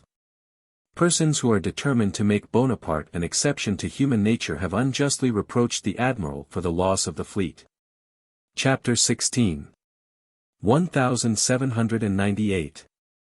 The Egyptian Institute, Festival of the Birth of Mahomet, Bonaparte's prudent respect for the Mahometan religion, his Turkish dress. Jezer. The Pasha of Acre, thoughts of a campaign in Germany, want of news from France, Bonaparte and Madame Fours, the Egyptian fortune teller, M. Berthollet. And the Sheikh el-Bekri, the heir. Marlbrook, insurrection in Cairo, death of General Dupuy, death of Sulkowski, the insurrection quelled, nocturnal executions. Destruction of a tribe of Arabs, convoy of sick and wounded. Massacre of the French in Sicily, projected expedition to Syria. Letter to Tippoo Saib. The loss of the fleet convinced General Bonaparte of the necessity of speedily and effectively organizing Egypt, where everything denoted that we should stay for a considerable time, excepting the event of a forced evacuation, which the general was far from foreseeing or fearing. The distance of Ibrahim Bey and Murad Bey now left him a little at rest. War, fortifications, taxation, government, the organization of the divans, trade, art, and science, all occupied his attention. Orders and instructions were immediately dispatched, if not to repair the defeat, at least to avert the first danger that might ensue from it. On the 21st of August Bonaparte established at Cairo an Institute of the Arts and Sciences, of which he subsequently appointed me a member in the room of M. de Soucy, who was obliged to return to France, in consequence of the wound he received on board the flotilla in the Nile. The Institute of Egypt was composed of members of the French Institute, and of the men of science and artists of the Commission, who did not belong to that body. They assembled and added to their number several officers of the artillery and staff, and others who had cultivated the sciences and literature. The institute was established in one of the palaces of the Beys. A great number of machines, and physical, chemical, and astronomical instruments had been brought from France. They were distributed in the different rooms, which were also successively filled with all the curiosities of the country, whether of the animal, vegetable, or mineral kingdom. The garden of the palace became a botanical garden. A chemical laboratory was formed at headquarters. Berthollet performed experiments there several times every week, which Napoleon and a great number of officers attended. Memoirs of Napoleon. In founding this institute, Bonaparte wished to afford an example of his ideas of civilization. The minutes of the sittings of that learned body, which have been printed, bear evidence of its utility, and of Napoleon's extended views.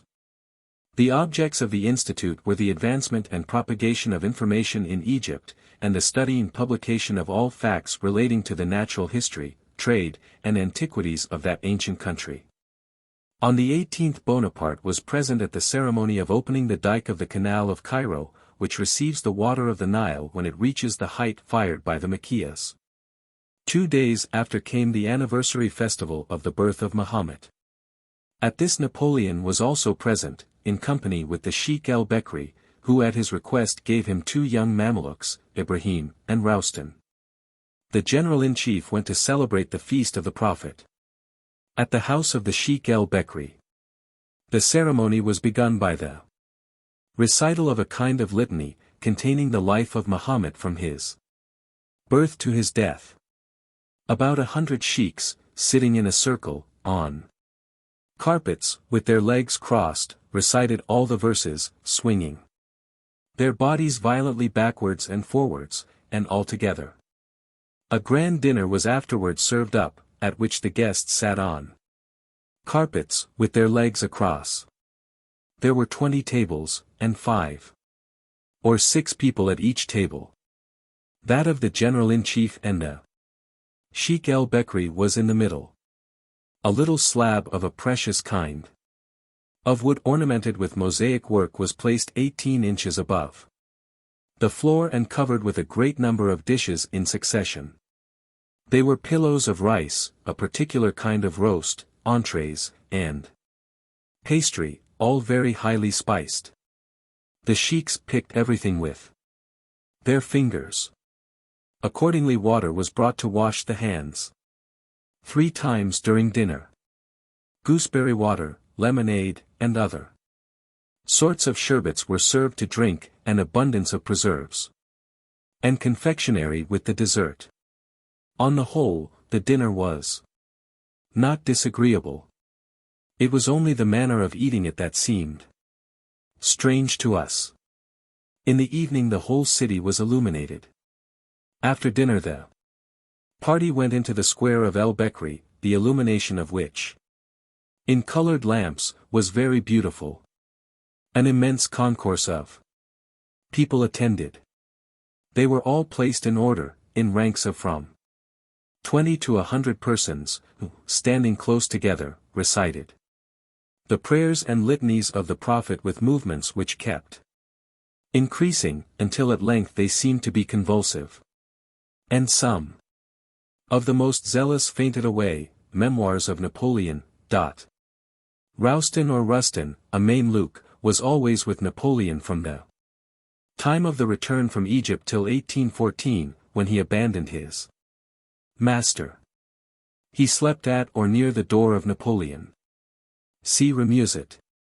Tomai, p. 209, for an amusing description of the alarm of Josephine, and the precipitate flight of Madame de Remusat. At the idea of being met and killed by this man in one of Josephine's nocturnal attacks on the privacy of her husband when closeted with his mistress.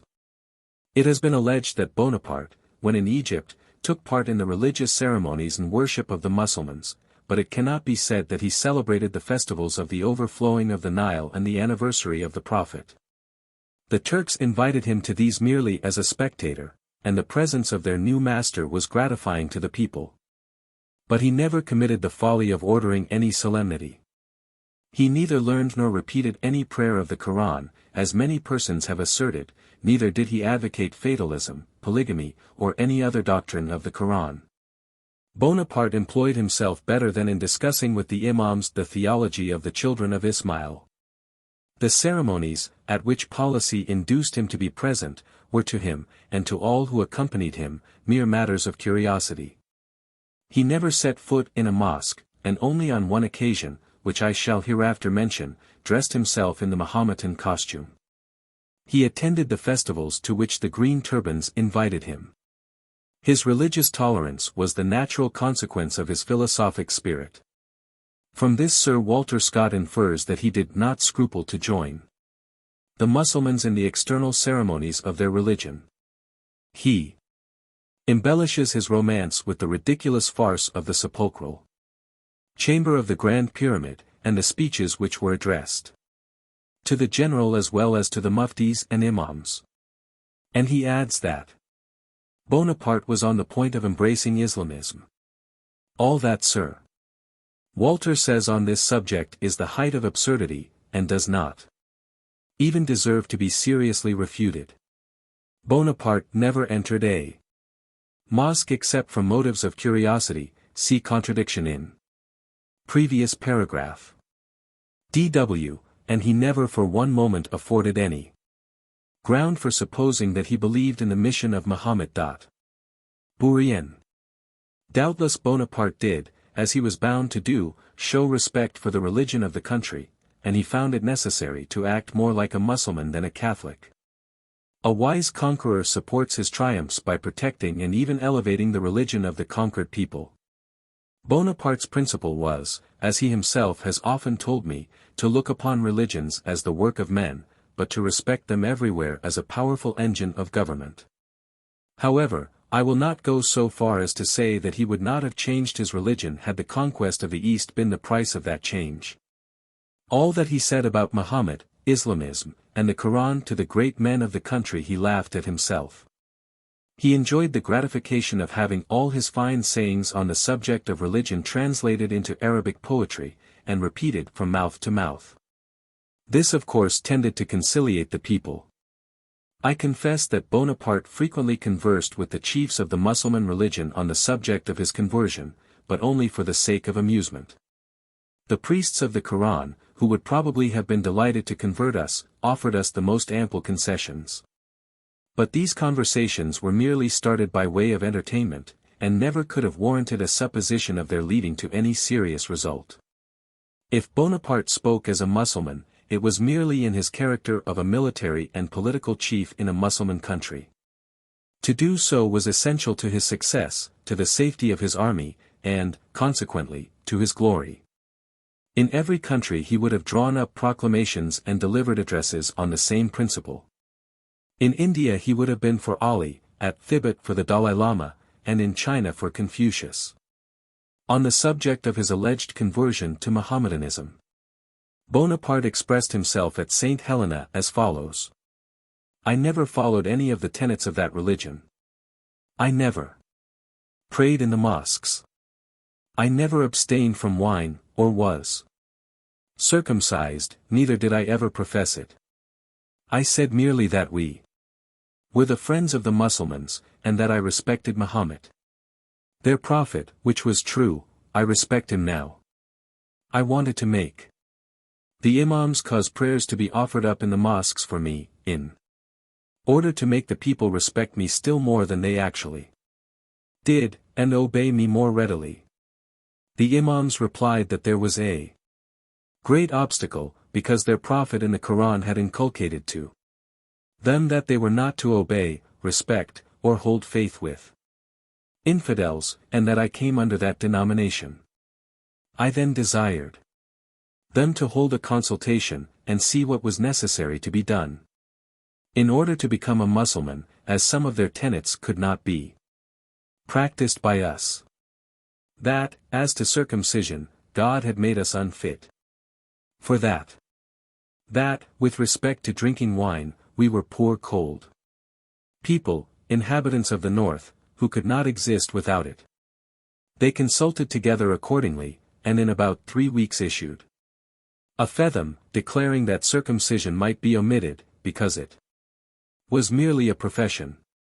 That as to drinking wine, it might be drunk by Mussulmans, but that those who drank it would not go to paradise, but to hell.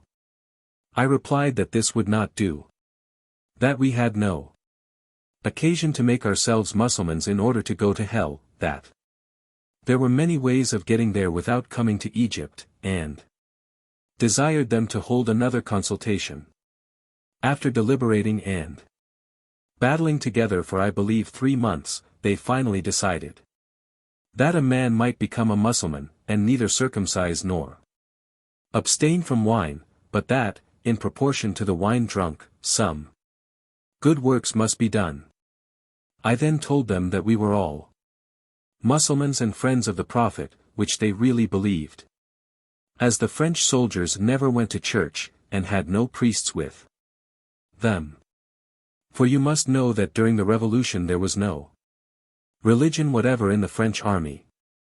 Manu, continued Napoleon, really turned Mahometan, which was the reason I left him behind. Voices from St. Helena. The general-in-chief had a Turkish dress made, which he once put on, merely in joke. One day he desired me to go to breakfast without waiting for him, and that he would follow me. In about a quarter of an hour he made his appearance in his new costume. As soon as he was recognized he was received with a loud burst of laughter. He sat down very coolly.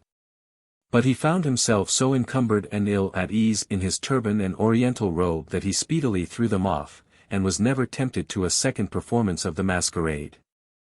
About the end of August Bonaparte wished to open negotiations with the Pasha of Acre, nicknamed the Butcher. He offered Djezzar his friendship, sought his in return, and gave him the most consolatory assurances of the safety of his dominions. He promised to support him against the Grand Seignior, at the very moment when he was assuring the Egyptians that he would support the Grand Seignior against the Beys. But Djezzar, confiding in his own strength and in the protection of the English, who had anticipated Bonaparte, was deaf to every overture, and would not even receive Beauvoisin, who was sent to him on the 22d of August. A second envoy was beheaded at Acre. The occupations of Bonaparte and the necessity of obtaining a more solid footing in Egypt retarded for the moment the invasion of that Pashalik, which provoked vengeance by its barbarities, besides being a dangerous neighbor. From the time he received the accounts of the disaster of Aboukir until the revolt of Cairo on the 22d of October, Bonaparte sometimes found the time hang heavily on his hands. Though he devoted attention to everything, yet there was not sufficient occupation for his singularly active mind. When the heat was not too great he rode on horseback. And on his return, if he found no dispatches to read, which often happened, no orders to send off, or no letters to answer, he was immediately absorbed in reverie, and would sometimes converse very strangely.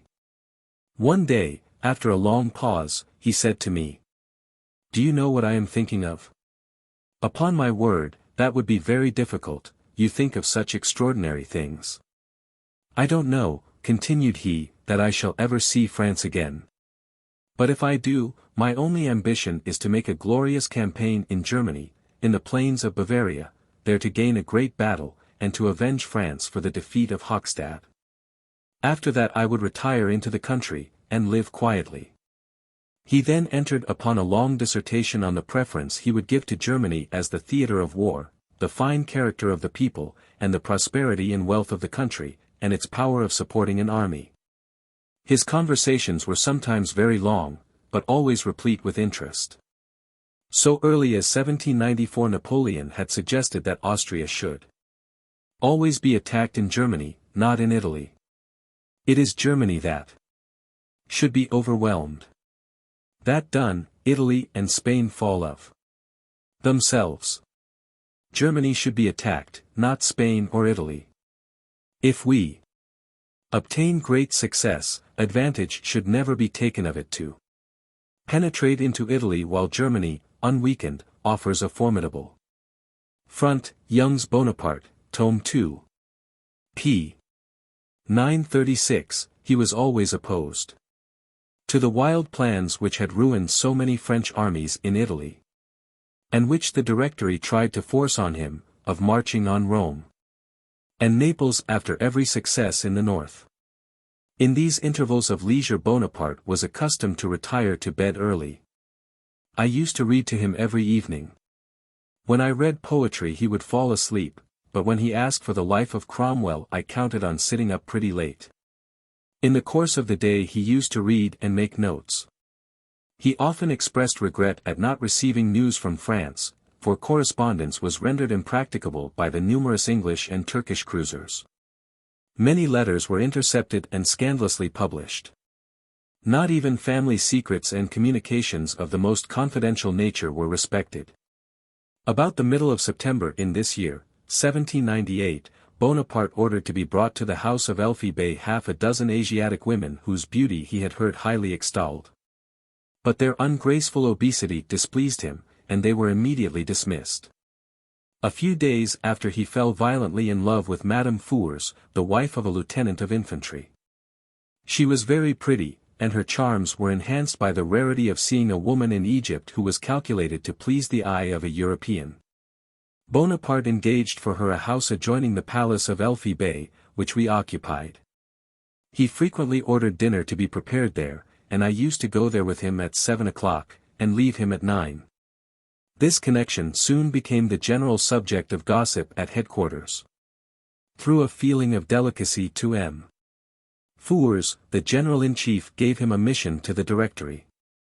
He embarked at Alexandria, and the ship was captured by the English, who, being informed of the cause of his mission, were malicious enough to send him back to Egypt, instead of keeping him prisoner.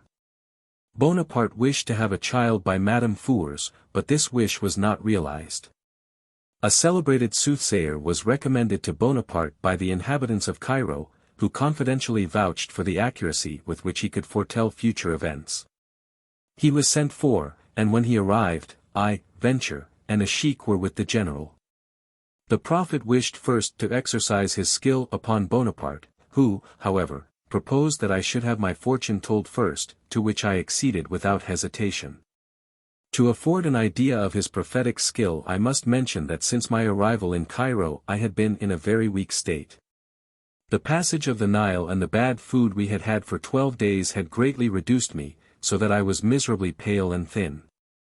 After examining my hands, feeling my pulse, my forehead, and the nape of my neck, the fortune-teller shrugged his shoulders, and, in a melancholy tone, told Venture that he did not think it right to inform me of my fate. I gave him to understand that he might say what he pleased, as it was a matter of indifference to me. After considerable hesitation on his part and pressing on mine, he announced to me that the earth of Egypt would receive me in 2 months. I thanked him, and he was dismissed. When we were alone the general said to me, "Well, what do you think of that?" I observed that the fortune-teller did not run any great risk in foretelling my death, which was a very probable circumstance in the state in which I was. "But," added I, "if I procure the wines which I have ordered from France, you will soon see me get round again."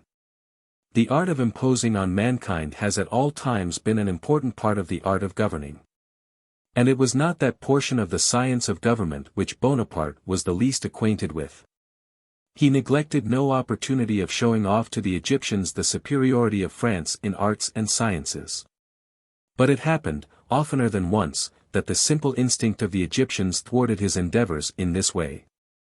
Some days after the visit of the pretended fortune-teller he wished, if I may so express myself, to oppose conjurer to conjurer.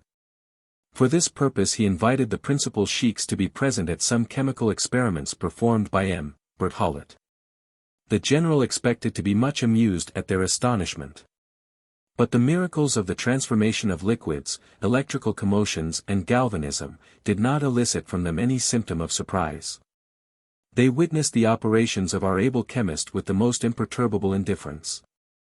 When they were ended, the Sheikh el-Bekri desired the interpreter to tell M. Berthollet that it was all very fine, but, said he, ask him whether he can make me be in Morocco and here at one and the same moment. M. Berthollet replied in the negative, with a shrug of his shoulders. "Oh. Then," said the sheik, "he is not half a sorcerer." Our music produced no greater effect upon them.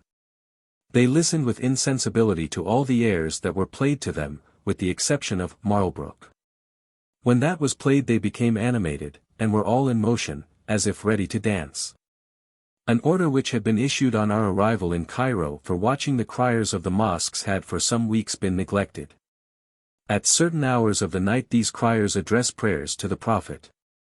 As it was merely a repetition of the same ceremony over and over again, in a short time no notice was taken of it. The Turks, perceiving this negligence, substituted for their prayers and hymns cries of revolt, and by this sort of verbal telegraph, insurrectionary excitement was transmitted to the northern and southern extremities of Egypt.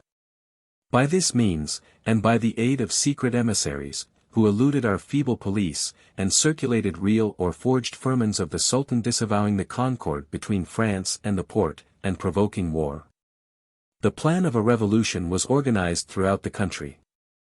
The signal for the execution of this plan was given from the minarets on the night of the 20th of October, and on the morning of the 21st it was announced at headquarters that the city of Cairo was in open insurrection. The general-in-chief was not, as has been stated, in the Isle of Riyadh. He did not hear the firing of the alarm guns. He rose when the news arrived. It was then 5 o'clock. He was informed that all the shops were closed, and that the French were attacked. A moment after he heard of the death of General Dupuy, commandant of the garrison, who was killed by a lance in the street. Bonaparte immediately mounted his horse, and, accompanied by only 30 guides, visited all the threatened points, restored confidence, and, with great presence of mind, adopted measures of defense. He left me at headquarters with only one sentinel, but he had been accurately informed of the situation of the insurgents. And such was my confidence in his activity and foresight that I had no apprehension, and awaited his return with perfect composure. This composure was not disturbed even when I saw a party of insurgents attack the house of M. Esteve, our paymaster general, which was situated on the opposite side of Ezbekayh Place. M. Esteve was, fortunately, able to resist the attack until troops from Boulac came up to his assistance. After visiting all the posts, and adopting every precautionary measure, Bonaparte returned to headquarters. Finding me still alone with the sentinel, he asked me, smiling, whether I had not been frightened. "Not at all, General, I assure you," replied I. It was about 8:30 in the morning when Bonaparte returned to headquarters, and while at breakfast he was informed that some Bedouin Arabs, on horseback, were trying to force their entrance into Cairo. He ordered his aide-de-camp, Sulkowski, to mount his horse, to take with him 15 guides, and proceed to the point where the assailants were most numerous. This was the Bab el-Nasser, or the Gate of Victory. Crozier observed to the general-in-chief that Sulkowski had scarcely recovered from the wounds at Saleh, and he offered to take his place. He had his motives for this.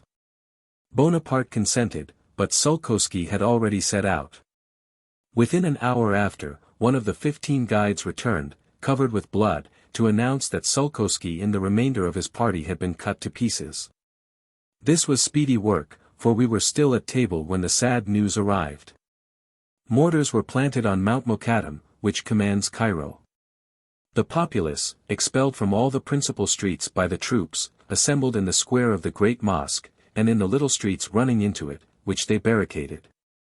The firing of the artillery on the heights was kept up with vigor for 2 days.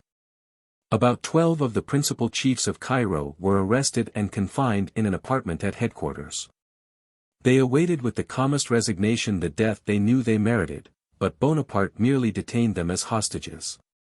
The Aga in the service of Bonaparte was astonished that sentence of death was not pronounced upon them. And he said, shrugging his shoulders, and with a gesture apparently intended to provoke severity, "You see they expect it." On the 3rd the insurrection was at an end, and tranquility restored. Numerous prisoners were conducted to the citadel. In obedience to an order which I wrote every evening, 12 were put to death nightly. The bodies were then put into sacks and thrown into the Nile. There were many women included in these nocturnal executions. I am not aware that the number of victims amounted to 30 per day, as Bonaparte assured General Reynier in a letter which he wrote to him 6 days after the restoration of tranquility. "Every night," said he, "we cut off 30 heads. This, I hope, will be an effectual example." I am of opinion that in this instance he exaggerated the extent of his just revenge. Some time after the revolt of Cairo the necessity of ensuring our own safety forced the commission of a terrible act of cruelty. A tribe of Arabs in the neighborhood of Cairo had surprised and massacred a party of French. The general-in-chief ordered his aide-de-camp Crozier to proceed to the spot, surround the tribe, destroy the huts, kill all the men, and conduct the rest of the population to Cairo. The order was to decapitate the victims, and bring their heads in sacks to Cairo to be exhibited to the people. Eugene Beauharnais accompanied Crozier, who joyfully set out on this horrible expedition, in hope of obliterating all recollection of the affair of Damanhour. On the following day the party returned. Many of the poor Arab women had been delivered on the road, and the children had perished of hunger, heat, and fatigue. About 4 o'clock a troop of asses arrived in Ezbekayeh Place, laden with sacks. The sacks were opened and the heads rolled out before the assembled populace. I cannot describe the horror I experienced. But I must nevertheless acknowledge that this butchery ensured for a considerable time the tranquility and even the existence of the little caravans which were obliged to travel in all directions for the service of the army. Shortly before the loss of the fleet the General-in-Chief had formed the design of visiting Suez, to examine the traces of the ancient canal which united the Nile to the Gulf of Arabia, and also to cross the latter. The revolt at Cairo caused this project to be adjourned until the month of December. Before his departure for Suez, Bonaparte granted the commissary Soucy leave to return to France. He had received a wound in the right hand, when on board the xebec Cerf. I was conversing with him on deck when he received this wound. At first it had no appearance of being serious, but some time after he could not use his hand. General Bonaparte dispatched a vessel with sick and wounded, who were supposed to be incurable, to the number of about 80. All envied their fate, and were anxious to depart with them, but the privilege was conceded to very few. However, those who were disappointed had no cause for regret. We never know what we wish for. Captain Marengo, who landed at Augusta in Sicily, supposing it to be a friendly land, was required to observe quarantine for 22 days, and information was given of the arrival of the vessel to the court, which was at Palermo. On the 25th of January, 1799 all on board the French vessel were massacred, with the exception of 21 who were saved by a Neapolitan frigate, and conducted to Messing, where they were detained. Before he conceived the resolution of attacking the Turkish advance guard in the valleys of Syria, Bonaparte had formed a plan of invading British India from Persia. He had ascertained, through the medium of agents, that the Shah of Persia would, for a sum of money paid in advance, consent to the establishment of military magazines on certain points of his territory. Bonaparte frequently told me that if, after the subjugation of Egypt, he could have left 15,000 men in that country, and have had 30,000 disposable troops, he would have marched on the Euphrates. He was frequently speaking about the deserts which were to be crossed to reach Persia. How many times have I seen him extended on the ground, examining the beautiful maps which he had brought with him, and he would sometimes make me lie down in the same position to trace to me his projected march. This reminded him of the triumphs of his favorite hero, Alexander, with whom he so much desired to associate his name, but, at the same time, he felt that these projects were incompatible with our resources, the weakness of the government, and the dissatisfaction which the army already evinced. Privation and misery are inseparable from all these remote operations. This favorite idea still occupied his mind a fortnight before his departure for Syria was determined on. And on the 25th of January, 1799 he wrote to Tippoo Saib as follows. You are of course already informed of my arrival on the banks of the Red Sea, with a numerous and invincible army, eager to deliver you from the iron yoke of England. I hasten to request that you will send me, by the way of Muscat or Mocha, an account of the political situation in which you are. I also wish that you could send to Suez, or Grand Cairo, some able man, in your confidence, with whom I may confer. It is not true, as has often been stated, that Tippoo Saib wrote to General Bonaparte. He could not reply to a letter written on the 23th of January, owing to the great difficulty of communication, the considerable distance, and the short interval which elapsed between the 25th of January and the fall of the Empire of Mysore, which happened on the 20th of April following. The letter to Tippoo Saib. Commenced, Citizen Sultan. Bourrienne. Chapter 17. 1798 to 1799. Bonaparte's departure for Suez, crossing the desert, passage of the Red Sea, the Fountain of Moses, the Cenobites of Mount Sinai, danger. In recrossing the Red Sea, Napoleon's return to Cairo, money borrowed at Genoa, new designs upon Syria, dissatisfaction of the Ottoman Porte, plan for invading Asia, gigantic schemes, General Berthier's permission to return to France, his romantic love and the adored portrait, he gives up his permission to return home, Louis Bonaparte leaves Egypt, the first cashmere shawl in France. Intercepted correspondence, departure for Syria, fountains of Messoudish, Bonaparte jealous, discontent of the troops, El Arish. Taken, aspect of Syria, Ramla, Jerusalem. On the 24th of December we set out for Suez, where we arrived on the 26th. On the 25th we encamped in the desert some leagues before Adjereth. The heat had been very great during the day. But about 11 at night the cold became so severe as to be precisely in an inverse ratio to the temperature of the day. This desert, which is the route of the caravans from Suez, from Tor and the countries situated on the north of Arabia, is strewed with the bones of the men and animals who, for ages past, have perished in crossing it. As there was no wood to be got, we collected a quantity of these bones for fuel. Monge himself was induced to sacrifice some of the curious skulls of animals which he had picked up on the way and deposited in the berlin of the General-in-Chief. But no sooner had we kindled our fires than an intolerable effluvium obliged us to raise our camp and advance farther on, for we could procure no water to extinguish the fires. On the 27th Bonaparte employed himself in inspecting the town and port of Suez, and in giving orders for some naval and military works. He feared, what indeed really occurred after his departure from Egypt, the arrival of some English troops from the East Indies, which he had intended to invade. These regiments contributed to the loss of his conquest.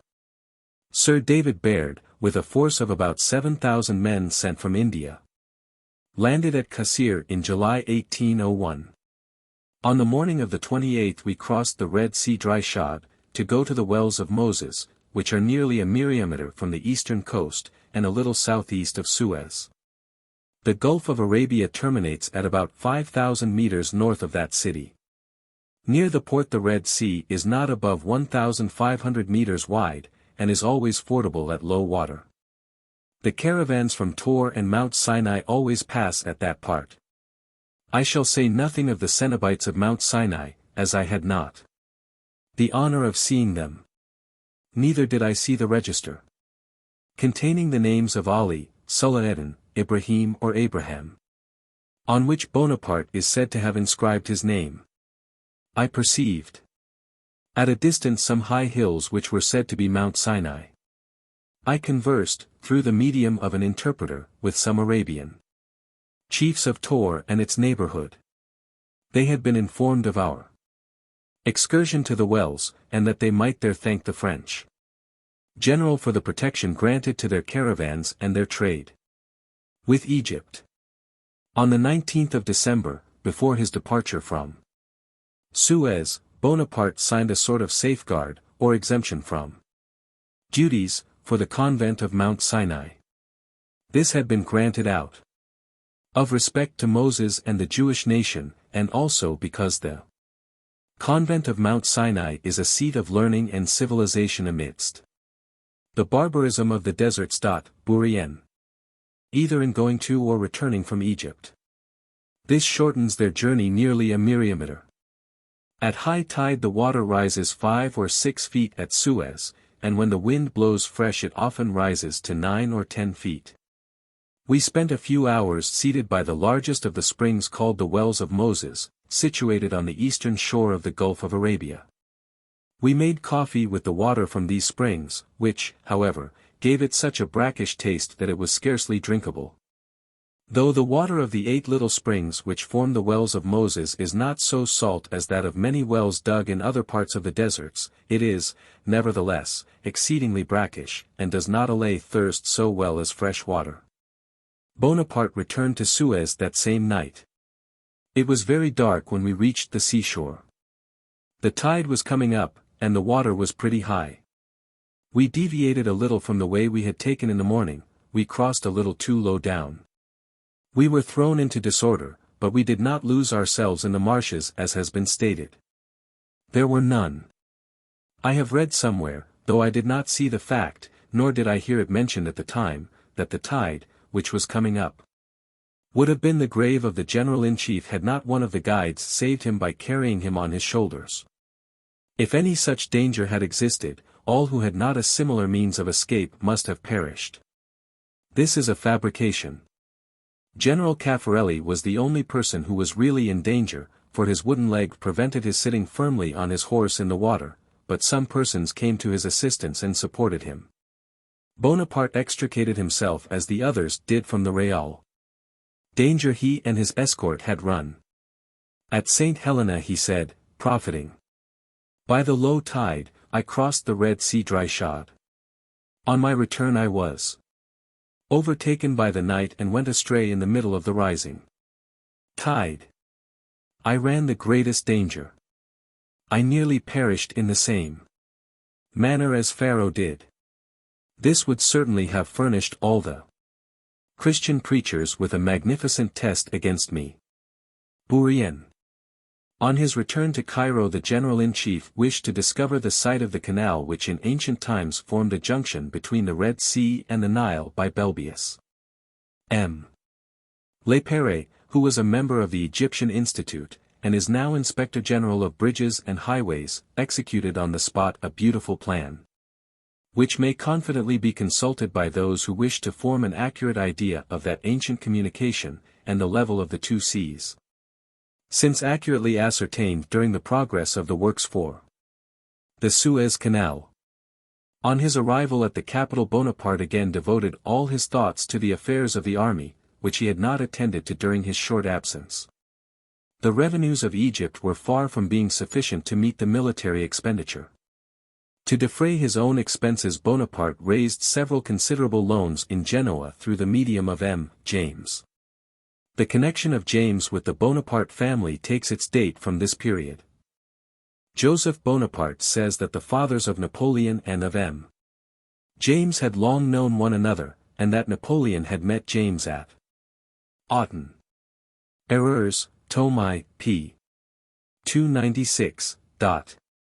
Since the month of August the attention of General Bonaparte had been constantly fixed on Syria. The period of the possible landing of an enemy in Egypt had now passed away, and could not return until the month of July in the following year. Bonaparte was fully convinced that that landing would take place, and he was not deceived. The Ottoman Porte had, indeed, been persuaded that the conquest of Egypt was not in her interest. She preferred enduring a rebel whom she hoped one day to subdue to supporting a power which, under the specious pretext of reducing her insurgent beys to obedience, deprived her of one of her finest provinces, and threatened the rest of the empire. On his return to Cairo, the general-in-chief had no longer any doubt as to the course which the Porte intended to adopt.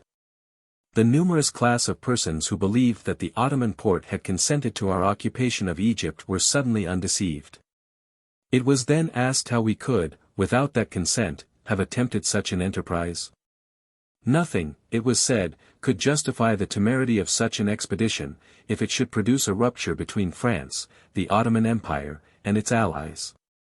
However, for the remainder of the year Bonaparte dreaded nothing except an expedition from Gaza and El Arish, of which the troops of Djezzar had already taken possession. This occupation was justly regarded as a decided act of hostility. War was thus practically declared. We must adopt anticipatory measures, thought Napoleon. We must destroy this advanced guard of the Ottoman Empire, overthrow the ramparts of Jaffa and Acre, ravage the country, destroy all her resources, so as to render the passage of an army across the desert impracticable. Thus was planned the expedition against Syria. General Berthier, after repeated entreaties, had obtained permission to return to France.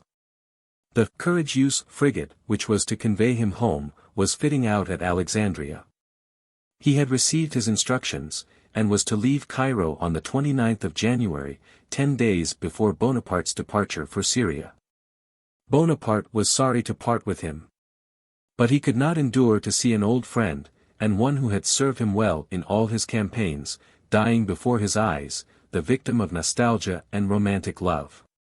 Besides, Berthier had been for some time past, anything but active in the discharge of his duties. His passion, which amounted almost to madness, impaired the feeble faculties with which nature had endowed him. Some writers have ranked him in the class of sentimental lovers. Be this as it may, the homage which Berthier rendered to the portrait of the object of his adoration more frequently excited our merriment than our sensibility. One day I went with an order from Bonaparte to the chief of his staff, whom I found on his knees before the portrait of Madame Visconti, which was hanging opposite the door. I touched him, to let him know I was there. He grumbled a little, but did not get angry. The moment was approaching when the two friends were to part, perhaps forever. Bonaparte was sincerely distressed at this separation, and the chief of his staff was informed of the fact. At a moment when it was supposed Berthier was on his way to Alexandria, he presented himself to the general-in-chief. "You are, then, decidedly going to Asia," said he. "You know," replied the general, "that all is ready, and I shall set out in a few days." "Well, I will not leave you. I voluntarily renounce all idea of returning to France. I could not endure to forsake you at a moment when you are going to encounter new dangers. Here are my instructions and my passport." Bonaparte, highly pleased with this resolution, embraced Berthier. And the coolness which had been excited by his request to return home was succeeded by a sincere reconciliation. Louis Bonaparte, who was suffering from the effects of the voyage, was still at Alexandria. The general-in-chief, yielding to the pacific views of his younger brother, who was also beginning to evince some symptoms of nostalgia, consented to his return home. He could not, however, depart until the 11th of March, 1799. I felt the absence of Louis very much. On his return to France Louis passed through Sens, where he dined with Madame de Bourrienne, to whom he presented a beautiful shawl, which General Berthier had given me. This, I believe, was the first cashmere that had ever been seen in France. Louis was much surprised when Madame de Bourrienne showed him the Egyptian correspondence, which had been seized by the English and printed in London. He found in the collection some letters addressed to himself, and there were others, he said, which were likely to disturb the peace of more than one family on the return of the army. On the 11th of February, 1799 we began our march for Syria, with about 12,000 men. It has been erroneously stated that the army amounted to only 6,000, nearly that number was lost in the course of the campaign. However, at the very moment we were on our way to Syria, with 12,000 men, scarcely as many being left in Egypt, the Directory published that, according to the information which had been received, we had 60,000 infantry and 10,000 cavalry. That the army had doubled its numbers by battles, and that since our arrival in Egypt, we had lost only 300 men. Is history to be written from such documents? We arrived, about 4 o'clock in the afternoon, at Masoudia, or, the fortunate spot. Here we witnessed a kind of phenomenon, which was not a little agreeable to us. Masoudia is a place situated on the coast of the Mediterranean, surrounded with little dunes of very fine sand, which the copious rains of winter readily penetrate. The rain remains in the sand, so that on making with the fingers holes of 4 or 5 inches in depth at the bottom of these little hills, the water immediately flows out. This water was, indeed, rather thick, but its flavor was agreeable. And it would have become clear if we could have spared time to allow it to rest and deposit the particles of sand it contained. It was a curious spectacle to behold us all lying prostrate, digging wells in miniature, and displaying a laughable selfishness in our endeavors to obtain the most abundant source. This was a very important discovery to us. We found these sand wells at the extremity of the desert, and it contributed, in no small degree, to revive the courage of our soldiers. Besides, when men are, as was the case with us, subject to privations of every kind, the least benefit which accrues inspires the hope of a new advantage. We were approaching the confines of Syria, and we enjoyed by anticipation, the pleasure we were about to experience, on treading a soil which, by its variety of verdure and vegetation, would remind us of our native land. At Masoudia we likewise possessed the advantage of bathing in the sea, which was not more than 50 paces from our unexpected water supply. Whilst near the wells of Masoudia, on the way to El Arish, I one day saw Bonaparte walking alone with Junot, as he was often in the habit of doing. I stood at a little distance, and my eyes, I know not why, were fixed on him during their conversation. The general's countenance, which was always pale, had, without my being able to divine the cause, become paler than usual. There was something convulsive in his features, a wildness in his look, and he several times struck his head with his hand. After conversing with Junot about a quarter of an hour he quitted him and came towards me. I never saw him exhibit such an air of dissatisfaction, or appear so much under the influence of some prepossession. I advanced towards him, and as soon as we met, he exclaimed in an abrupt and angry tone, "So I find I cannot depend upon you. These women, Josephine. If you had loved me, you would before now have told me all I have heard from Junot. He is a real friend, Josephine, and I 600 leagues from her. You ought to have told me that she should thus have deceived me. Woe to them. I will exterminate the whole race of fops and puppies. As to her, divorce, yes, divorce. A public and open divorce. I must write, I know all, it is your fault, you ought to have told me." These energetic and broken exclamations, his disturbed countenance and altered voice informed me but too well of the subject of his conversation with Junot. I saw that Junot had been drawn into a culpable indiscretion. And that, if Josephine had committed any faults, he had cruelly exaggerated them. My situation was one of extreme delicacy. However, I had the good fortune to retain my self-possession, and as soon as some degree of calmness succeeded to this first burst, I replied that I knew nothing of the reports which Junot might have communicated to him. That even if such reports, often the offspring of calumny, had reached my ear, and if I had considered it my duty to inform him of them, I certainly would not have selected for that purpose the moment when he was 600 leagues from France.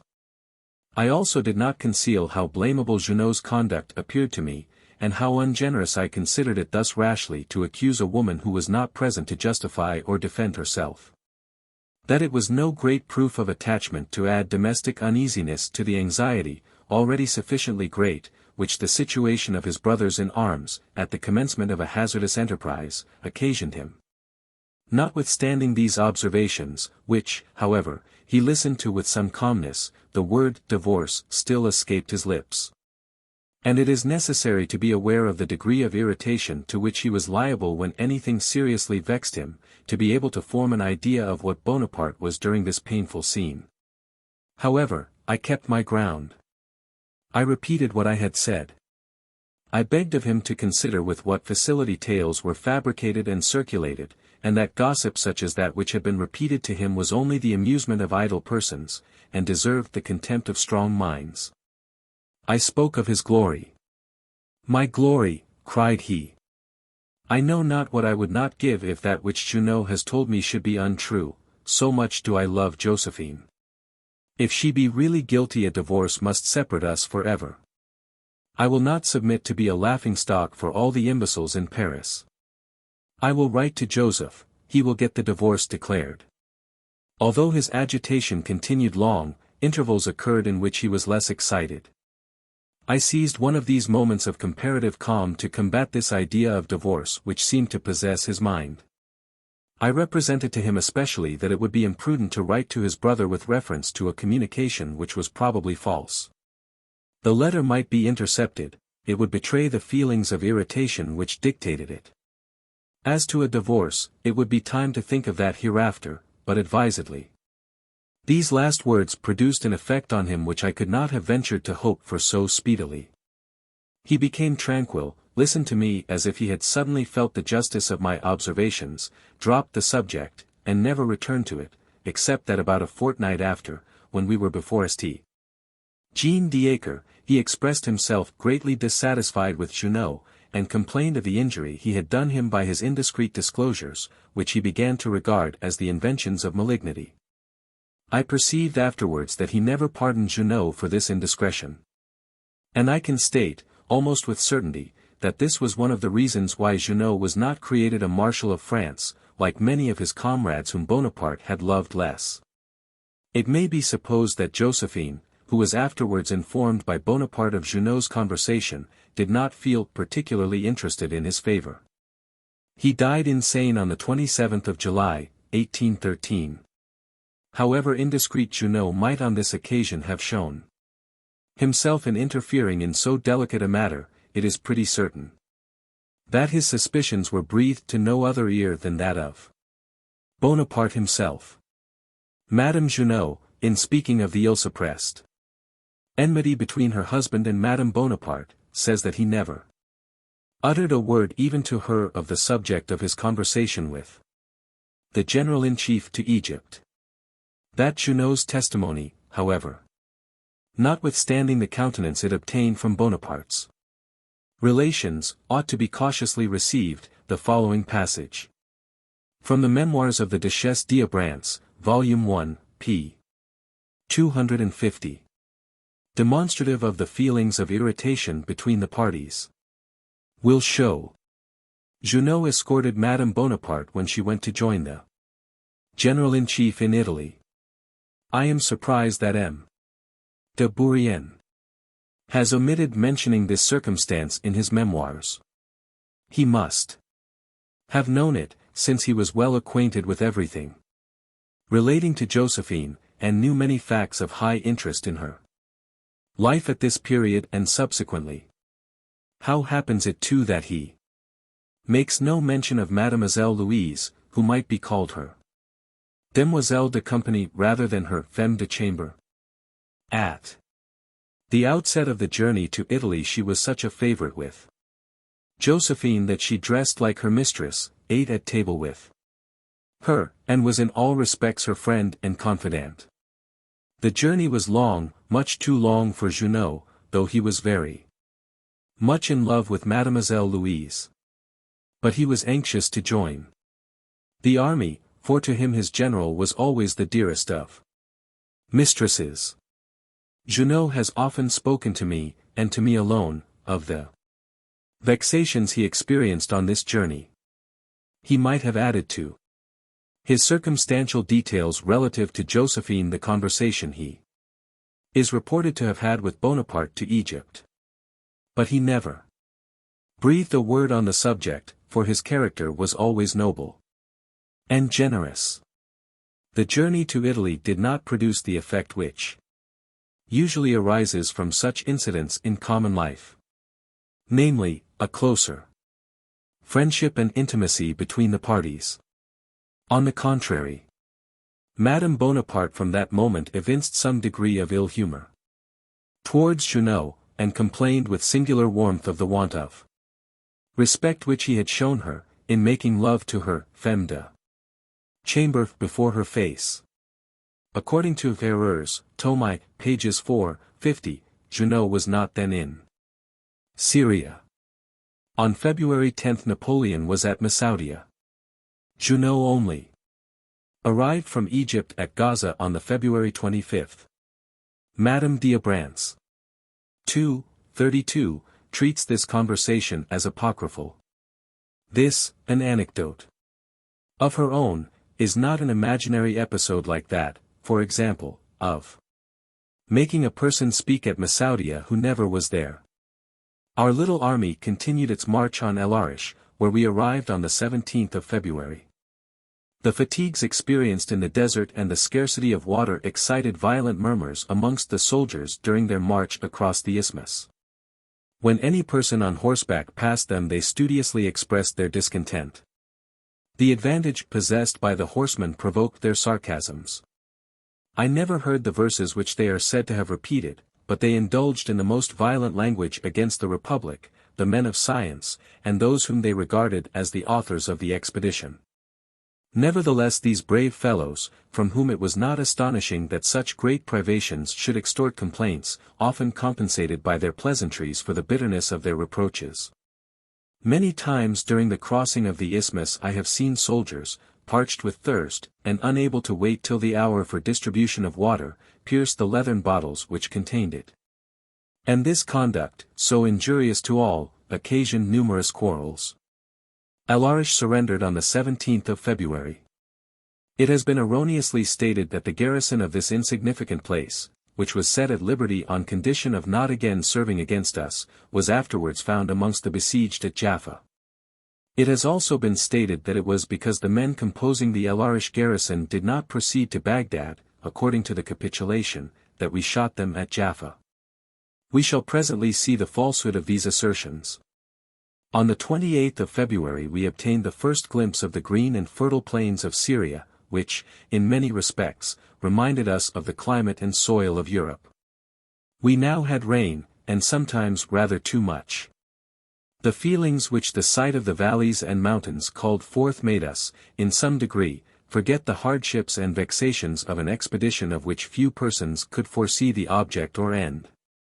There are situations in life when the slightest agreeable sensation alleviates all our ills. On the 1st of March we slept at Ramla, in a small convent occupied by 2 monks, who paid us the greatest attention. They gave us the church for a hospital. These good fathers did not fail to tell us that it was through this place the family of Jesus Christ passed into Egypt, and showed us the wells at which they quenched their thirst. Ramla, the ancient Arimathea, is situated at the base of a chain of mountains, the eastern extremity of which is washed by the Persian Gulf, and the western by the Mediterranean. Bourrienne. The pure and cool water of these wells delighted us. We were not more than about 6 leagues from Jerusalem. I asked the general whether he did not intend to direct his march by the way of that city, so celebrated in many respects. He replied, "Oh no. Jerusalem is not in my line of operations. I do not wish to be annoyed by mountaineers in difficult roads.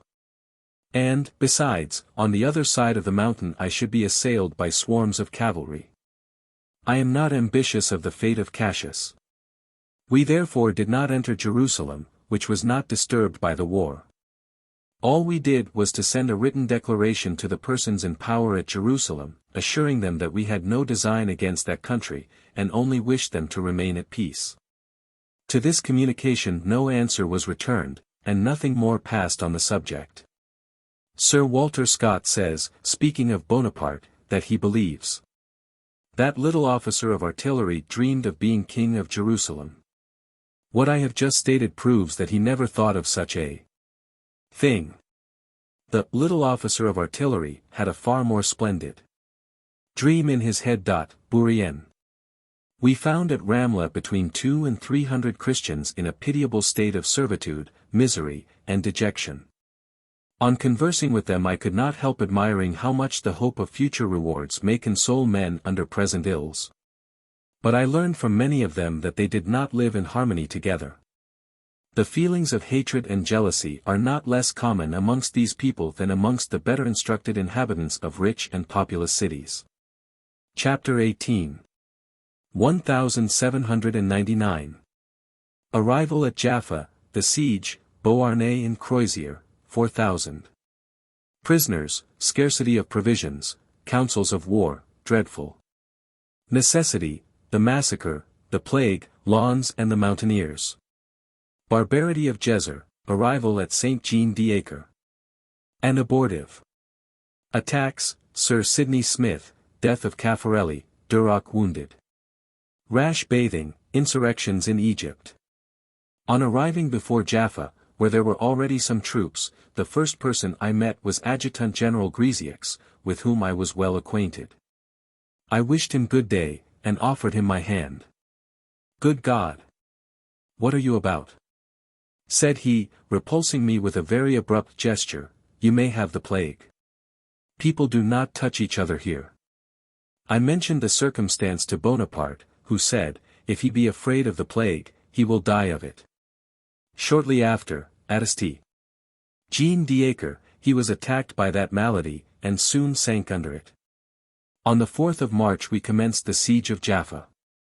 That paltry place, which, to round a sentence, was pompously styled the ancient Joppa, held out only to the 6th of March, when it was taken by storm, and given up to pillage. The massacre was horrible. General Bonaparte sent his aides-de-camp Beauharnais and Crozier to appease the fury of the soldiers as much as possible, and to report to him what was passing. They learned that a considerable part of the garrison had retired into some vast buildings, a sort of caravanserai, which formed the large enclosed court. Beauharnais and Crozier, who were distinguished by wearing the aide-de-camp scarf on their arms, proceeded to that place. The Arnauts and Albanians, of whom these refugees were almost entirely composed, cried from the windows that they were willing to surrender upon an assurance that they would be exempted from the massacre to which the town was doomed. If not, they threatened to fire on the aides-de-camp, and to defend themselves to the last extremity. The two officers thought that they ought to accede to the proposition, notwithstanding the decree of death which had been pronounced against the whole garrison, in consequence of the town being taken by storm. They brought them to our camp in 2 divisions, one consisting of about 2,500 men, the other of about 1,600. I was walking with General Bonaparte, in front of his tent, when he beheld this mass of men approaching, and before he even saw his aides-de-camp, he said to me, in a tone of profound sorrow, "What do they wish me to do with these men? Have I food for them, ships to convey them to Egypt or France? Why, in the devil's name, have they served me thus?" After their arrival, and the explanations which the General-in-Chief demanded and listened to with anger, Eugene and Crozier received the most severe reprimand for their conduct. But the deed was done. 4,000 men were there. It was necessary to decide upon their fate.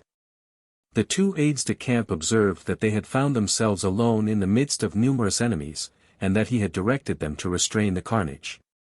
"Yes, doubtless," replied the General-in-Chief, with great warmth, "as to women, children, and old men, all the peaceable inhabitants, but not with respect to armed soldiers. It was your duty to die rather than bring these unfortunate creatures to me. What do you want me to do with them?" These words were pronounced in the most angry tone. The prisoners were then ordered to sit down, and were placed, without any order, in front of the tents, their hands tied behind their backs. A somber determination was depicted on their countenances. We gave them a little biscuit and bread, squeezed out of the already scanty supply for the army. On the first day of their arrival a council of war was held in the tent of the General-in-Chief, to determine what course should be pursued with respect to them. The council deliberated a long time without coming to any decision. On the evening of the following day the daily reports of the generals of division came in. They spoke of nothing but the insufficiency of the rations, the complaints of the soldiers, of their murmurs and discontent at seeing their bread given to enemies who had been withdrawn from their vengeance, inasmuch as a decree of death, in conformity with the laws of war, had been passed on Jaffa.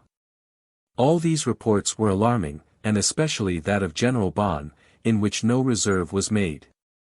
He spoke of nothing less than the fear of a revolt, which would be justified by the serious nature of the case. The council assembled again. All the generals of division were summoned to attend, and for several hours together they discussed, under separate questions, what measures might be adopted. With the most sincere desire to discover and execute one which would save the lives of these unfortunate prisoners. 1. Should they be sent into Egypt? Could it be done? To do so, it would be necessary to send with them a numerous escort, which would too much weaken our little army in the enemy's country. How, besides, could they and the escort be supported till they reached Cairo, having no provisions to give them on setting out, and their route being through a hostile territory, which we had exhausted, which presented no fresh resources, and through which we, perhaps, might have to return? 2. Should they be embarked? Where were the ships, where could they be found? All our telescopes, directed over the sea, could not descry a single friendly sail. Bonaparte, I affirm, would have regarded such an event as a real favor of fortune. It was, and, I am glad to have to say it, this sole idea, this sole hope, which made him brave, for 3 days, the murmurs of his army. But in vain was help looked for seaward. It did not come. 3. Should the prisoners be set at liberty? They would then instantly proceed to St. Jean d'Acre to reinforce the Pasha, or else, throwing themselves into the mountains of Nablus, would greatly annoy our rear and right flank, and deal out death to us, as a recompense for the life we had given them. There could be no doubt of this. What is a Christian dog to a Turk? It would even have been a religious and meritorious act in the eye of the Prophet. 4. Could they be incorporated, disarmed, with our soldiers in the ranks? Here again the question of food presented itself in all its force. Next came to be considered the danger of having such comrades while marching through an enemy's country. What might happen in the event of a battle before St. Jean d'Acre? Could we even tell what might occur during the march? And, finally, what must be done with them when under the ramparts of that town, if we should be able to take them there? The same embarrassments with respect to the questions of provisions and security would then recur with increased force. The 3rd day arrived without its being possible, anxiously as it was desired, to come to any conclusion favorable to the preservation of these unfortunate men. The murmurs in the camp grew louder, the evil went on increasing, remedy appeared impossible, the danger was real and imminent. The order for shooting the prisoners was given and executed on the 10th of March. We did not, as has been stated, separate the Egyptians from the other prisoners. There were no Egyptians. Many of the unfortunate creatures composing the smaller division, which was fired on close to the seacoast, at some distance from the other column, succeeded in swimming to some reefs of rocks out of the reach of musket shot. The soldiers rested their muskets on the sand, and, to induce the prisoners to return, employed the Egyptian signs of reconciliation in use in the country. They came back, but as they advanced they were killed, and disappeared among the waves. I confine myself to these details of this act of dreadful necessity, of which I was an eyewitness. Others, who, like myself, saw it, have fortunately spared me the recital of the sanguinary result. This atrocious scene, when I think of it, still makes me shudder, as it did on the day I beheld it, and I would wish it were possible for me to forget it, rather than be compelled to describe it. All the horrors imagination can conceive, relative to that day of blood, would fall short of the reality.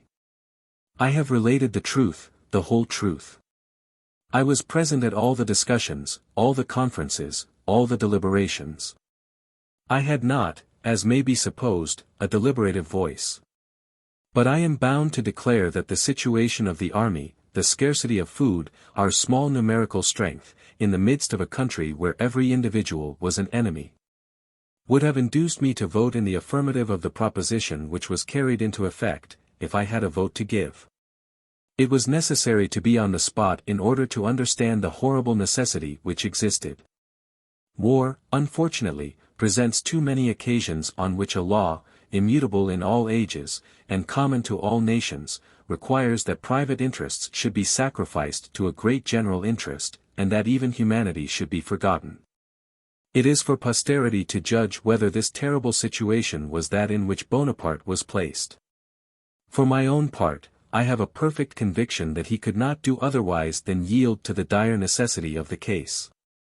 It was the advice of the council, whose opinion was unanimous in favor of the execution, that governed him. Indeed, I ought in truth to say, that he yielded only in the last extremity, and was one of those, perhaps, who beheld the massacre with the deepest pain. After the siege of Jaffa the plague began to exhibit itself with a little more virulence. We lost between 700 and 800 men by the contagion during the campaign of Syria. Sir Walter Scott says, that heaven sent this pestilence amongst us to avenge the massacre of Jaffa. During our march on St. Jean d'Acre, which was commenced on the 14th of March, the army neither obtained the brilliant triumphs nor encountered the numerous obstacles spoken of in certain works. Nothing of importance occurred but a rash skirmish of General Lannes who, in spite of contrary orders from Bonaparte, obstinately pursued a troop of mountaineers into the passes of Nablus.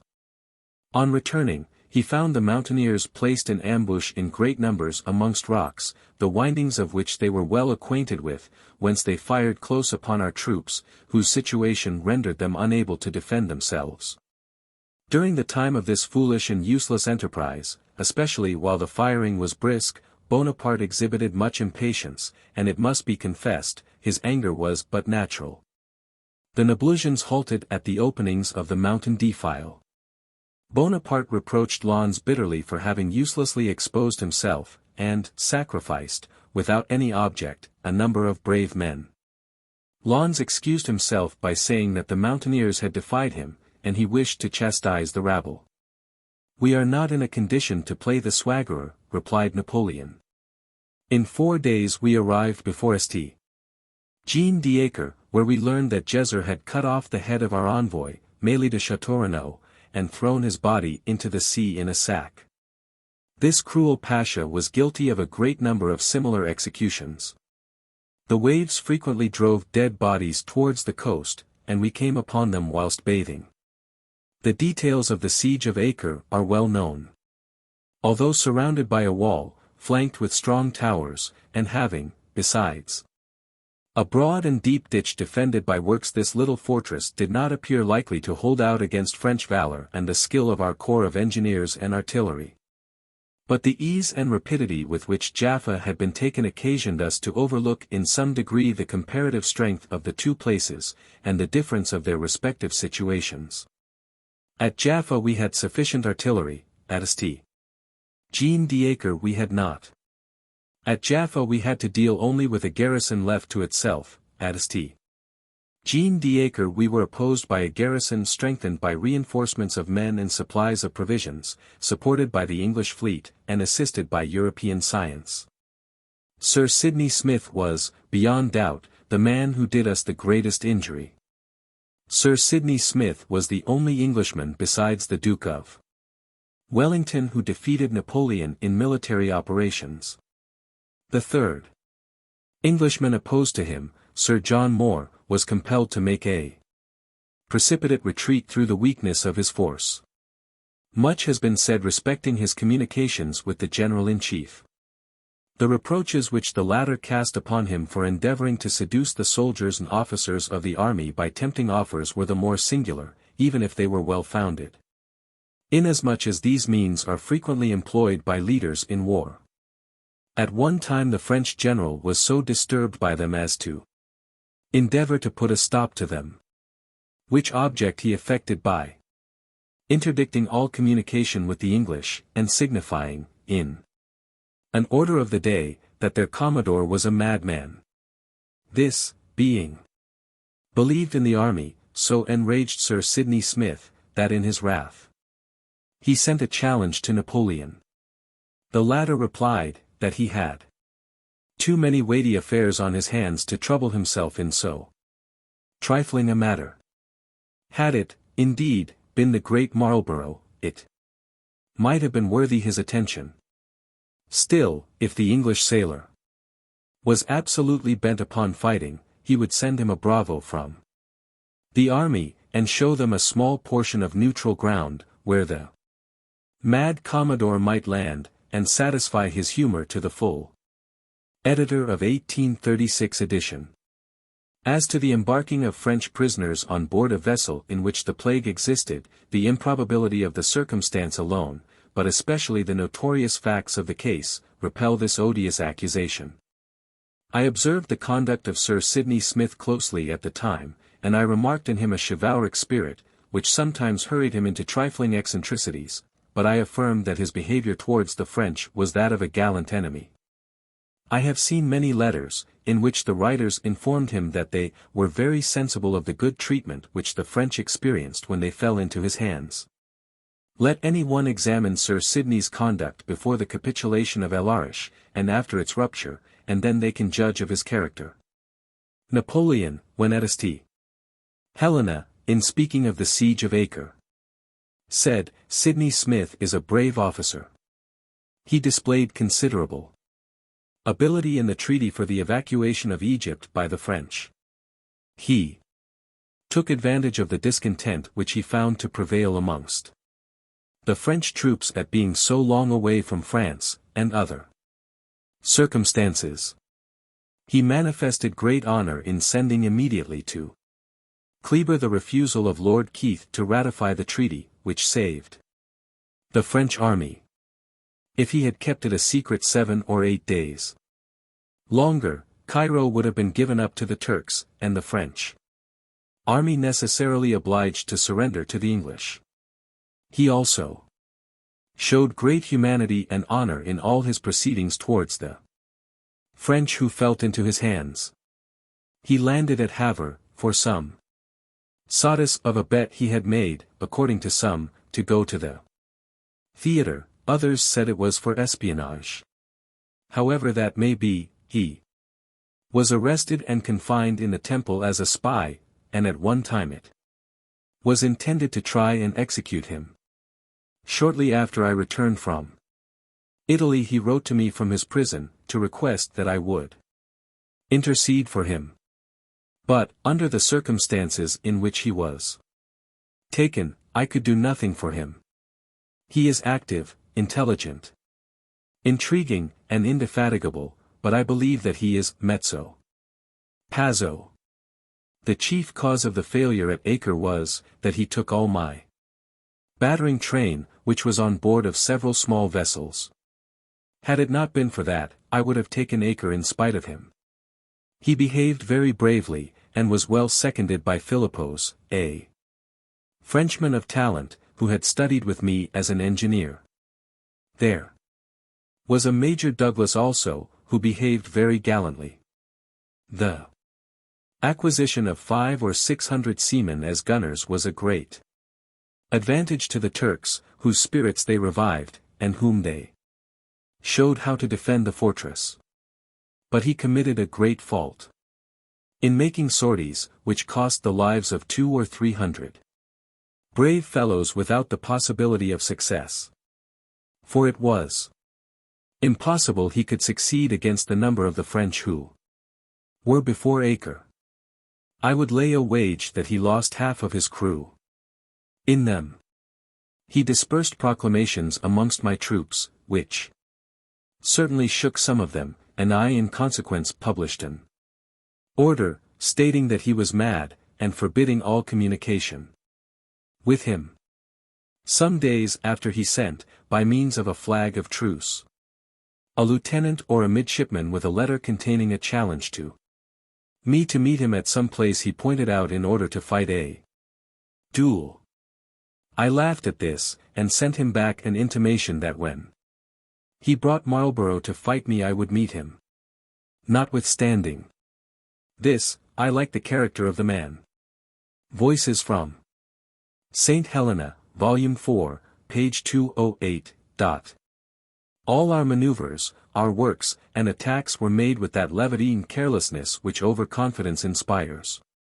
Kleber, whilst walking with me one day in the lines of our camp, frequently expressed his surprise and discontent.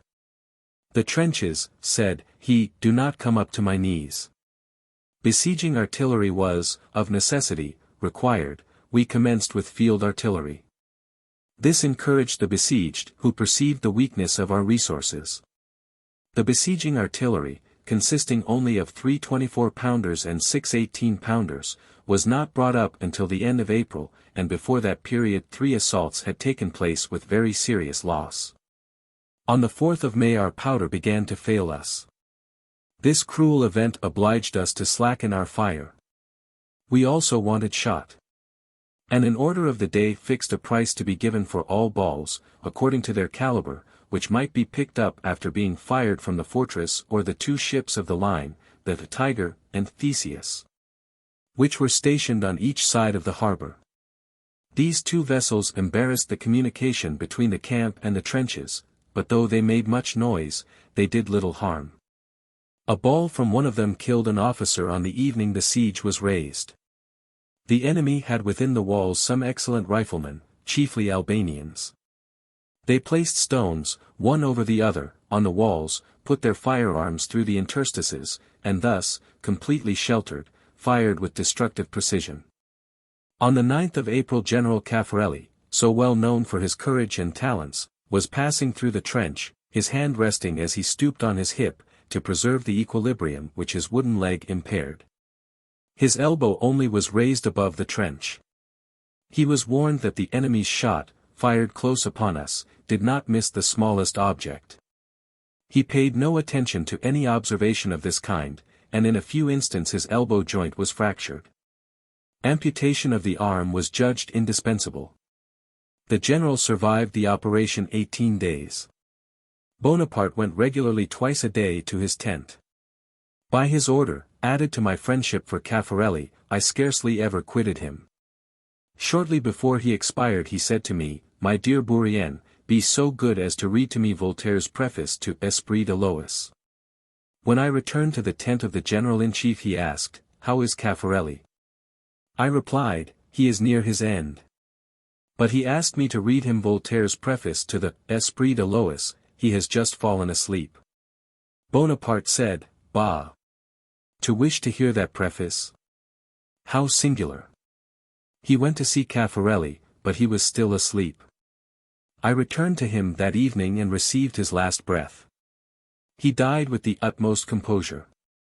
His death was equally regretted by the soldiers and the men of science, who accompanied us.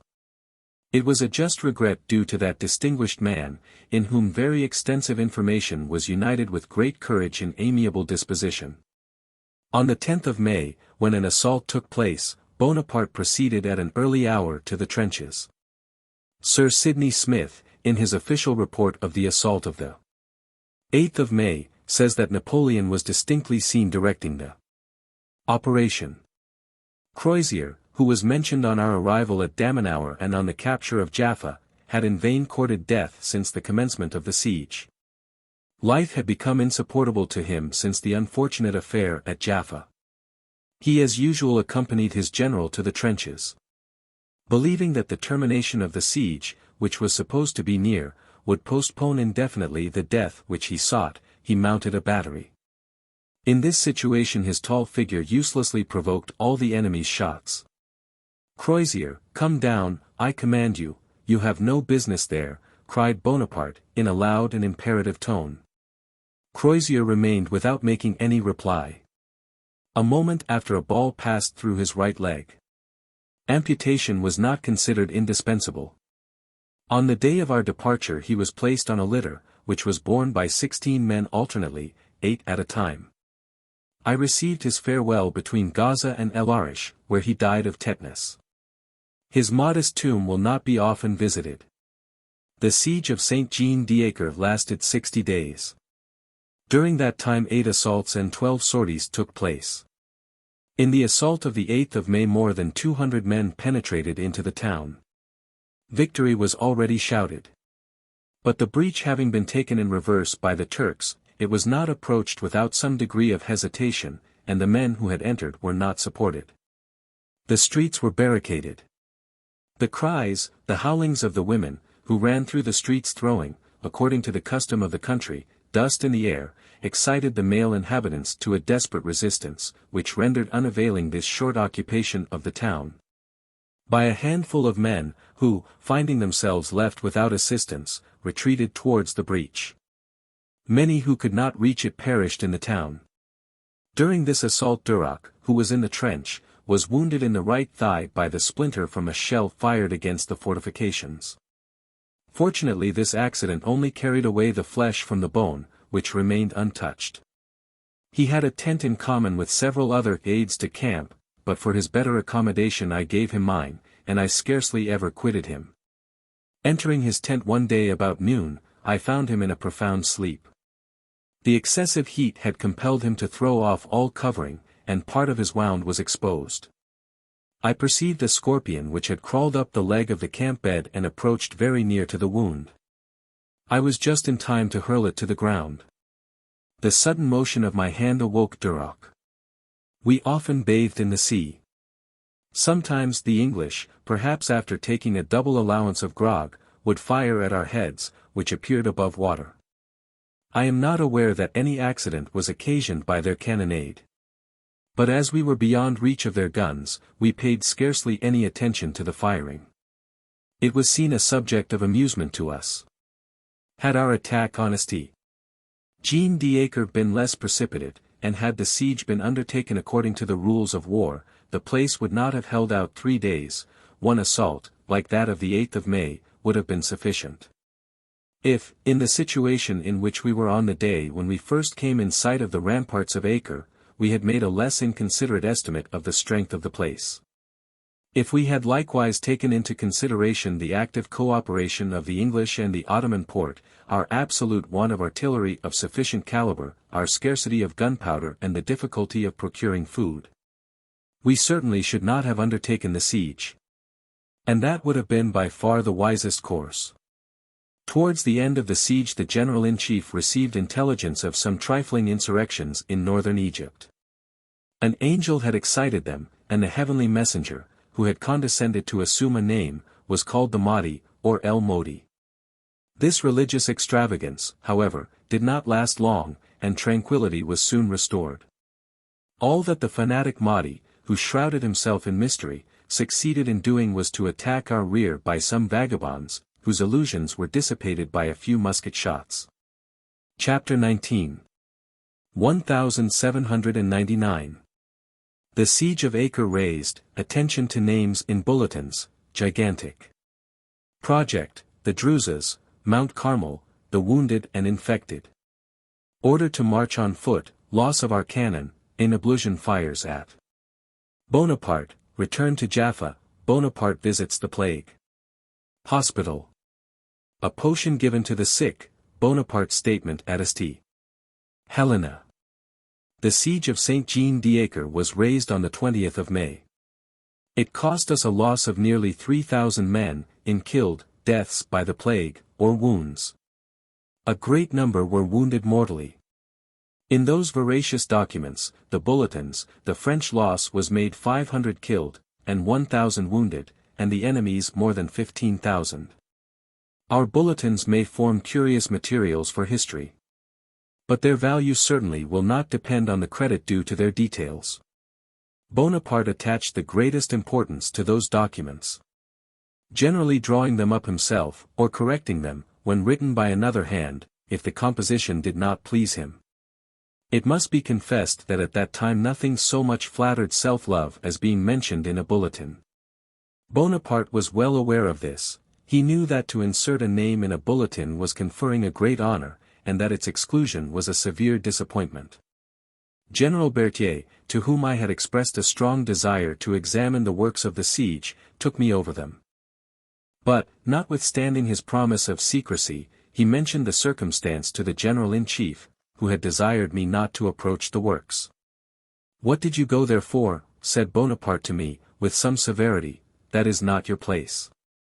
I replied that Berthier told me that no assault would take place that day, and he believed there would be no sortie, as the garrison had made one the preceding evening. What matters that? There might have been another. Those who have nothing to do in such places are always the first victims. Let every man mind his own business. Wounded or killed, I would not even have noticed you in the bulletin. You could have been laughed at, and that justly. Bonaparte, not having at this time experienced reverses, having continually proceeded from triumph to triumph, confidently anticipated the taking of St. Jean d'Acre. In his letters to the generals in Egypt he fixed the 25th of April for the accomplishment of that event. He reckoned that the grand assault against the tower could not be made before that day. It took place, however, 24 hours sooner. He wrote to Desaix on the 19th of April, "I count on being master of Acre in 6 days." On the 2d of May he told Junot, "Our 18 and 24-pounders have arrived. We hope to enter Acre in a few days. The fire of their artillery is completely extinguished." Letters have been printed, dated 30th Floréal, May 19th, in which he announces to Duguay and to Poussielc that they can rely on his being in Acre on 6th Floréal, April 25th. Some mistake has evidently been made. The slightest circumstances produce the greatest events, said Napoleon, according to the memorial of St. Helena. Had St. Jean d'Acre fallen, I should have changed the face of the world. And again, the fate of the East lay in that small town. This idea is not one which he first began to entertain at St. Helena. he often repeated the very same words at St. Jean d'Acre. On the shore of Ptolemy's gigantic projects agitated him, as, doubtless, regret for not having carried them into execution tormented him at St. Helena. Almost every evening Bonaparte and myself used to walk together, at a little distance from the seashore. The day after the unfortunate assault of the 8th of May Bonaparte, afflicted at seeing the blood of so many brave men uselessly shed, said to me, "Bourrienne, I see that this wretched place has cost me a number of men, and wasted much time. But things are too far advanced not to attempt a last effort. If I succeed, as I expect, I shall find in the town the Pasha's treasures, and arms for 300,000 men. I will stir up and arm the people of Syria, who are disgusted at the ferocity of Jezer, and who, as you know, pray for his destruction at every assault. I shall then march upon Damascus and Aleppo. On advancing into the country, the discontented will flock round my standard, and swell my army.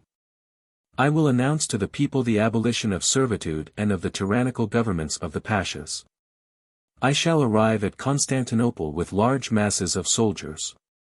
I shall overturn the Turkish Empire, and found in the East a new and grand empire, which will fix my place in the records of posterity. Perhaps I shall return to Paris by Adrianople, or by Vienna, after having annihilated the House of Austria." After I had made some observations which these grand projects naturally suggested, he replied, "What? Do you not see that the Druzes only wait for the fall of Acre to rise in rebellion?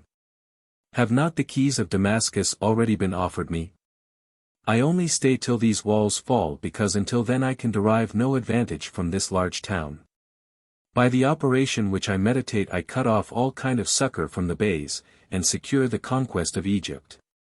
I will have Desaix nominated commander-in-chief, but if I do not succeed in the last assault I am about to attempt, I set off directly. Time presses, I shall not be at Cairo before the middle of June, the winds will then lie favorable for ships bound to Egypt, from the north. Constantinople will send troops to Alexandria and Rosetta. I must be there. As for the army, which will arrive afterwards by land, I do not fear it this year. I will cause everything to be destroyed, all the way to the entrance of the desert. I will render the passage of an army impossible for 2 years. Troops cannot exist among ruins. As soon as I returned to my tent I committed to paper this conversation, which was then quite fresh in my memory, and, I may venture to say that every word I put down is correct. I may add, that during the siege our camp was constantly filled with the inhabitants, who invoked heaven to favor our arms, and prayed fervently at every assault for our success, many of them on their knees, with their faces to the city. The people of Damascus, too, had offered the keys to Bonaparte. Thus everything contributed to make him confident in his favorite plan. The troops left St. Jean d'Acre on the 20th of May, taking advantage of the night to avoid a sortie from the besieged, and to conceal the retreat of the army, which had to march 3 leagues along the shore. Exposed to the fire of the English vessels lying in the roads of Mount Carmel. The removal of the wounded and sick commenced on the 18th and 19th of May. Bonaparte then made a proclamation, which from one end to the other offends against truth. It has been published in many works. The season of the year for hostile landing is there very dexterously placed in the foreground, all the rest is a deceitful exaggeration. It must be observed that the proclamations which Bonaparte regarded as calculated to dazzle an ever too credulous public were amplifications often ridiculous and incomprehensible upon the spot, and which only excited the laughter of men of common sense. In all Bonaparte's correspondence there is an endeavor to disguise his reverses, and impose on the public, and even on his own generals. For example, he wrote to General Duguay, commandant of Cairo, on the 15th of February, "I will bring you plenty of prisoners and flags." One would almost be inclined to say that he had resolved, during his stay in the East, thus to pay a tribute to the country of fables. The prisoners and flags were sent. The Turkish flags were entrusted by Berthier to the adjutant commandant Boyer, who conducted a convoy of sick and wounded to Egypt. Sidney Smith acknowledges the loss of some flags by the Turks. The Turkish Prisoners were used as carriers of the litters for the wounded, and were, for the most part, brought into Egypt. Errors, Tomai, pp. 47 and 160. Thus terminated this disastrous expedition.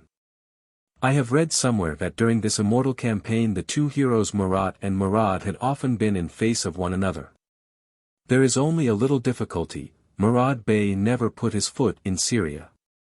We proceeded along the coast, and passed Mount Carmel.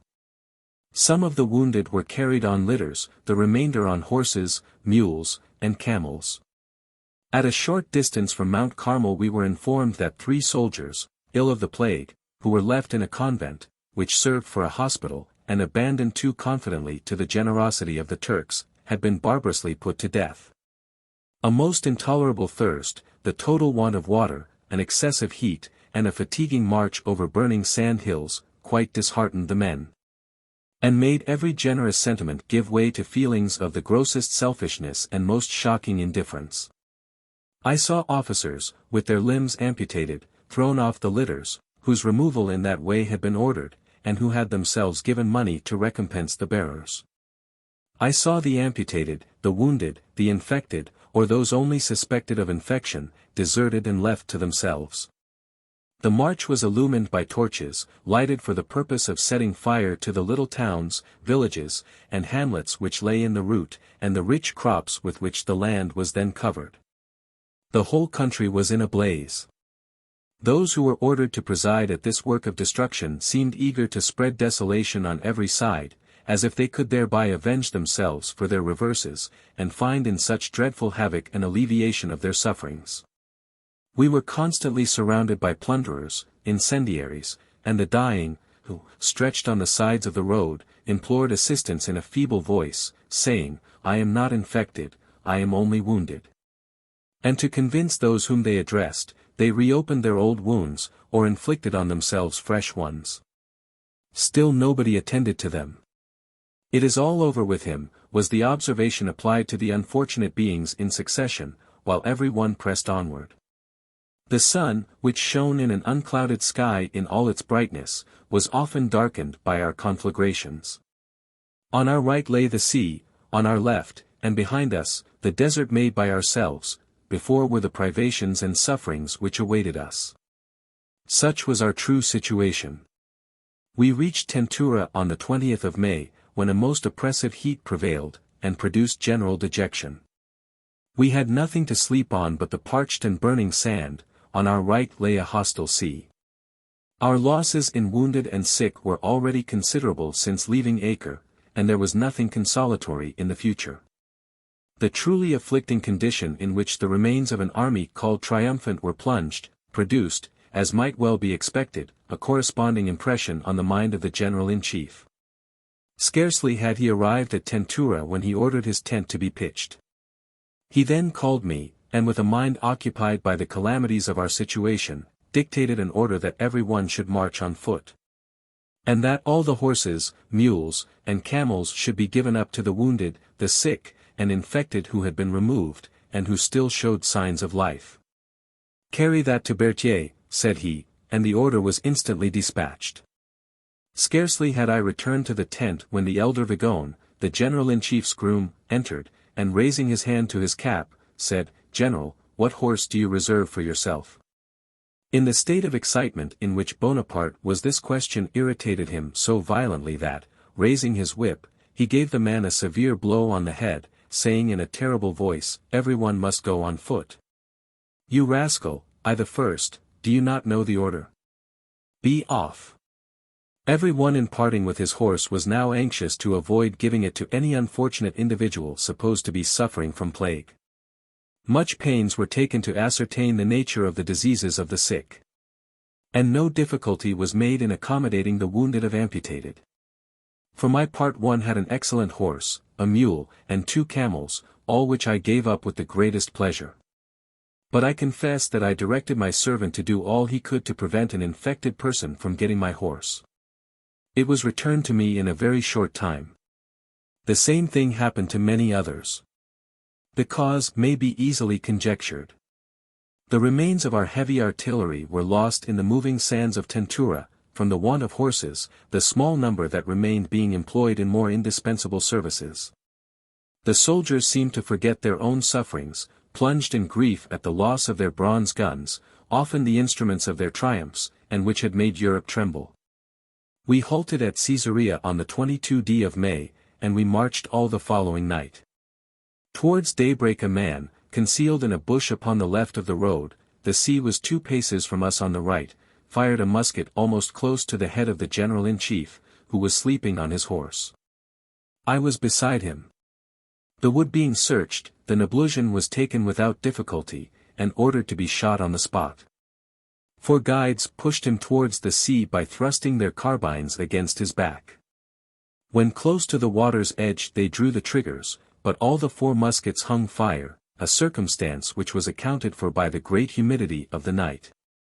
The Nablusian threw himself into the water, and, swimming with great agility and rapidity, gained a ridge of rocks so far off that not a shot from the whole troop, which fired as it passed, reached him. Bonaparte, who continued his march, desired me to wait for Kleber, whose division formed the rearguard, and to tell him not to forget the Nablusian. He was, I believe, shot at last. We returned to Jaffa on the 24th of May, and stopped there during the 25th, 26th, 27th, and 28th. This town had lately been the scene of a horrible transaction, dictated by necessity, and it was again destined to witness the exercise of the same dire law. Here I have a painful duty to perform, I will perform it. I will state what I know, what I saw. I have seen the following passage in a certain work. Bonaparte, having arrived at Jaffa, ordered 3 removals of the infected, 1 by sea to Damietta, and also by land, the 2nd to Gaza, and the 3rd to El Arish. So many words, so many errors. Some tents were pitched on an eminence near the gardens east of Jaffa. Orders were given directly to undermine the fortifications and blow them up.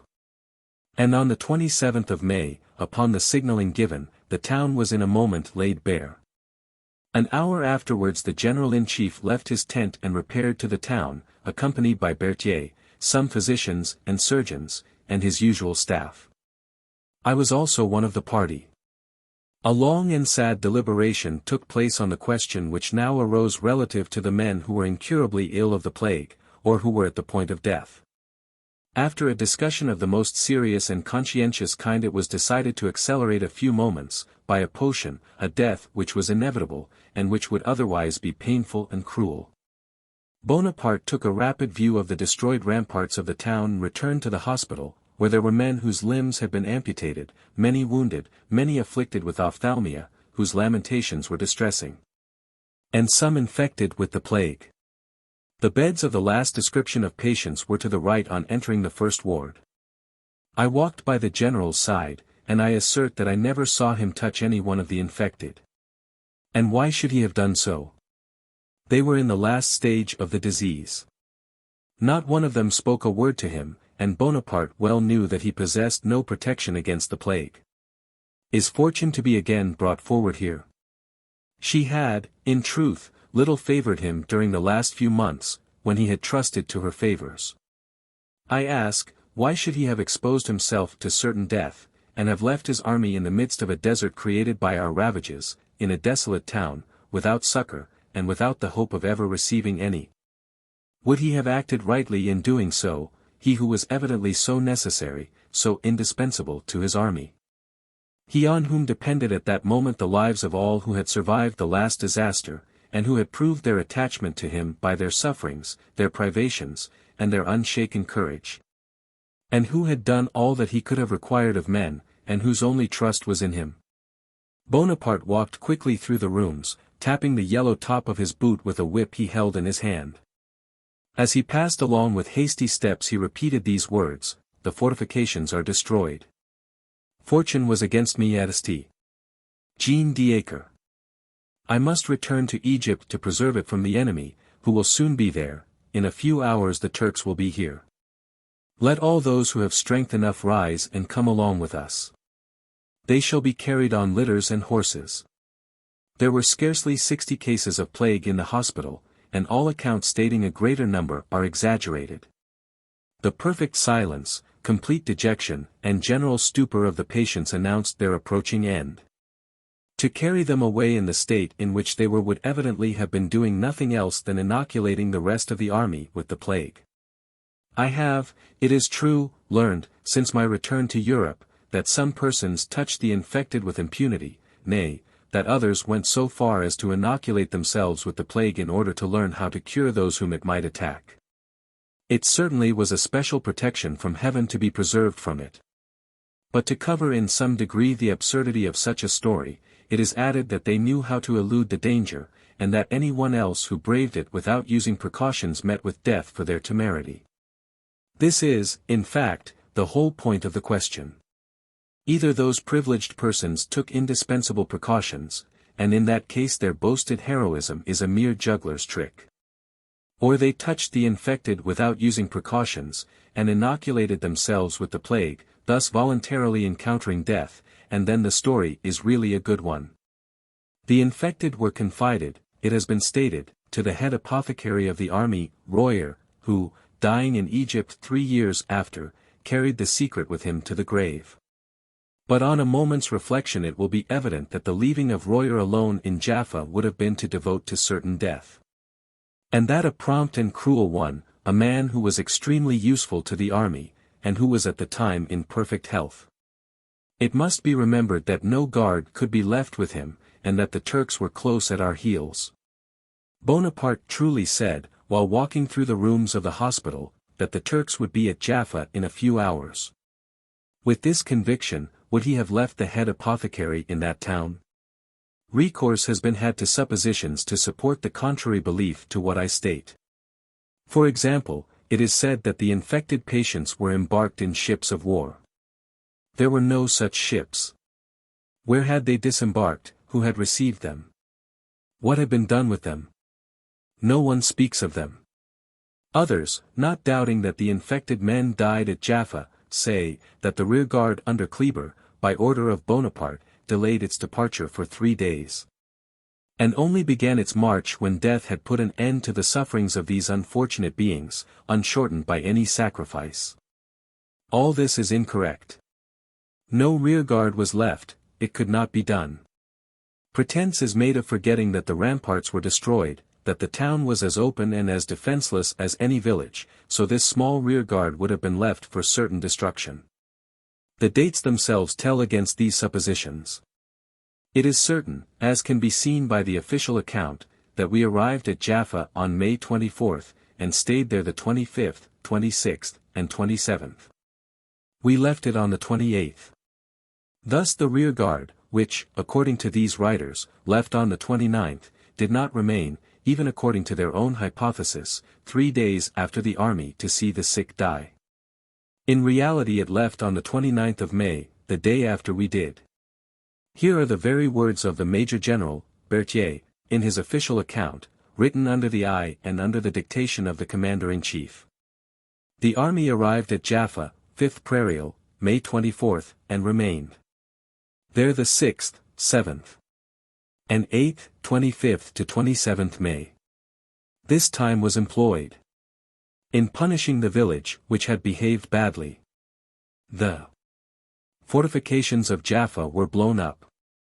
All the iron guns of the place were thrown into the sea.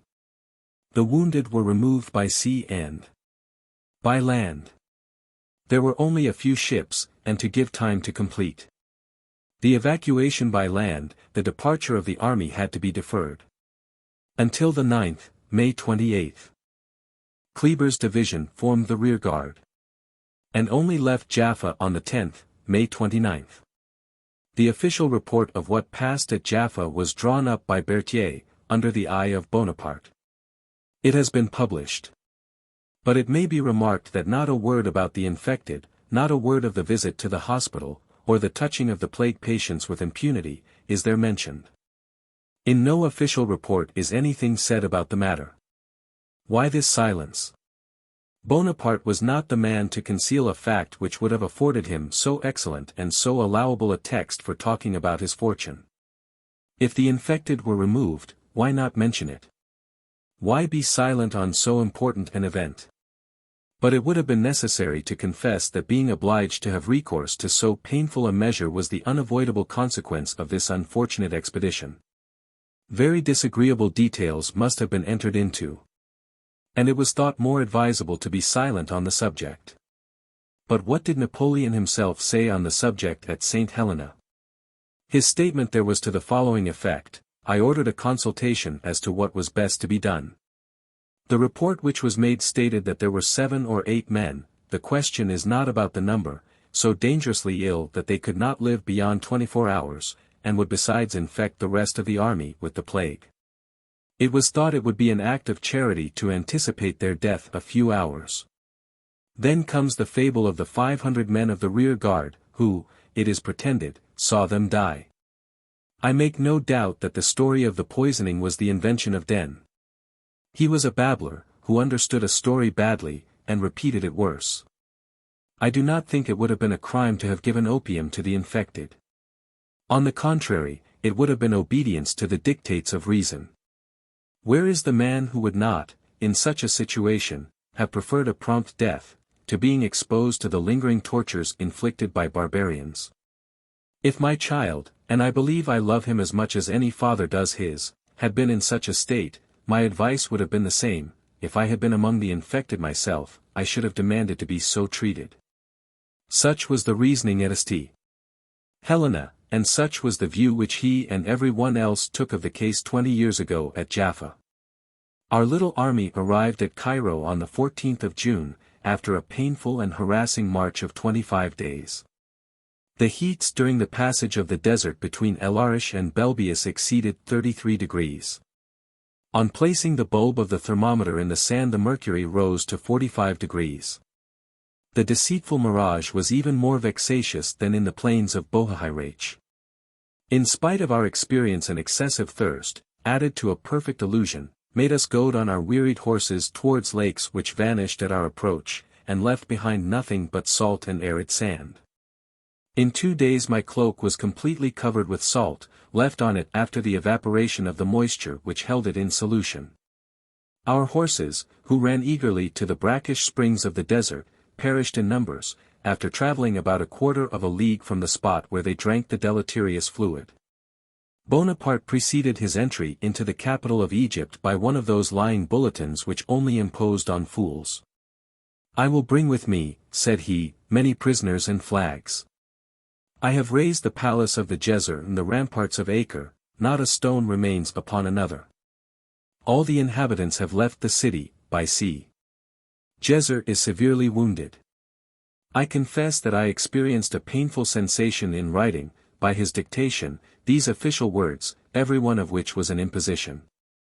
Excited by all I had just witnessed, it was difficult for me to refrain from making the observation. But his constant reply was, my dear fellow, you are a simpleton, you do not understand this business. And he observed, when signing the bulletin, that he would yet fill the world with admiration, and inspire historians and poets. Our return to Cairo has been attributed to the insurrections which broke out during the unfortunate expedition into Syria. Nothing is more incorrect. The term insurrection cannot be properly applied to the foolish enterprises of the Angel El-Mahdi in the Bohahirach, or to the less important disturbances in the Charqui. The reverses experienced before St. Jean d'Acre, the fear, or rather the prudent anticipation of a hostile landing, were sufficient motives, and the only ones, for our return to Egypt. What more could we do in Syria but lose men and time, neither of which the general had to spare? Chapter 20. 1799.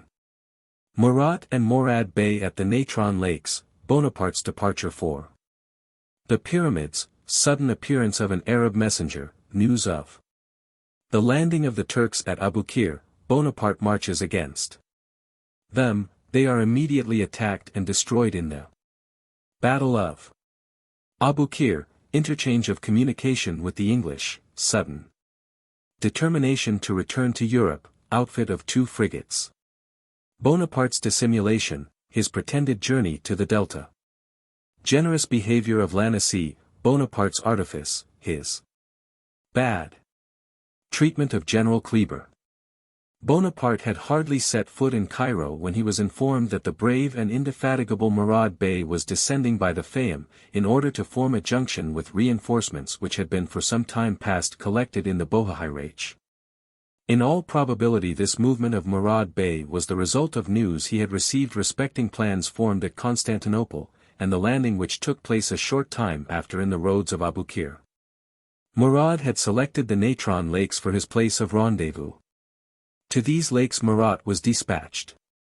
The Bey no sooner got notice of Murat's presence than he determined to retreat and to proceed by the desert to Gizeh and the Great Pyramids. I certainly never heard, until I returned to France, that Murad had ascended to the summit of the Great Pyramid for the purpose of passing his time in contemplating Cairo. Napoleon said at St. Helena that Murat might have taken Murad Bey had the latter remained 24 hours longer in the Natron Lakes. Now the fact is, that as soon as the Bey heard of Murat's arrival he was off. The Arabian spies were far more serviceable to our enemies than to us. We had not, indeed, a single friend in Egypt. Murad Bey, on being informed by the Arabs, who acted as couriers for him, that General de Saix was dispatching a column from the south of Egypt against him. That the General-in-Chief was also about to follow his footsteps along the frontier of Gizeh, and that the Natron Lakes and the Bohahirach were occupied by forces superior to his own, retired into Fayum. Bonaparte attached great importance to the destruction of Murad, whom he looked upon as the bravest, the most active, and most dangerous of his enemies in Egypt. As all accounts concurred in stating that Murad, supported by the Arabs, was hovering about the skirts of the desert of the province of Gizeh, Bonaparte proceeded to the pyramids. There to direct different corps against that able and dangerous partisan. He, indeed, reckoned him so redoubtable that he wrote to Murat, saying he wished fortune might reserve for him the honor of putting the seal on the conquest of Egypt by the destruction of this opponent. On the 14th of July Bonaparte left Cairo for the pyramids. He intended spending 3 or 4 days in examining the ruins of the ancient necropolis of Memphis, but he was suddenly obliged to alter his plan. This journey to the pyramids, occasioned by the course of war, has given an opportunity for the invention of a little piece of romance. Some ingenious people have related that Bonaparte gave audiences to the Mufti and Ulamas, and that on entering one of the great pyramids he cried out, "Glory to Allah! God only is God, and Muhammad is his prophet." Now the fact is, that Bonaparte never even entered the Great Pyramid. He never had any thought of entering it. I certainly should have accompanied him had he done so, for I never quitted his side a single moment in the desert. He caused some person to enter into one of the great pyramids while he remained outside, and received from them, on their return, an account of what they had seen. In other words, they informed him there was nothing to be seen. On the evening of the 15th of July, while we were taking a walk, we perceived, on the road leading from Alexandria, an Arab riding up to us in all haste. He brought to the General-in-Chief a dispatch from General Marmont, who was entrusted with the command of Alexandria, and who had conducted himself so well, especially during the dreadful ravages of the plague, that he had gained the unqualified approbation of Bonaparte. The Turks had landed on the 11th of July at Aboukir, under the escort and protection of English ships of war. The news of the landing of from 15 to 16,000 men did not surprise Bonaparte, who had for some time expected it. It was not so, however, with the generals most in his favor, whose apprehensions, for reasons which may be conjectured, he had endeavored to calm. He had even written to Marmont, who, being in the most exposed situation, had the more reason to be vigilant, in these terms. The army which was to have appeared before Alexandria, and which left Constantinople on the 1st of the Ramadan, has been destroyed under the walls of Acre. If, however, that mad Englishman, Smith, has embarked the remains of that army in order to convey them to Aboukir, I do not believe there can be more than 2,000 men. He wrote in the following strain to General Duguay, who had the command of Cairo. The English commander, who has summoned Damietta, is a madman. The combined army they speak of has been destroyed before Acre, where it Arrived a fortnight before we left that place. As soon as he arrived at Cairo, in a letter he dispatched to Desaix, he said. The time has now arrived when disembarkations have become practicable. I shall lose no time in getting ready. The probabilities, however, are, that none will take place this year. What other language could he hold, when he had proclaimed when after the raising of the siege of Acre, that he had destroyed those 15,000 men who 2 months after landed at Aboukir? No sooner had Bonaparte perused the contents of Marmont's letter than he retired into his tent and dictated to me, until 3 in the morning, his orders for the departure of the troops. And for the routes he wished to be pursued during his absence by the troops who should remain in the interior. At this moment I observed in him the development of that vigorous character of mind which was excited by obstacles until he overcame them, that celerity of thought which foresaw everything. He was all action, and never for a moment hesitated. On the 16th of July, at 4 in the morning, he was on horseback and the army in full march. I cannot help doing justice to the presence of mind, promptitude of decision, and rapidity of execution which at this period of his life never deserted him on great occasions. We reached Worden, to the north of Gizeh, on the evening of the 16th. On the 19th we arrived at Ramaliani, and on the 23rd at Alexandria, where every preparation was made for that memorable battle which, though it did not repair the immense losses and fatal consequences of the naval conflict of the same name, will always recall to the memory of Frenchmen one of the most brilliant achievements of their arms. As M. de Bourrienne gives no details of the battle, the following extract from the Duc de Rovigo's Memoirs, tome I, p. 167, will supply the deficiency. General Bonaparte left Cairo in the utmost haste to place himself at the head of the troops which he had ordered to quit their cantonments and march down to the coast. Whilst the general was making these arrangements and coming in person from Cairo, the troops on board the Turkish fleet had effected a landing and taken possession of the fort of Aboukir, and of a redoubt placed behind the village of that name which ought to have been put into a state of defense 6 months before, but had been completely neglected. The Turks had nearly destroyed the weak garrisons that occupied those 2 military points when General Marmont, who commanded at Alexandria, came to their relief. This general, seeing the 2 posts in the power of the Turks, returned to shut himself up in Alexandria, where he would probably have been blockaded by the Turkish army had it not been for the arrival of General Bonaparte with his forces, who was very angry when he saw that the fort and redoubt had been taken. But he did not blame Marmont for retreating to Alexandria with the forces at his disposal. General Bonaparte arrived at midnight with his guides and the remaining part of his army, and ordered the Turks to be attacked the next morning. In this battle, as in the preceding ones, the attack, the encounter, and the rout were occurrences of a moment, and the result of a single movement on the part of our troops. The whole Turkish army plunged into the sea to regain its ships, leaving behind them everything they had brought on shore. Whilst this event was occurring on the seashore, a pasha had left the field of battle with a corps of about 3,000 men in order to throw himself into the fort of Aboukir. They soon felt the extremities of thirst, which compelled them, after the lapse of a few days, to surrender unconditionally to General Menou, who was left to close the operations connected with the recently defeated Turkish army. After the battle, which took place on the 25th of July, Bonaparte sent a flag of truce on board the English admiral's ship. Our intercourse was full of politeness, such as might be expected in the communications of the people of 2 civilized nations. The English admiral gave the flag of truce some presents in exchange for some we sent, and likewise a copy of the French Gazette of Frankfurt, dated 10th of June, 1799. For 10 months we had received no news from France. Bonaparte glanced over this journal with an eagerness which may easily be conceived. The French, on their return from Saint-Jean-d'Acre, were totally ignorant of all that had taken place in Europe for several months.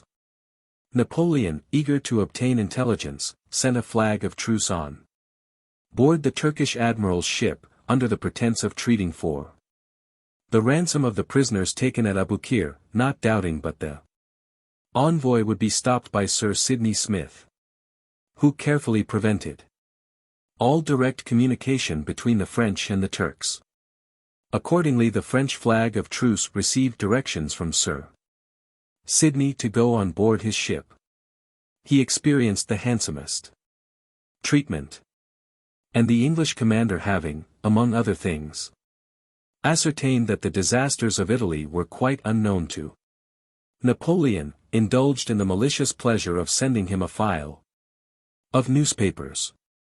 Napoleon spent the whole night in his tent perusing the papers, and he came to the determination of immediately proceeding to Europe to repair the disasters of France, and if possible, to save her from destruction. Memorial de Sainte Helene. Heavens, said he to me, my presentiment is verified, the fools have lost Italy. All the fruits of our victories are gone. I must leave Egypt.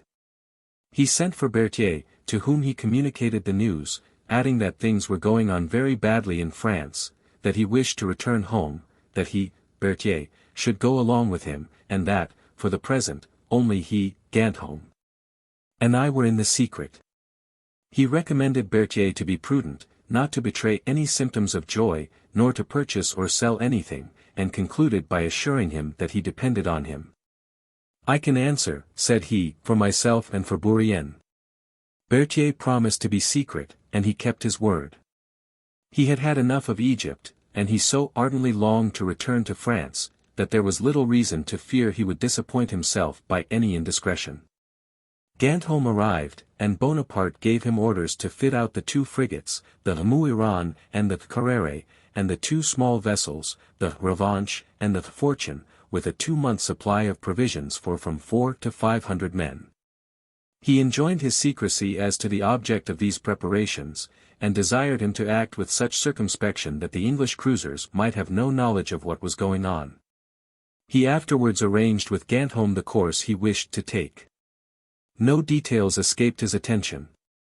Bonaparte concealed his preparations with much care, but still some vague rumors crept abroad. General Duguay, the commandant of Cairo, whom he had just left for the purpose of embarking, wrote to him on the 18th of August to the following effect. I have this moment heard that it is reported at the Institute you are about to return to France, taking with you Monge, Berthollet, Berthier, Lons, and Marat. This news has spread like lightning through the city, and I should not be at all surprised if it produce an unfavorable effect, which, however, I hope you will obviate. Bonaparte embarked 5 days after the receipt of Duguy's letter, and, as may be supposed, without replying to it. On the 18th of August he wrote to the Divan of Cairo as follows. I set out tomorrow for Manouf, whence I intend to make various excursions in the Delta, in order that I may myself witness the acts of oppression which are committed there, and acquire some knowledge of the people. He told the army but half the truth. The news from Europe, said he, has determined me to proceed to France. I leave the command of the army to General Kleber. The army shall hear from me forthwith. At present I can say no more. It costs me much pain to quit troops to whom I am so strongly attached. But my absence will be but temporary, and the general I leave in command has the confidence of the government as well as mine. I have now shown the true cause of General Bonaparte's departure for Europe. This circumstance, in itself perfectly natural, has been the subject of the most ridiculous conjectures to those who always wish to assign extraordinary causes for simple events. There is no truth whatever in the assertion of his having planned his departure before the Battle of Aboukir. Such an idea never crossed his mind. He had no thought whatever of his departure for France when he made the journey to the pyramids, nor even when he received the news of the landing of the Anglo-Turkish force. At the end of December 1798 Bonaparte thus wrote to the Directory, "We are without any news from France. No courier has arrived since the month of June.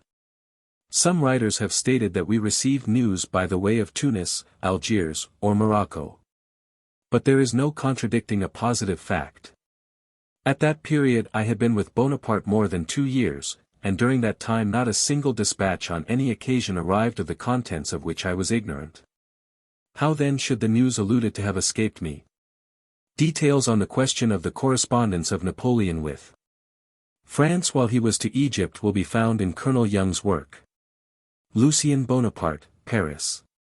Charpentier, 1882, Tome I, pp. 251–274. It seems most probable that Napoleon was in occasional communication with his family and with some of the directors by way of Tunis and Tripoli. It would not be his interest to let his army or perhaps even Bourrienne know of the disasters in Italy till he found that they were sure to hear of them through the English.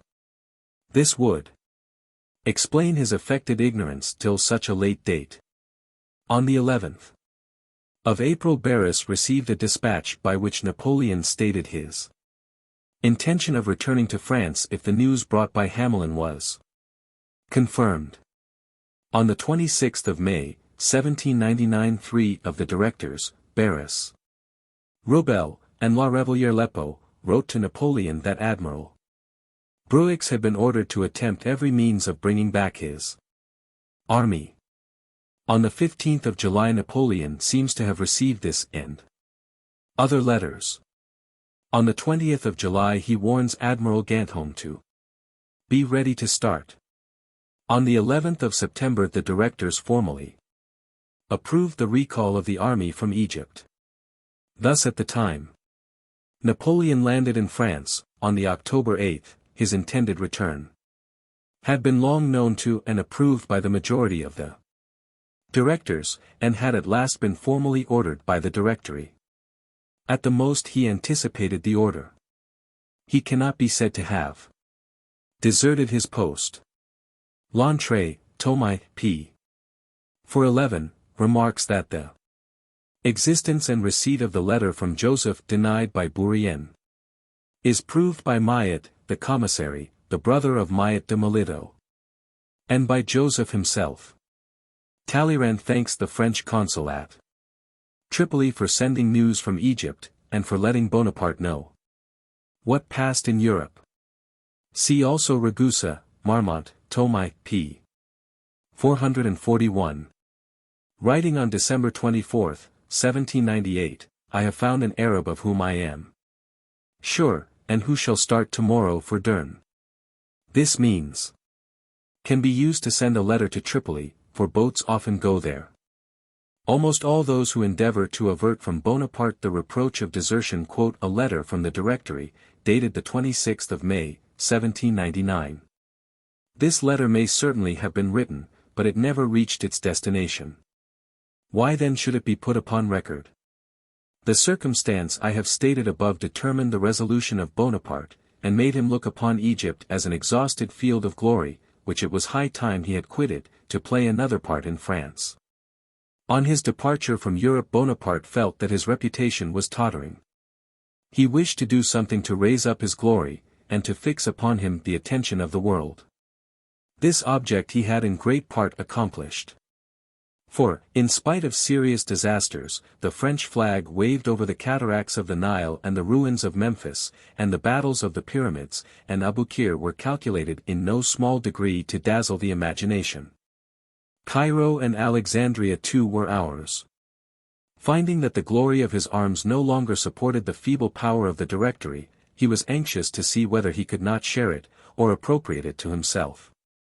A great deal has been said about letters and secret communications from the Directory, but Bonaparte needed no such thing. He could do what he pleased, there was no power to check him, such had been the nature of his arrangements on leaving France. He followed only the dictates of his own will, and probably, had not the fleet been destroyed, he would have departed from Egypt much sooner. To will and to do were with him one and the same thing. The latitude he enjoyed was the result of his verbal agreement with the Directory, whose instructions and plans he did not wish should impede his operations. Bonaparte left Alexandria on the 5th of August, and on the 10th arrived at Cairo. He at first circulated the report of a journey to Upper Egypt. This seemed so much the more reasonable, as he had really entertained the design before he went to the pyramids, and the fact was known to the army and the inhabitants of Cairo. Up to this time our secret had been studiously kept. However, General Lanus, the commandant at Manouf, where we arrived on the 20th of August, suspected it. "You are going to France," said he to me. My negative reply confirmed his suspicion. This almost induced me to believe the General-in-Chief had been the first to make the disclosure. General Lanus, though he envied our good fortune, made no complaints. He expressed his sincere wishes for our prosperous voyage, but never opened his mouth on the subject to any one. On the 21st of August we reached the wells of Birket. The Arabs had rendered the water unfit for use, but the General-in-Chief was resolved to quench his thirst, and for this purpose squeezed the juice of several lemons into a glass of the water. But he could not swallow it without holding his nose and exhibiting strong feelings of disgust. The next day we reached Alexandria, where the general informed all those, who had accompanied him from Cairo, that France was their destination.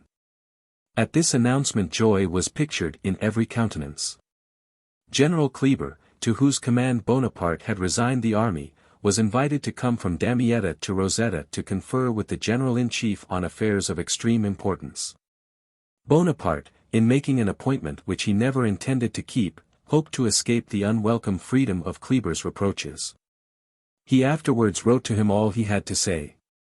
And the cause he assigned for not keeping his appointment was, that his fear of being observed by the English cruisers had forced him to depart 3 days earlier than he intended.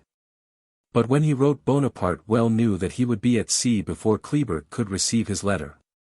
Kleber, in his letter to the Directory, complained bitterly of this deception. The singular fate that befell this letter will be seen by and by. Chapter 21. 1799. Our departure from Egypt, nocturnal embarkation, M. Parsval. Grand Maison, on course, adverse winds, fear of the English. Favorable weather, XXII, chess, we land at Ajaccio. Bonaparte's pretended relations, family domains, want of money. Battle of Novi, death of Joubert, visionary schemes, purchase of a boat, departure from Corsica, the English squadron, our escape. The roads of Frejus, our landing in France, the plague or the Austrians, joy of the people, the sanitary laws, Bonaparte falsely accused. We were now to return to our country, again to cross the sea, to us so pregnant with danger. Caesar and his fortune were once more to embark. But Caesar was not now advancing to the east to add Egypt to the conquests of the Republic. He was revolving in his mind vast schemes, unawed by the idea of venturing everything to chance in his own favor the government for which he had fought. The hope of conquering the most celebrated country of the East no longer excited the imagination, as on our departure from France. Our last visionary dream had vanished before the walls of Asti. Jean d'Acre, and we were leaving on the burning sands of Egypt most of our companions in arms. An inconceivable destiny seemed to urge us on, and we were obliged to obey its decrees. On the 23rd of August we embarked on board 2 frigates, the Muiran, named after Bonaparte's aide-de-camp killed in the Italian campaign, and Carrere. Our number was between 400 and 500. Such was our squadron, and such the formidable army with which Bonaparte had resolved, as he wrote to the Divan of Cairo, to annihilate all his enemies. This boasting might impose on those who did not see the real state of things. But what were we to think of it? What Bonaparte himself thought the day after? The night was dark when we embarked in the frigates which lay at a considerable distance from the port of Alexandria. But by the faint light of the stars we perceived a corvette, which appeared to be observing our silent nocturnal embarkation. The horses of the escort had been left to run loose on the beach. And all was perfect stillness in Alexandria, when the advanced posts of the town were alarmed by the wild galloping of horses, which from a natural instinct were returning to Alexandria through the desert. The picket ran to arms on seeing horses ready saddled and bridled, which were soon discovered to belong to the regiment of guides. They at first thought that a misfortune had happened to some detachment in its pursuit of the Arabs. With these horses came also those of the generals who had embarked with General Bonaparte, so that Alexandria was for a time in considerable alarm. The cavalry was ordered to proceed in all haste in the direction whence the horses came, and every one was giving himself up to the most gloomy conjectures, when the cavalry returned to the city with the Turkish groom, who was bringing back General Bonaparte's horse to Alexandria. Memoirs of the Duc de Rovigo, Tome I. Page 182. Next morning, just as we were on the point of setting sail, we saw, coming from the port of Alexandria, a boat, on board of which was M. Parsifal Grandmaison. This excellent man, who was beloved by all of us, was not included among the persons whose return to France had been determined by the General-in-Chief. In his anxiety to get off, Bonaparte would not hear of taking him on board. It will readily be conceived how urgent were the entreaties of Parsifal, but he would have sued in vain had not Gantholm, Monge, Berthollet, and I interceded for him. With some difficulty we overcame Bonaparte's resistance, and our colleague of the Egyptian Institute got on board after the wind had filled our sails. It has been erroneously said that Admiral Gantholm had full control of the frigates, as if any one could command when Bonaparte was present. On the contrary, Bonaparte declared to the admiral, in my hearing, that he would not take the ordinary course and get into the open sea. "Keep close along the coast of the Mediterranean," said he, "on the African side, until you get south of Sardinia. I have here a handful of brave fellows and a few pieces of artillery. If the English should appear I will run ashore, and with my party, make my way by land to Oran, Tunis, or some other port, whence we may find an opportunity of getting home." This was his irrevocable determination. For 21 days adverse winds, blowing from west or northwest, drove us continually on the coast of Syria, or in the direction of Alexandria. At one time it was even proposed that we should again put into the port. But Bonaparte declared he would rather brave every danger than do so. During the day we tacked to a certain distance northward, and in the evening we stood towards Africa, until we came within sight of the coast. Finally, after no less than 21 days of impatience and disappointment, a favorable east wind carried us past that point of Africa on which Carthage formerly stood, and we soon doubled Sardinia. We kept very near the western coast of that island, where Bonaparte had determined to land in case of our falling in with the English squadron. From thence his plan was to reach Corsica, and there to await a favorable opportunity of returning to France. Everything had contributed to render our voyage dull and monotonous. And, besides, we were not entirely without uneasiness as to the steps which might be taken by the Directory, for it was certain that the publication of the intercepted correspondence must have occasioned many unpleasant disclosures. Bonaparte used often to walk on deck to superintend the execution of his orders. The smallest sail that appeared in view excited his alarm. The fear of falling into the hands of the English never forsook him. That was what he dreaded most of all, and yet, at a subsequent period, he trusted to the generosity of his enemies. However, in spite of our well-founded alarm, there were some moments in which we sought to amuse ourselves, or, to use a common expression, to kill time. Cards afforded us a source of recreation, and even this frivolous amusement served to develop the character of Bonaparte. In general he was not fond of cards. But if he did play, XXIII was his favorite game, because it is more rapid than many others, and because, in short, it afforded him an opportunity of cheating. For example, he would ask for a card.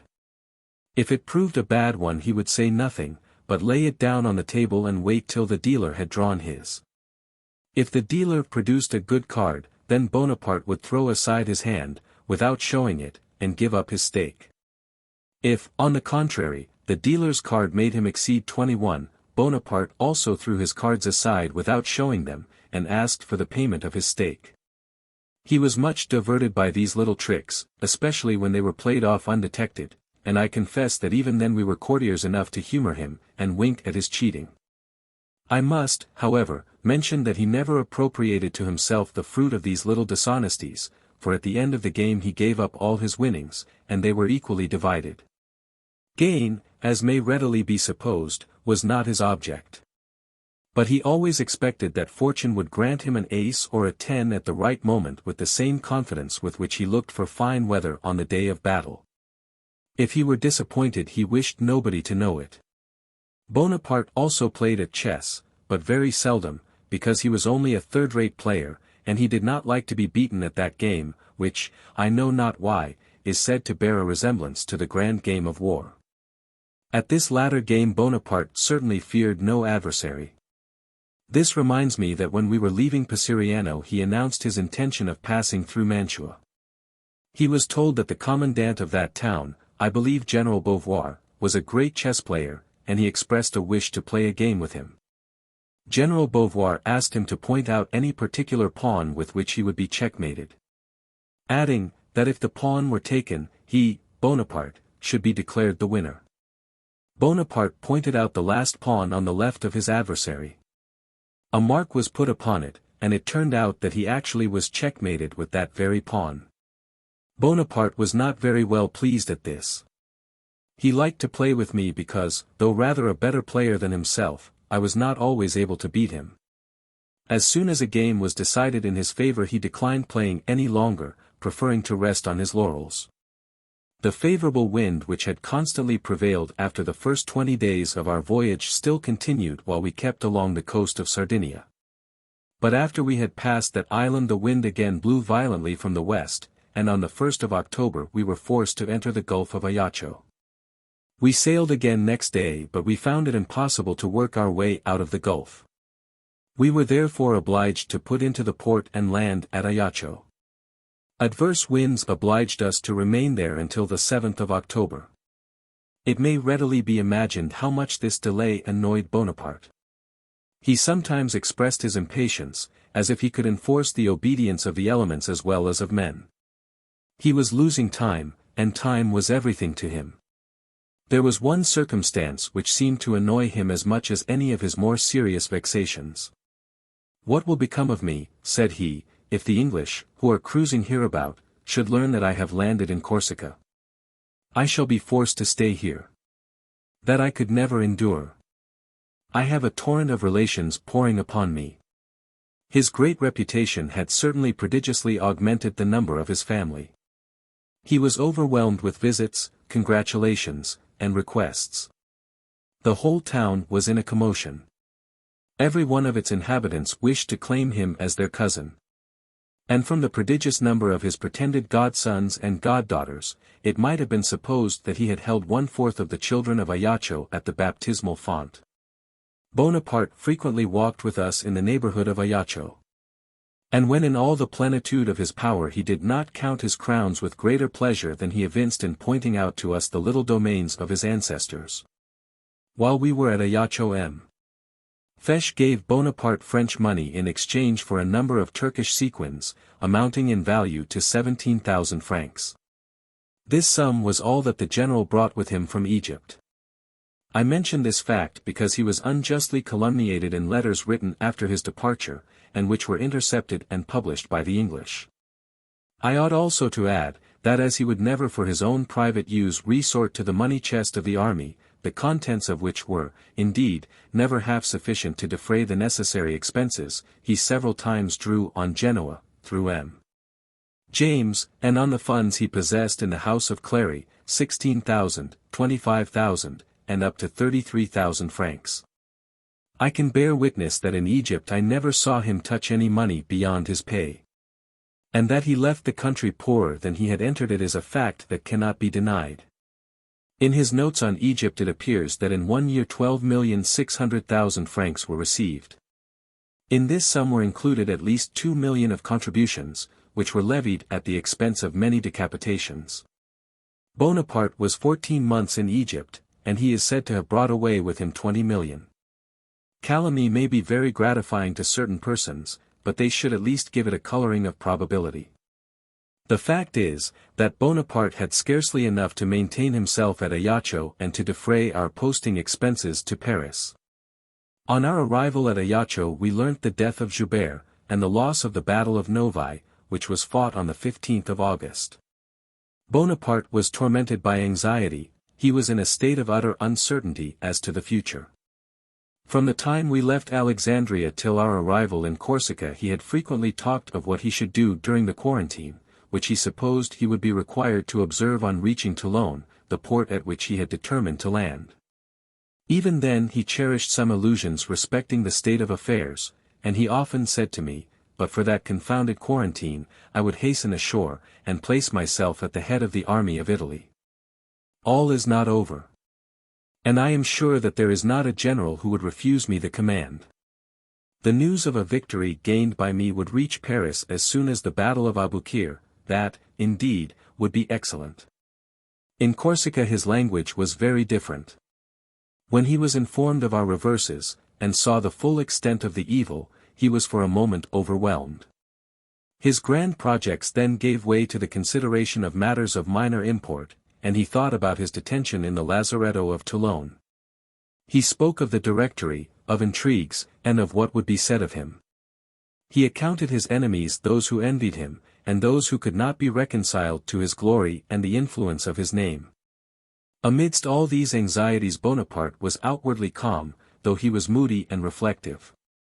Providing against every chance of danger, he had purchased at Ajaccio a large launch which was intended to be towed by the Muiran, and it was manned by 12 of the best sailors the island could furnish.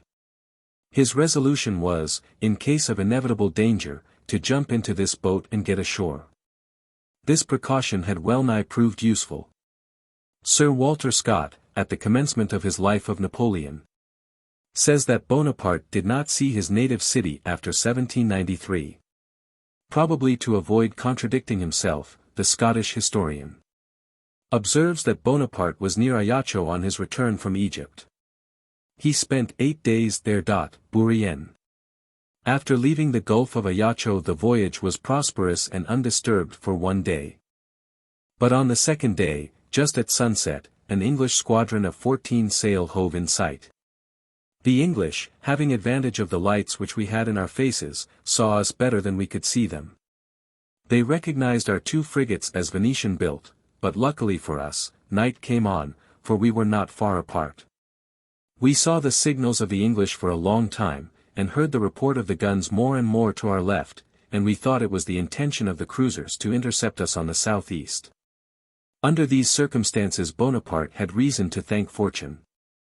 For it is very evident that had the English suspected our 2 frigates of coming from the east and going to France, they would have shut us out from land by running between us and it, which to them was very easy. Probably they took us for a convoy of provisions going from Toulon to Genoa, and it was to this error and the darkness that we were indebted for escaping with no worse consequence than a fright. Here Bourrienne says in a note, where did Sir Walter Scott learn that we were neither seen nor recognized?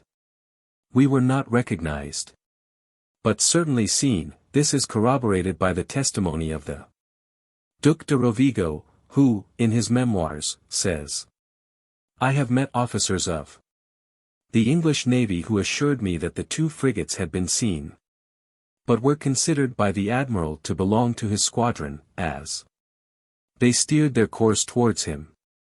And as he knew we had only 1 frigate in the Mediterranean, and 1 in Toulon harbor, he was far from supposing that the frigates which he had described could have General Bonaparte on board." Savary, Tomai page 226. During the remainder of the night the utmost agitation prevailed on board the Muiran. Gantholm especially was in a state of anxiety which it is impossible to describe, and which it was painful to witness. He was quite beside himself, for a disaster appeared inevitable. He proposed to return to Corsica. "No, no. replied Bonaparte imperiously. No. Spread all sail. Every man at his post. To the northwest. To the northwest. This order saved us. And I am enabled to affirm that in the midst of almost general alarm Bonaparte was solely occupied in giving orders. The rapidity of his judgment seemed to grow in the face of danger. The remembrance of that night will never be effaced from my mind. The hours lingered on, and none of us could guess upon what new dangers the morrow's sun would shine. However, Bonaparte's resolution was taken, his orders were given, his arrangements made. During the evening he had resolved upon throwing himself into the long boat, he had already fixed on the persons who were to share his fate, and had already named to me the papers which he thought it most important to save. Happily our terrors were vain and our arrangements useless. By the first rays of the sun we discovered the English fleet sailing to the northeast, and we stood for the wished-for coast of France. The 8th of October, at 8 in the morning, we entered the roads of Frejus. The sailors not having recognized the coast during the night, we did not know where we were. There was, at first, some hesitation whether we should advance. We were by no means expected, and did not know how to answer the signals, which has been changed during our absence. Some guns were even fired upon us by the batteries on the coast. But our bold entry into the roads, the crowd upon the decks of the two frigates, and our signs of joy, speedily banished all doubt of our being friends. We were in the port, and approaching the landing place, when the rumor spread that Bonaparte was on board one of the frigates. In an instant the sea was covered with boats. In vain we begged them to keep at a distance. We were carried ashore, and when we told the crowd, both of men and women who were pressing about us, the risk they ran, they all exclaimed, "We prefer the plague to the Austrians." What were our feelings when we again set foot on the soil of France I will not attempt to describe. Our escape from the dangers that threatened us seemed almost miraculous. We had lost 20 days at the beginning of our voyage, and at its close had been almost taken by an English squadron. Under these circumstances, how rapturously we inhaled the balmy air of Provence. Such was our joy, that we were scarcely sensible of the disheartening news which arrived from all quarters. At the first moment of our arrival, by a spontaneous impulse, we all repeated, with tears in our eyes, the beautiful lines which Voltaire has put into the mouth of the exile of Sicily. Bonaparte has been reproached with having violated the sanitary laws, but, after what I have already stated respecting his intentions, I presume there can remain no doubt of the falsehood of this accusation. All the blame must rest with the inhabitants of Frejus, who on this occasion found the law of necessity more imperious than the sanitary laws. Yet when it is considered that 400 or 500 persons, and a quantity of effects, were landed from Alexandria, where the plague had been raging during the summer, it is almost a miracle that France, and indeed Europe escaped the scourge. Chapter 22. 1799. Effect produced by Bonaparte's return, his justification.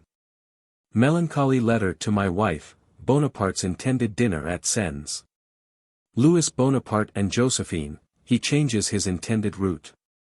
Melancholy situation of the provinces, necessity of a change. Bonaparte's ambitious views, influence of popular applause. Arrival in Paris, his reception of Josephine, their reconciliation. Bonaparte's visit to the Directory, his contemptuous treatment of size. The effect produced in France and throughout Europe by the mere intelligence of Bonaparte's return is well known. I shall not yet speak of the vast train of consequences which that event entailed. I must, however, notice some accusations which were brought against him from the time of our landing to the 9th of November. He was reproached for having left Egypt, and it was alleged that his departure was the result of long premeditation. But I, who was constantly with him, am enabled positively to affirm that his return to France was merely the effect of a sudden resolution. Of this the following fact is in itself sufficient evidence. While we were at Cairo, a few days before we heard of the landing of the Anglo-Turkish fleet, and at the moment when we were on the point of setting off to encamp at the pyramids, Bonaparte dispatched a courier to France. I took advantage of this opportunity to write to my wife. I almost bade her an eternal adieu. My letter breathed expressions of grief such as I had not before evinced. I said, among other things, that we knew not when or how it would be possible for us to return to France. If Bonaparte had then entertained any thought of a speedy return, I must have known it, and in that case I should not certainly have distressed my family by a desponding letter, when I had not had an opportunity of writing for 7 months before. 2 days after the receipt of my letter my wife was awoke very early in the morning to be informed of our arrival in France. The courier who brought this intelligence was the bearer of a second letter from me, which I had written on board ship, and dated from Fréjus. In this letter I mentioned that Bonaparte would pass through Sens and dine with my mother. In fulfillment of my directions Madame de Bourrienne set off for Paris at 5 in the morning. Having passed the first post-house she met a berlin containing 4 travelers, among whom she recognized Louis Bonaparte going to meet the general on the Lyons road. On seeing Madame de Bourrienne Louis desired the postilion to stop, and asked her whether she had heard from me. She informed him that we should pass through Sens, where the general wished to dine with my mother, who had made every preparation for receiving him. Louis then continued his journey. About 9 o'clock my wife met another berlin, in which were Madame Bonaparte and her daughter. As they were asleep, and both carriages were driving at a very rapid rate, Madame de Bourrienne did not stop them. Josephine followed the route taken by Louis. Both missed the general, who changed his mind at Lyons, and proceeded by way of Bourbonnais. He arrived 15 hours after my wife, and those who had taken the Burgundy road proceeded to Lyons uselessly. Determined to repair in all haste to Paris, Bonaparte had left Fréjus on the afternoon of the day of our landing. He himself had dispatched the courier to Sens to inform my mother of his intended visit to her. And it was not until he got to Lyons that he determined to take the Bourbonnais road. His reason for doing so will presently be seen. All along the road, at Aix, at Lyons, in every town and village, he was received, as at Fréjus, with the most rapturous demonstrations of joy. From Fréjus to Aix a crowd of men kindly escorted us, carrying torches alongside the carriage of the general. Not so much to show their enthusiasm as to ensure our safety, Bourrienne, these brigands became so bad in France that at one time soldiers were placed in the imperials of all the diligences, receiving from the wits the curiously anticipative name of imperial armies. Only those who witnessed his triumphal journey can form any notion of it, and it required no great discernment to foresee something like the 18th Brumaire. The provinces, a prey to anarchy and civil war, were continually threatened with foreign invasion. Almost all the south presented the melancholy spectacle of one vast arena of conflicting factions. The nation groaned beneath the yoke of tyrannical laws, despotism was systematically established, the law of hostages struck a blow at personal liberty, and forced loans menaced every man's property. The generality of the citizens had declared themselves against a pentarchy devoid of power, justice, and morality, and which had become the sport of faction and intrigue. Disorder was general. But in the provinces abuses were felt more sensibly than elsewhere. In great cities it was found more easy to elude the hand of despotism and oppression. A change so earnestly wished for could not fail to be realized, and to be received with transport. The majority of the French people longed to be relieved from the situation in which they then stood.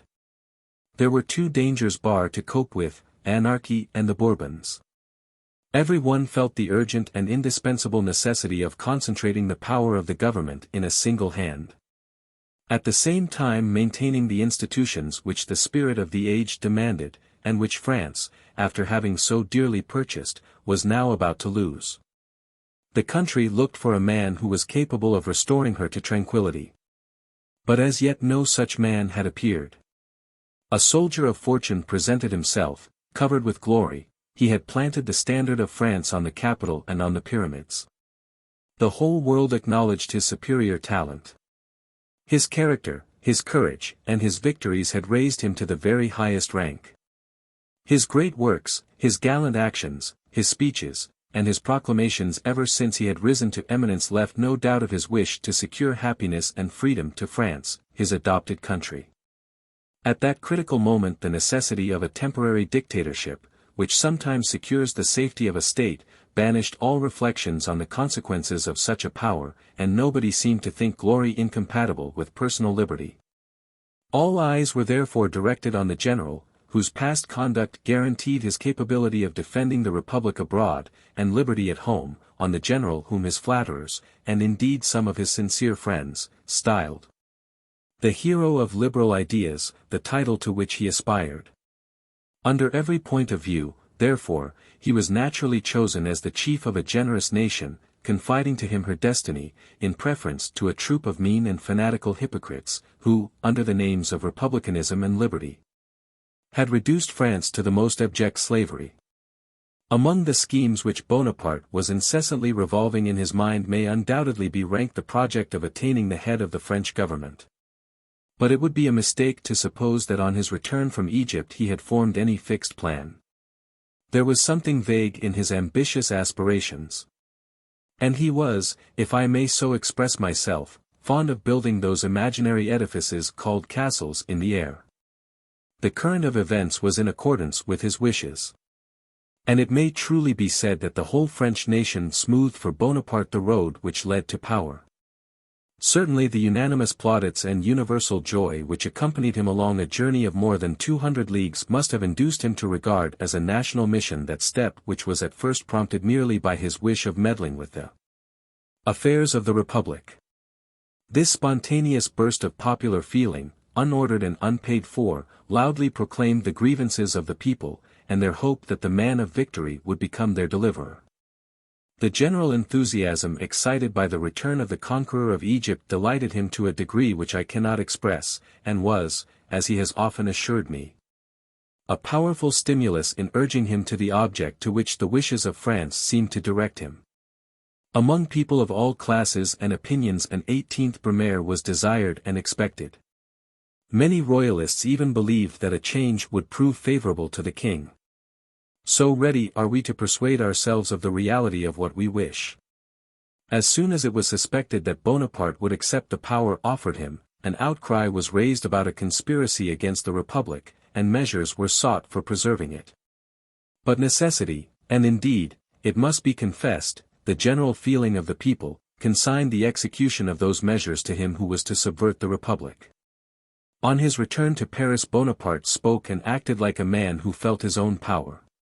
He cared neither for flattery, dinners, nor balls, his mind took a higher flight. We arrived in Paris on the 24th Vendemiaire, the 16th of October. As yet he knew nothing of what was going on.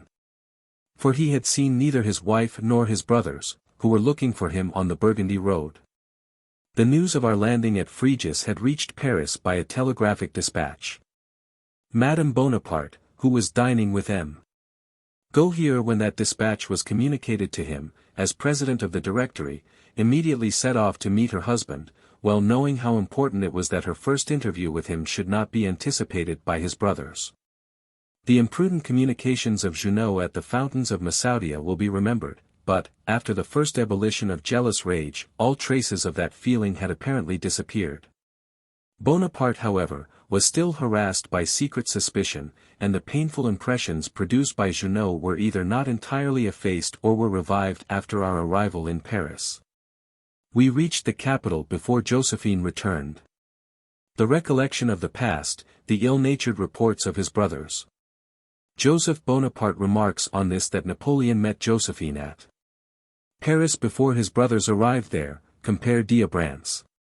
Volume 1, pages 260 to 262 and Remusat, Tome I, pp. 147 to 148.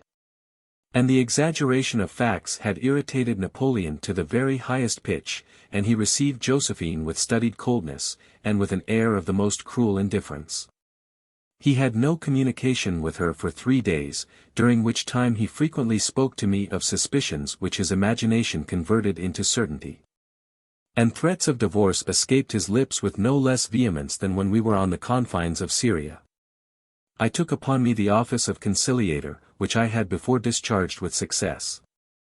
I represented to him the dangers to be apprehended from the publicity and scandal of such an affair.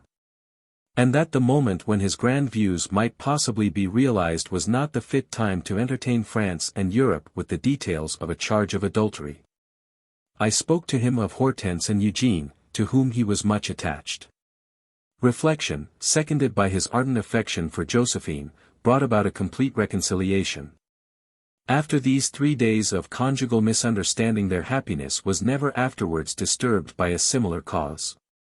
In speaking of the unexpected arrival of Bonaparte and of the meeting between him and Josephine, Madame Junot says, on the 10th October Josephine set off to meet her husband, but without knowing exactly what road he would take. She thought it likely he would come by way of Burgundy, and therefore Louis and she set off for Lyons. Madame Bonaparte was a prey to great and well-founded aspersions. Whether she was guilty or only imprudent, she was strongly accused by the Bonaparte family, who were desirous that Napoleon should obtain a divorce. The elder M. de Caulaincourt stated to us his apprehensions on this point. But whenever the subject was introduced, my mother changed the conversation, because, knowing as she did the sentiments of the Bonaparte family, she could not reply without either committing them or having recourse to falsehood. She knew, moreover, the truth of many circumstances which M. de Caulaincourt seemed to doubt, and which her situation with respect to Bonaparte prevented her from communicating to him. Madame Bonaparte committed a great fault in neglecting at this juncture to conciliate her mother-in-law, who might have protected her against those who sought her ruin and effected it 9 years later. For the divorce in 1809 was brought about by the joint efforts of all the members of the Bonaparte family, aided by some of Napoleon's most confidential servants, whom Josephine, either as Madame Bonaparte or as Empress, had done nothing to make her friends. Bonaparte, on his arrival in Paris, found his house deserted, but his mother, sisters, and sisters-in-law, and, in short, every member of his family, except Louis, who had attended Madame Bonaparte to Lyons, came to him immediately. The impression made upon him by the solitude of his home and its desertion by its mistress was profound and terrible, and 9 years afterwards, when the ties between him and Josephine were severed forever, he showed that it was not effaced. From not finding her with his family he inferred that she felt herself unworthy of their presence, and feared to meet the man she had wronged. He considered her journey to Lyons as a mere pretense. M. de Bourrienne says that for some days after Josephine's return, Bonaparte treated her with extreme coldness. As he was an eyewitness, why does he not state the whole truth, and say that on her return Bonaparte refused to see her and did not see her? It was to the earnest entreaties of her children that she owed the recovery, not of her husband's love, for that had long ceased, but of that tenderness acquired by habit, and that intimate intercourse, which made her still retain the rank of consort to the greatest man of his age. Bonaparte was at this period much attached to Eugene Beauharnais, who, to do him justice, was a charming youth. He knew less of Hortense, but her youth and sweetness of temper, and the protection of which, as his adopted daughter, she besought him not to deprive her, proved powerful advocates, and overcame his resistance. In this delicate negotiation it was good policy not to bring any other person into play, whatever might be their influence with Bonaparte, and Madame Bonaparte did not, therefore, have recourse either to Barras, Bourrienne, or Berthier. It was expedient that they who interceded for her should be able to say something without the possibility of a reply. Now Bonaparte could not with any degree of propriety explain to such children as Eugene or Hortense the particulars of their mother's conduct. He was therefore constrained to silence, and had no argument to combat the tears of two innocent creatures at his feet exclaiming, "Do not abandon our mother, she will break her heart, and ought in justice to take from us, poor orphans, whose natural protector the scaffold has already deprived us of, the support of one whom Providence has sent to replace him." The scene, as Bonaparte has since stated, was long and painful, and the two children at length introduced their mother, and placed her in his arms. The unhappy woman had awaited his decision at the door of a small back staircase, extended at almost full length upon the stairs, suffering the acutest pangs of mental torture. Whatever might be his wife's errors, Bonaparte appeared entirely to forget them, and the reconciliation was complete. Of all the members of the family, Madame Leclerc was most vexed at the pardon which Napoleon had granted to his wife. Bonaparte's mother was also very ill pleased, but she said nothing. Madame Joseph Bonaparte, who was always very amiable, took no part in these family quarrels. Therefore she could easily determine what part to take when fortune smiled on Josephine. As to Madame Baciachi, she gave free vent to her ill humor and disdain. The consequence was that her sister-in-law could never endure her. Christine, who was a beautiful creature, followed the example of Madame Joseph, and Caroline was so young that her opinion could have no weight in such an affair. As to Bonaparte's brothers, they were at open war with Josephine. On the day after his arrival, Bonaparte visited the directors. The directors at this time were Barras, Size, Moulins, Gohier, and Roger Ducasse. The interview was cold. On the 24th of October he said to me, "I dined yesterday at Gohier's. Size was present, and I pretended not to see him. I observed how much he was enraged at this mark of disrespect. 'But are you sure he is against you?' inquired I. 'I know nothing yet, but he is a scheming man, and I don't like him.'" Even at that time Bonaparte had thoughts of getting himself elected a member of the Directory in the room of Size. Chapter 23. 1799. Moreau and Bernadotte, Bonaparte's opinion of Bernadotte, false. Report, the Crown of Sweden and the Constitution of the year III. Intrigues of Bonaparte's brothers, angry conversation between Bonaparte and Bernadotte, Bonaparte's version, Josephine's version. An unexpected visit, the Manège Club, Salicetti and Joseph Bonaparte. Bonaparte invites himself to breakfast with Bernadotte, country excursion, Bernadotte dines with Bonaparte, the plot and conspiracy. Conduct of Lucien, dinner given to Bonaparte by the Council of the 500, Bonaparte's wish to be chosen a member of the Directory, his reconciliation with Size, offer made by the Directory to Bonaparte, he is falsely accused by Barras. To throw a clear light on the course of the great events which will presently be developed, it is necessary to state briefly what intrigues had been hatched and what ambitious hopes had risen up while we were in Egypt. When in Egypt Bonaparte was entirely deprived of any means of knowing what was going on in France, and in our rapid journey from Fréjus to Paris we had no opportunity of collecting much information.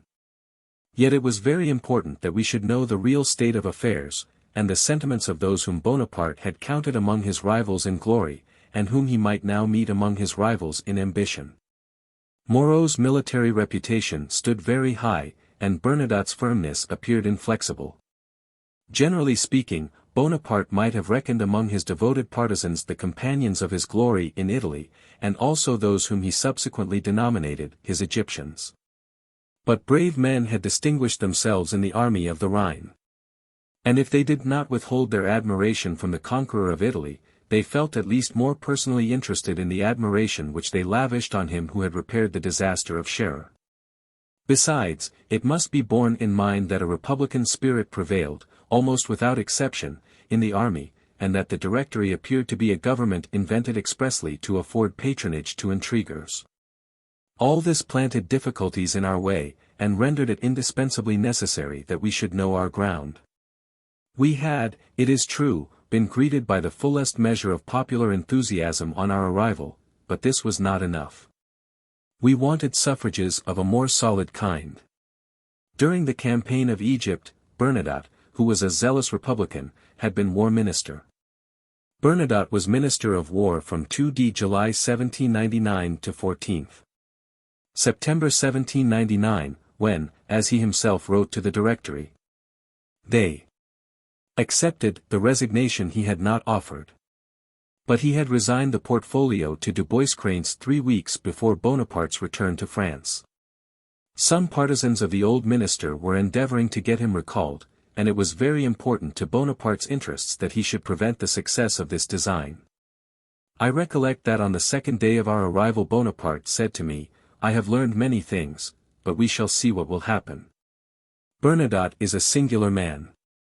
When he was war minister Augereau, Salicetti, and some others informed him that the constitution was in danger, and that it was necessary to get rid of Size, Barras, and Fouché, who were at the head of a plot. What did Bernadotte do? Nothing. He asked for proofs. None could be produced. He asked for powers. Who could grant them? Nobody. He should have taken them, but he would not venture on that. He wavered. He said he could not enter into the schemes which were proposed to him. He only promised to be silent on condition that they were renounced. Bernadotte is not a help, he is an obstacle. I have heard from good authority that a great number of influential persons wished to invest him with extensive power for the public good, but he was obstinate, and would listen to nothing. After a brief interval of silence, during which Bonaparte rubbed his forehead with his right hand, he then resumed. "I believe I shall have Bernadotte and Moreau against me.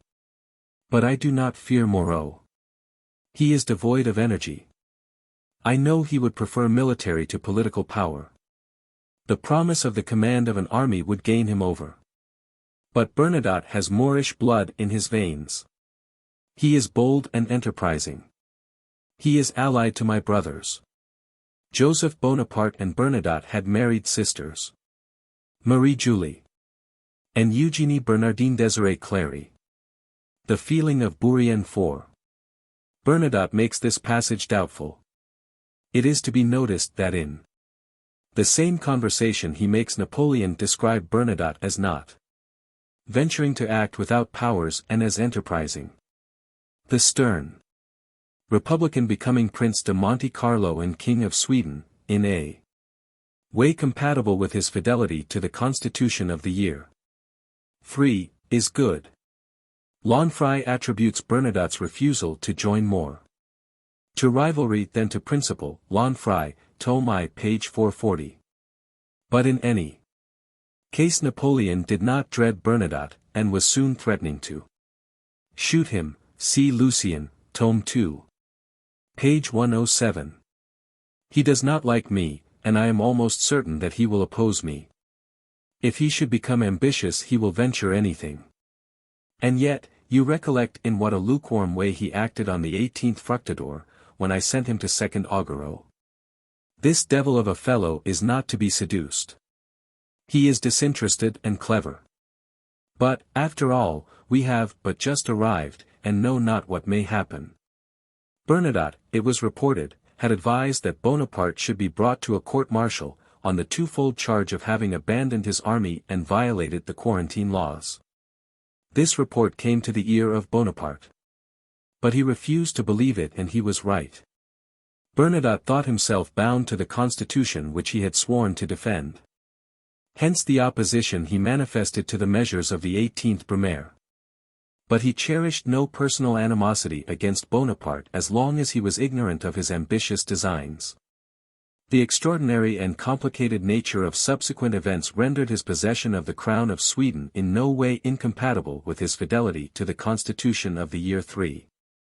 On our first arrival in Paris, though I was almost constantly with the general, yet, as our routine of occupation was not yet settled, I was enabled now and then to snatch an hour or two from business.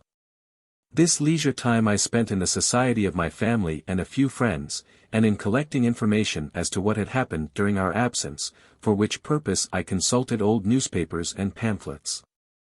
I was not surprised to learn that Bonaparte's brothers, that is to say, Joseph and Lucien, had been engaged in many intrigues. I was told that Size had for a moment thought of calling the Duke of Brunswick to the head of the government. That Barras would not have been very averse to favoring the return of the Bourbons, and that Moulins, Roger Ducasse, and Gohier alone believed or affected to believe, in the possibility of preserving the existing form of government. From what I heard at the time I have good reasons for believing that Joseph and Lucien made all sorts of endeavors to inveigle Bernadotte into their brother's party. And in the hope of accomplishing that object they had assisted in getting him appointed war minister. However, I cannot vouch for the truth of this. I was told that Bernadotte had at first submitted to the influence of Bonaparte's two brothers. But that their urgent interference in their client's behalf induced him to shake them off, to proceed freely in the exercise of his duties. And to open the eyes of the Directory on what the Republic might have to apprehend from the enterprising character of Bonaparte. It is certain that what I have to relate respecting the conduct of Bernadotte to Bonaparte is calculated to give credit to these assertions. All the generals who were in Paris, with the exception of Bernadotte, had visited Bonaparte during the first 3 days which succeeded his arrival.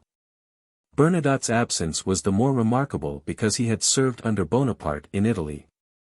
It was not until a fortnight had elapsed, and then only on the reiterated entreaties of Joseph and Madame Joseph Bonaparte, his sister-in-law, that he determined to go and see his old general-in-chief.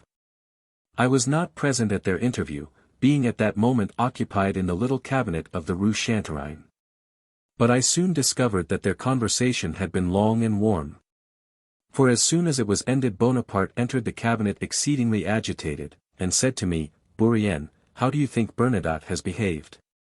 You have traversed France with me, you witnessed the enthusiasm which my return excited. You yourself told me that you saw in that enthusiasm the desire of the French people to be relieved from the disastrous position in which our reverses have placed them. Well, would you believe it? Bernadotte boasts, with ridiculous exaggeration, of the brilliant and victorious situation of France. He talks about the defeat of the Russians, the occupation of Genoa, the innumerable armies that are rising up everywhere. In short, I know not what nonsense he has got in his head." "What can all this mean?" said I. "Did he speak about Egypt?" "Oh, yes. Now you remind me. He actually reproached me for not having brought the army back with me. But, observed I, have you not just told me that you are absolutely overrun with troops? That all your frontiers are secure, that immense levies are going on, and that you will have 200,000 infantry? If this be true, what do you want with a few thousand men who may ensure the preservation of Egypt?" He could make no answer to this. But he is quite elated by the honor of having been war minister, and he told me boldly that he looked upon the army of Egypt as lost, nay, more. He made insinuations. He spoke of enemies abroad and enemies at home. And as he uttered these last words he looked significantly at me. I too gave him a glance. But stay a little. The pear will soon be ripe. You know Josephine's grace and address. She was present. The scrutinizing glance of Bernadotte did not escape her, and she adroitly turned the conversation. Bernadotte saw from my countenance that I had had enough of it, and he took his leave. But don't let me interrupt you farther. I am going back to speak to Josephine. I must confess that this strange story made me very impatient to find myself alone with Madame Bonaparte, for I wished to hear her account of the scene. An opportunity occurred that very evening. I repeated to her what I had heard from the general, and all that she told me tended to confirm its accuracy. She added that Bernadotte seemed to take the utmost pains to exhibit to the general a flattering picture of the prosperity of France. And she reported to me, as follows, that part of the conversation which was peculiarly calculated to irritate Bonaparte: "I do not despair of the safety of the Republic, which I am certain can restrain her enemies both abroad and at home." As Bernadotte uttered these last words, continued Josephine, his glance made me shudder. One word more and Bonaparte could have commanded himself no longer. It is true, added she, that it was in some degree his own fault, for it was he who turned the conversation on politics. And Bernadotte, in describing the flourishing condition of France, was only replying to the general, who had drawn a very opposite picture of the state of things. You know, my dear Bourrienne, that Bonaparte is not always very prudent. I fear he has said too much to Bernadotte about the necessity of changes in the government. Josephine had not yet recovered from the agitation into which this violent scene had thrown her. After I took leave of her I made notes of what she had told me. A few days after, when Bonaparte, Josephine, Hortense, Eugene, and I were together in the drawing-room, Bernadotte unexpectedly entered.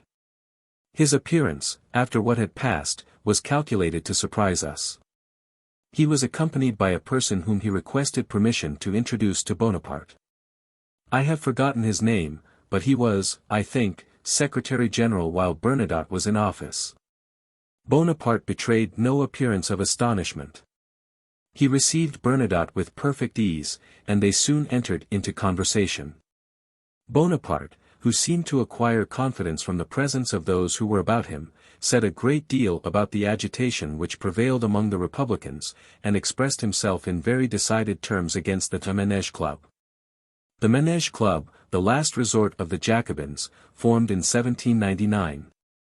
And closed 7 or 8 months afterwards. Joseph Bonaparte. Erreurs, Timai, p.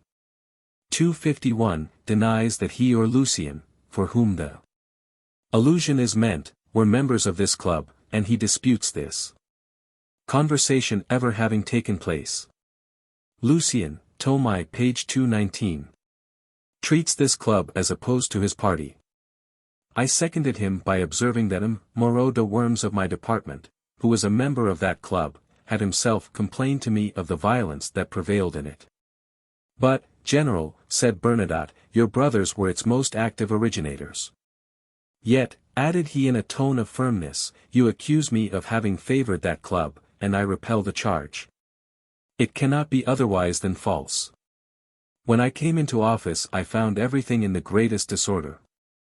I had no leisure to think about any club to which my duties did not call me. You know well that your friend Salicetti, and that your brother, who is in your confidence, are both leading men in the Manège Club. To the instructions of I know not whom is to be attributed the violence of which you complain. At these words, and especially the tone in which Bernadotte uttered, I know not whom, Bonaparte could no longer restrain himself. Well, General, exclaimed he furiously, I tell you plainly, I would rather live wild in the woods than in a state of society which affords no security. Bernadotte then said, with great dignity of manner, Good God! General, what security would you have? From the warmth evinced by Bonaparte I saw plainly that the conversation would soon be converted into a dispute, and in a whisper I requested Madame Bonaparte to change the conversation. Which she immediately did by addressing a question to some one present. Bernadotte, observing Madame Bonaparte's design, checked his warmth. The subject of conversation was changed, and it became general. Bernadotte soon took up his hat and departed. One morning, when I entered Bonaparte's chamber, it was, I believe, 3 or 4 days after the second visit of Bernadotte, he said. Well, Bourrienne, I wager you will not guess with whom I am going to breakfast this morning? Really, General, with Bernadotte, and the best of the joke is, that I have invited myself. You would have seen how it was all brought about if you had been with us at the Théâtre Français, yesterday evening. You know we are going to visit Joseph today at Mortefontaine. Well, as we were coming out of the theatre last night, finding myself side by side with Bernadotte and not knowing what to talk about, I asked him whether he was to be of our party today. He replied in the affirmative, and as we were passing his house in the Rue Cisalpine. Joseph Bonaparte lays great stress on the fact that Napoleon would not have passed this house, which was far from the theatre. Erreurs, Tomai, page 251. I told him, without any ceremony, that I should be happy to come and take a cup of coffee with him in the morning. He seemed pleased. What do you think of that, Bourrienne? Why, General, I hope you may have reason on your part to be pleased with him. Never fear, never fear. I know what I am about. This will compromise him with go here. Remember, you must always meet your enemies with a bold face, otherwise they think they are feared, and that gives them confidence. Bonaparte stepped into the carriage with Josephine, who was always ready when she had to go out with him, for he did not like to wait. They proceeded first to Bernadotte's to breakfast, and from thence to Mortefontaine. On his return Bonaparte told me very little about what had passed during the day, and I could see that he was not in the best of humors. I afterwards learned that Bonaparte had conversed a good deal with Bernadotte, and that he had made every effort to render himself agreeable, which he very well knew how to do when he chose. But that, in spite of all his conversational talent, and supported as he was by the presence of his three brothers, and Regnault de Saint-Jean d'Angely, he could not withstand the republican firmness of Bernadotte. However, the number of his partisans daily augmented. For all had not the uncompromising spirit of Bernadotte, and it will soon be seen that Moreau himself undertook charge of the directors who were made prisoners on the 18th Brumaire. Bernadotte's shrewd penetration made him one of the first to see clearly into Bonaparte's designs. He was well convinced of his determination to overthrow the constitution and possess himself of power. He saw the Directory divided into two parties. The one duped by the promises and assurances of Bonaparte, and the other conniving with him for the accomplishment of his plans. In these circumstances Bernadotte offered his services to all persons connected with the government who, like himself, were averse to the change which he saw good reason to apprehend. But Bonaparte was not the man to be outdone in cunning or activity, and every moment swelled the ranks of his adherents. On the 16th Brumaire I dined in the Rue de la Victoire. Bernadotte was present, and I believe General Jourdan also. While the grand conspiracy was hastening to its accomplishment Madame Bonaparte and I had contrived a little plot of a more innocent kind. We let no one into our secret, and our 16th Brumaire was crowned with complete success. We had agreed to be on the alert to prevent any fresh exchange of angry words. All succeeded to the utmost of our wishes. The conversation languished during dinner, but it was not dullness that we were afraid of. It turned on the subject of war, and in that vast field Bonaparte's superiority over his interlocutors was undeniable. When we retired to the drawing-rooms a great number of evening visitors poured in, and the conversation then became animated, and even gay. Bonaparte was in high spirits. He said to someone, smiling, and pointing to Bernadotte, "You are not aware that the general yonder is a chouan." "A chouan?" repeated Bernadotte, also in a tone of pleasantry. "Ah! General, you contradict yourself. Only the other day you taxed me with favoring the violence of the friends of the Republic, and now you accuse me of protecting the chouans." The chouans, so called from their use of the cry of the screech owl, Chathuan, as a signal, were the revolted peasants of Brittany and of Maine. You should at least be consistent. A few moments after, availing himself of the confusion occasioned by the throng of visitors, Bernadotte slipped off. As a mark of respect to Bonaparte the Council of the 500 appointed Lucien its president. The event proved how important this nomination was to Napoleon. Up to the 19th Brumaire, and especially on that day, Lucien evinced a degree of activity, intelligence, courage, and presence of mind which are rarely found united in one individual. I have no hesitation in stating that to Lucien's nomination and exertions must be attributed the success of the 19th Brumaire. The general had laid down a plan of conduct from which he never deviated during the 23 days which intervened between his arrival in Paris and the 18th Brumaire. He refused almost all private invitations, in order to avoid indiscreet questions, unacceptable offers, and answers which might compromise him. It was not without some degree of hesitation that he yielded to a project started by Lucien, who, by all sorts of maneuvering, had succeeded in prevailing on a great number of his colleagues to be present at a grand subscription dinner to be given to Bonaparte by the Council of the Ancients. The disorder which unavoidably prevailed in a party amounting to upwards of 250 persons, animated by a diversity of opinions and sentiments. The anxiety and distrust arising in the minds of those who were not in the grand plot, rendered this meeting one of the most disagreeable I ever witnessed. It was all restraint and dullness. Bonaparte's countenance sufficiently betrayed his dissatisfaction. Besides, the success of his schemes demanded his presence elsewhere. Almost as soon as he had finished his dinner he rose, saying to Berthier and me, "I am tired, let us be gone." He went round to the different tables, addressing to the company compliments and trifling remarks, and departed, leaving at table the persons by whom he had been invited. This short political crisis was marked by nothing more grand, dignified, or noble than the previous revolutionary commotions.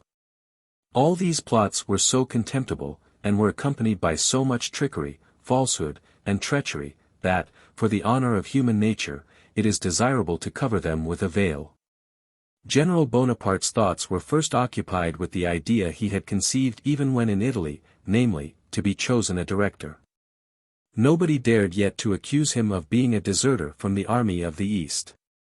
The only difficulty was to obtain a dispensation on the score of age. And was this not to be obtained? No sooner was he installed in his humble abode in the Rue de la Victoire than he was assured that, on the retirement of Rebel, the majority of suffrages would have devolved on him had he been in France. And had not the fundamental law required the age of 40. But that not even his warmest partisans were disposed to violate the yet infant constitution of the year III.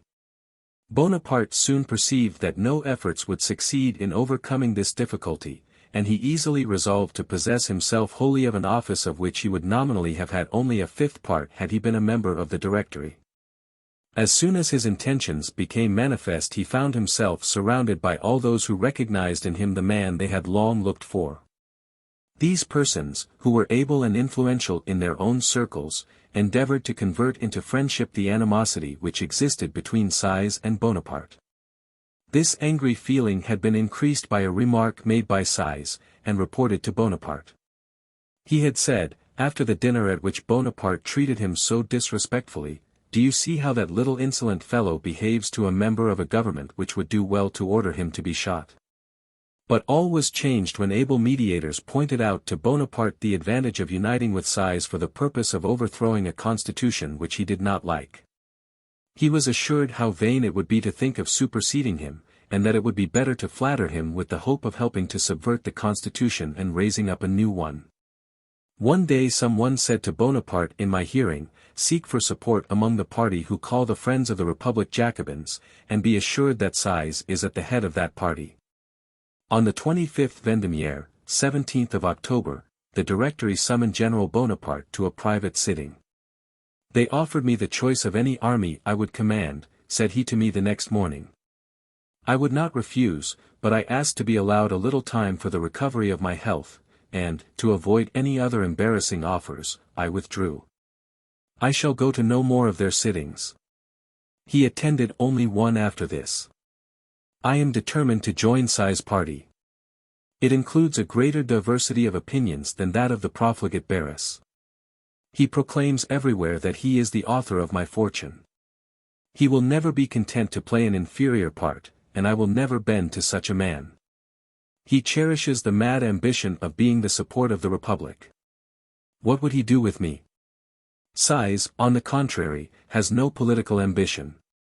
No sooner did Size begin to grow friendly with Bonaparte than the latter learned from him that Barras had said, "The little corporal has made his fortune in Italy and does not want to go back again."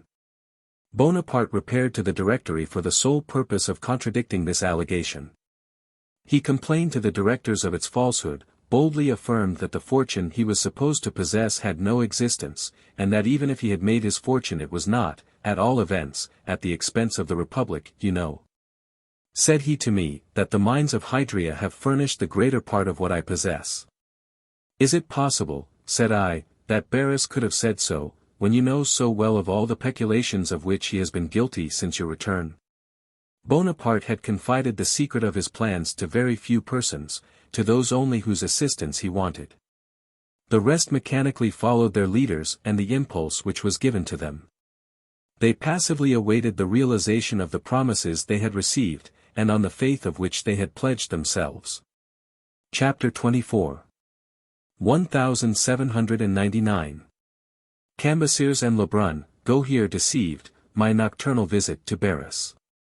The command of the army given to Bonaparte, the morning of the 18th Brumaire, meeting of the generals at Bonaparte's house. Bernadotte's firmness, Josephine's interest. From Madame Gohier.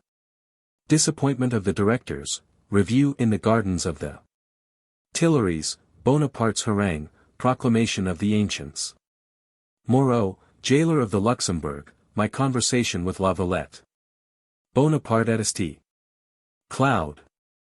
The parts of the great drama which was shortly to be enacted were well distributed. During the 3 days preceding the 18th Brumaire every one was at his post. Lucien, with equal activity and intelligence, forwarded the conspiracy in the 2 councils. Size had the management of the Directory, Real. Pierre-François Real, 1757–1834, public accuser before the Revolutionary Criminal Tribunal. Became, under Napoleon, consigliere d'État and Comte, and was charged with the affairs of the haute police. Under the instructions of Fouché. Joseph Fouché, 1754–1820, conventionalist, member of extreme Jacobin party. Minister of Police under the Directory, August 1799. Retained by Napoleon in that ministry till 1802, and again from 1804 to 1810, became Duc d'Otranto in 1809, disgraced in 1810, and sent in 1813 as governor of the Illyrian provinces. Minister of Police. During the Cent-Jours, President of the Provisional Government. 1815, and for a short time Minister of Police under Second Restoration. Negotiated with the departments, and dexterously managed, without compromising Fouché, to ruin those from whom that minister had received his power. There was no time to lose. And Fouché said to me on the 14th Brumaire, tell your general to be speedy, if he delays, he is lost. On the 17th, Regnault d'Este. Jean d'Angely told Bonaparte that the overtures made to Cambacérès and Lebrun had not been received in a very decided way. I will have no tergiversation, replied Bonaparte with warmth. Let them not flatter themselves that I stand in need of them. They must decide today, tomorrow will be too late. I feel myself strong enough now to stand alone. Cambacérès. Cambacérès, J. Regis de, 1763–1824, conventionalist, minister of justice under Directory, 1799. Second Consul, December 25, 1799. Arch-Chancellor of the Empire, 1804, Duc de Parma, 1806, Minister of Justice during the Cent-Jours, took great part in all the legal and administrative projects of the Consulate and Empire. And Lebrun. Charles-François Lebrun, 1757–1824. Deputy to the National Assembly, and member of the Council of the 500, 3rd Consul, December 25, 1799, Arch-Treasurer of the Empire, 1804, Duc de Plaisance, 1806. Governor-General of Holland, 1806, Lieutenant Governor of Holland, 1810–1813, chiefly engaged in financial measures. Were almost utter strangers to the intrigues which preceded the 18th Brumaire. Bonaparte had cast his eyes on the Minister of Justice to be one of his colleagues when he should be at liberty to name them, because his previous conduct had pledged him as a partisan of the Revolution. To him Bonaparte added Lebrun, to counterbalance the first choice. Lebrun was distinguished for honorable conduct and moderate principles. By selecting these 2 men Bonaparte hoped to please everyone. Besides, neither of them were able to contend against his fixed determination and ambitious views. What petty intrigues marked the 17th Brumaire? On that day I dined with Bonaparte. And after dinner he said, I have promised to dine tomorrow with Gohier, but, as you may readily suppose, I do not intend going. However, I am very sorry for his obstinacy. By way of restoring his confidence, Josephine is going to invite him to breakfast with us tomorrow. It will be impossible for him to suspect anything. I saw Barras this morning, and left him much disturbed. He asked me to return and visit him tonight. I promised to do so, but I shall not go. Tomorrow all will be over. There is but little time. He expects me at 11 o'clock tonight. You shall therefore take my carriage, go there, send in my name, and then enter yourself. Tell him that a severe headache confines me to my bed, but that I will be with him without fail tomorrow. Bid him not be alarmed, for all will soon be right again. Elude his questions as much as possible, do not stay long, and come to me on your return.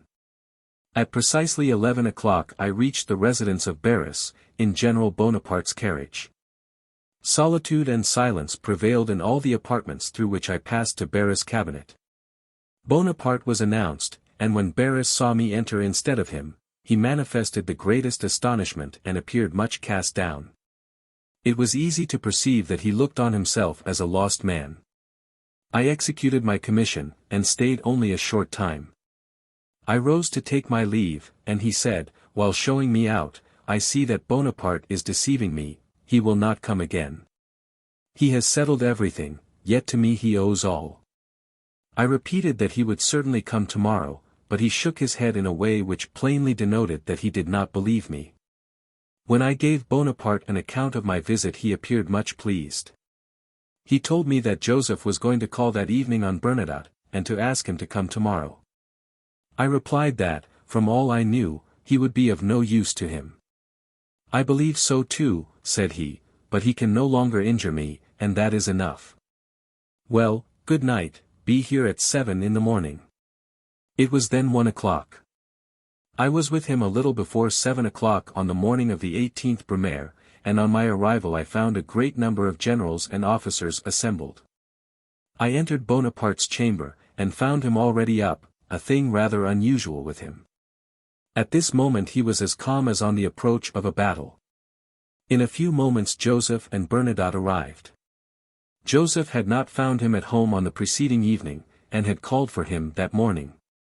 I was surprised to see Bernadotte in plain clothes, and I stepped up to him and said in a low voice, General, every one here, except you and I, is in uniform.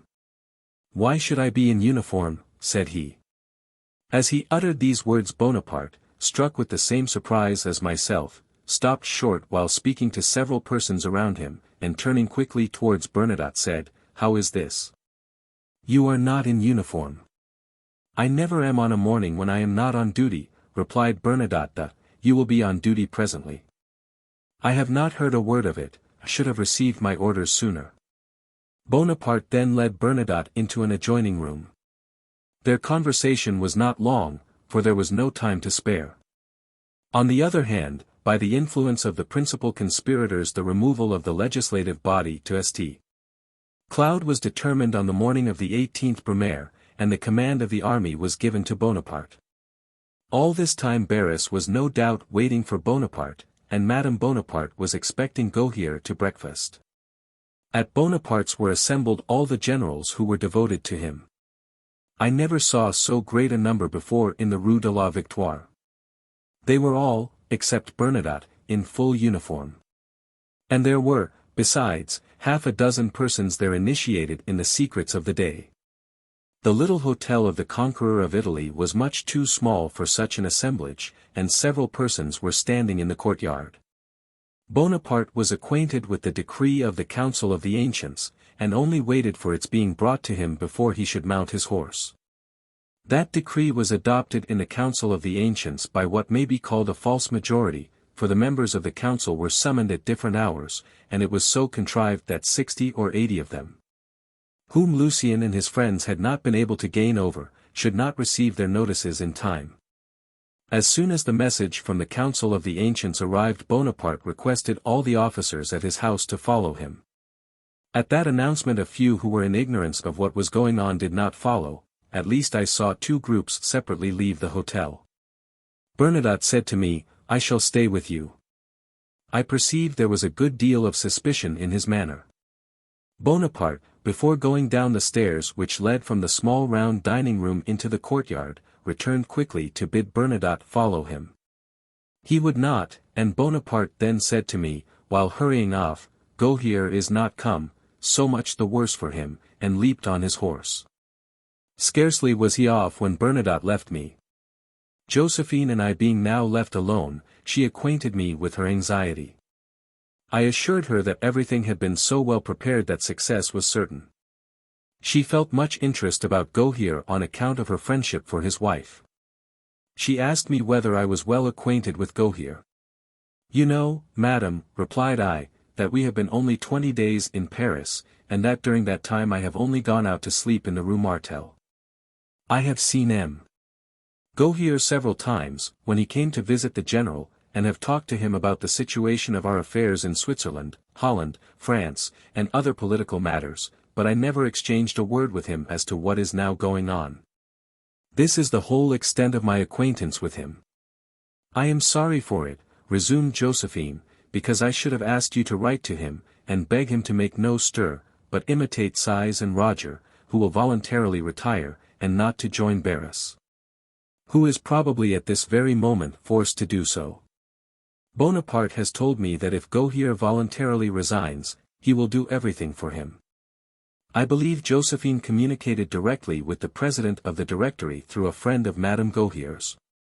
Gohier and Moulins, no longer depending on Size and Roger Ducasse, waited for their colleague, Barras, in the hall of the Directory, to adopt some measure on the decree for removing the councils to St. Cloud. But they were disappointed. For Barras, whose eyes had been opened by my visit on the preceding night, did not join them. He had been invisible to his colleagues from the moment that Bruix and M. de Talleyrand had informed him of the reality of what he already suspected, and insisted on his retirement. On the 18th Brumaire a great number of military, amounting to about 10,000 men, were assembled in the gardens of the Tuileries, and were reviewed by Bonaparte, accompanied by Generals Bournonville, Moreau, and MacDonald. Bonaparte read to them the decree just issued by the Commission of Inspectors of the Council of the Ancients, by which the legislative body was removed to St. Cloud, and by which he himself was entrusted with the execution of that decree, and appointed to the command of all the military force in Paris, and afterwards delivered an address to the troops. Whilst Bonaparte was haranguing the soldiers, the Council of the Ancients published an address to the French people, in which it was declared that the seat of the legislative body was changed, in order to put down the factions, whose object was to control the national representation. While all this was passing abroad I was at the general's house in the Rue de la Victoire, which I never left during the whole day.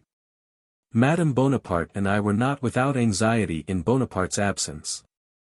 I learned from Josephine that Joseph's wife had received a visit from Adjutant General Rapetel, who had been sent by Bonaparte and Moreau to bring her husband to the Tuileries. Joseph was from home at the time, and so the message was useless. This circumstance, however, awakened hopes which we had scarcely dared to entertain. Moreau was then in accordance with Bonaparte, for Rapetel was sent in the name of both generals. This alliance, so long despaired of, appeared to augur favorably. It was one of Bonaparte's happy strokes. Moreau, who was a slave to military discipline, regarded his successful rival only as a chief nominated by the Council of the Ancients. He received his orders and obeyed them. Bonaparte appointed him commander of the Guard of the Luxembourg, where the directors were under confinement.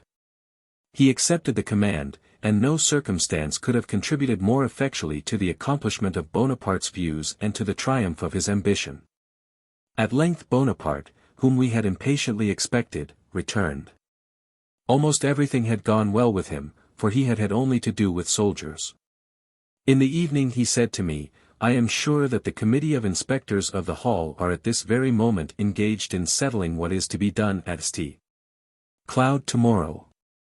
It is better to let them decide the matter, for by that means their vanity is flattered. I will obey orders which I have myself concerted." What Bonaparte was speaking of had been arranged nearly 2 or 3 days previously. The Committee of Inspectors was under the influence of the principal conspirators. In the evening of this anxious day, which was destined to be succeeded by a stormy morrow, Bonaparte, pleased with having gained over Moreau, spoke to me of Bernadotte's visit in the morning. "I saw," said he, "that you were as much astonished as I at Bernadotte's behavior. A general out of uniform. He might as well have come in slippers. Do you know what passed when I took him aside? I told him all. I thought that the best way. I assured him that his directory was hated, and his constitution worn out, that it was necessary to turn them all off, and give another impulse to the government. Go and put on your uniform, said I cannot wait for you long. You will find me at the Tuileries, with the rest of our comrades. Do not depend on Moreau, Bournonville, or the generals of your party.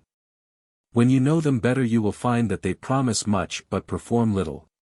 Do not trust them." Bernadotte then said that he would not take part in what he called a rebellion. A rebellion.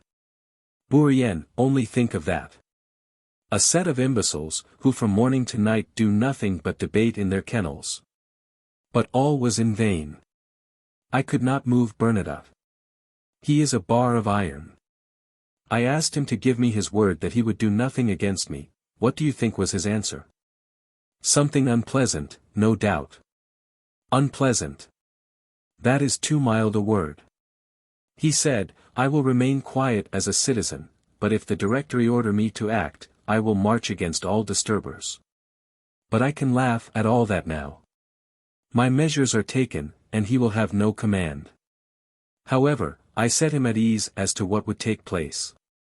I flattered him with a picture of private life, the pleasures of the country, and the charms of Malmaison, and I left him with his head full of pastoral dreams. In a word, I am very well satisfied with my day's work. Good night, Bourrienne, we shall see what will turn up tomorrow. On the 19th I went to St. Cloud with my friend Lavalette. As we passed the place Louis XV, now Louis XVI. He asked me what Napoleon was doing, and what my opinion was as to the coming events. Without entering into any detail I replied, my friend, either we shall sleep tomorrow at the Luxembourg, or there will be an end of us. Who could tell which of the two things would happen? Success legalized a bold enterprise, which the slightest accident might have changed into a crime. The sitting of the ancients, under the presidency of Lemercier, commenced at 1 o'clock. A warm discussion took place upon the situation of affairs, the resignation of the members of the Directory, and the immediate election of others.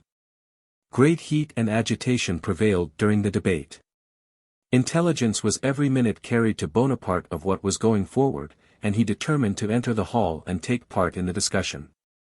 He entered in a hasty and angry way, which did not give me a favorable foreboding of what he was about to say.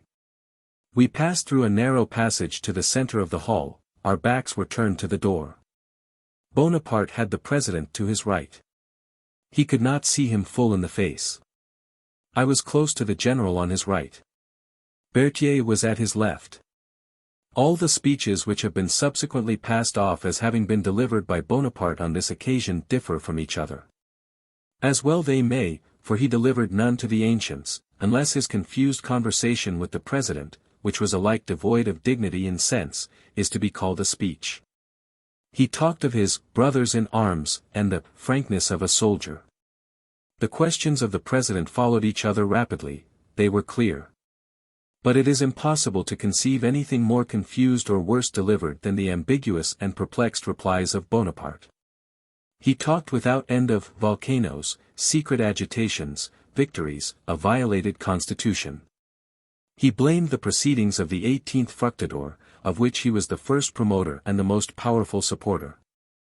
He pretended to be ignorant of everything until the Council of Ancients had called him to the aid of his country. Then came Caesar, Cromwell, tyrant, and he several times repeated, I have nothing more to say to you, though, in fact, he had said nothing. He alleged that he had been called to assume the supreme authority, on his return from Italy, by the desire of the nation, and afterwards by his comrades in arms. Next followed the words, liberty, equality. Though it was evident he had not come to St. Cloud for the sake of either.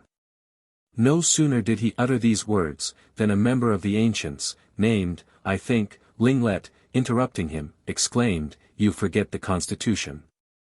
His countenance immediately lighted up, yet nothing could be distinguished but the 18th Fructidor, the 30th Prairial, hypocrites, intriguers. I will disclose all.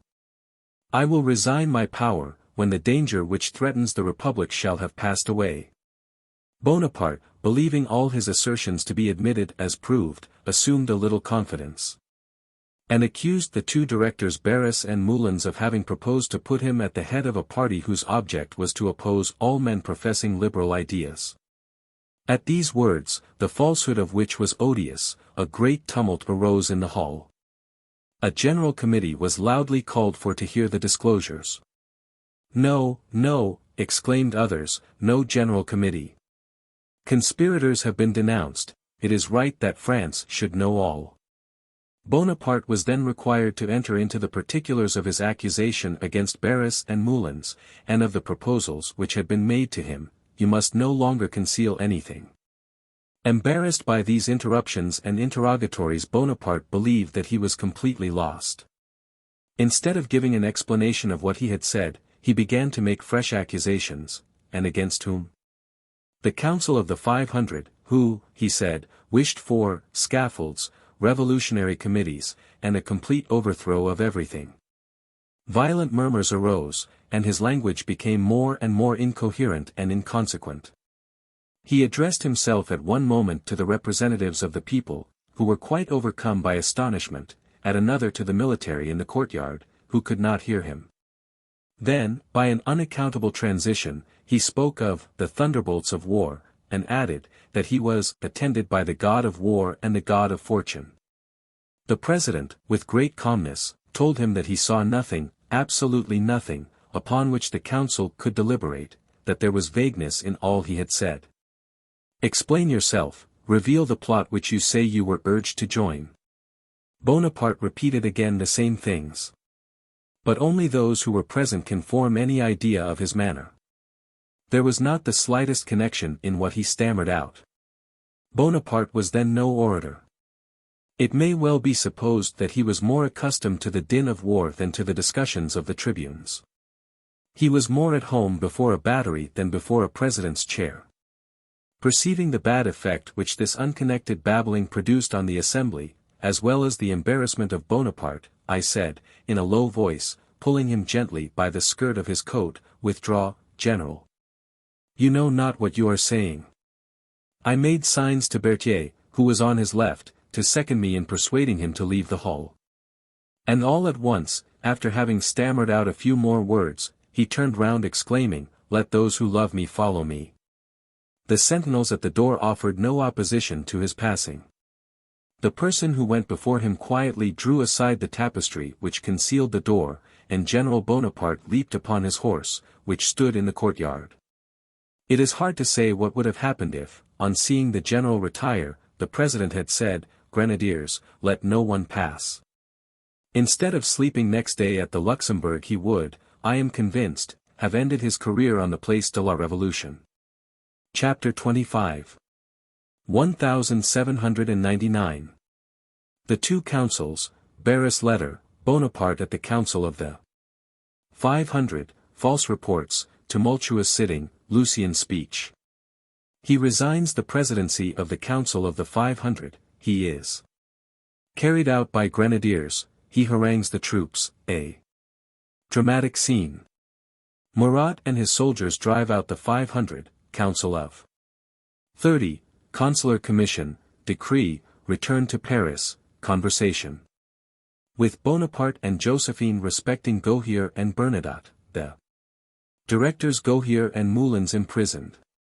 The scene which occurred at the sitting of the Council of the Ancients was very different from that which passed outside. Bonaparte had scarcely reached the courtyard and mounted his horse when cries of "Vive Bonaparte" resounded on all sides. But this was only a sunbeam between two storms. He had yet to brave the Council of the 500, which was far more excited than the Council of the Ancients. Everything tended to create a dreadful uncertainty, but it was too late to draw back. We had already staked too heavily. The game was desperate, and everything was to be ventured. In a few hours all would be determined. Our apprehensions were not without foundation. In the Council of the 500 agitation was at its height. The most serious alarm marked its deliberations. It had been determined to announce to the Directory the installation of the councils, and to inquire of the Council of the Ancients their reasons for resolving upon an extraordinary convocation. But the Directory no longer existed. Size and Roger Ducasse had joined Bonaparte's party. Gohier and Moulins were prisoners in the Luxembourg, and in the custody of General Moreau. And at the very moment when the Council of the 500 had drawn up a message to the Directory, the Council of the Ancients transmitted to them the following letter, received from Barras. This letter, which was addressed to the Council of the Ancients, was immediately read by Lucien Bonaparte, who was President of the Council of the 500. Citizen President, having entered into public affairs solely from my love of liberty, I consented to share the first magistracy of the state only that I might be able to defend it in danger. To protect against their enemies the patriots compromised in its cause. And to ensure to the defenders of their country that attention to their interests which no one was more calculated to feel than a citizen. Long the witness of their heroic virtues, and always sensible to their wants. The glory which accompanies the return of the illustrious warrior to whom I had the honor of opening the path of glory, the striking marks of confidence given him by the legislative body, and the decree of the National Convention, convince me that, to whatever post he may henceforth be called, the dangers to liberty will be averted, and the interests of the army ensured. I cheerfully return to the rank of a private citizen, happy, after so many storms, to resign, unimpaired, and even more glorious than ever, the destiny of the Republic, which has been, in part, committed to my care. Signed, Barras. This letter occasioned a great sensation in the Council of the 500. A second reading was called for, and a question was started, whether the retirement was legal, or was the result of collusion, and of the influence of Bonaparte's agents. Whether to believe Barras, who declared the dangers of liberty averted, or the decree for the removal of the legislative corps, which was passed and executed under the pretext of the existence of imminent peril. At that moment Bonaparte appeared, followed by a party of grenadiers, who remained at the entrance of the hall. I did not accompany him to the Council of the 500. He had directed me to send off an express to ease the apprehensions of Josephine, and to assure her that everything would go well. It was some time before I joined him again. However, without speaking as positively as if I had myself been an eyewitness of the scene, I do not hesitate to declare that all that has been said about assaults and poniards is pure invention. I rely on what was told me, on the very night, by persons well worthy of credit, and who were witnesses of all that passed. As to what passed at the sitting, the accounts, given both at the time and since, have varied according to opinions. Some have alleged that unanimous cries of indignation were excited by the appearance of the military. From all parts of the hall resounded, the sanctuary of the laws is violated. Down with the tyrant, down with Cromwell, down with the dictator. Bonaparte stammered out a few words, as he had done before the Council of the Ancients, but his voice was immediately drowned by cries of "Vive la République! Vive la Constitution! Outlaw the dictator!" The grenadiers are then said to have rushed forward, exclaiming, "Let us save our general," at which indignation reached its height and cries, even more violent than ever, were raised. That Bonaparte, falling insensible into the arms of the grenadiers, said, "They mean to assassinate me." All that regards the exclamations and threats I believe to be correct. But I rank with the story of the poniards the assertion of the members of the 500 being provided with firearms, and the grenadiers rushing into the hall. Because Bonaparte never mentioned a word of anything of the sort to me, either on the way home, or when I was with him in his chamber. Neither did he say anything on the subject to his wife, who had been extremely agitated by the different reports which reached her. After Bonaparte left the Council of the 500 the deliberations were continued with great violence. The excitement caused by the appearance of Bonaparte was nothing like subsided when propositions of the most furious nature were made.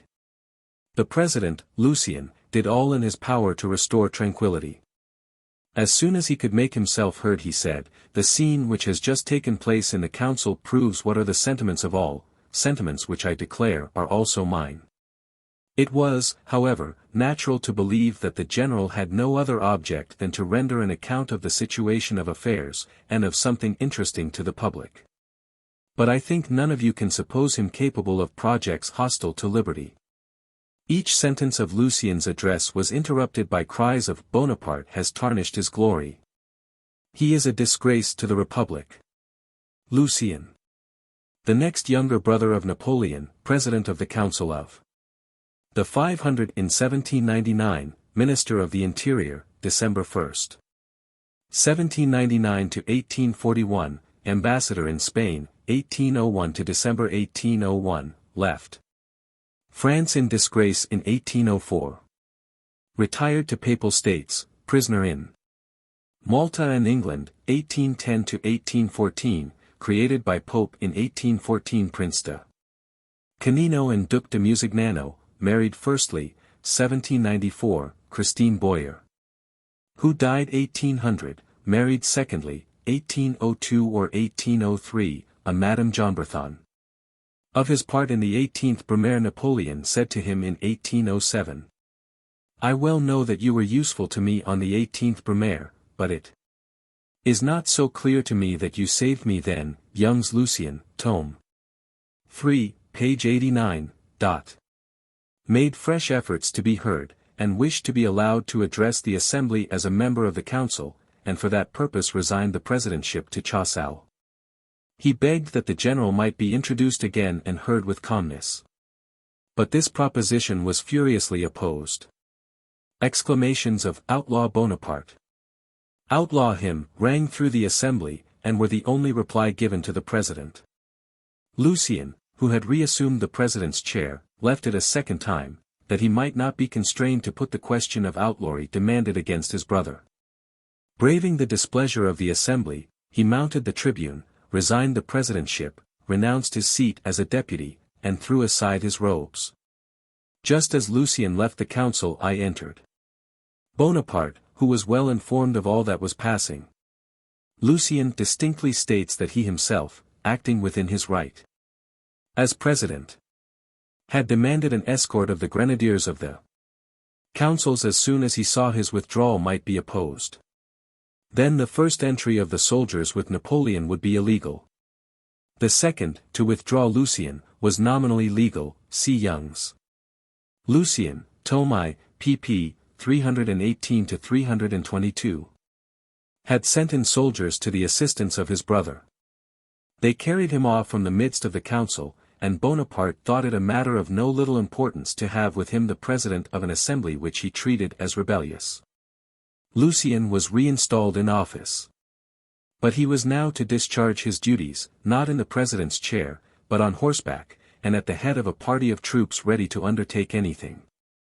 Roused by the danger to which both his brother and himself were exposed, he delivered on horseback the following words, which can never be too often remembered, as showing what a man then dared to say, who never was anything except from the reflection of his brother's glory. Citizens, soldiers, the President of the Council of the 500 declares to you that the majority of that council is at this moment held in terror by a few representatives of the people, who are armed with stilettos, and who surround the tribune, threatening their colleagues with death, and maintaining most atrocious discussions. I declare to you that these brigands, who are doubtless in the pay of England, have risen in rebellion against the council of the ancients, and have dared to talk of outlawing the general, who is charged with the execution of its decree. As if the word outlaw was still to be regarded as the death warrant of persons most beloved by their country. I declare to you that these madmen have outlawed themselves by their attempts upon the liberty of the council. In the name of that people, which for so many years have been the sport of terrorism, I consign to you the charge of rescuing the majority of their representatives, so that, delivered from stilettos by bayonets. They may deliberate on the fate of the Republic. General, and you, soldiers, and you, citizens, you will not acknowledge, as legislators of France, any but those who rally round me. As for those who remain in the orangery, let force expel them. They are not the representatives of the people, but the representatives of the poniard. Let that be their title, and let it follow them everywhere. And whenever they dare show themselves to the people, let every finger point at them, and every tongue designate them by the well-merited title of representatives of the poniard. Vive la République! Notwithstanding the cries of Vive Bonaparte, which followed this harangue, the troops still hesitated. It was evident that they were not fully prepared to turn their swords against the national representatives. Lucien then drew his sword, exclaiming, "I swear that I will stab my own brother to the heart if he ever attempt anything against the liberty of Frenchmen." This dramatic action was perfectly successful, hesitation vanished. And at a signal given by Bonaparte, Murat, at the head of his grenadiers, rushed into the hall, and drove out the representatives. Everyone yielded to the reasoning of bayonets, and thus terminated the employment of the armed force on that memorable day. At 10 o'clock at night the palace of St. Cloud, where so many tumultuous scenes had occurred, was perfectly tranquil. All the deputies were still there, pacing the hall, the corridors, and the courts. Most of them had an air of consternation, others affected to have foreseen the event, and to appear satisfied with it. But all wished to return to Paris, which they could not do until a new order revoked the order for the removal of the councils to St. Cloud. At 11 o'clock Bonaparte, who had eaten nothing all day, but who was almost insensible to physical wants in moments of great agitation, said to me, "We must go and write, Bourrienne. I intend this very night to address a proclamation to the inhabitants of Paris. Tomorrow morning I shall be all the conversation of the capital." He then dictated to me the following proclamation, which proves, no less than some of his reports from Egypt, how much Bonaparte excelled in the art of twisting the truth to own advantage. To the people. 19th Brumaire, 11 o'clock, p.m. Frenchmen, on my return to France I found division reigning amongst all the authorities. They agreed only on this single point, that the Constitution was half destroyed, and was unable to protect liberty. Each party in turn came to me, confided to me their designs, imparted their secrets, and requested my support. I refused to be the man of a party. The Council of the Ancients appealed to me. I answered their appeal.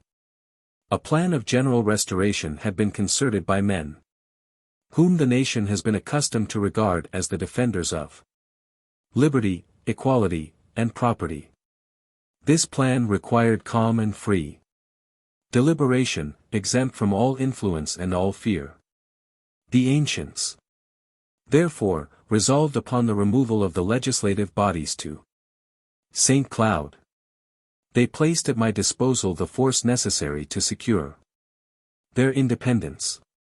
I was bound, in duty to my fellow citizens, to the soldiers perishing in our armies, and to the national glory acquired at the cost of so much blood, to accept the command. The councils assembled at St. Cloud.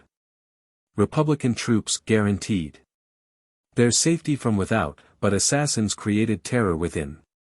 Many members of the Council of the 500, armed with stilettos and pistols, spread menaces of death around them. The plans which ought to have been developed were withheld. The majority of the council was rendered inefficient, the boldest orators were disconcerted, and the inutility of submitting any salutary proposition was quite evident. I proceeded, filled with indignation and grief, to the Council of the Ancients. I besought them to carry their noble designs into execution. I directed their attention to the evils of the nation. Which were their motives for conceiving those designs? They concurred in giving me new proofs of their uniform goodwill. I Presented myself before the council of the 500, alone. Unarmed, my head uncovered, just as the ancients had received and applauded me. My object was to restore to the majority the expression of its will, and to secure to it its power. The stilettos which had menaced the deputies were instantly raised against their deliverer. 20 assassins rushed upon me and aimed at my breast. The grenadiers of the legislative body, whom I had left at the door of the hall, ran forward, and placed themselves between me and the assassins. One of these brave grenadiers, Tommy, had his clothes pierced by a stiletto. They bore me off. Tommy merely had a small part of his coat torn by a deputy, who took him by the collar. This constituted the whole of the attempted assassinations of the 19th Brumaire. Bourrienne. At the same moment cries of "Outlaw him!" were raised against the defender of the law. It was the horrid cry of assassins against the power destined to repress them. They crowded round the president, uttering threats. With arms in their hands they commanded him to declare the outlawry. I was informed of this. I ordered him to be rescued from their fury, and 6 grenadiers of the legislative body brought him out immediately. Afterwards some grenadiers of the legislative body charged into the hall and cleared it. The factions, intimidated, dispersed and fled. The majority, freed from their assaults, returned freely and peaceably into the hall. Listened to the propositions made for the public safety. Deliberated, and drew up the salutary resolution which will become the new and provisional law of the Republic. Frenchmen, you doubtless recognize in this conduct the zeal of a soldier of liberty, of a citizen devoted to the Republic. Conservative, tutelary, and liberal ideas resumed their authority upon the dispersion of the factions, who domineered in the councils, and who, in rendering themselves the most odious of men, did not cease to be the most contemptible. Signed, Bonaparte, General, etc. The day had been passed in destroying a government, it was necessary to devote the night to framing a new one. Talleyrand, Roederer, and Size were at St. Cloud. The council of the ancients assembled, and Lucien set himself about finding some members of the 500 on whom he could reckon. He succeeded in getting together only 30, who, with their president, represented the numerous assembly of which they formed part. This ghost of representation was essential, for Bonaparte, notwithstanding his violation of all law on the preceding day, wished to make it appear that he was acting legally. The Council of the Ancients had, however, already decided that a provisional executive commission should be appointed, composed of 3 members, and was about to name the members of the commission, a measure which should have originated with the 500, when Lucien came to acquaint Bonaparte that his chamber, introuvable, was assembled. This chamber, which called itself the Council of the 500, though that council was now nothing but a council of 30, hastily passed a decree, the first article of which was as follows. The Directory exists no longer, and the individuals hereafter named are no longer members of the national representation, on account of the excesses and illegal acts which they have constantly committed, and more particularly the greatest part of them, in the sitting of this morning. Then follow the names of 61 members expelled. By other articles of the same decree the council instituted a provisional commission, similar to that which the ancients had proposed to appoint, resolved that the said commission should consist of 3 members, who should assume the title of consuls, and nominated as consuls Size, Roger Ducasse, and Bonaparte. The other provisions of the nocturnal decree of St. Cloud had for their object merely the carrying into effect those already described. This nocturnal sitting was very calm, and indeed it would have been strange had it been otherwise, for no opposition could be feared from the members of the 500, who were prepared to concur with Lucien. All knew beforehand what they would have to do. Everything was concluded by 3 o'clock in the morning, and the palace of St. Cloud, which had been so agitated since the previous evening, resumed in the morning its wonted stillness, and presented the appearance of a vast solitude. All the hurrying about, the brief notes which I had to write to many friends, and the conversations in which I was compelled to take part, prevented me from dining before 1 o'clock in the morning. It was not till then that Bonaparte, having gone to take the oath as consul before the 500, afforded me an opportunity of taking some refreshment with Admiral Bruix and some other officers. At 3 o'clock in the morning I accompanied Bonaparte, in his carriage to Paris. He was extremely fatigued after so many trials and fatigues. A new future was opened before him. He was completely absorbed in thought, and did not utter a single word during the journey. But when he arrived at his house in the Rue de la Victoire, he had no sooner entered his chamber and wished good morning to Josephine, who was in bed, and in a state of the greatest anxiety on account of his absence, than he said before her. "Bourrienne, I said many ridiculous things. Not so very bad, General, I like better to speak to soldiers than to lawyers. Those fellows disconcerted me. I have not been used to public assemblies, but that will come in time." We then began, all three, to converse. Madame Bonaparte became calm, and Bonaparte resumed his wonted confidence. The events of the day naturally formed the subject of our conversation. Josephine, who was much attached to the Gohier family, mentioned the name of that director in a tone of kindness. "What would you have, my dear?" said Bonaparte to her. "It is not my fault. He is a respectable man, but a simpleton. He does not understand me. I ought, perhaps, to have him transported. He wrote against me to the Council of the Ancients, but I have his letter, and they know nothing about it. Poor man! He expected me to dinner yesterday. And this man thinks himself a statesman, speak no more of him." During our discourse the name of Bernadotte was also mentioned. "Have you seen him, Bourrienne?" said Bonaparte to me. "No, General, neither have I. I have not heard him spoken of. Would you imagine it? I had intelligence today of many intrigues in which he is concerned. Would you believe it? He wished nothing less than to be appointed my colleague in authority. He talked of mounting his horse and marching with the troops that might be placed under his command. He wished, he said, to maintain the Constitution, nay, more. I am assured that he had the audacity to add that, if it were necessary to outlaw me, the government might come to him and he would find soldiers capable of carrying the decree into execution. All this, General, should give you an idea how inflexible his principles are. Yes, I am well aware of it, there is something in that, he is honest. But for his obstinacy, my brothers would have brought him over. They are related to him. His wife, who is Joseph's sister-in-law, has ascendancy over him. As for me, have I not, I ask you, made sufficient advances to him? You have witnessed them. Moreau, who has a higher military reputation than he, came over to me at once. However, I repent of having cajoled Bernadotte. I am thinking of separating him from all his coteries without anyone being able to find fault with the proceeding. I cannot revenge myself in any other manner. Joseph likes him. I should have everybody against me. These family considerations are follies. Good night, Bourrienne. By the way, we will sleep in the Luxembourg tomorrow.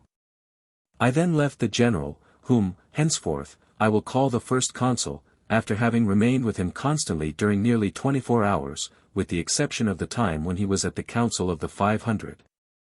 I retired to my lodging, in the Rue Martel, at 5 o'clock in the morning. It is certain that if Gohier had come to breakfast on the morning of the 18th Brumaire, according to Madame Bonaparte's invitation, he would have been one of the members of the government.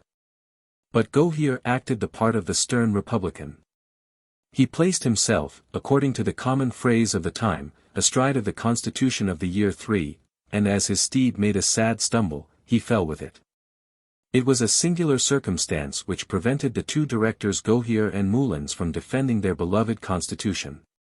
It was from their respect for the constitution that they allowed it to perish, because they would have been obliged to violate the article which did not allow less than 3 directors to deliberate together. Thus a king of Castile was burned to death, because there did not happen to be in his apartment men of such rank as etiquette would permit to touch the person of the monarch. Chapter 26. 1799. General approbation of the 18th Brumaire, distress of the treasury.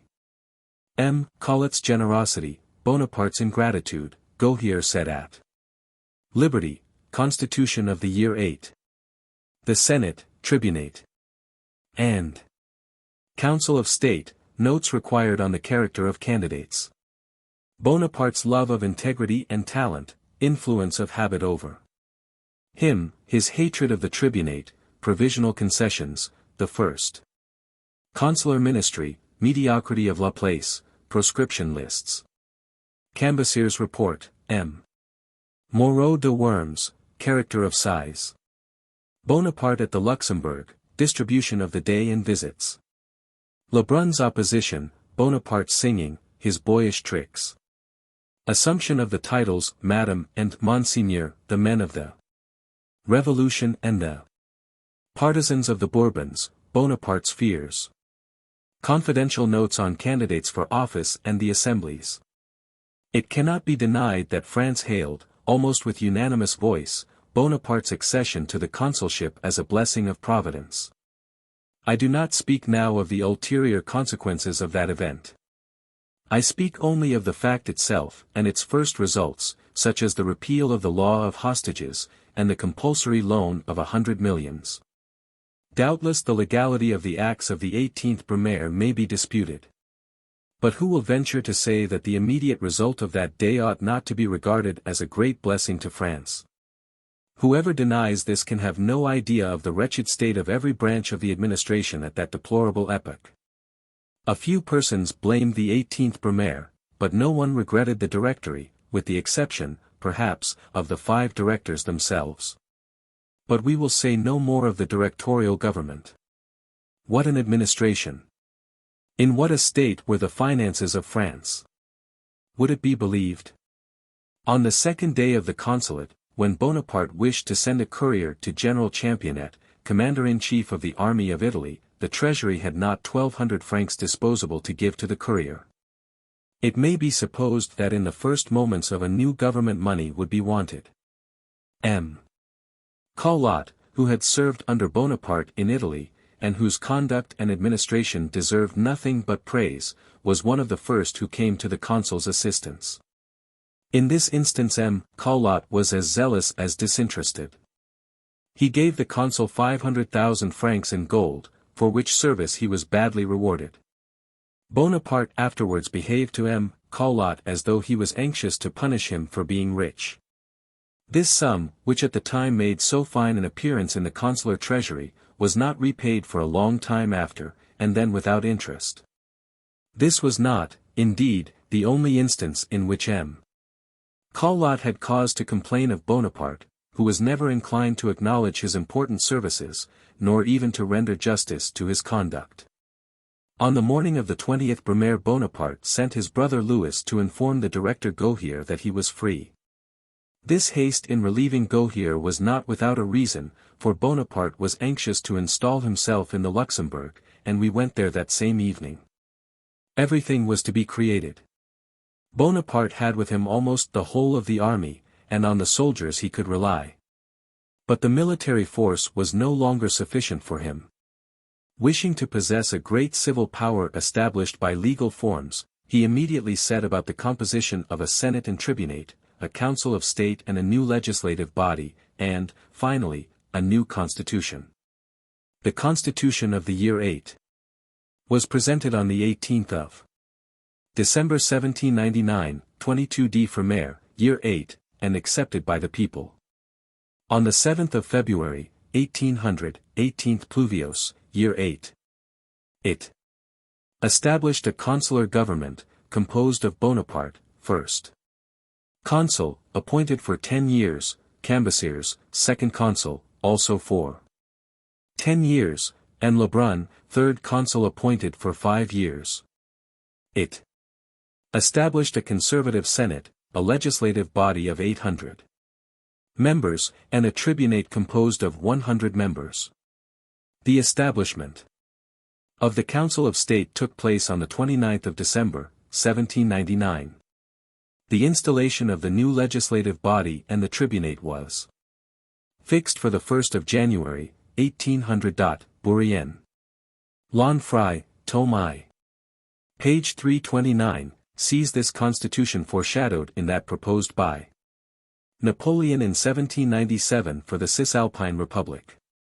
As Bonaparte had not time to make himself acquainted with the persons by whom he was about to be surrounded, he requested from the most distinguished men of the period, well acquainted with France and the Revolution, notes respecting the individuals worthy and capable of entering the Senate, the Tribunate, and the Council of State. From the manner in which all these notes were drawn up, it was evident that the writers of them studied to make their recommendation correspond with what they conceived to be Bonaparte's views, and that they imagined he participated in the opinions which were at that time popular. Accordingly they stated, as grounds for preferring particular candidates, their patriotism, their republicanism, and their having had seats in preceding assemblies. Of all qualities, that which most influenced the choice of the first consul was inflexible integrity, and it is but just to say that in this particular he was rarely deceived. He sought earnestly for talent. And although he did not like the men of the Revolution, he was convinced that he could not do without them. He had conceived an extreme aversion for mediocrity, and generally rejected a man of that character when recommended to him.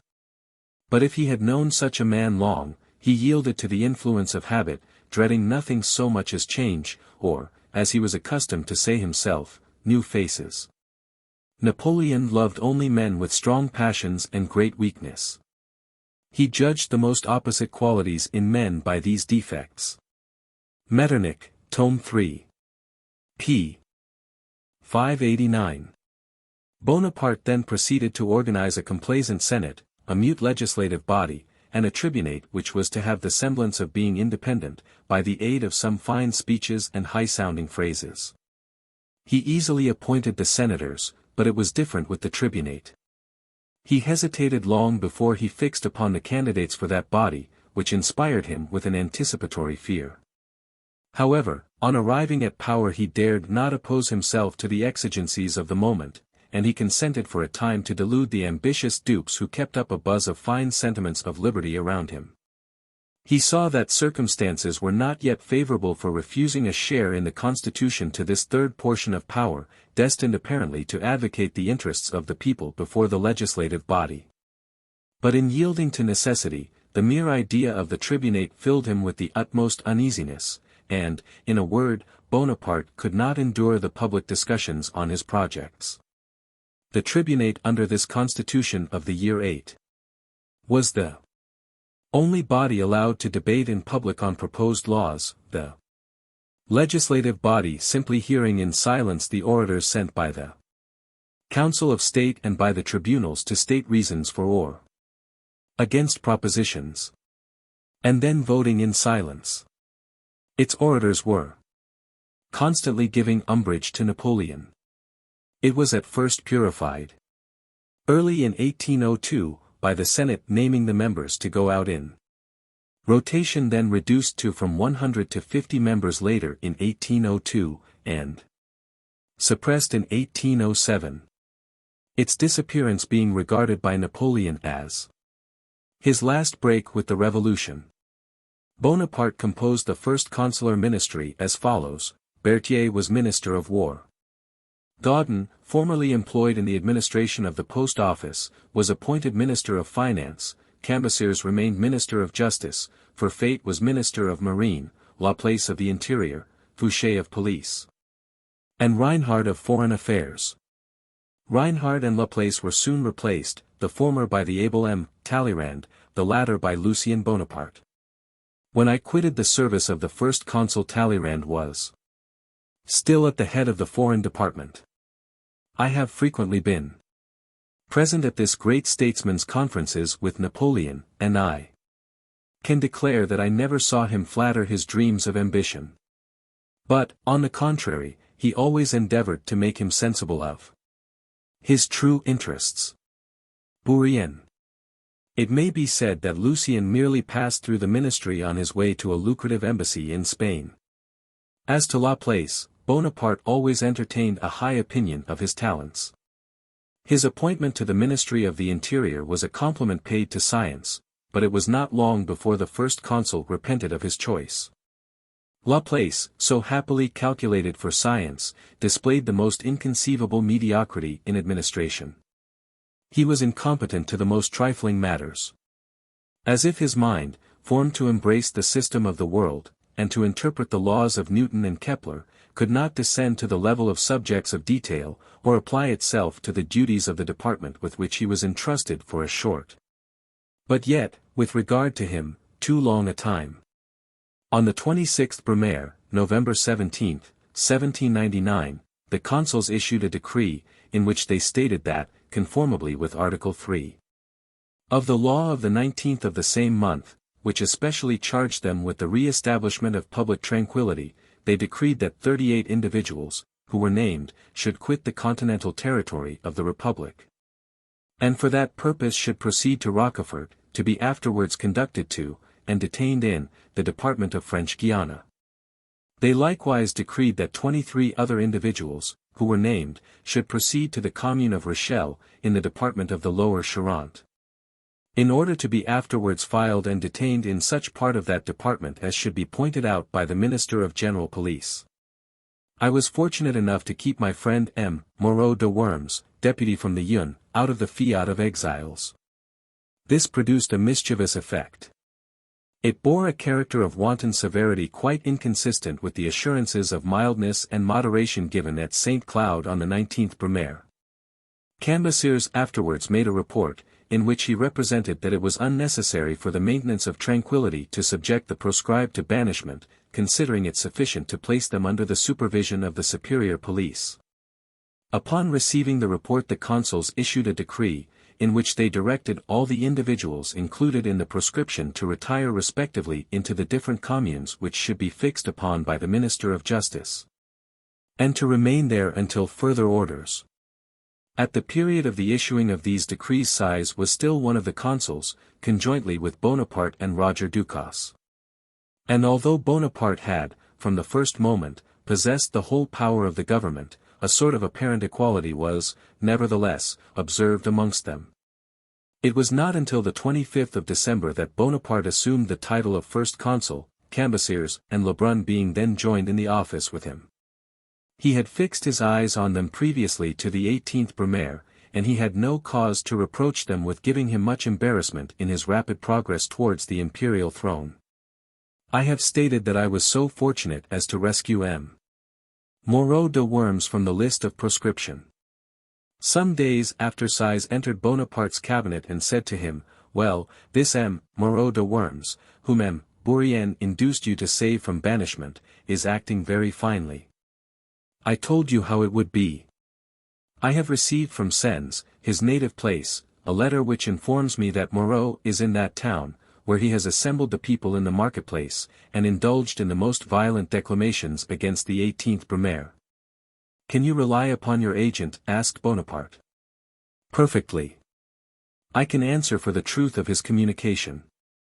Bonaparte showed me the bulletin of Size's agent, and reproached me bitterly. "What would you say, General," I observed, "if I should present this same M. Moreau de Worms, who is declaiming at Sens against the 18th Brumaire, to you within an hour? I defy you to do it. I have made myself responsible for him, and I know what I am about. He is violent in his politics. But he is a man of honor, incapable of failing in his word. Well, we shall see. Go and find him." I was very sure of doing what I had promised, for within an hour before I had seen M. Moreau de Worms. He had been concealed since the 19th Brumaire, and had not quitted Paris. Nothing was easier than to find him, and in 3/4 of an hour he was at the Luxembourg. I presented him to Bonaparte, who conversed with him a long time concerning the 18th Brumaire. When M. Moreau departed Bonaparte said to me, "You are right. That fool Size is as inventive as a Cassandra." This proves that one should not be too ready to believe the reports of the wretches whom we are obliged to employ in the police. Afterwards he added, "Bourrienne, Moreau is a nice fellow, I am satisfied with him, I will do something for him. It was not long before M. Moreau experienced the effect of the consul's good opinion. Some days after, whilst framing the council of prizes, he, at my mere suggestion, appointed M. Moreau one of the members, with a salary of 10,000 francs. On what extraordinary circumstances the fortunes of men frequently depend. As to size, in the intercourse, not very frequent certainly, which I had with him, he appeared to be far beneath the reputation which he then enjoyed. M. de Talleyrand, who is so capable of estimating men, and whose admirable sayings well deserve to occupy a place in history, had long entertained a similar opinion of size. One day, when he was conversing with the second consul concerning size, Cambyses said to him, "Size, however, is a very profound man." "Profound?" said Talleyrand. "Yes, he is, a cavity, a perfect cavity, as you would say." Bourrienne. He reposed a blind confidence in a multitude of agents, whom he sent into all parts of France. When it happened, on other occasions, that I proved to him, by evidence as sufficient as that in the case of M. Moreau, the falseness of the reports he had received, he replied, with a confidence truly ridiculous, "I can rely on my men." Size had written in his countenance, "Give me money." I recollect that I one day alluded to this expression in the anxious face of Size to the first consul. "You are right," observed he to me, smiling, "when money is in question, Size is quite a matter-of-fact man. He sends his ideology to the right about and thus becomes easily manageable. He readily abandons his constitutional dreams for a good round sum, and that is very convenient." Everybody knows, in fact, that Size refused to resign his consular dignities unless he received in exchange a beautiful farm, situated in the Park of Versailles, and worth about 15,000 livres a year. The good abbé consoled himself for no longer forming a third of the republican sovereignty by making himself at home in the ancient domain of the kings of France. Bourrienne. Bonaparte occupied, at the Little Luxembourg, the apartments on the ground floor which lie to the right on entering from the Rue de Vaugirard. His cabinet was close to a private staircase, which conducted me to the first floor, where Josephine dwelt. My apartment was above. After breakfast, which was served at 10 o'clock, Bonaparte would converse for a few moments with his usual guests, that is to say, his aides-de-camp, the persons he invited, and myself, who never left him. He was also visited very often by Deferment, Regnault, of the town of Saint-Jean-d'Angely, Boulet, de la Meurthe, Monge, and Berber, who were, with his brothers, Joseph and Lucien, those whom he most delighted to see. He conversed familiarly with them. Cambyses generally came at midday, and stayed some time with him, often a whole hour. Lebrun visited but seldom. Notwithstanding his elevation, his character remained unaltered. And Bonaparte considered him too moderate, because he always opposed his ambitious views and his plans to usurp power. When Bonaparte left the breakfast table it was seldom that he did not add, after bidding Josephine and her daughter Hortense good day, "Come, Bourrienne, come, let us to work." After the morning audiences I stayed with Bonaparte all the day, either reading to him, or writing to his dictation. 3 or 4 times in the week he would go to the council. On his way to the hall of deliberation he was obliged to cross the courtyard of the Little Luxembourg and ascend the grand staircase. This always vexed him, and the more so as the weather was very bad at the time. This annoyance continued until the 25th of December, and it was with much satisfaction that he saw himself quit of it. After leaving the council he used to enter his cabinet singing, and God knows how wretchedly he sung. He examined whatever work he had ordered to be done, signed documents, stretched himself in his armchair, and read the letters of the preceding day and the publications of the morning. When there was no council he remained in his cabinet, conversed with me, always sang, and cut, according to custom, the arm of his chair, giving himself sometimes quite the air of a great boy. Then, all at once starting up, he would describe a plan for the erection of a monument, or dictate some of those extraordinary productions which astonished and dismayed the world. He often became again the same man, who, under the walls of St. Jean d'Acre, had dreamed of an empire worthy his ambition. At 5 o'clock dinner was served up. When that was over, the first consul went upstairs to Josephine's apartments, where he commonly received the visits of the ministers. He was always pleased to see among the number the Minister of Foreign Affairs, especially since the portfolio of that department had been entrusted to the hands of M. de Talleyrand. At midnight, and often sooner, he gave the signal for retiring by saying in a hasty manner, "Allons nous coucher." It was at the Luxembourg, in the salons of which the adorable Josephine so well performed the honors, that the word "Madame" came again into use. This first return towards the old French politeness was startling to some susceptible republicans. But things were soon carried farther at the Tuileries by the introduction of Votre Altesse on occasions of state ceremony, and Monseigneur in the family circle. If, on the one hand, Bonaparte did not like the men of the Revolution, on the other he dreaded still more the partisans of the Bourbons. On the mere mention of the name of those princes he experienced a kind of inward alarm. And he often spoke of the necessity of raising a wall of brass between France and them. To this feeling, no doubt, must be attributed certain nominations, and the spirit of some recommendations contained in the notes with which he was supplied on the characters of candidates, and which for ready reference were arranged alphabetically. Some of the notes just mentioned were in the handwriting of Regnault de Saint-Jean d'Angely, and some in Lucien Bonaparte's. Among them was the following, under the title of General Observations, in choosing among the men who were members of the Constituent Assembly. It is necessary to be on guard against the Orleans party, which is not altogether a chimera, and may one day or other prove dangerous. There is no doubt that the partisans of that family are intriguing secretly. And among many other proofs of this fact the following is a striking one, the journal called the Théristargue, which undisguisedly supports royalism, is conducted by a man of the name of Voidel, one of the hottest patriots of the Revolution.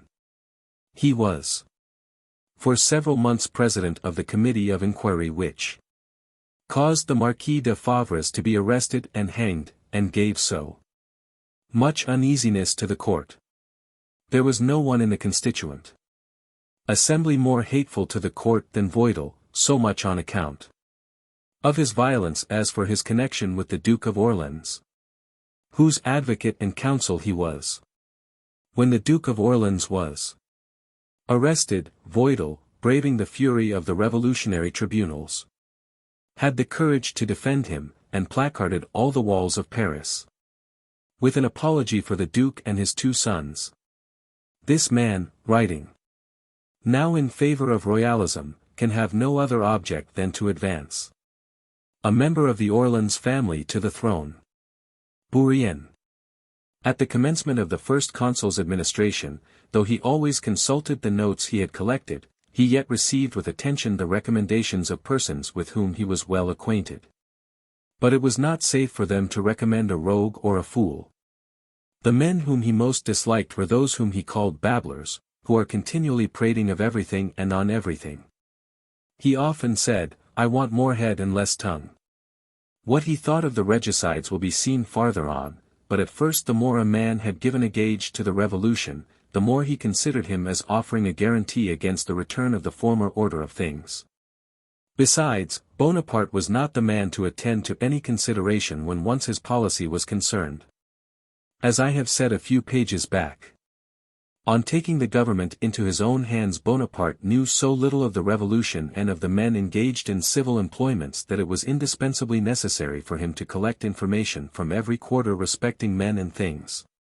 But when the conflicting passions of the moment became more calm and the spirit of party more prudent, and when order had been, by his severe investigations, introduced where hitherto unbridled confusion had reigned, he became gradually more scrupulous in granting places, whether arising from newly created offices, or from those changes which the different departments often experienced.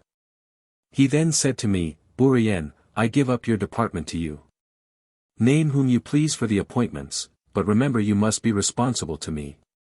What a list would have been which should contain the names of all the prefects, sub-prefects, receivers general, and other civil officers to whom I gave places. I have kept no memoranda of their names. And indeed, what advantage would there have been in doing so? It was impossible for me to have a personal knowledge of all the fortunate candidates, but I relied on recommendations in which I had confidence. I have little to complain of in those I obliged. Though it is true that, since my separation from Bonaparte, I have seen many of them take the opposite side of the street in which I was walking, and by that delicate attention save me the trouble of raising my hat. Chapter 27. 1799 to 1800. Difficulties of a new government, state of Europe, Bonaparte's wish. For peace, M. De Talleyrand Minister for Foreign Affairs. Negotiations with England and Austria, their failure, Bonaparte's. Views on the East, his sacrifices to policy, General Bonaparte. Denounced to the First Consul, Kleber's letter to the Directory. Accounts of the Egyptian expedition published in the Moniteur. Proclamation to the Army of the East, favor and disgrace of certain individuals accounted for. When a new government rises on the ruins of one that has been overthrown, its best chance of conciliating the favor of the nation, if that nation be at war, is to hold out the prospect of peace, for peace is always dear to a people. Bonaparte was well aware of this, and if in his heart he wished otherwise, he knew how important it was to seem to desire peace. Accordingly, immediately after his installation at the Luxembourg he notified to all the foreign powers his accession to the consulate, and, for the same purpose, addressed letters to all the diplomatic agents of the French government abroad. The day after he got rid of his first two colleagues, Size and Roger Ducasse, he prepared to open negotiations with the Cabinet of London. At that time we were at war with almost the whole of Europe. We had also lost Italy. The Emperor of Germany was ruled by his ministers, who in their turn were governed by England. It was no easy matter to manage equally the organization of the consular government and the no less important affairs abroad. And it was very important to the interests of the first consul to intimate to foreign powers, while at the same time he assured himself against the return of the Bourbons, that the system which he proposed to adopt was a system of order and regeneration, unlike either the demagogic violence of the Convention or the imbecile artifice of the Directory. In fulfillment of this object Bonaparte directed M.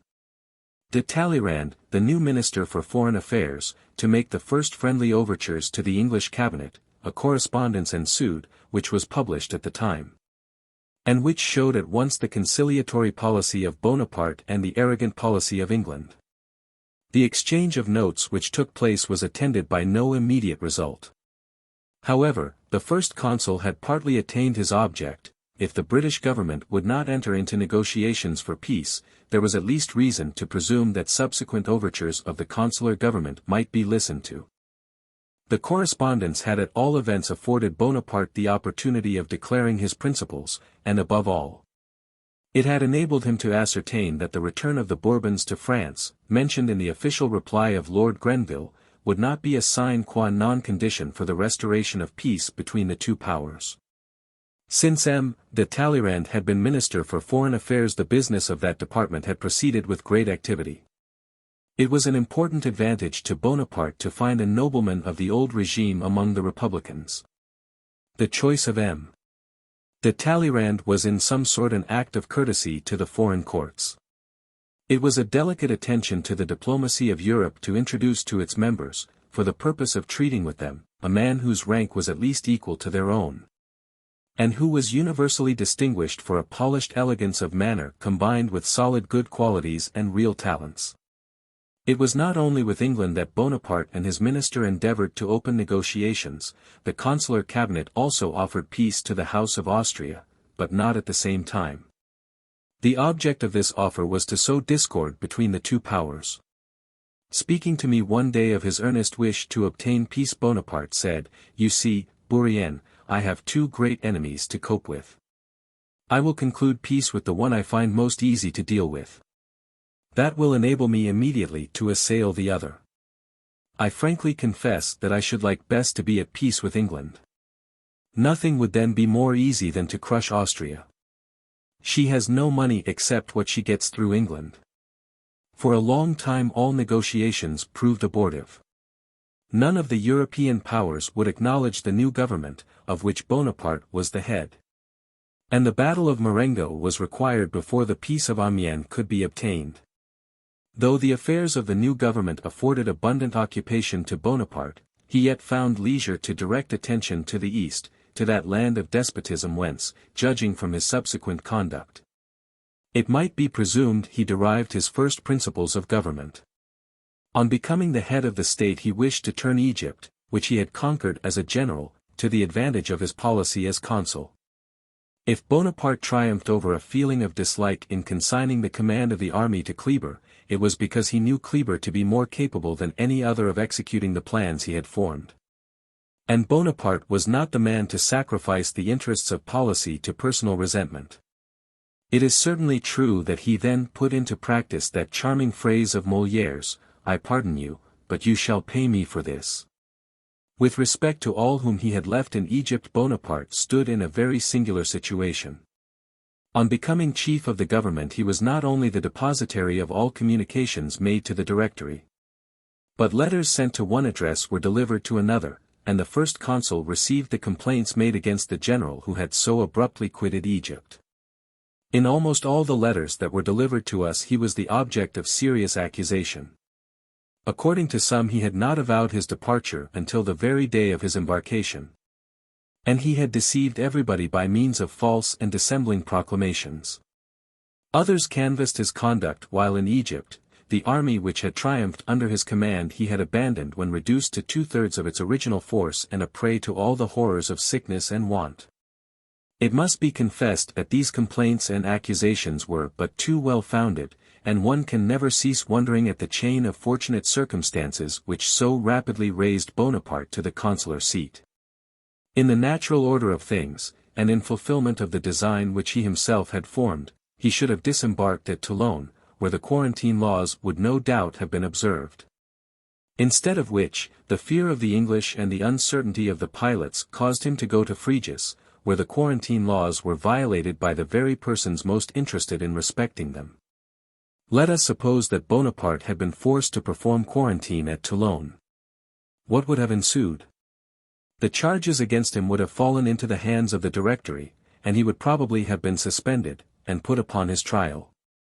Among the letters which fell into Bonaparte's hands, by reason of the abrupt change of government, was an official dispatch, of the 4th Vendemiaire, year 8. From General Kleber at Cairo to the Executive Directory, in which that general spoke in very stringent terms of the sudden departure of Bonaparte and of the state in which the army in Egypt had been left. General Kleber further accused him of having evaded, by his flight, the difficulties which he thus transferred to his successor's shoulders, and also of leaving the army, without a sou in the chest, with pay in arrear, and very little supply of munitions or clothing. The other letters from Egypt were not less accusatory than Kleber's. And it cannot be doubted that charges of so precise a nature, brought by the general who had now become commander-in-chief against his predecessor, would have had great weight. Especially backed as they were by similar complaints from other quarters. A trial would have been inevitable, and then, no 18th Brumaire, no consulate, no empire, no conquest of Europe, but also, it may be added, no St. Helena. None of these events would have ensued had not the English squadron, when it appeared off Corsica, obliged the Muiron to scud about at hazard, and to touch at the first land she could reach. The Egyptian expedition filled too important a place in the life of Bonaparte for him to neglect frequently reviving in the public mind the recollection of his conquests in the East. It was not to be forgotten that the head of the Republic was the first of her generals. While Moreau received the command of the armies of the Rhine, while Messina, as a reward for the victory of Zurich, was made commander-in-chief in Italy, and while Brune was at the head of the army of Batavia, Bonaparte, whose soul was in the camps, consoled himself for his temporary inactivity by a retrospective glance on his past triumphs. He was unwilling that fame should for a moment cease to blazon his name. Accordingly, as soon as he was established at the head of the government, he caused accounts of his Egyptian expedition to be from time to time published in the Moniteur. He frequently expressed his satisfaction that the accusatory correspondence, and, above all, Kleber's letter, had fallen into his own hands. Such was Bonaparte's perfect self-command that immediately after perusing that letter he dictated to me the following proclamation, addressed to the Army of the East. Soldiers. The consuls of the French Republic frequently direct their attention to the Army of the East. France acknowledges all the influence of your conquests on the restoration of her trade and the civilization of the world. The eyes of all Europe are upon you, and in thought I am often with you. In whatever situation the chances of war may place you, prove yourselves still the soldiers of Rivoli and Aboukir, you will be invincible. Place in Kleber the boundless confidence which you reposed in me. He deserves it. Soldiers, think of the day when you will return victorious to the sacred territory of France. That will be a glorious day for the whole nation. Nothing can more forcibly show the character of Bonaparte than the above allusion to Kleber, after he had seen the way in which Kleber spoke of him to the Directory.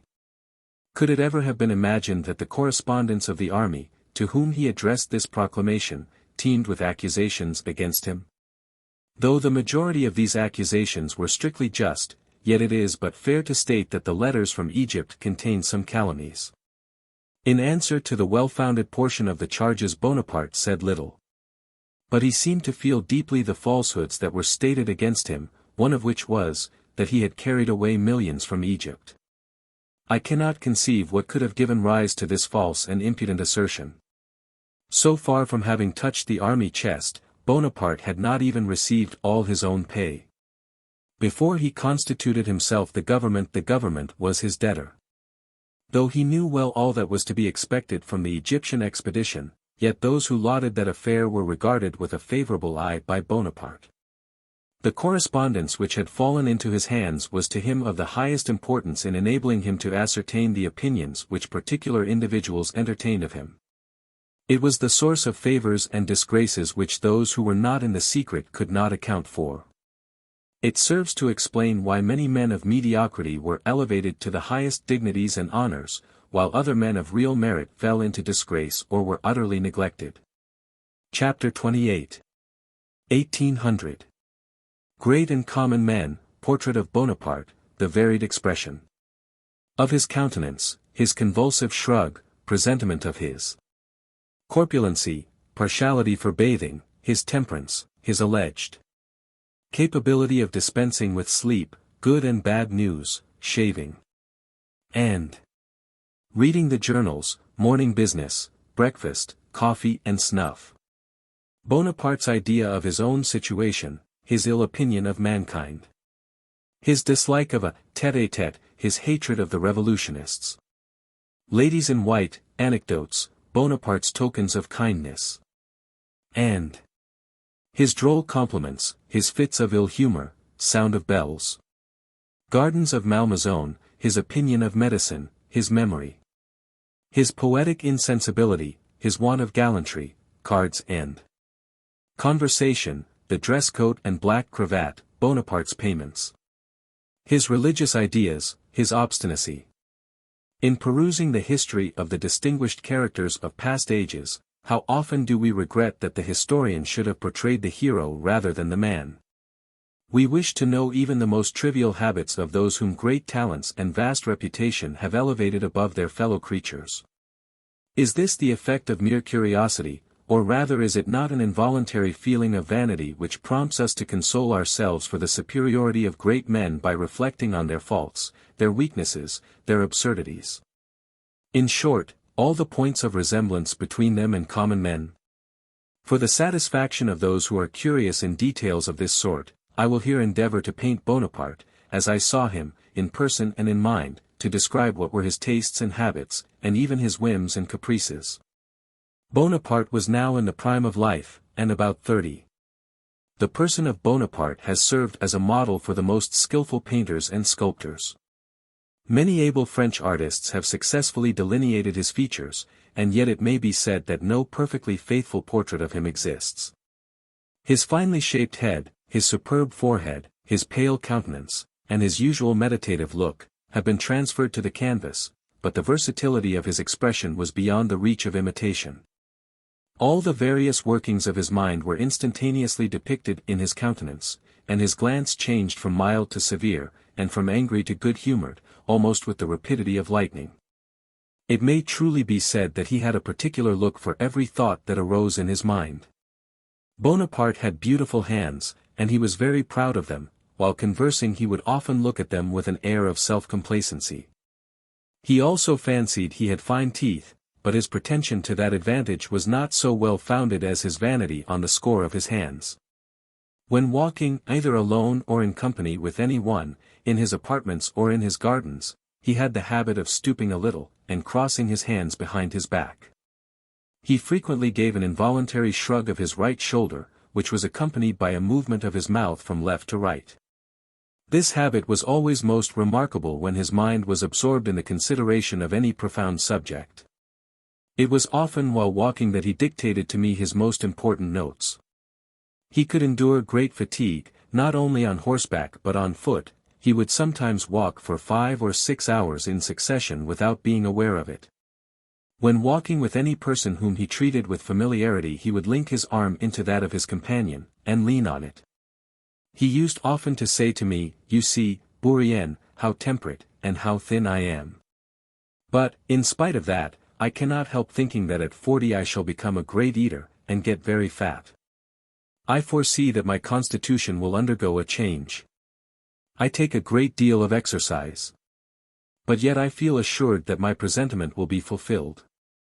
This idea gave him great uneasiness, and as I observed nothing which seemed to warrant his apprehensions, I omitted no opportunity of assuring him that they were groundless. But he would not listen to me, and all the time I was about him, he was haunted by this presentiment, which, in the end, was but too well verified. His partiality for the bath he mistook for a necessity. He would usually remain in the bath 2 hours, during which time I used to read to him extracts from the journals and pamphlets of the day, for he was anxious to hear and know all that was going on. While in the bath he was continually turning on the warm water to raise the temperature, so that I was sometimes enveloped in such a dense vapor that I could not see to read, and was obliged to open the door. Bonaparte was exceedingly temperate, and averse to all excess. He knew the absurd stories that were circulated about him, and he was sometimes vexed at them. It has been repeated, over and over again, that he was subject to attacks of epilepsy. But during the 11 years that I was almost constantly with him I never observed any symptom which in the least degree denoted that malady. His health was good and his constitution sound. If his enemies, by way of reproach, have attributed to him a serious periodical disease, his flatterers, probably under the idea that sleep is incompatible with greatness, have evinced an equal disregard of truth in speaking of his night watching.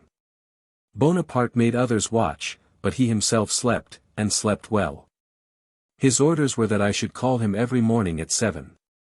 I was therefore the first to enter his chamber. But very frequently when I awoke him he would turn himself, and say, "Ah, Bourrienne. Let me lie a little longer." When there was no very pressing business I did not disturb him again till 8 o'clock. He in general slept 7 hours out of the 24, besides taking a short nap in the afternoon. Among the private instructions which Bonaparte gave me, one was very curious. "During the night," said he, "enter my chamber as seldom as possible. Do not awake me when you have any good news to communicate, with that there is no hurry. But when you bring bad news, rouse me instantly, for then there is not a moment to be lost." This was a wise regulation, and Bonaparte found his advantage in it. As soon as he rose his valet de chambre shaved him and dressed his hair. While he was being shaved I read to him the newspapers, beginning always with the Moniteur. He paid little attention to any but the German and English papers. "Pass over all that," he would say, while I was perusing the French papers, "I know it already. They say only what they think will please me." I was often surprised that his valet did not cut him while I was reading, for whenever he heard anything interesting he turned quickly round towards me. When Bonaparte had finished his toilet, which he did with great attention, for he was scrupulously neat in his person, we went down to his cabinet. There he signed the orders on important petitions which had been analyzed by me on the preceding evening. On reception and parade days he was particularly exact in signing these orders, because I used to remind him that he would be likely to see most of the petitioners, and that they would ask him for answers. To spare him this annoyance I used often to acquaint them beforehand of what had been granted or refused, and what had been the decision of the first consul. He next perused the letters which I had opened and laid on his table, ranging them according to their importance. He directed me to answer them in his name. He occasionally wrote the answers himself, but not often. At 10 o'clock the maître d'hôtel entered, and announced breakfast, saying, "The general is served." We went to breakfast, and the repast was exceedingly simple. He ate almost every morning some chicken, dressed with oil and onions. This dish was then, I believe, called poulet à la provençale, but our restaurateurs have since conferred upon it the more ambitious name of poulet à la Marengo. Bonaparte drank little wine, always either claret or burgundy, and the latter by preference. After breakfast, as well as after dinner, he took a cup of strong coffee. M. Brillat de Savarin, whose memory is dear to all gourmands, had established, as a gastronomic principle, that he who does not take coffee after each meal is assuredly not a man of taste. Bourrienne. I never saw him take any between his meals, and I cannot imagine what could have given rise to the assertion of his being particularly fond of coffee. When he worked late at night he never ordered coffee, but chocolate, of which he made me take a cup with him. But this only happened when our business was prolonged till 2 or 3 in the morning. All that has been said about Bonaparte's immoderate use of snuff has no more foundation in truth than his pretended partiality for coffee.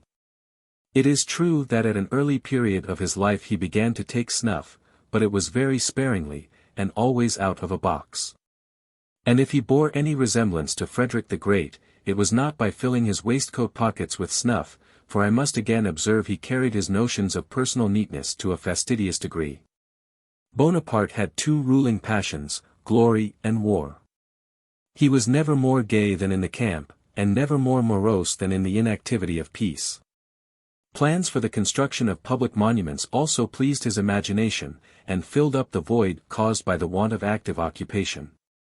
He was aware that monuments form part of the history of nations, of whose civilization they bear evidence for ages after those who created them have disappeared from the earth. And that they likewise often bear false witness to remote posterity of the reality of merely fabulous conquests.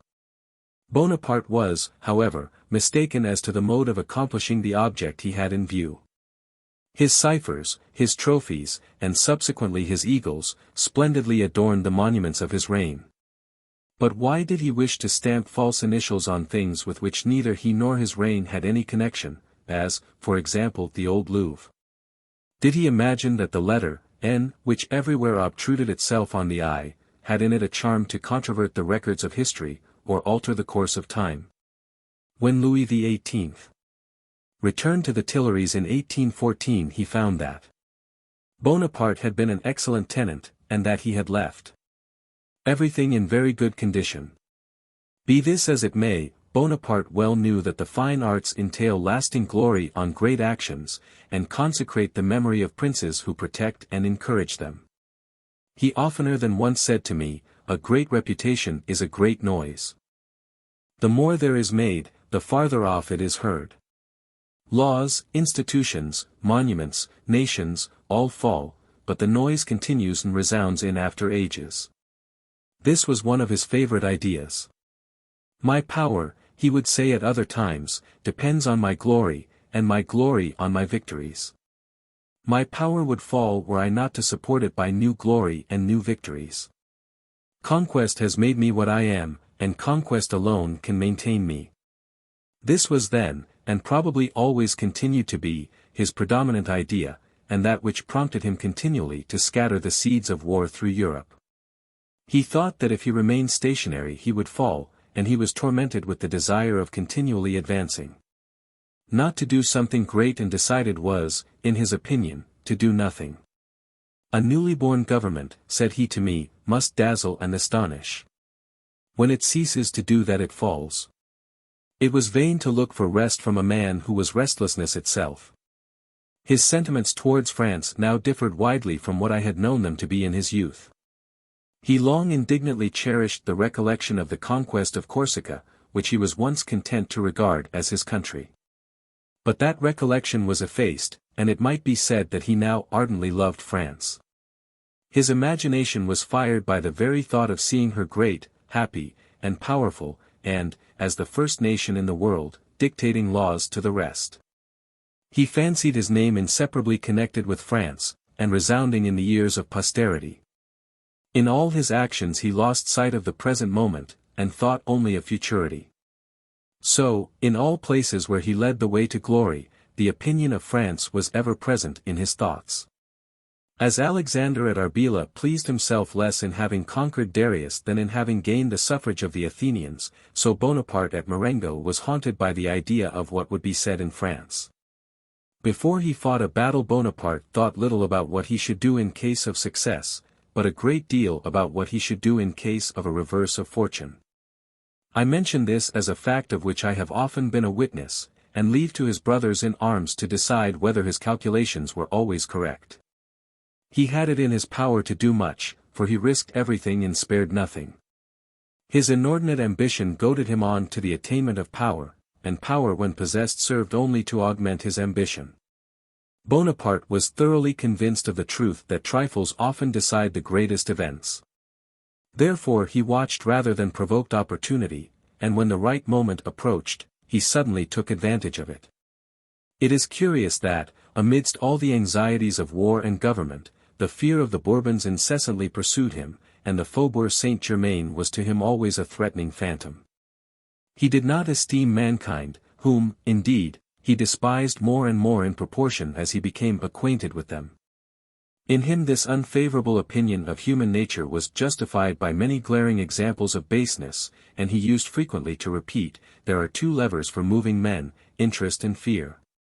What respect, indeed, could Bonaparte entertain for the applicants to the treasury of the opera?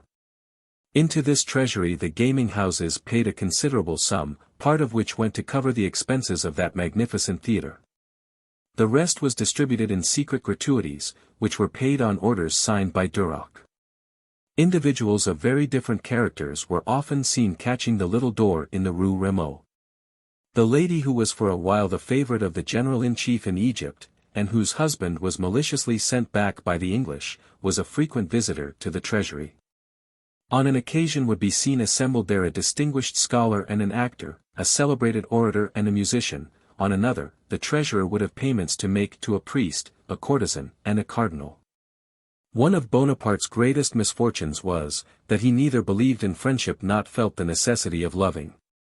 How often have I heard him say, friendship is but a name, I love nobody. I do not even love my brothers. Perhaps Joseph, a little, from habit and because he is my elder, and Duroc, I love him too. But why? Because his character pleases me. He is stern and resolute, and I really believe the fellow never shed a tear. For my part, I know very well that I have no true friends. As long as I continue what I am, I may have as many pretended friends as I please. Leave sensibility to women, it is their business. But men should be firm in heart and in purpose, or they should have nothing to do with war or government.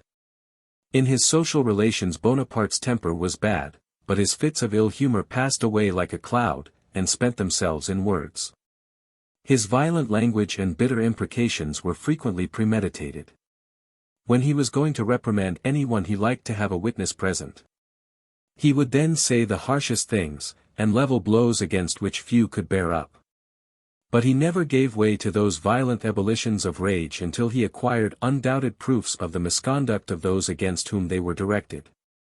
In scenes of this sort I have frequently observed that the presence of a third person seemed to give him confidence. Consequently, in a tête-à-tête interview, anyone who knew his character, and who could maintain sufficient coolness and firmness, was sure to get the better of him. He told his friends at St. Helena that he admitted a third person on such occasions only that the blow might resound the farther. That was not his real motive, or the better way would have been to perform the scene in public. He had other reasons. I observed that he did not like a tête-à-tête, and when he expected any one, he would say to me beforehand, "Bourrienne, you may remain." And when any one was announced whom he did not expect, as a minister or a general, if I rose to retire he would say in a half-whisper, "Stay where you are." Certainly this was not done with the design of getting what he said reported abroad. For it belonged neither to my character nor my duty to gossip about what I had heard. Besides, it may be presumed, that the few who were admitted as witnesses to the conferences of Napoleon were aware of the consequences attending indiscreet disclosures under a government which was made acquainted with all that was said and done. Bonaparte entertained a profound dislike of the sanguinary men of the Revolution, and especially of the regicides. He felt, as a painful burden, the obligation of dissembling towards them. He spoke to me in terms of horror of those whole he called the assassins of Louis XVI, and he was annoyed at the necessity of employing them and treating them with apparent respect. How many times has he not said to Cambyses, pinching him by the ear, to soften, by that habitual familiarity, the bitterness of the remark, "My dear fellow, your case is clear, if ever the Bourbons come back you will be hanged."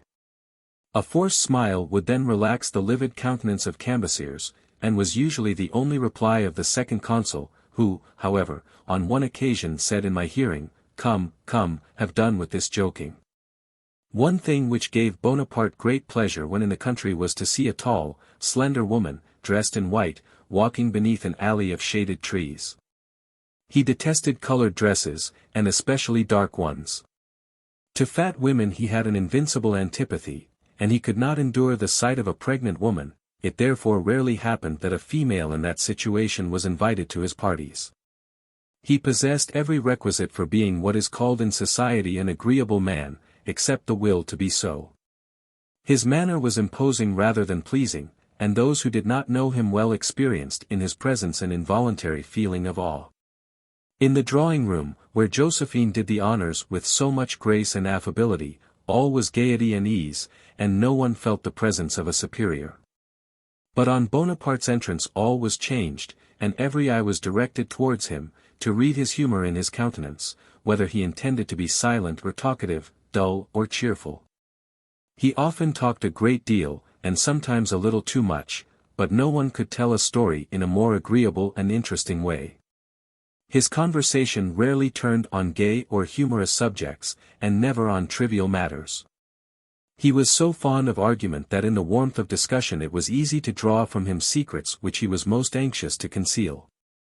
Sometimes, in a small circle, he would amuse himself by relating stories of presentiments and apparitions. For this he always chose the twilight of evening, and he would prepare his hearers for what was coming by some solemn remark. On one occasion of this kind he said, in a very grave tone of voice, "When death strikes a person whom we love, and who is distant from us, a foreboding almost always denotes the event. And the dying person appears to us at the moment of his dissolution." He then immediately related the following anecdote: a gentleman of the court of Louis XIV. was in the gallery of Versailles at the time that the king was reading to his courtiers the bulletin of the battle of Friedlingen gained by Villars. Suddenly the gentleman saw, at the farther end of the gallery, the ghost of his son, who served under Villars. He exclaimed, "My son is no more," and next moment the king named him among the dead. When traveling Bonaparte was particularly talkative.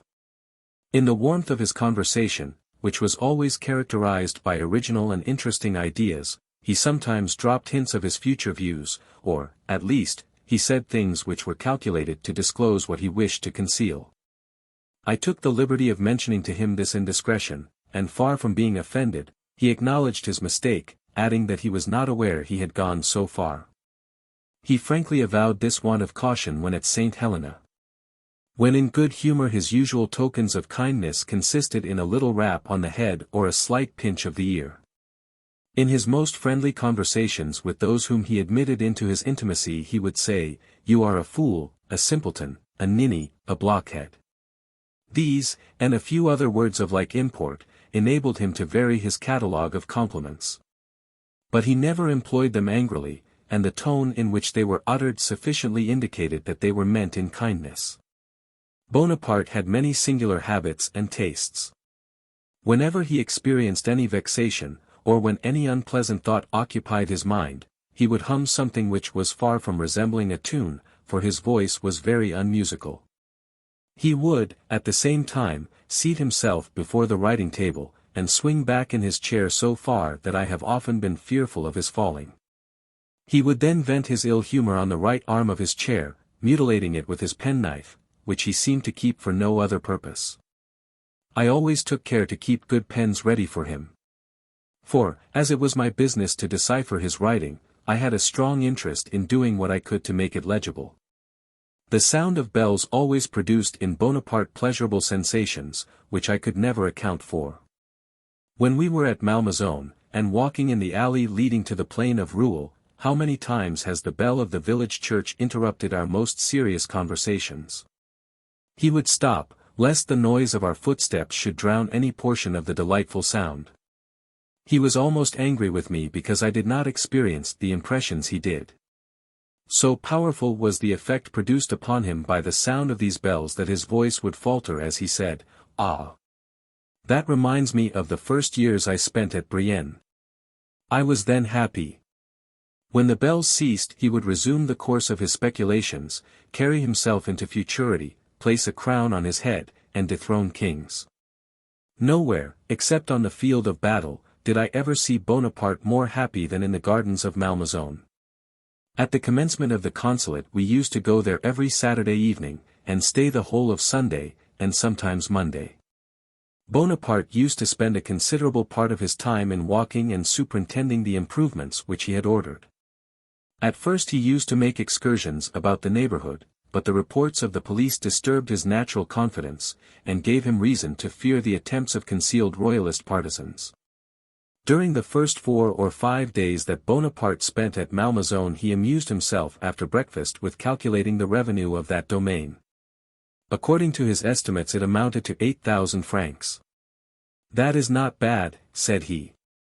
"But to live here would require an income of 30,000 livres." I could not help smiling to see him seriously engaged in such a calculation. Bonaparte had no faith in medicine.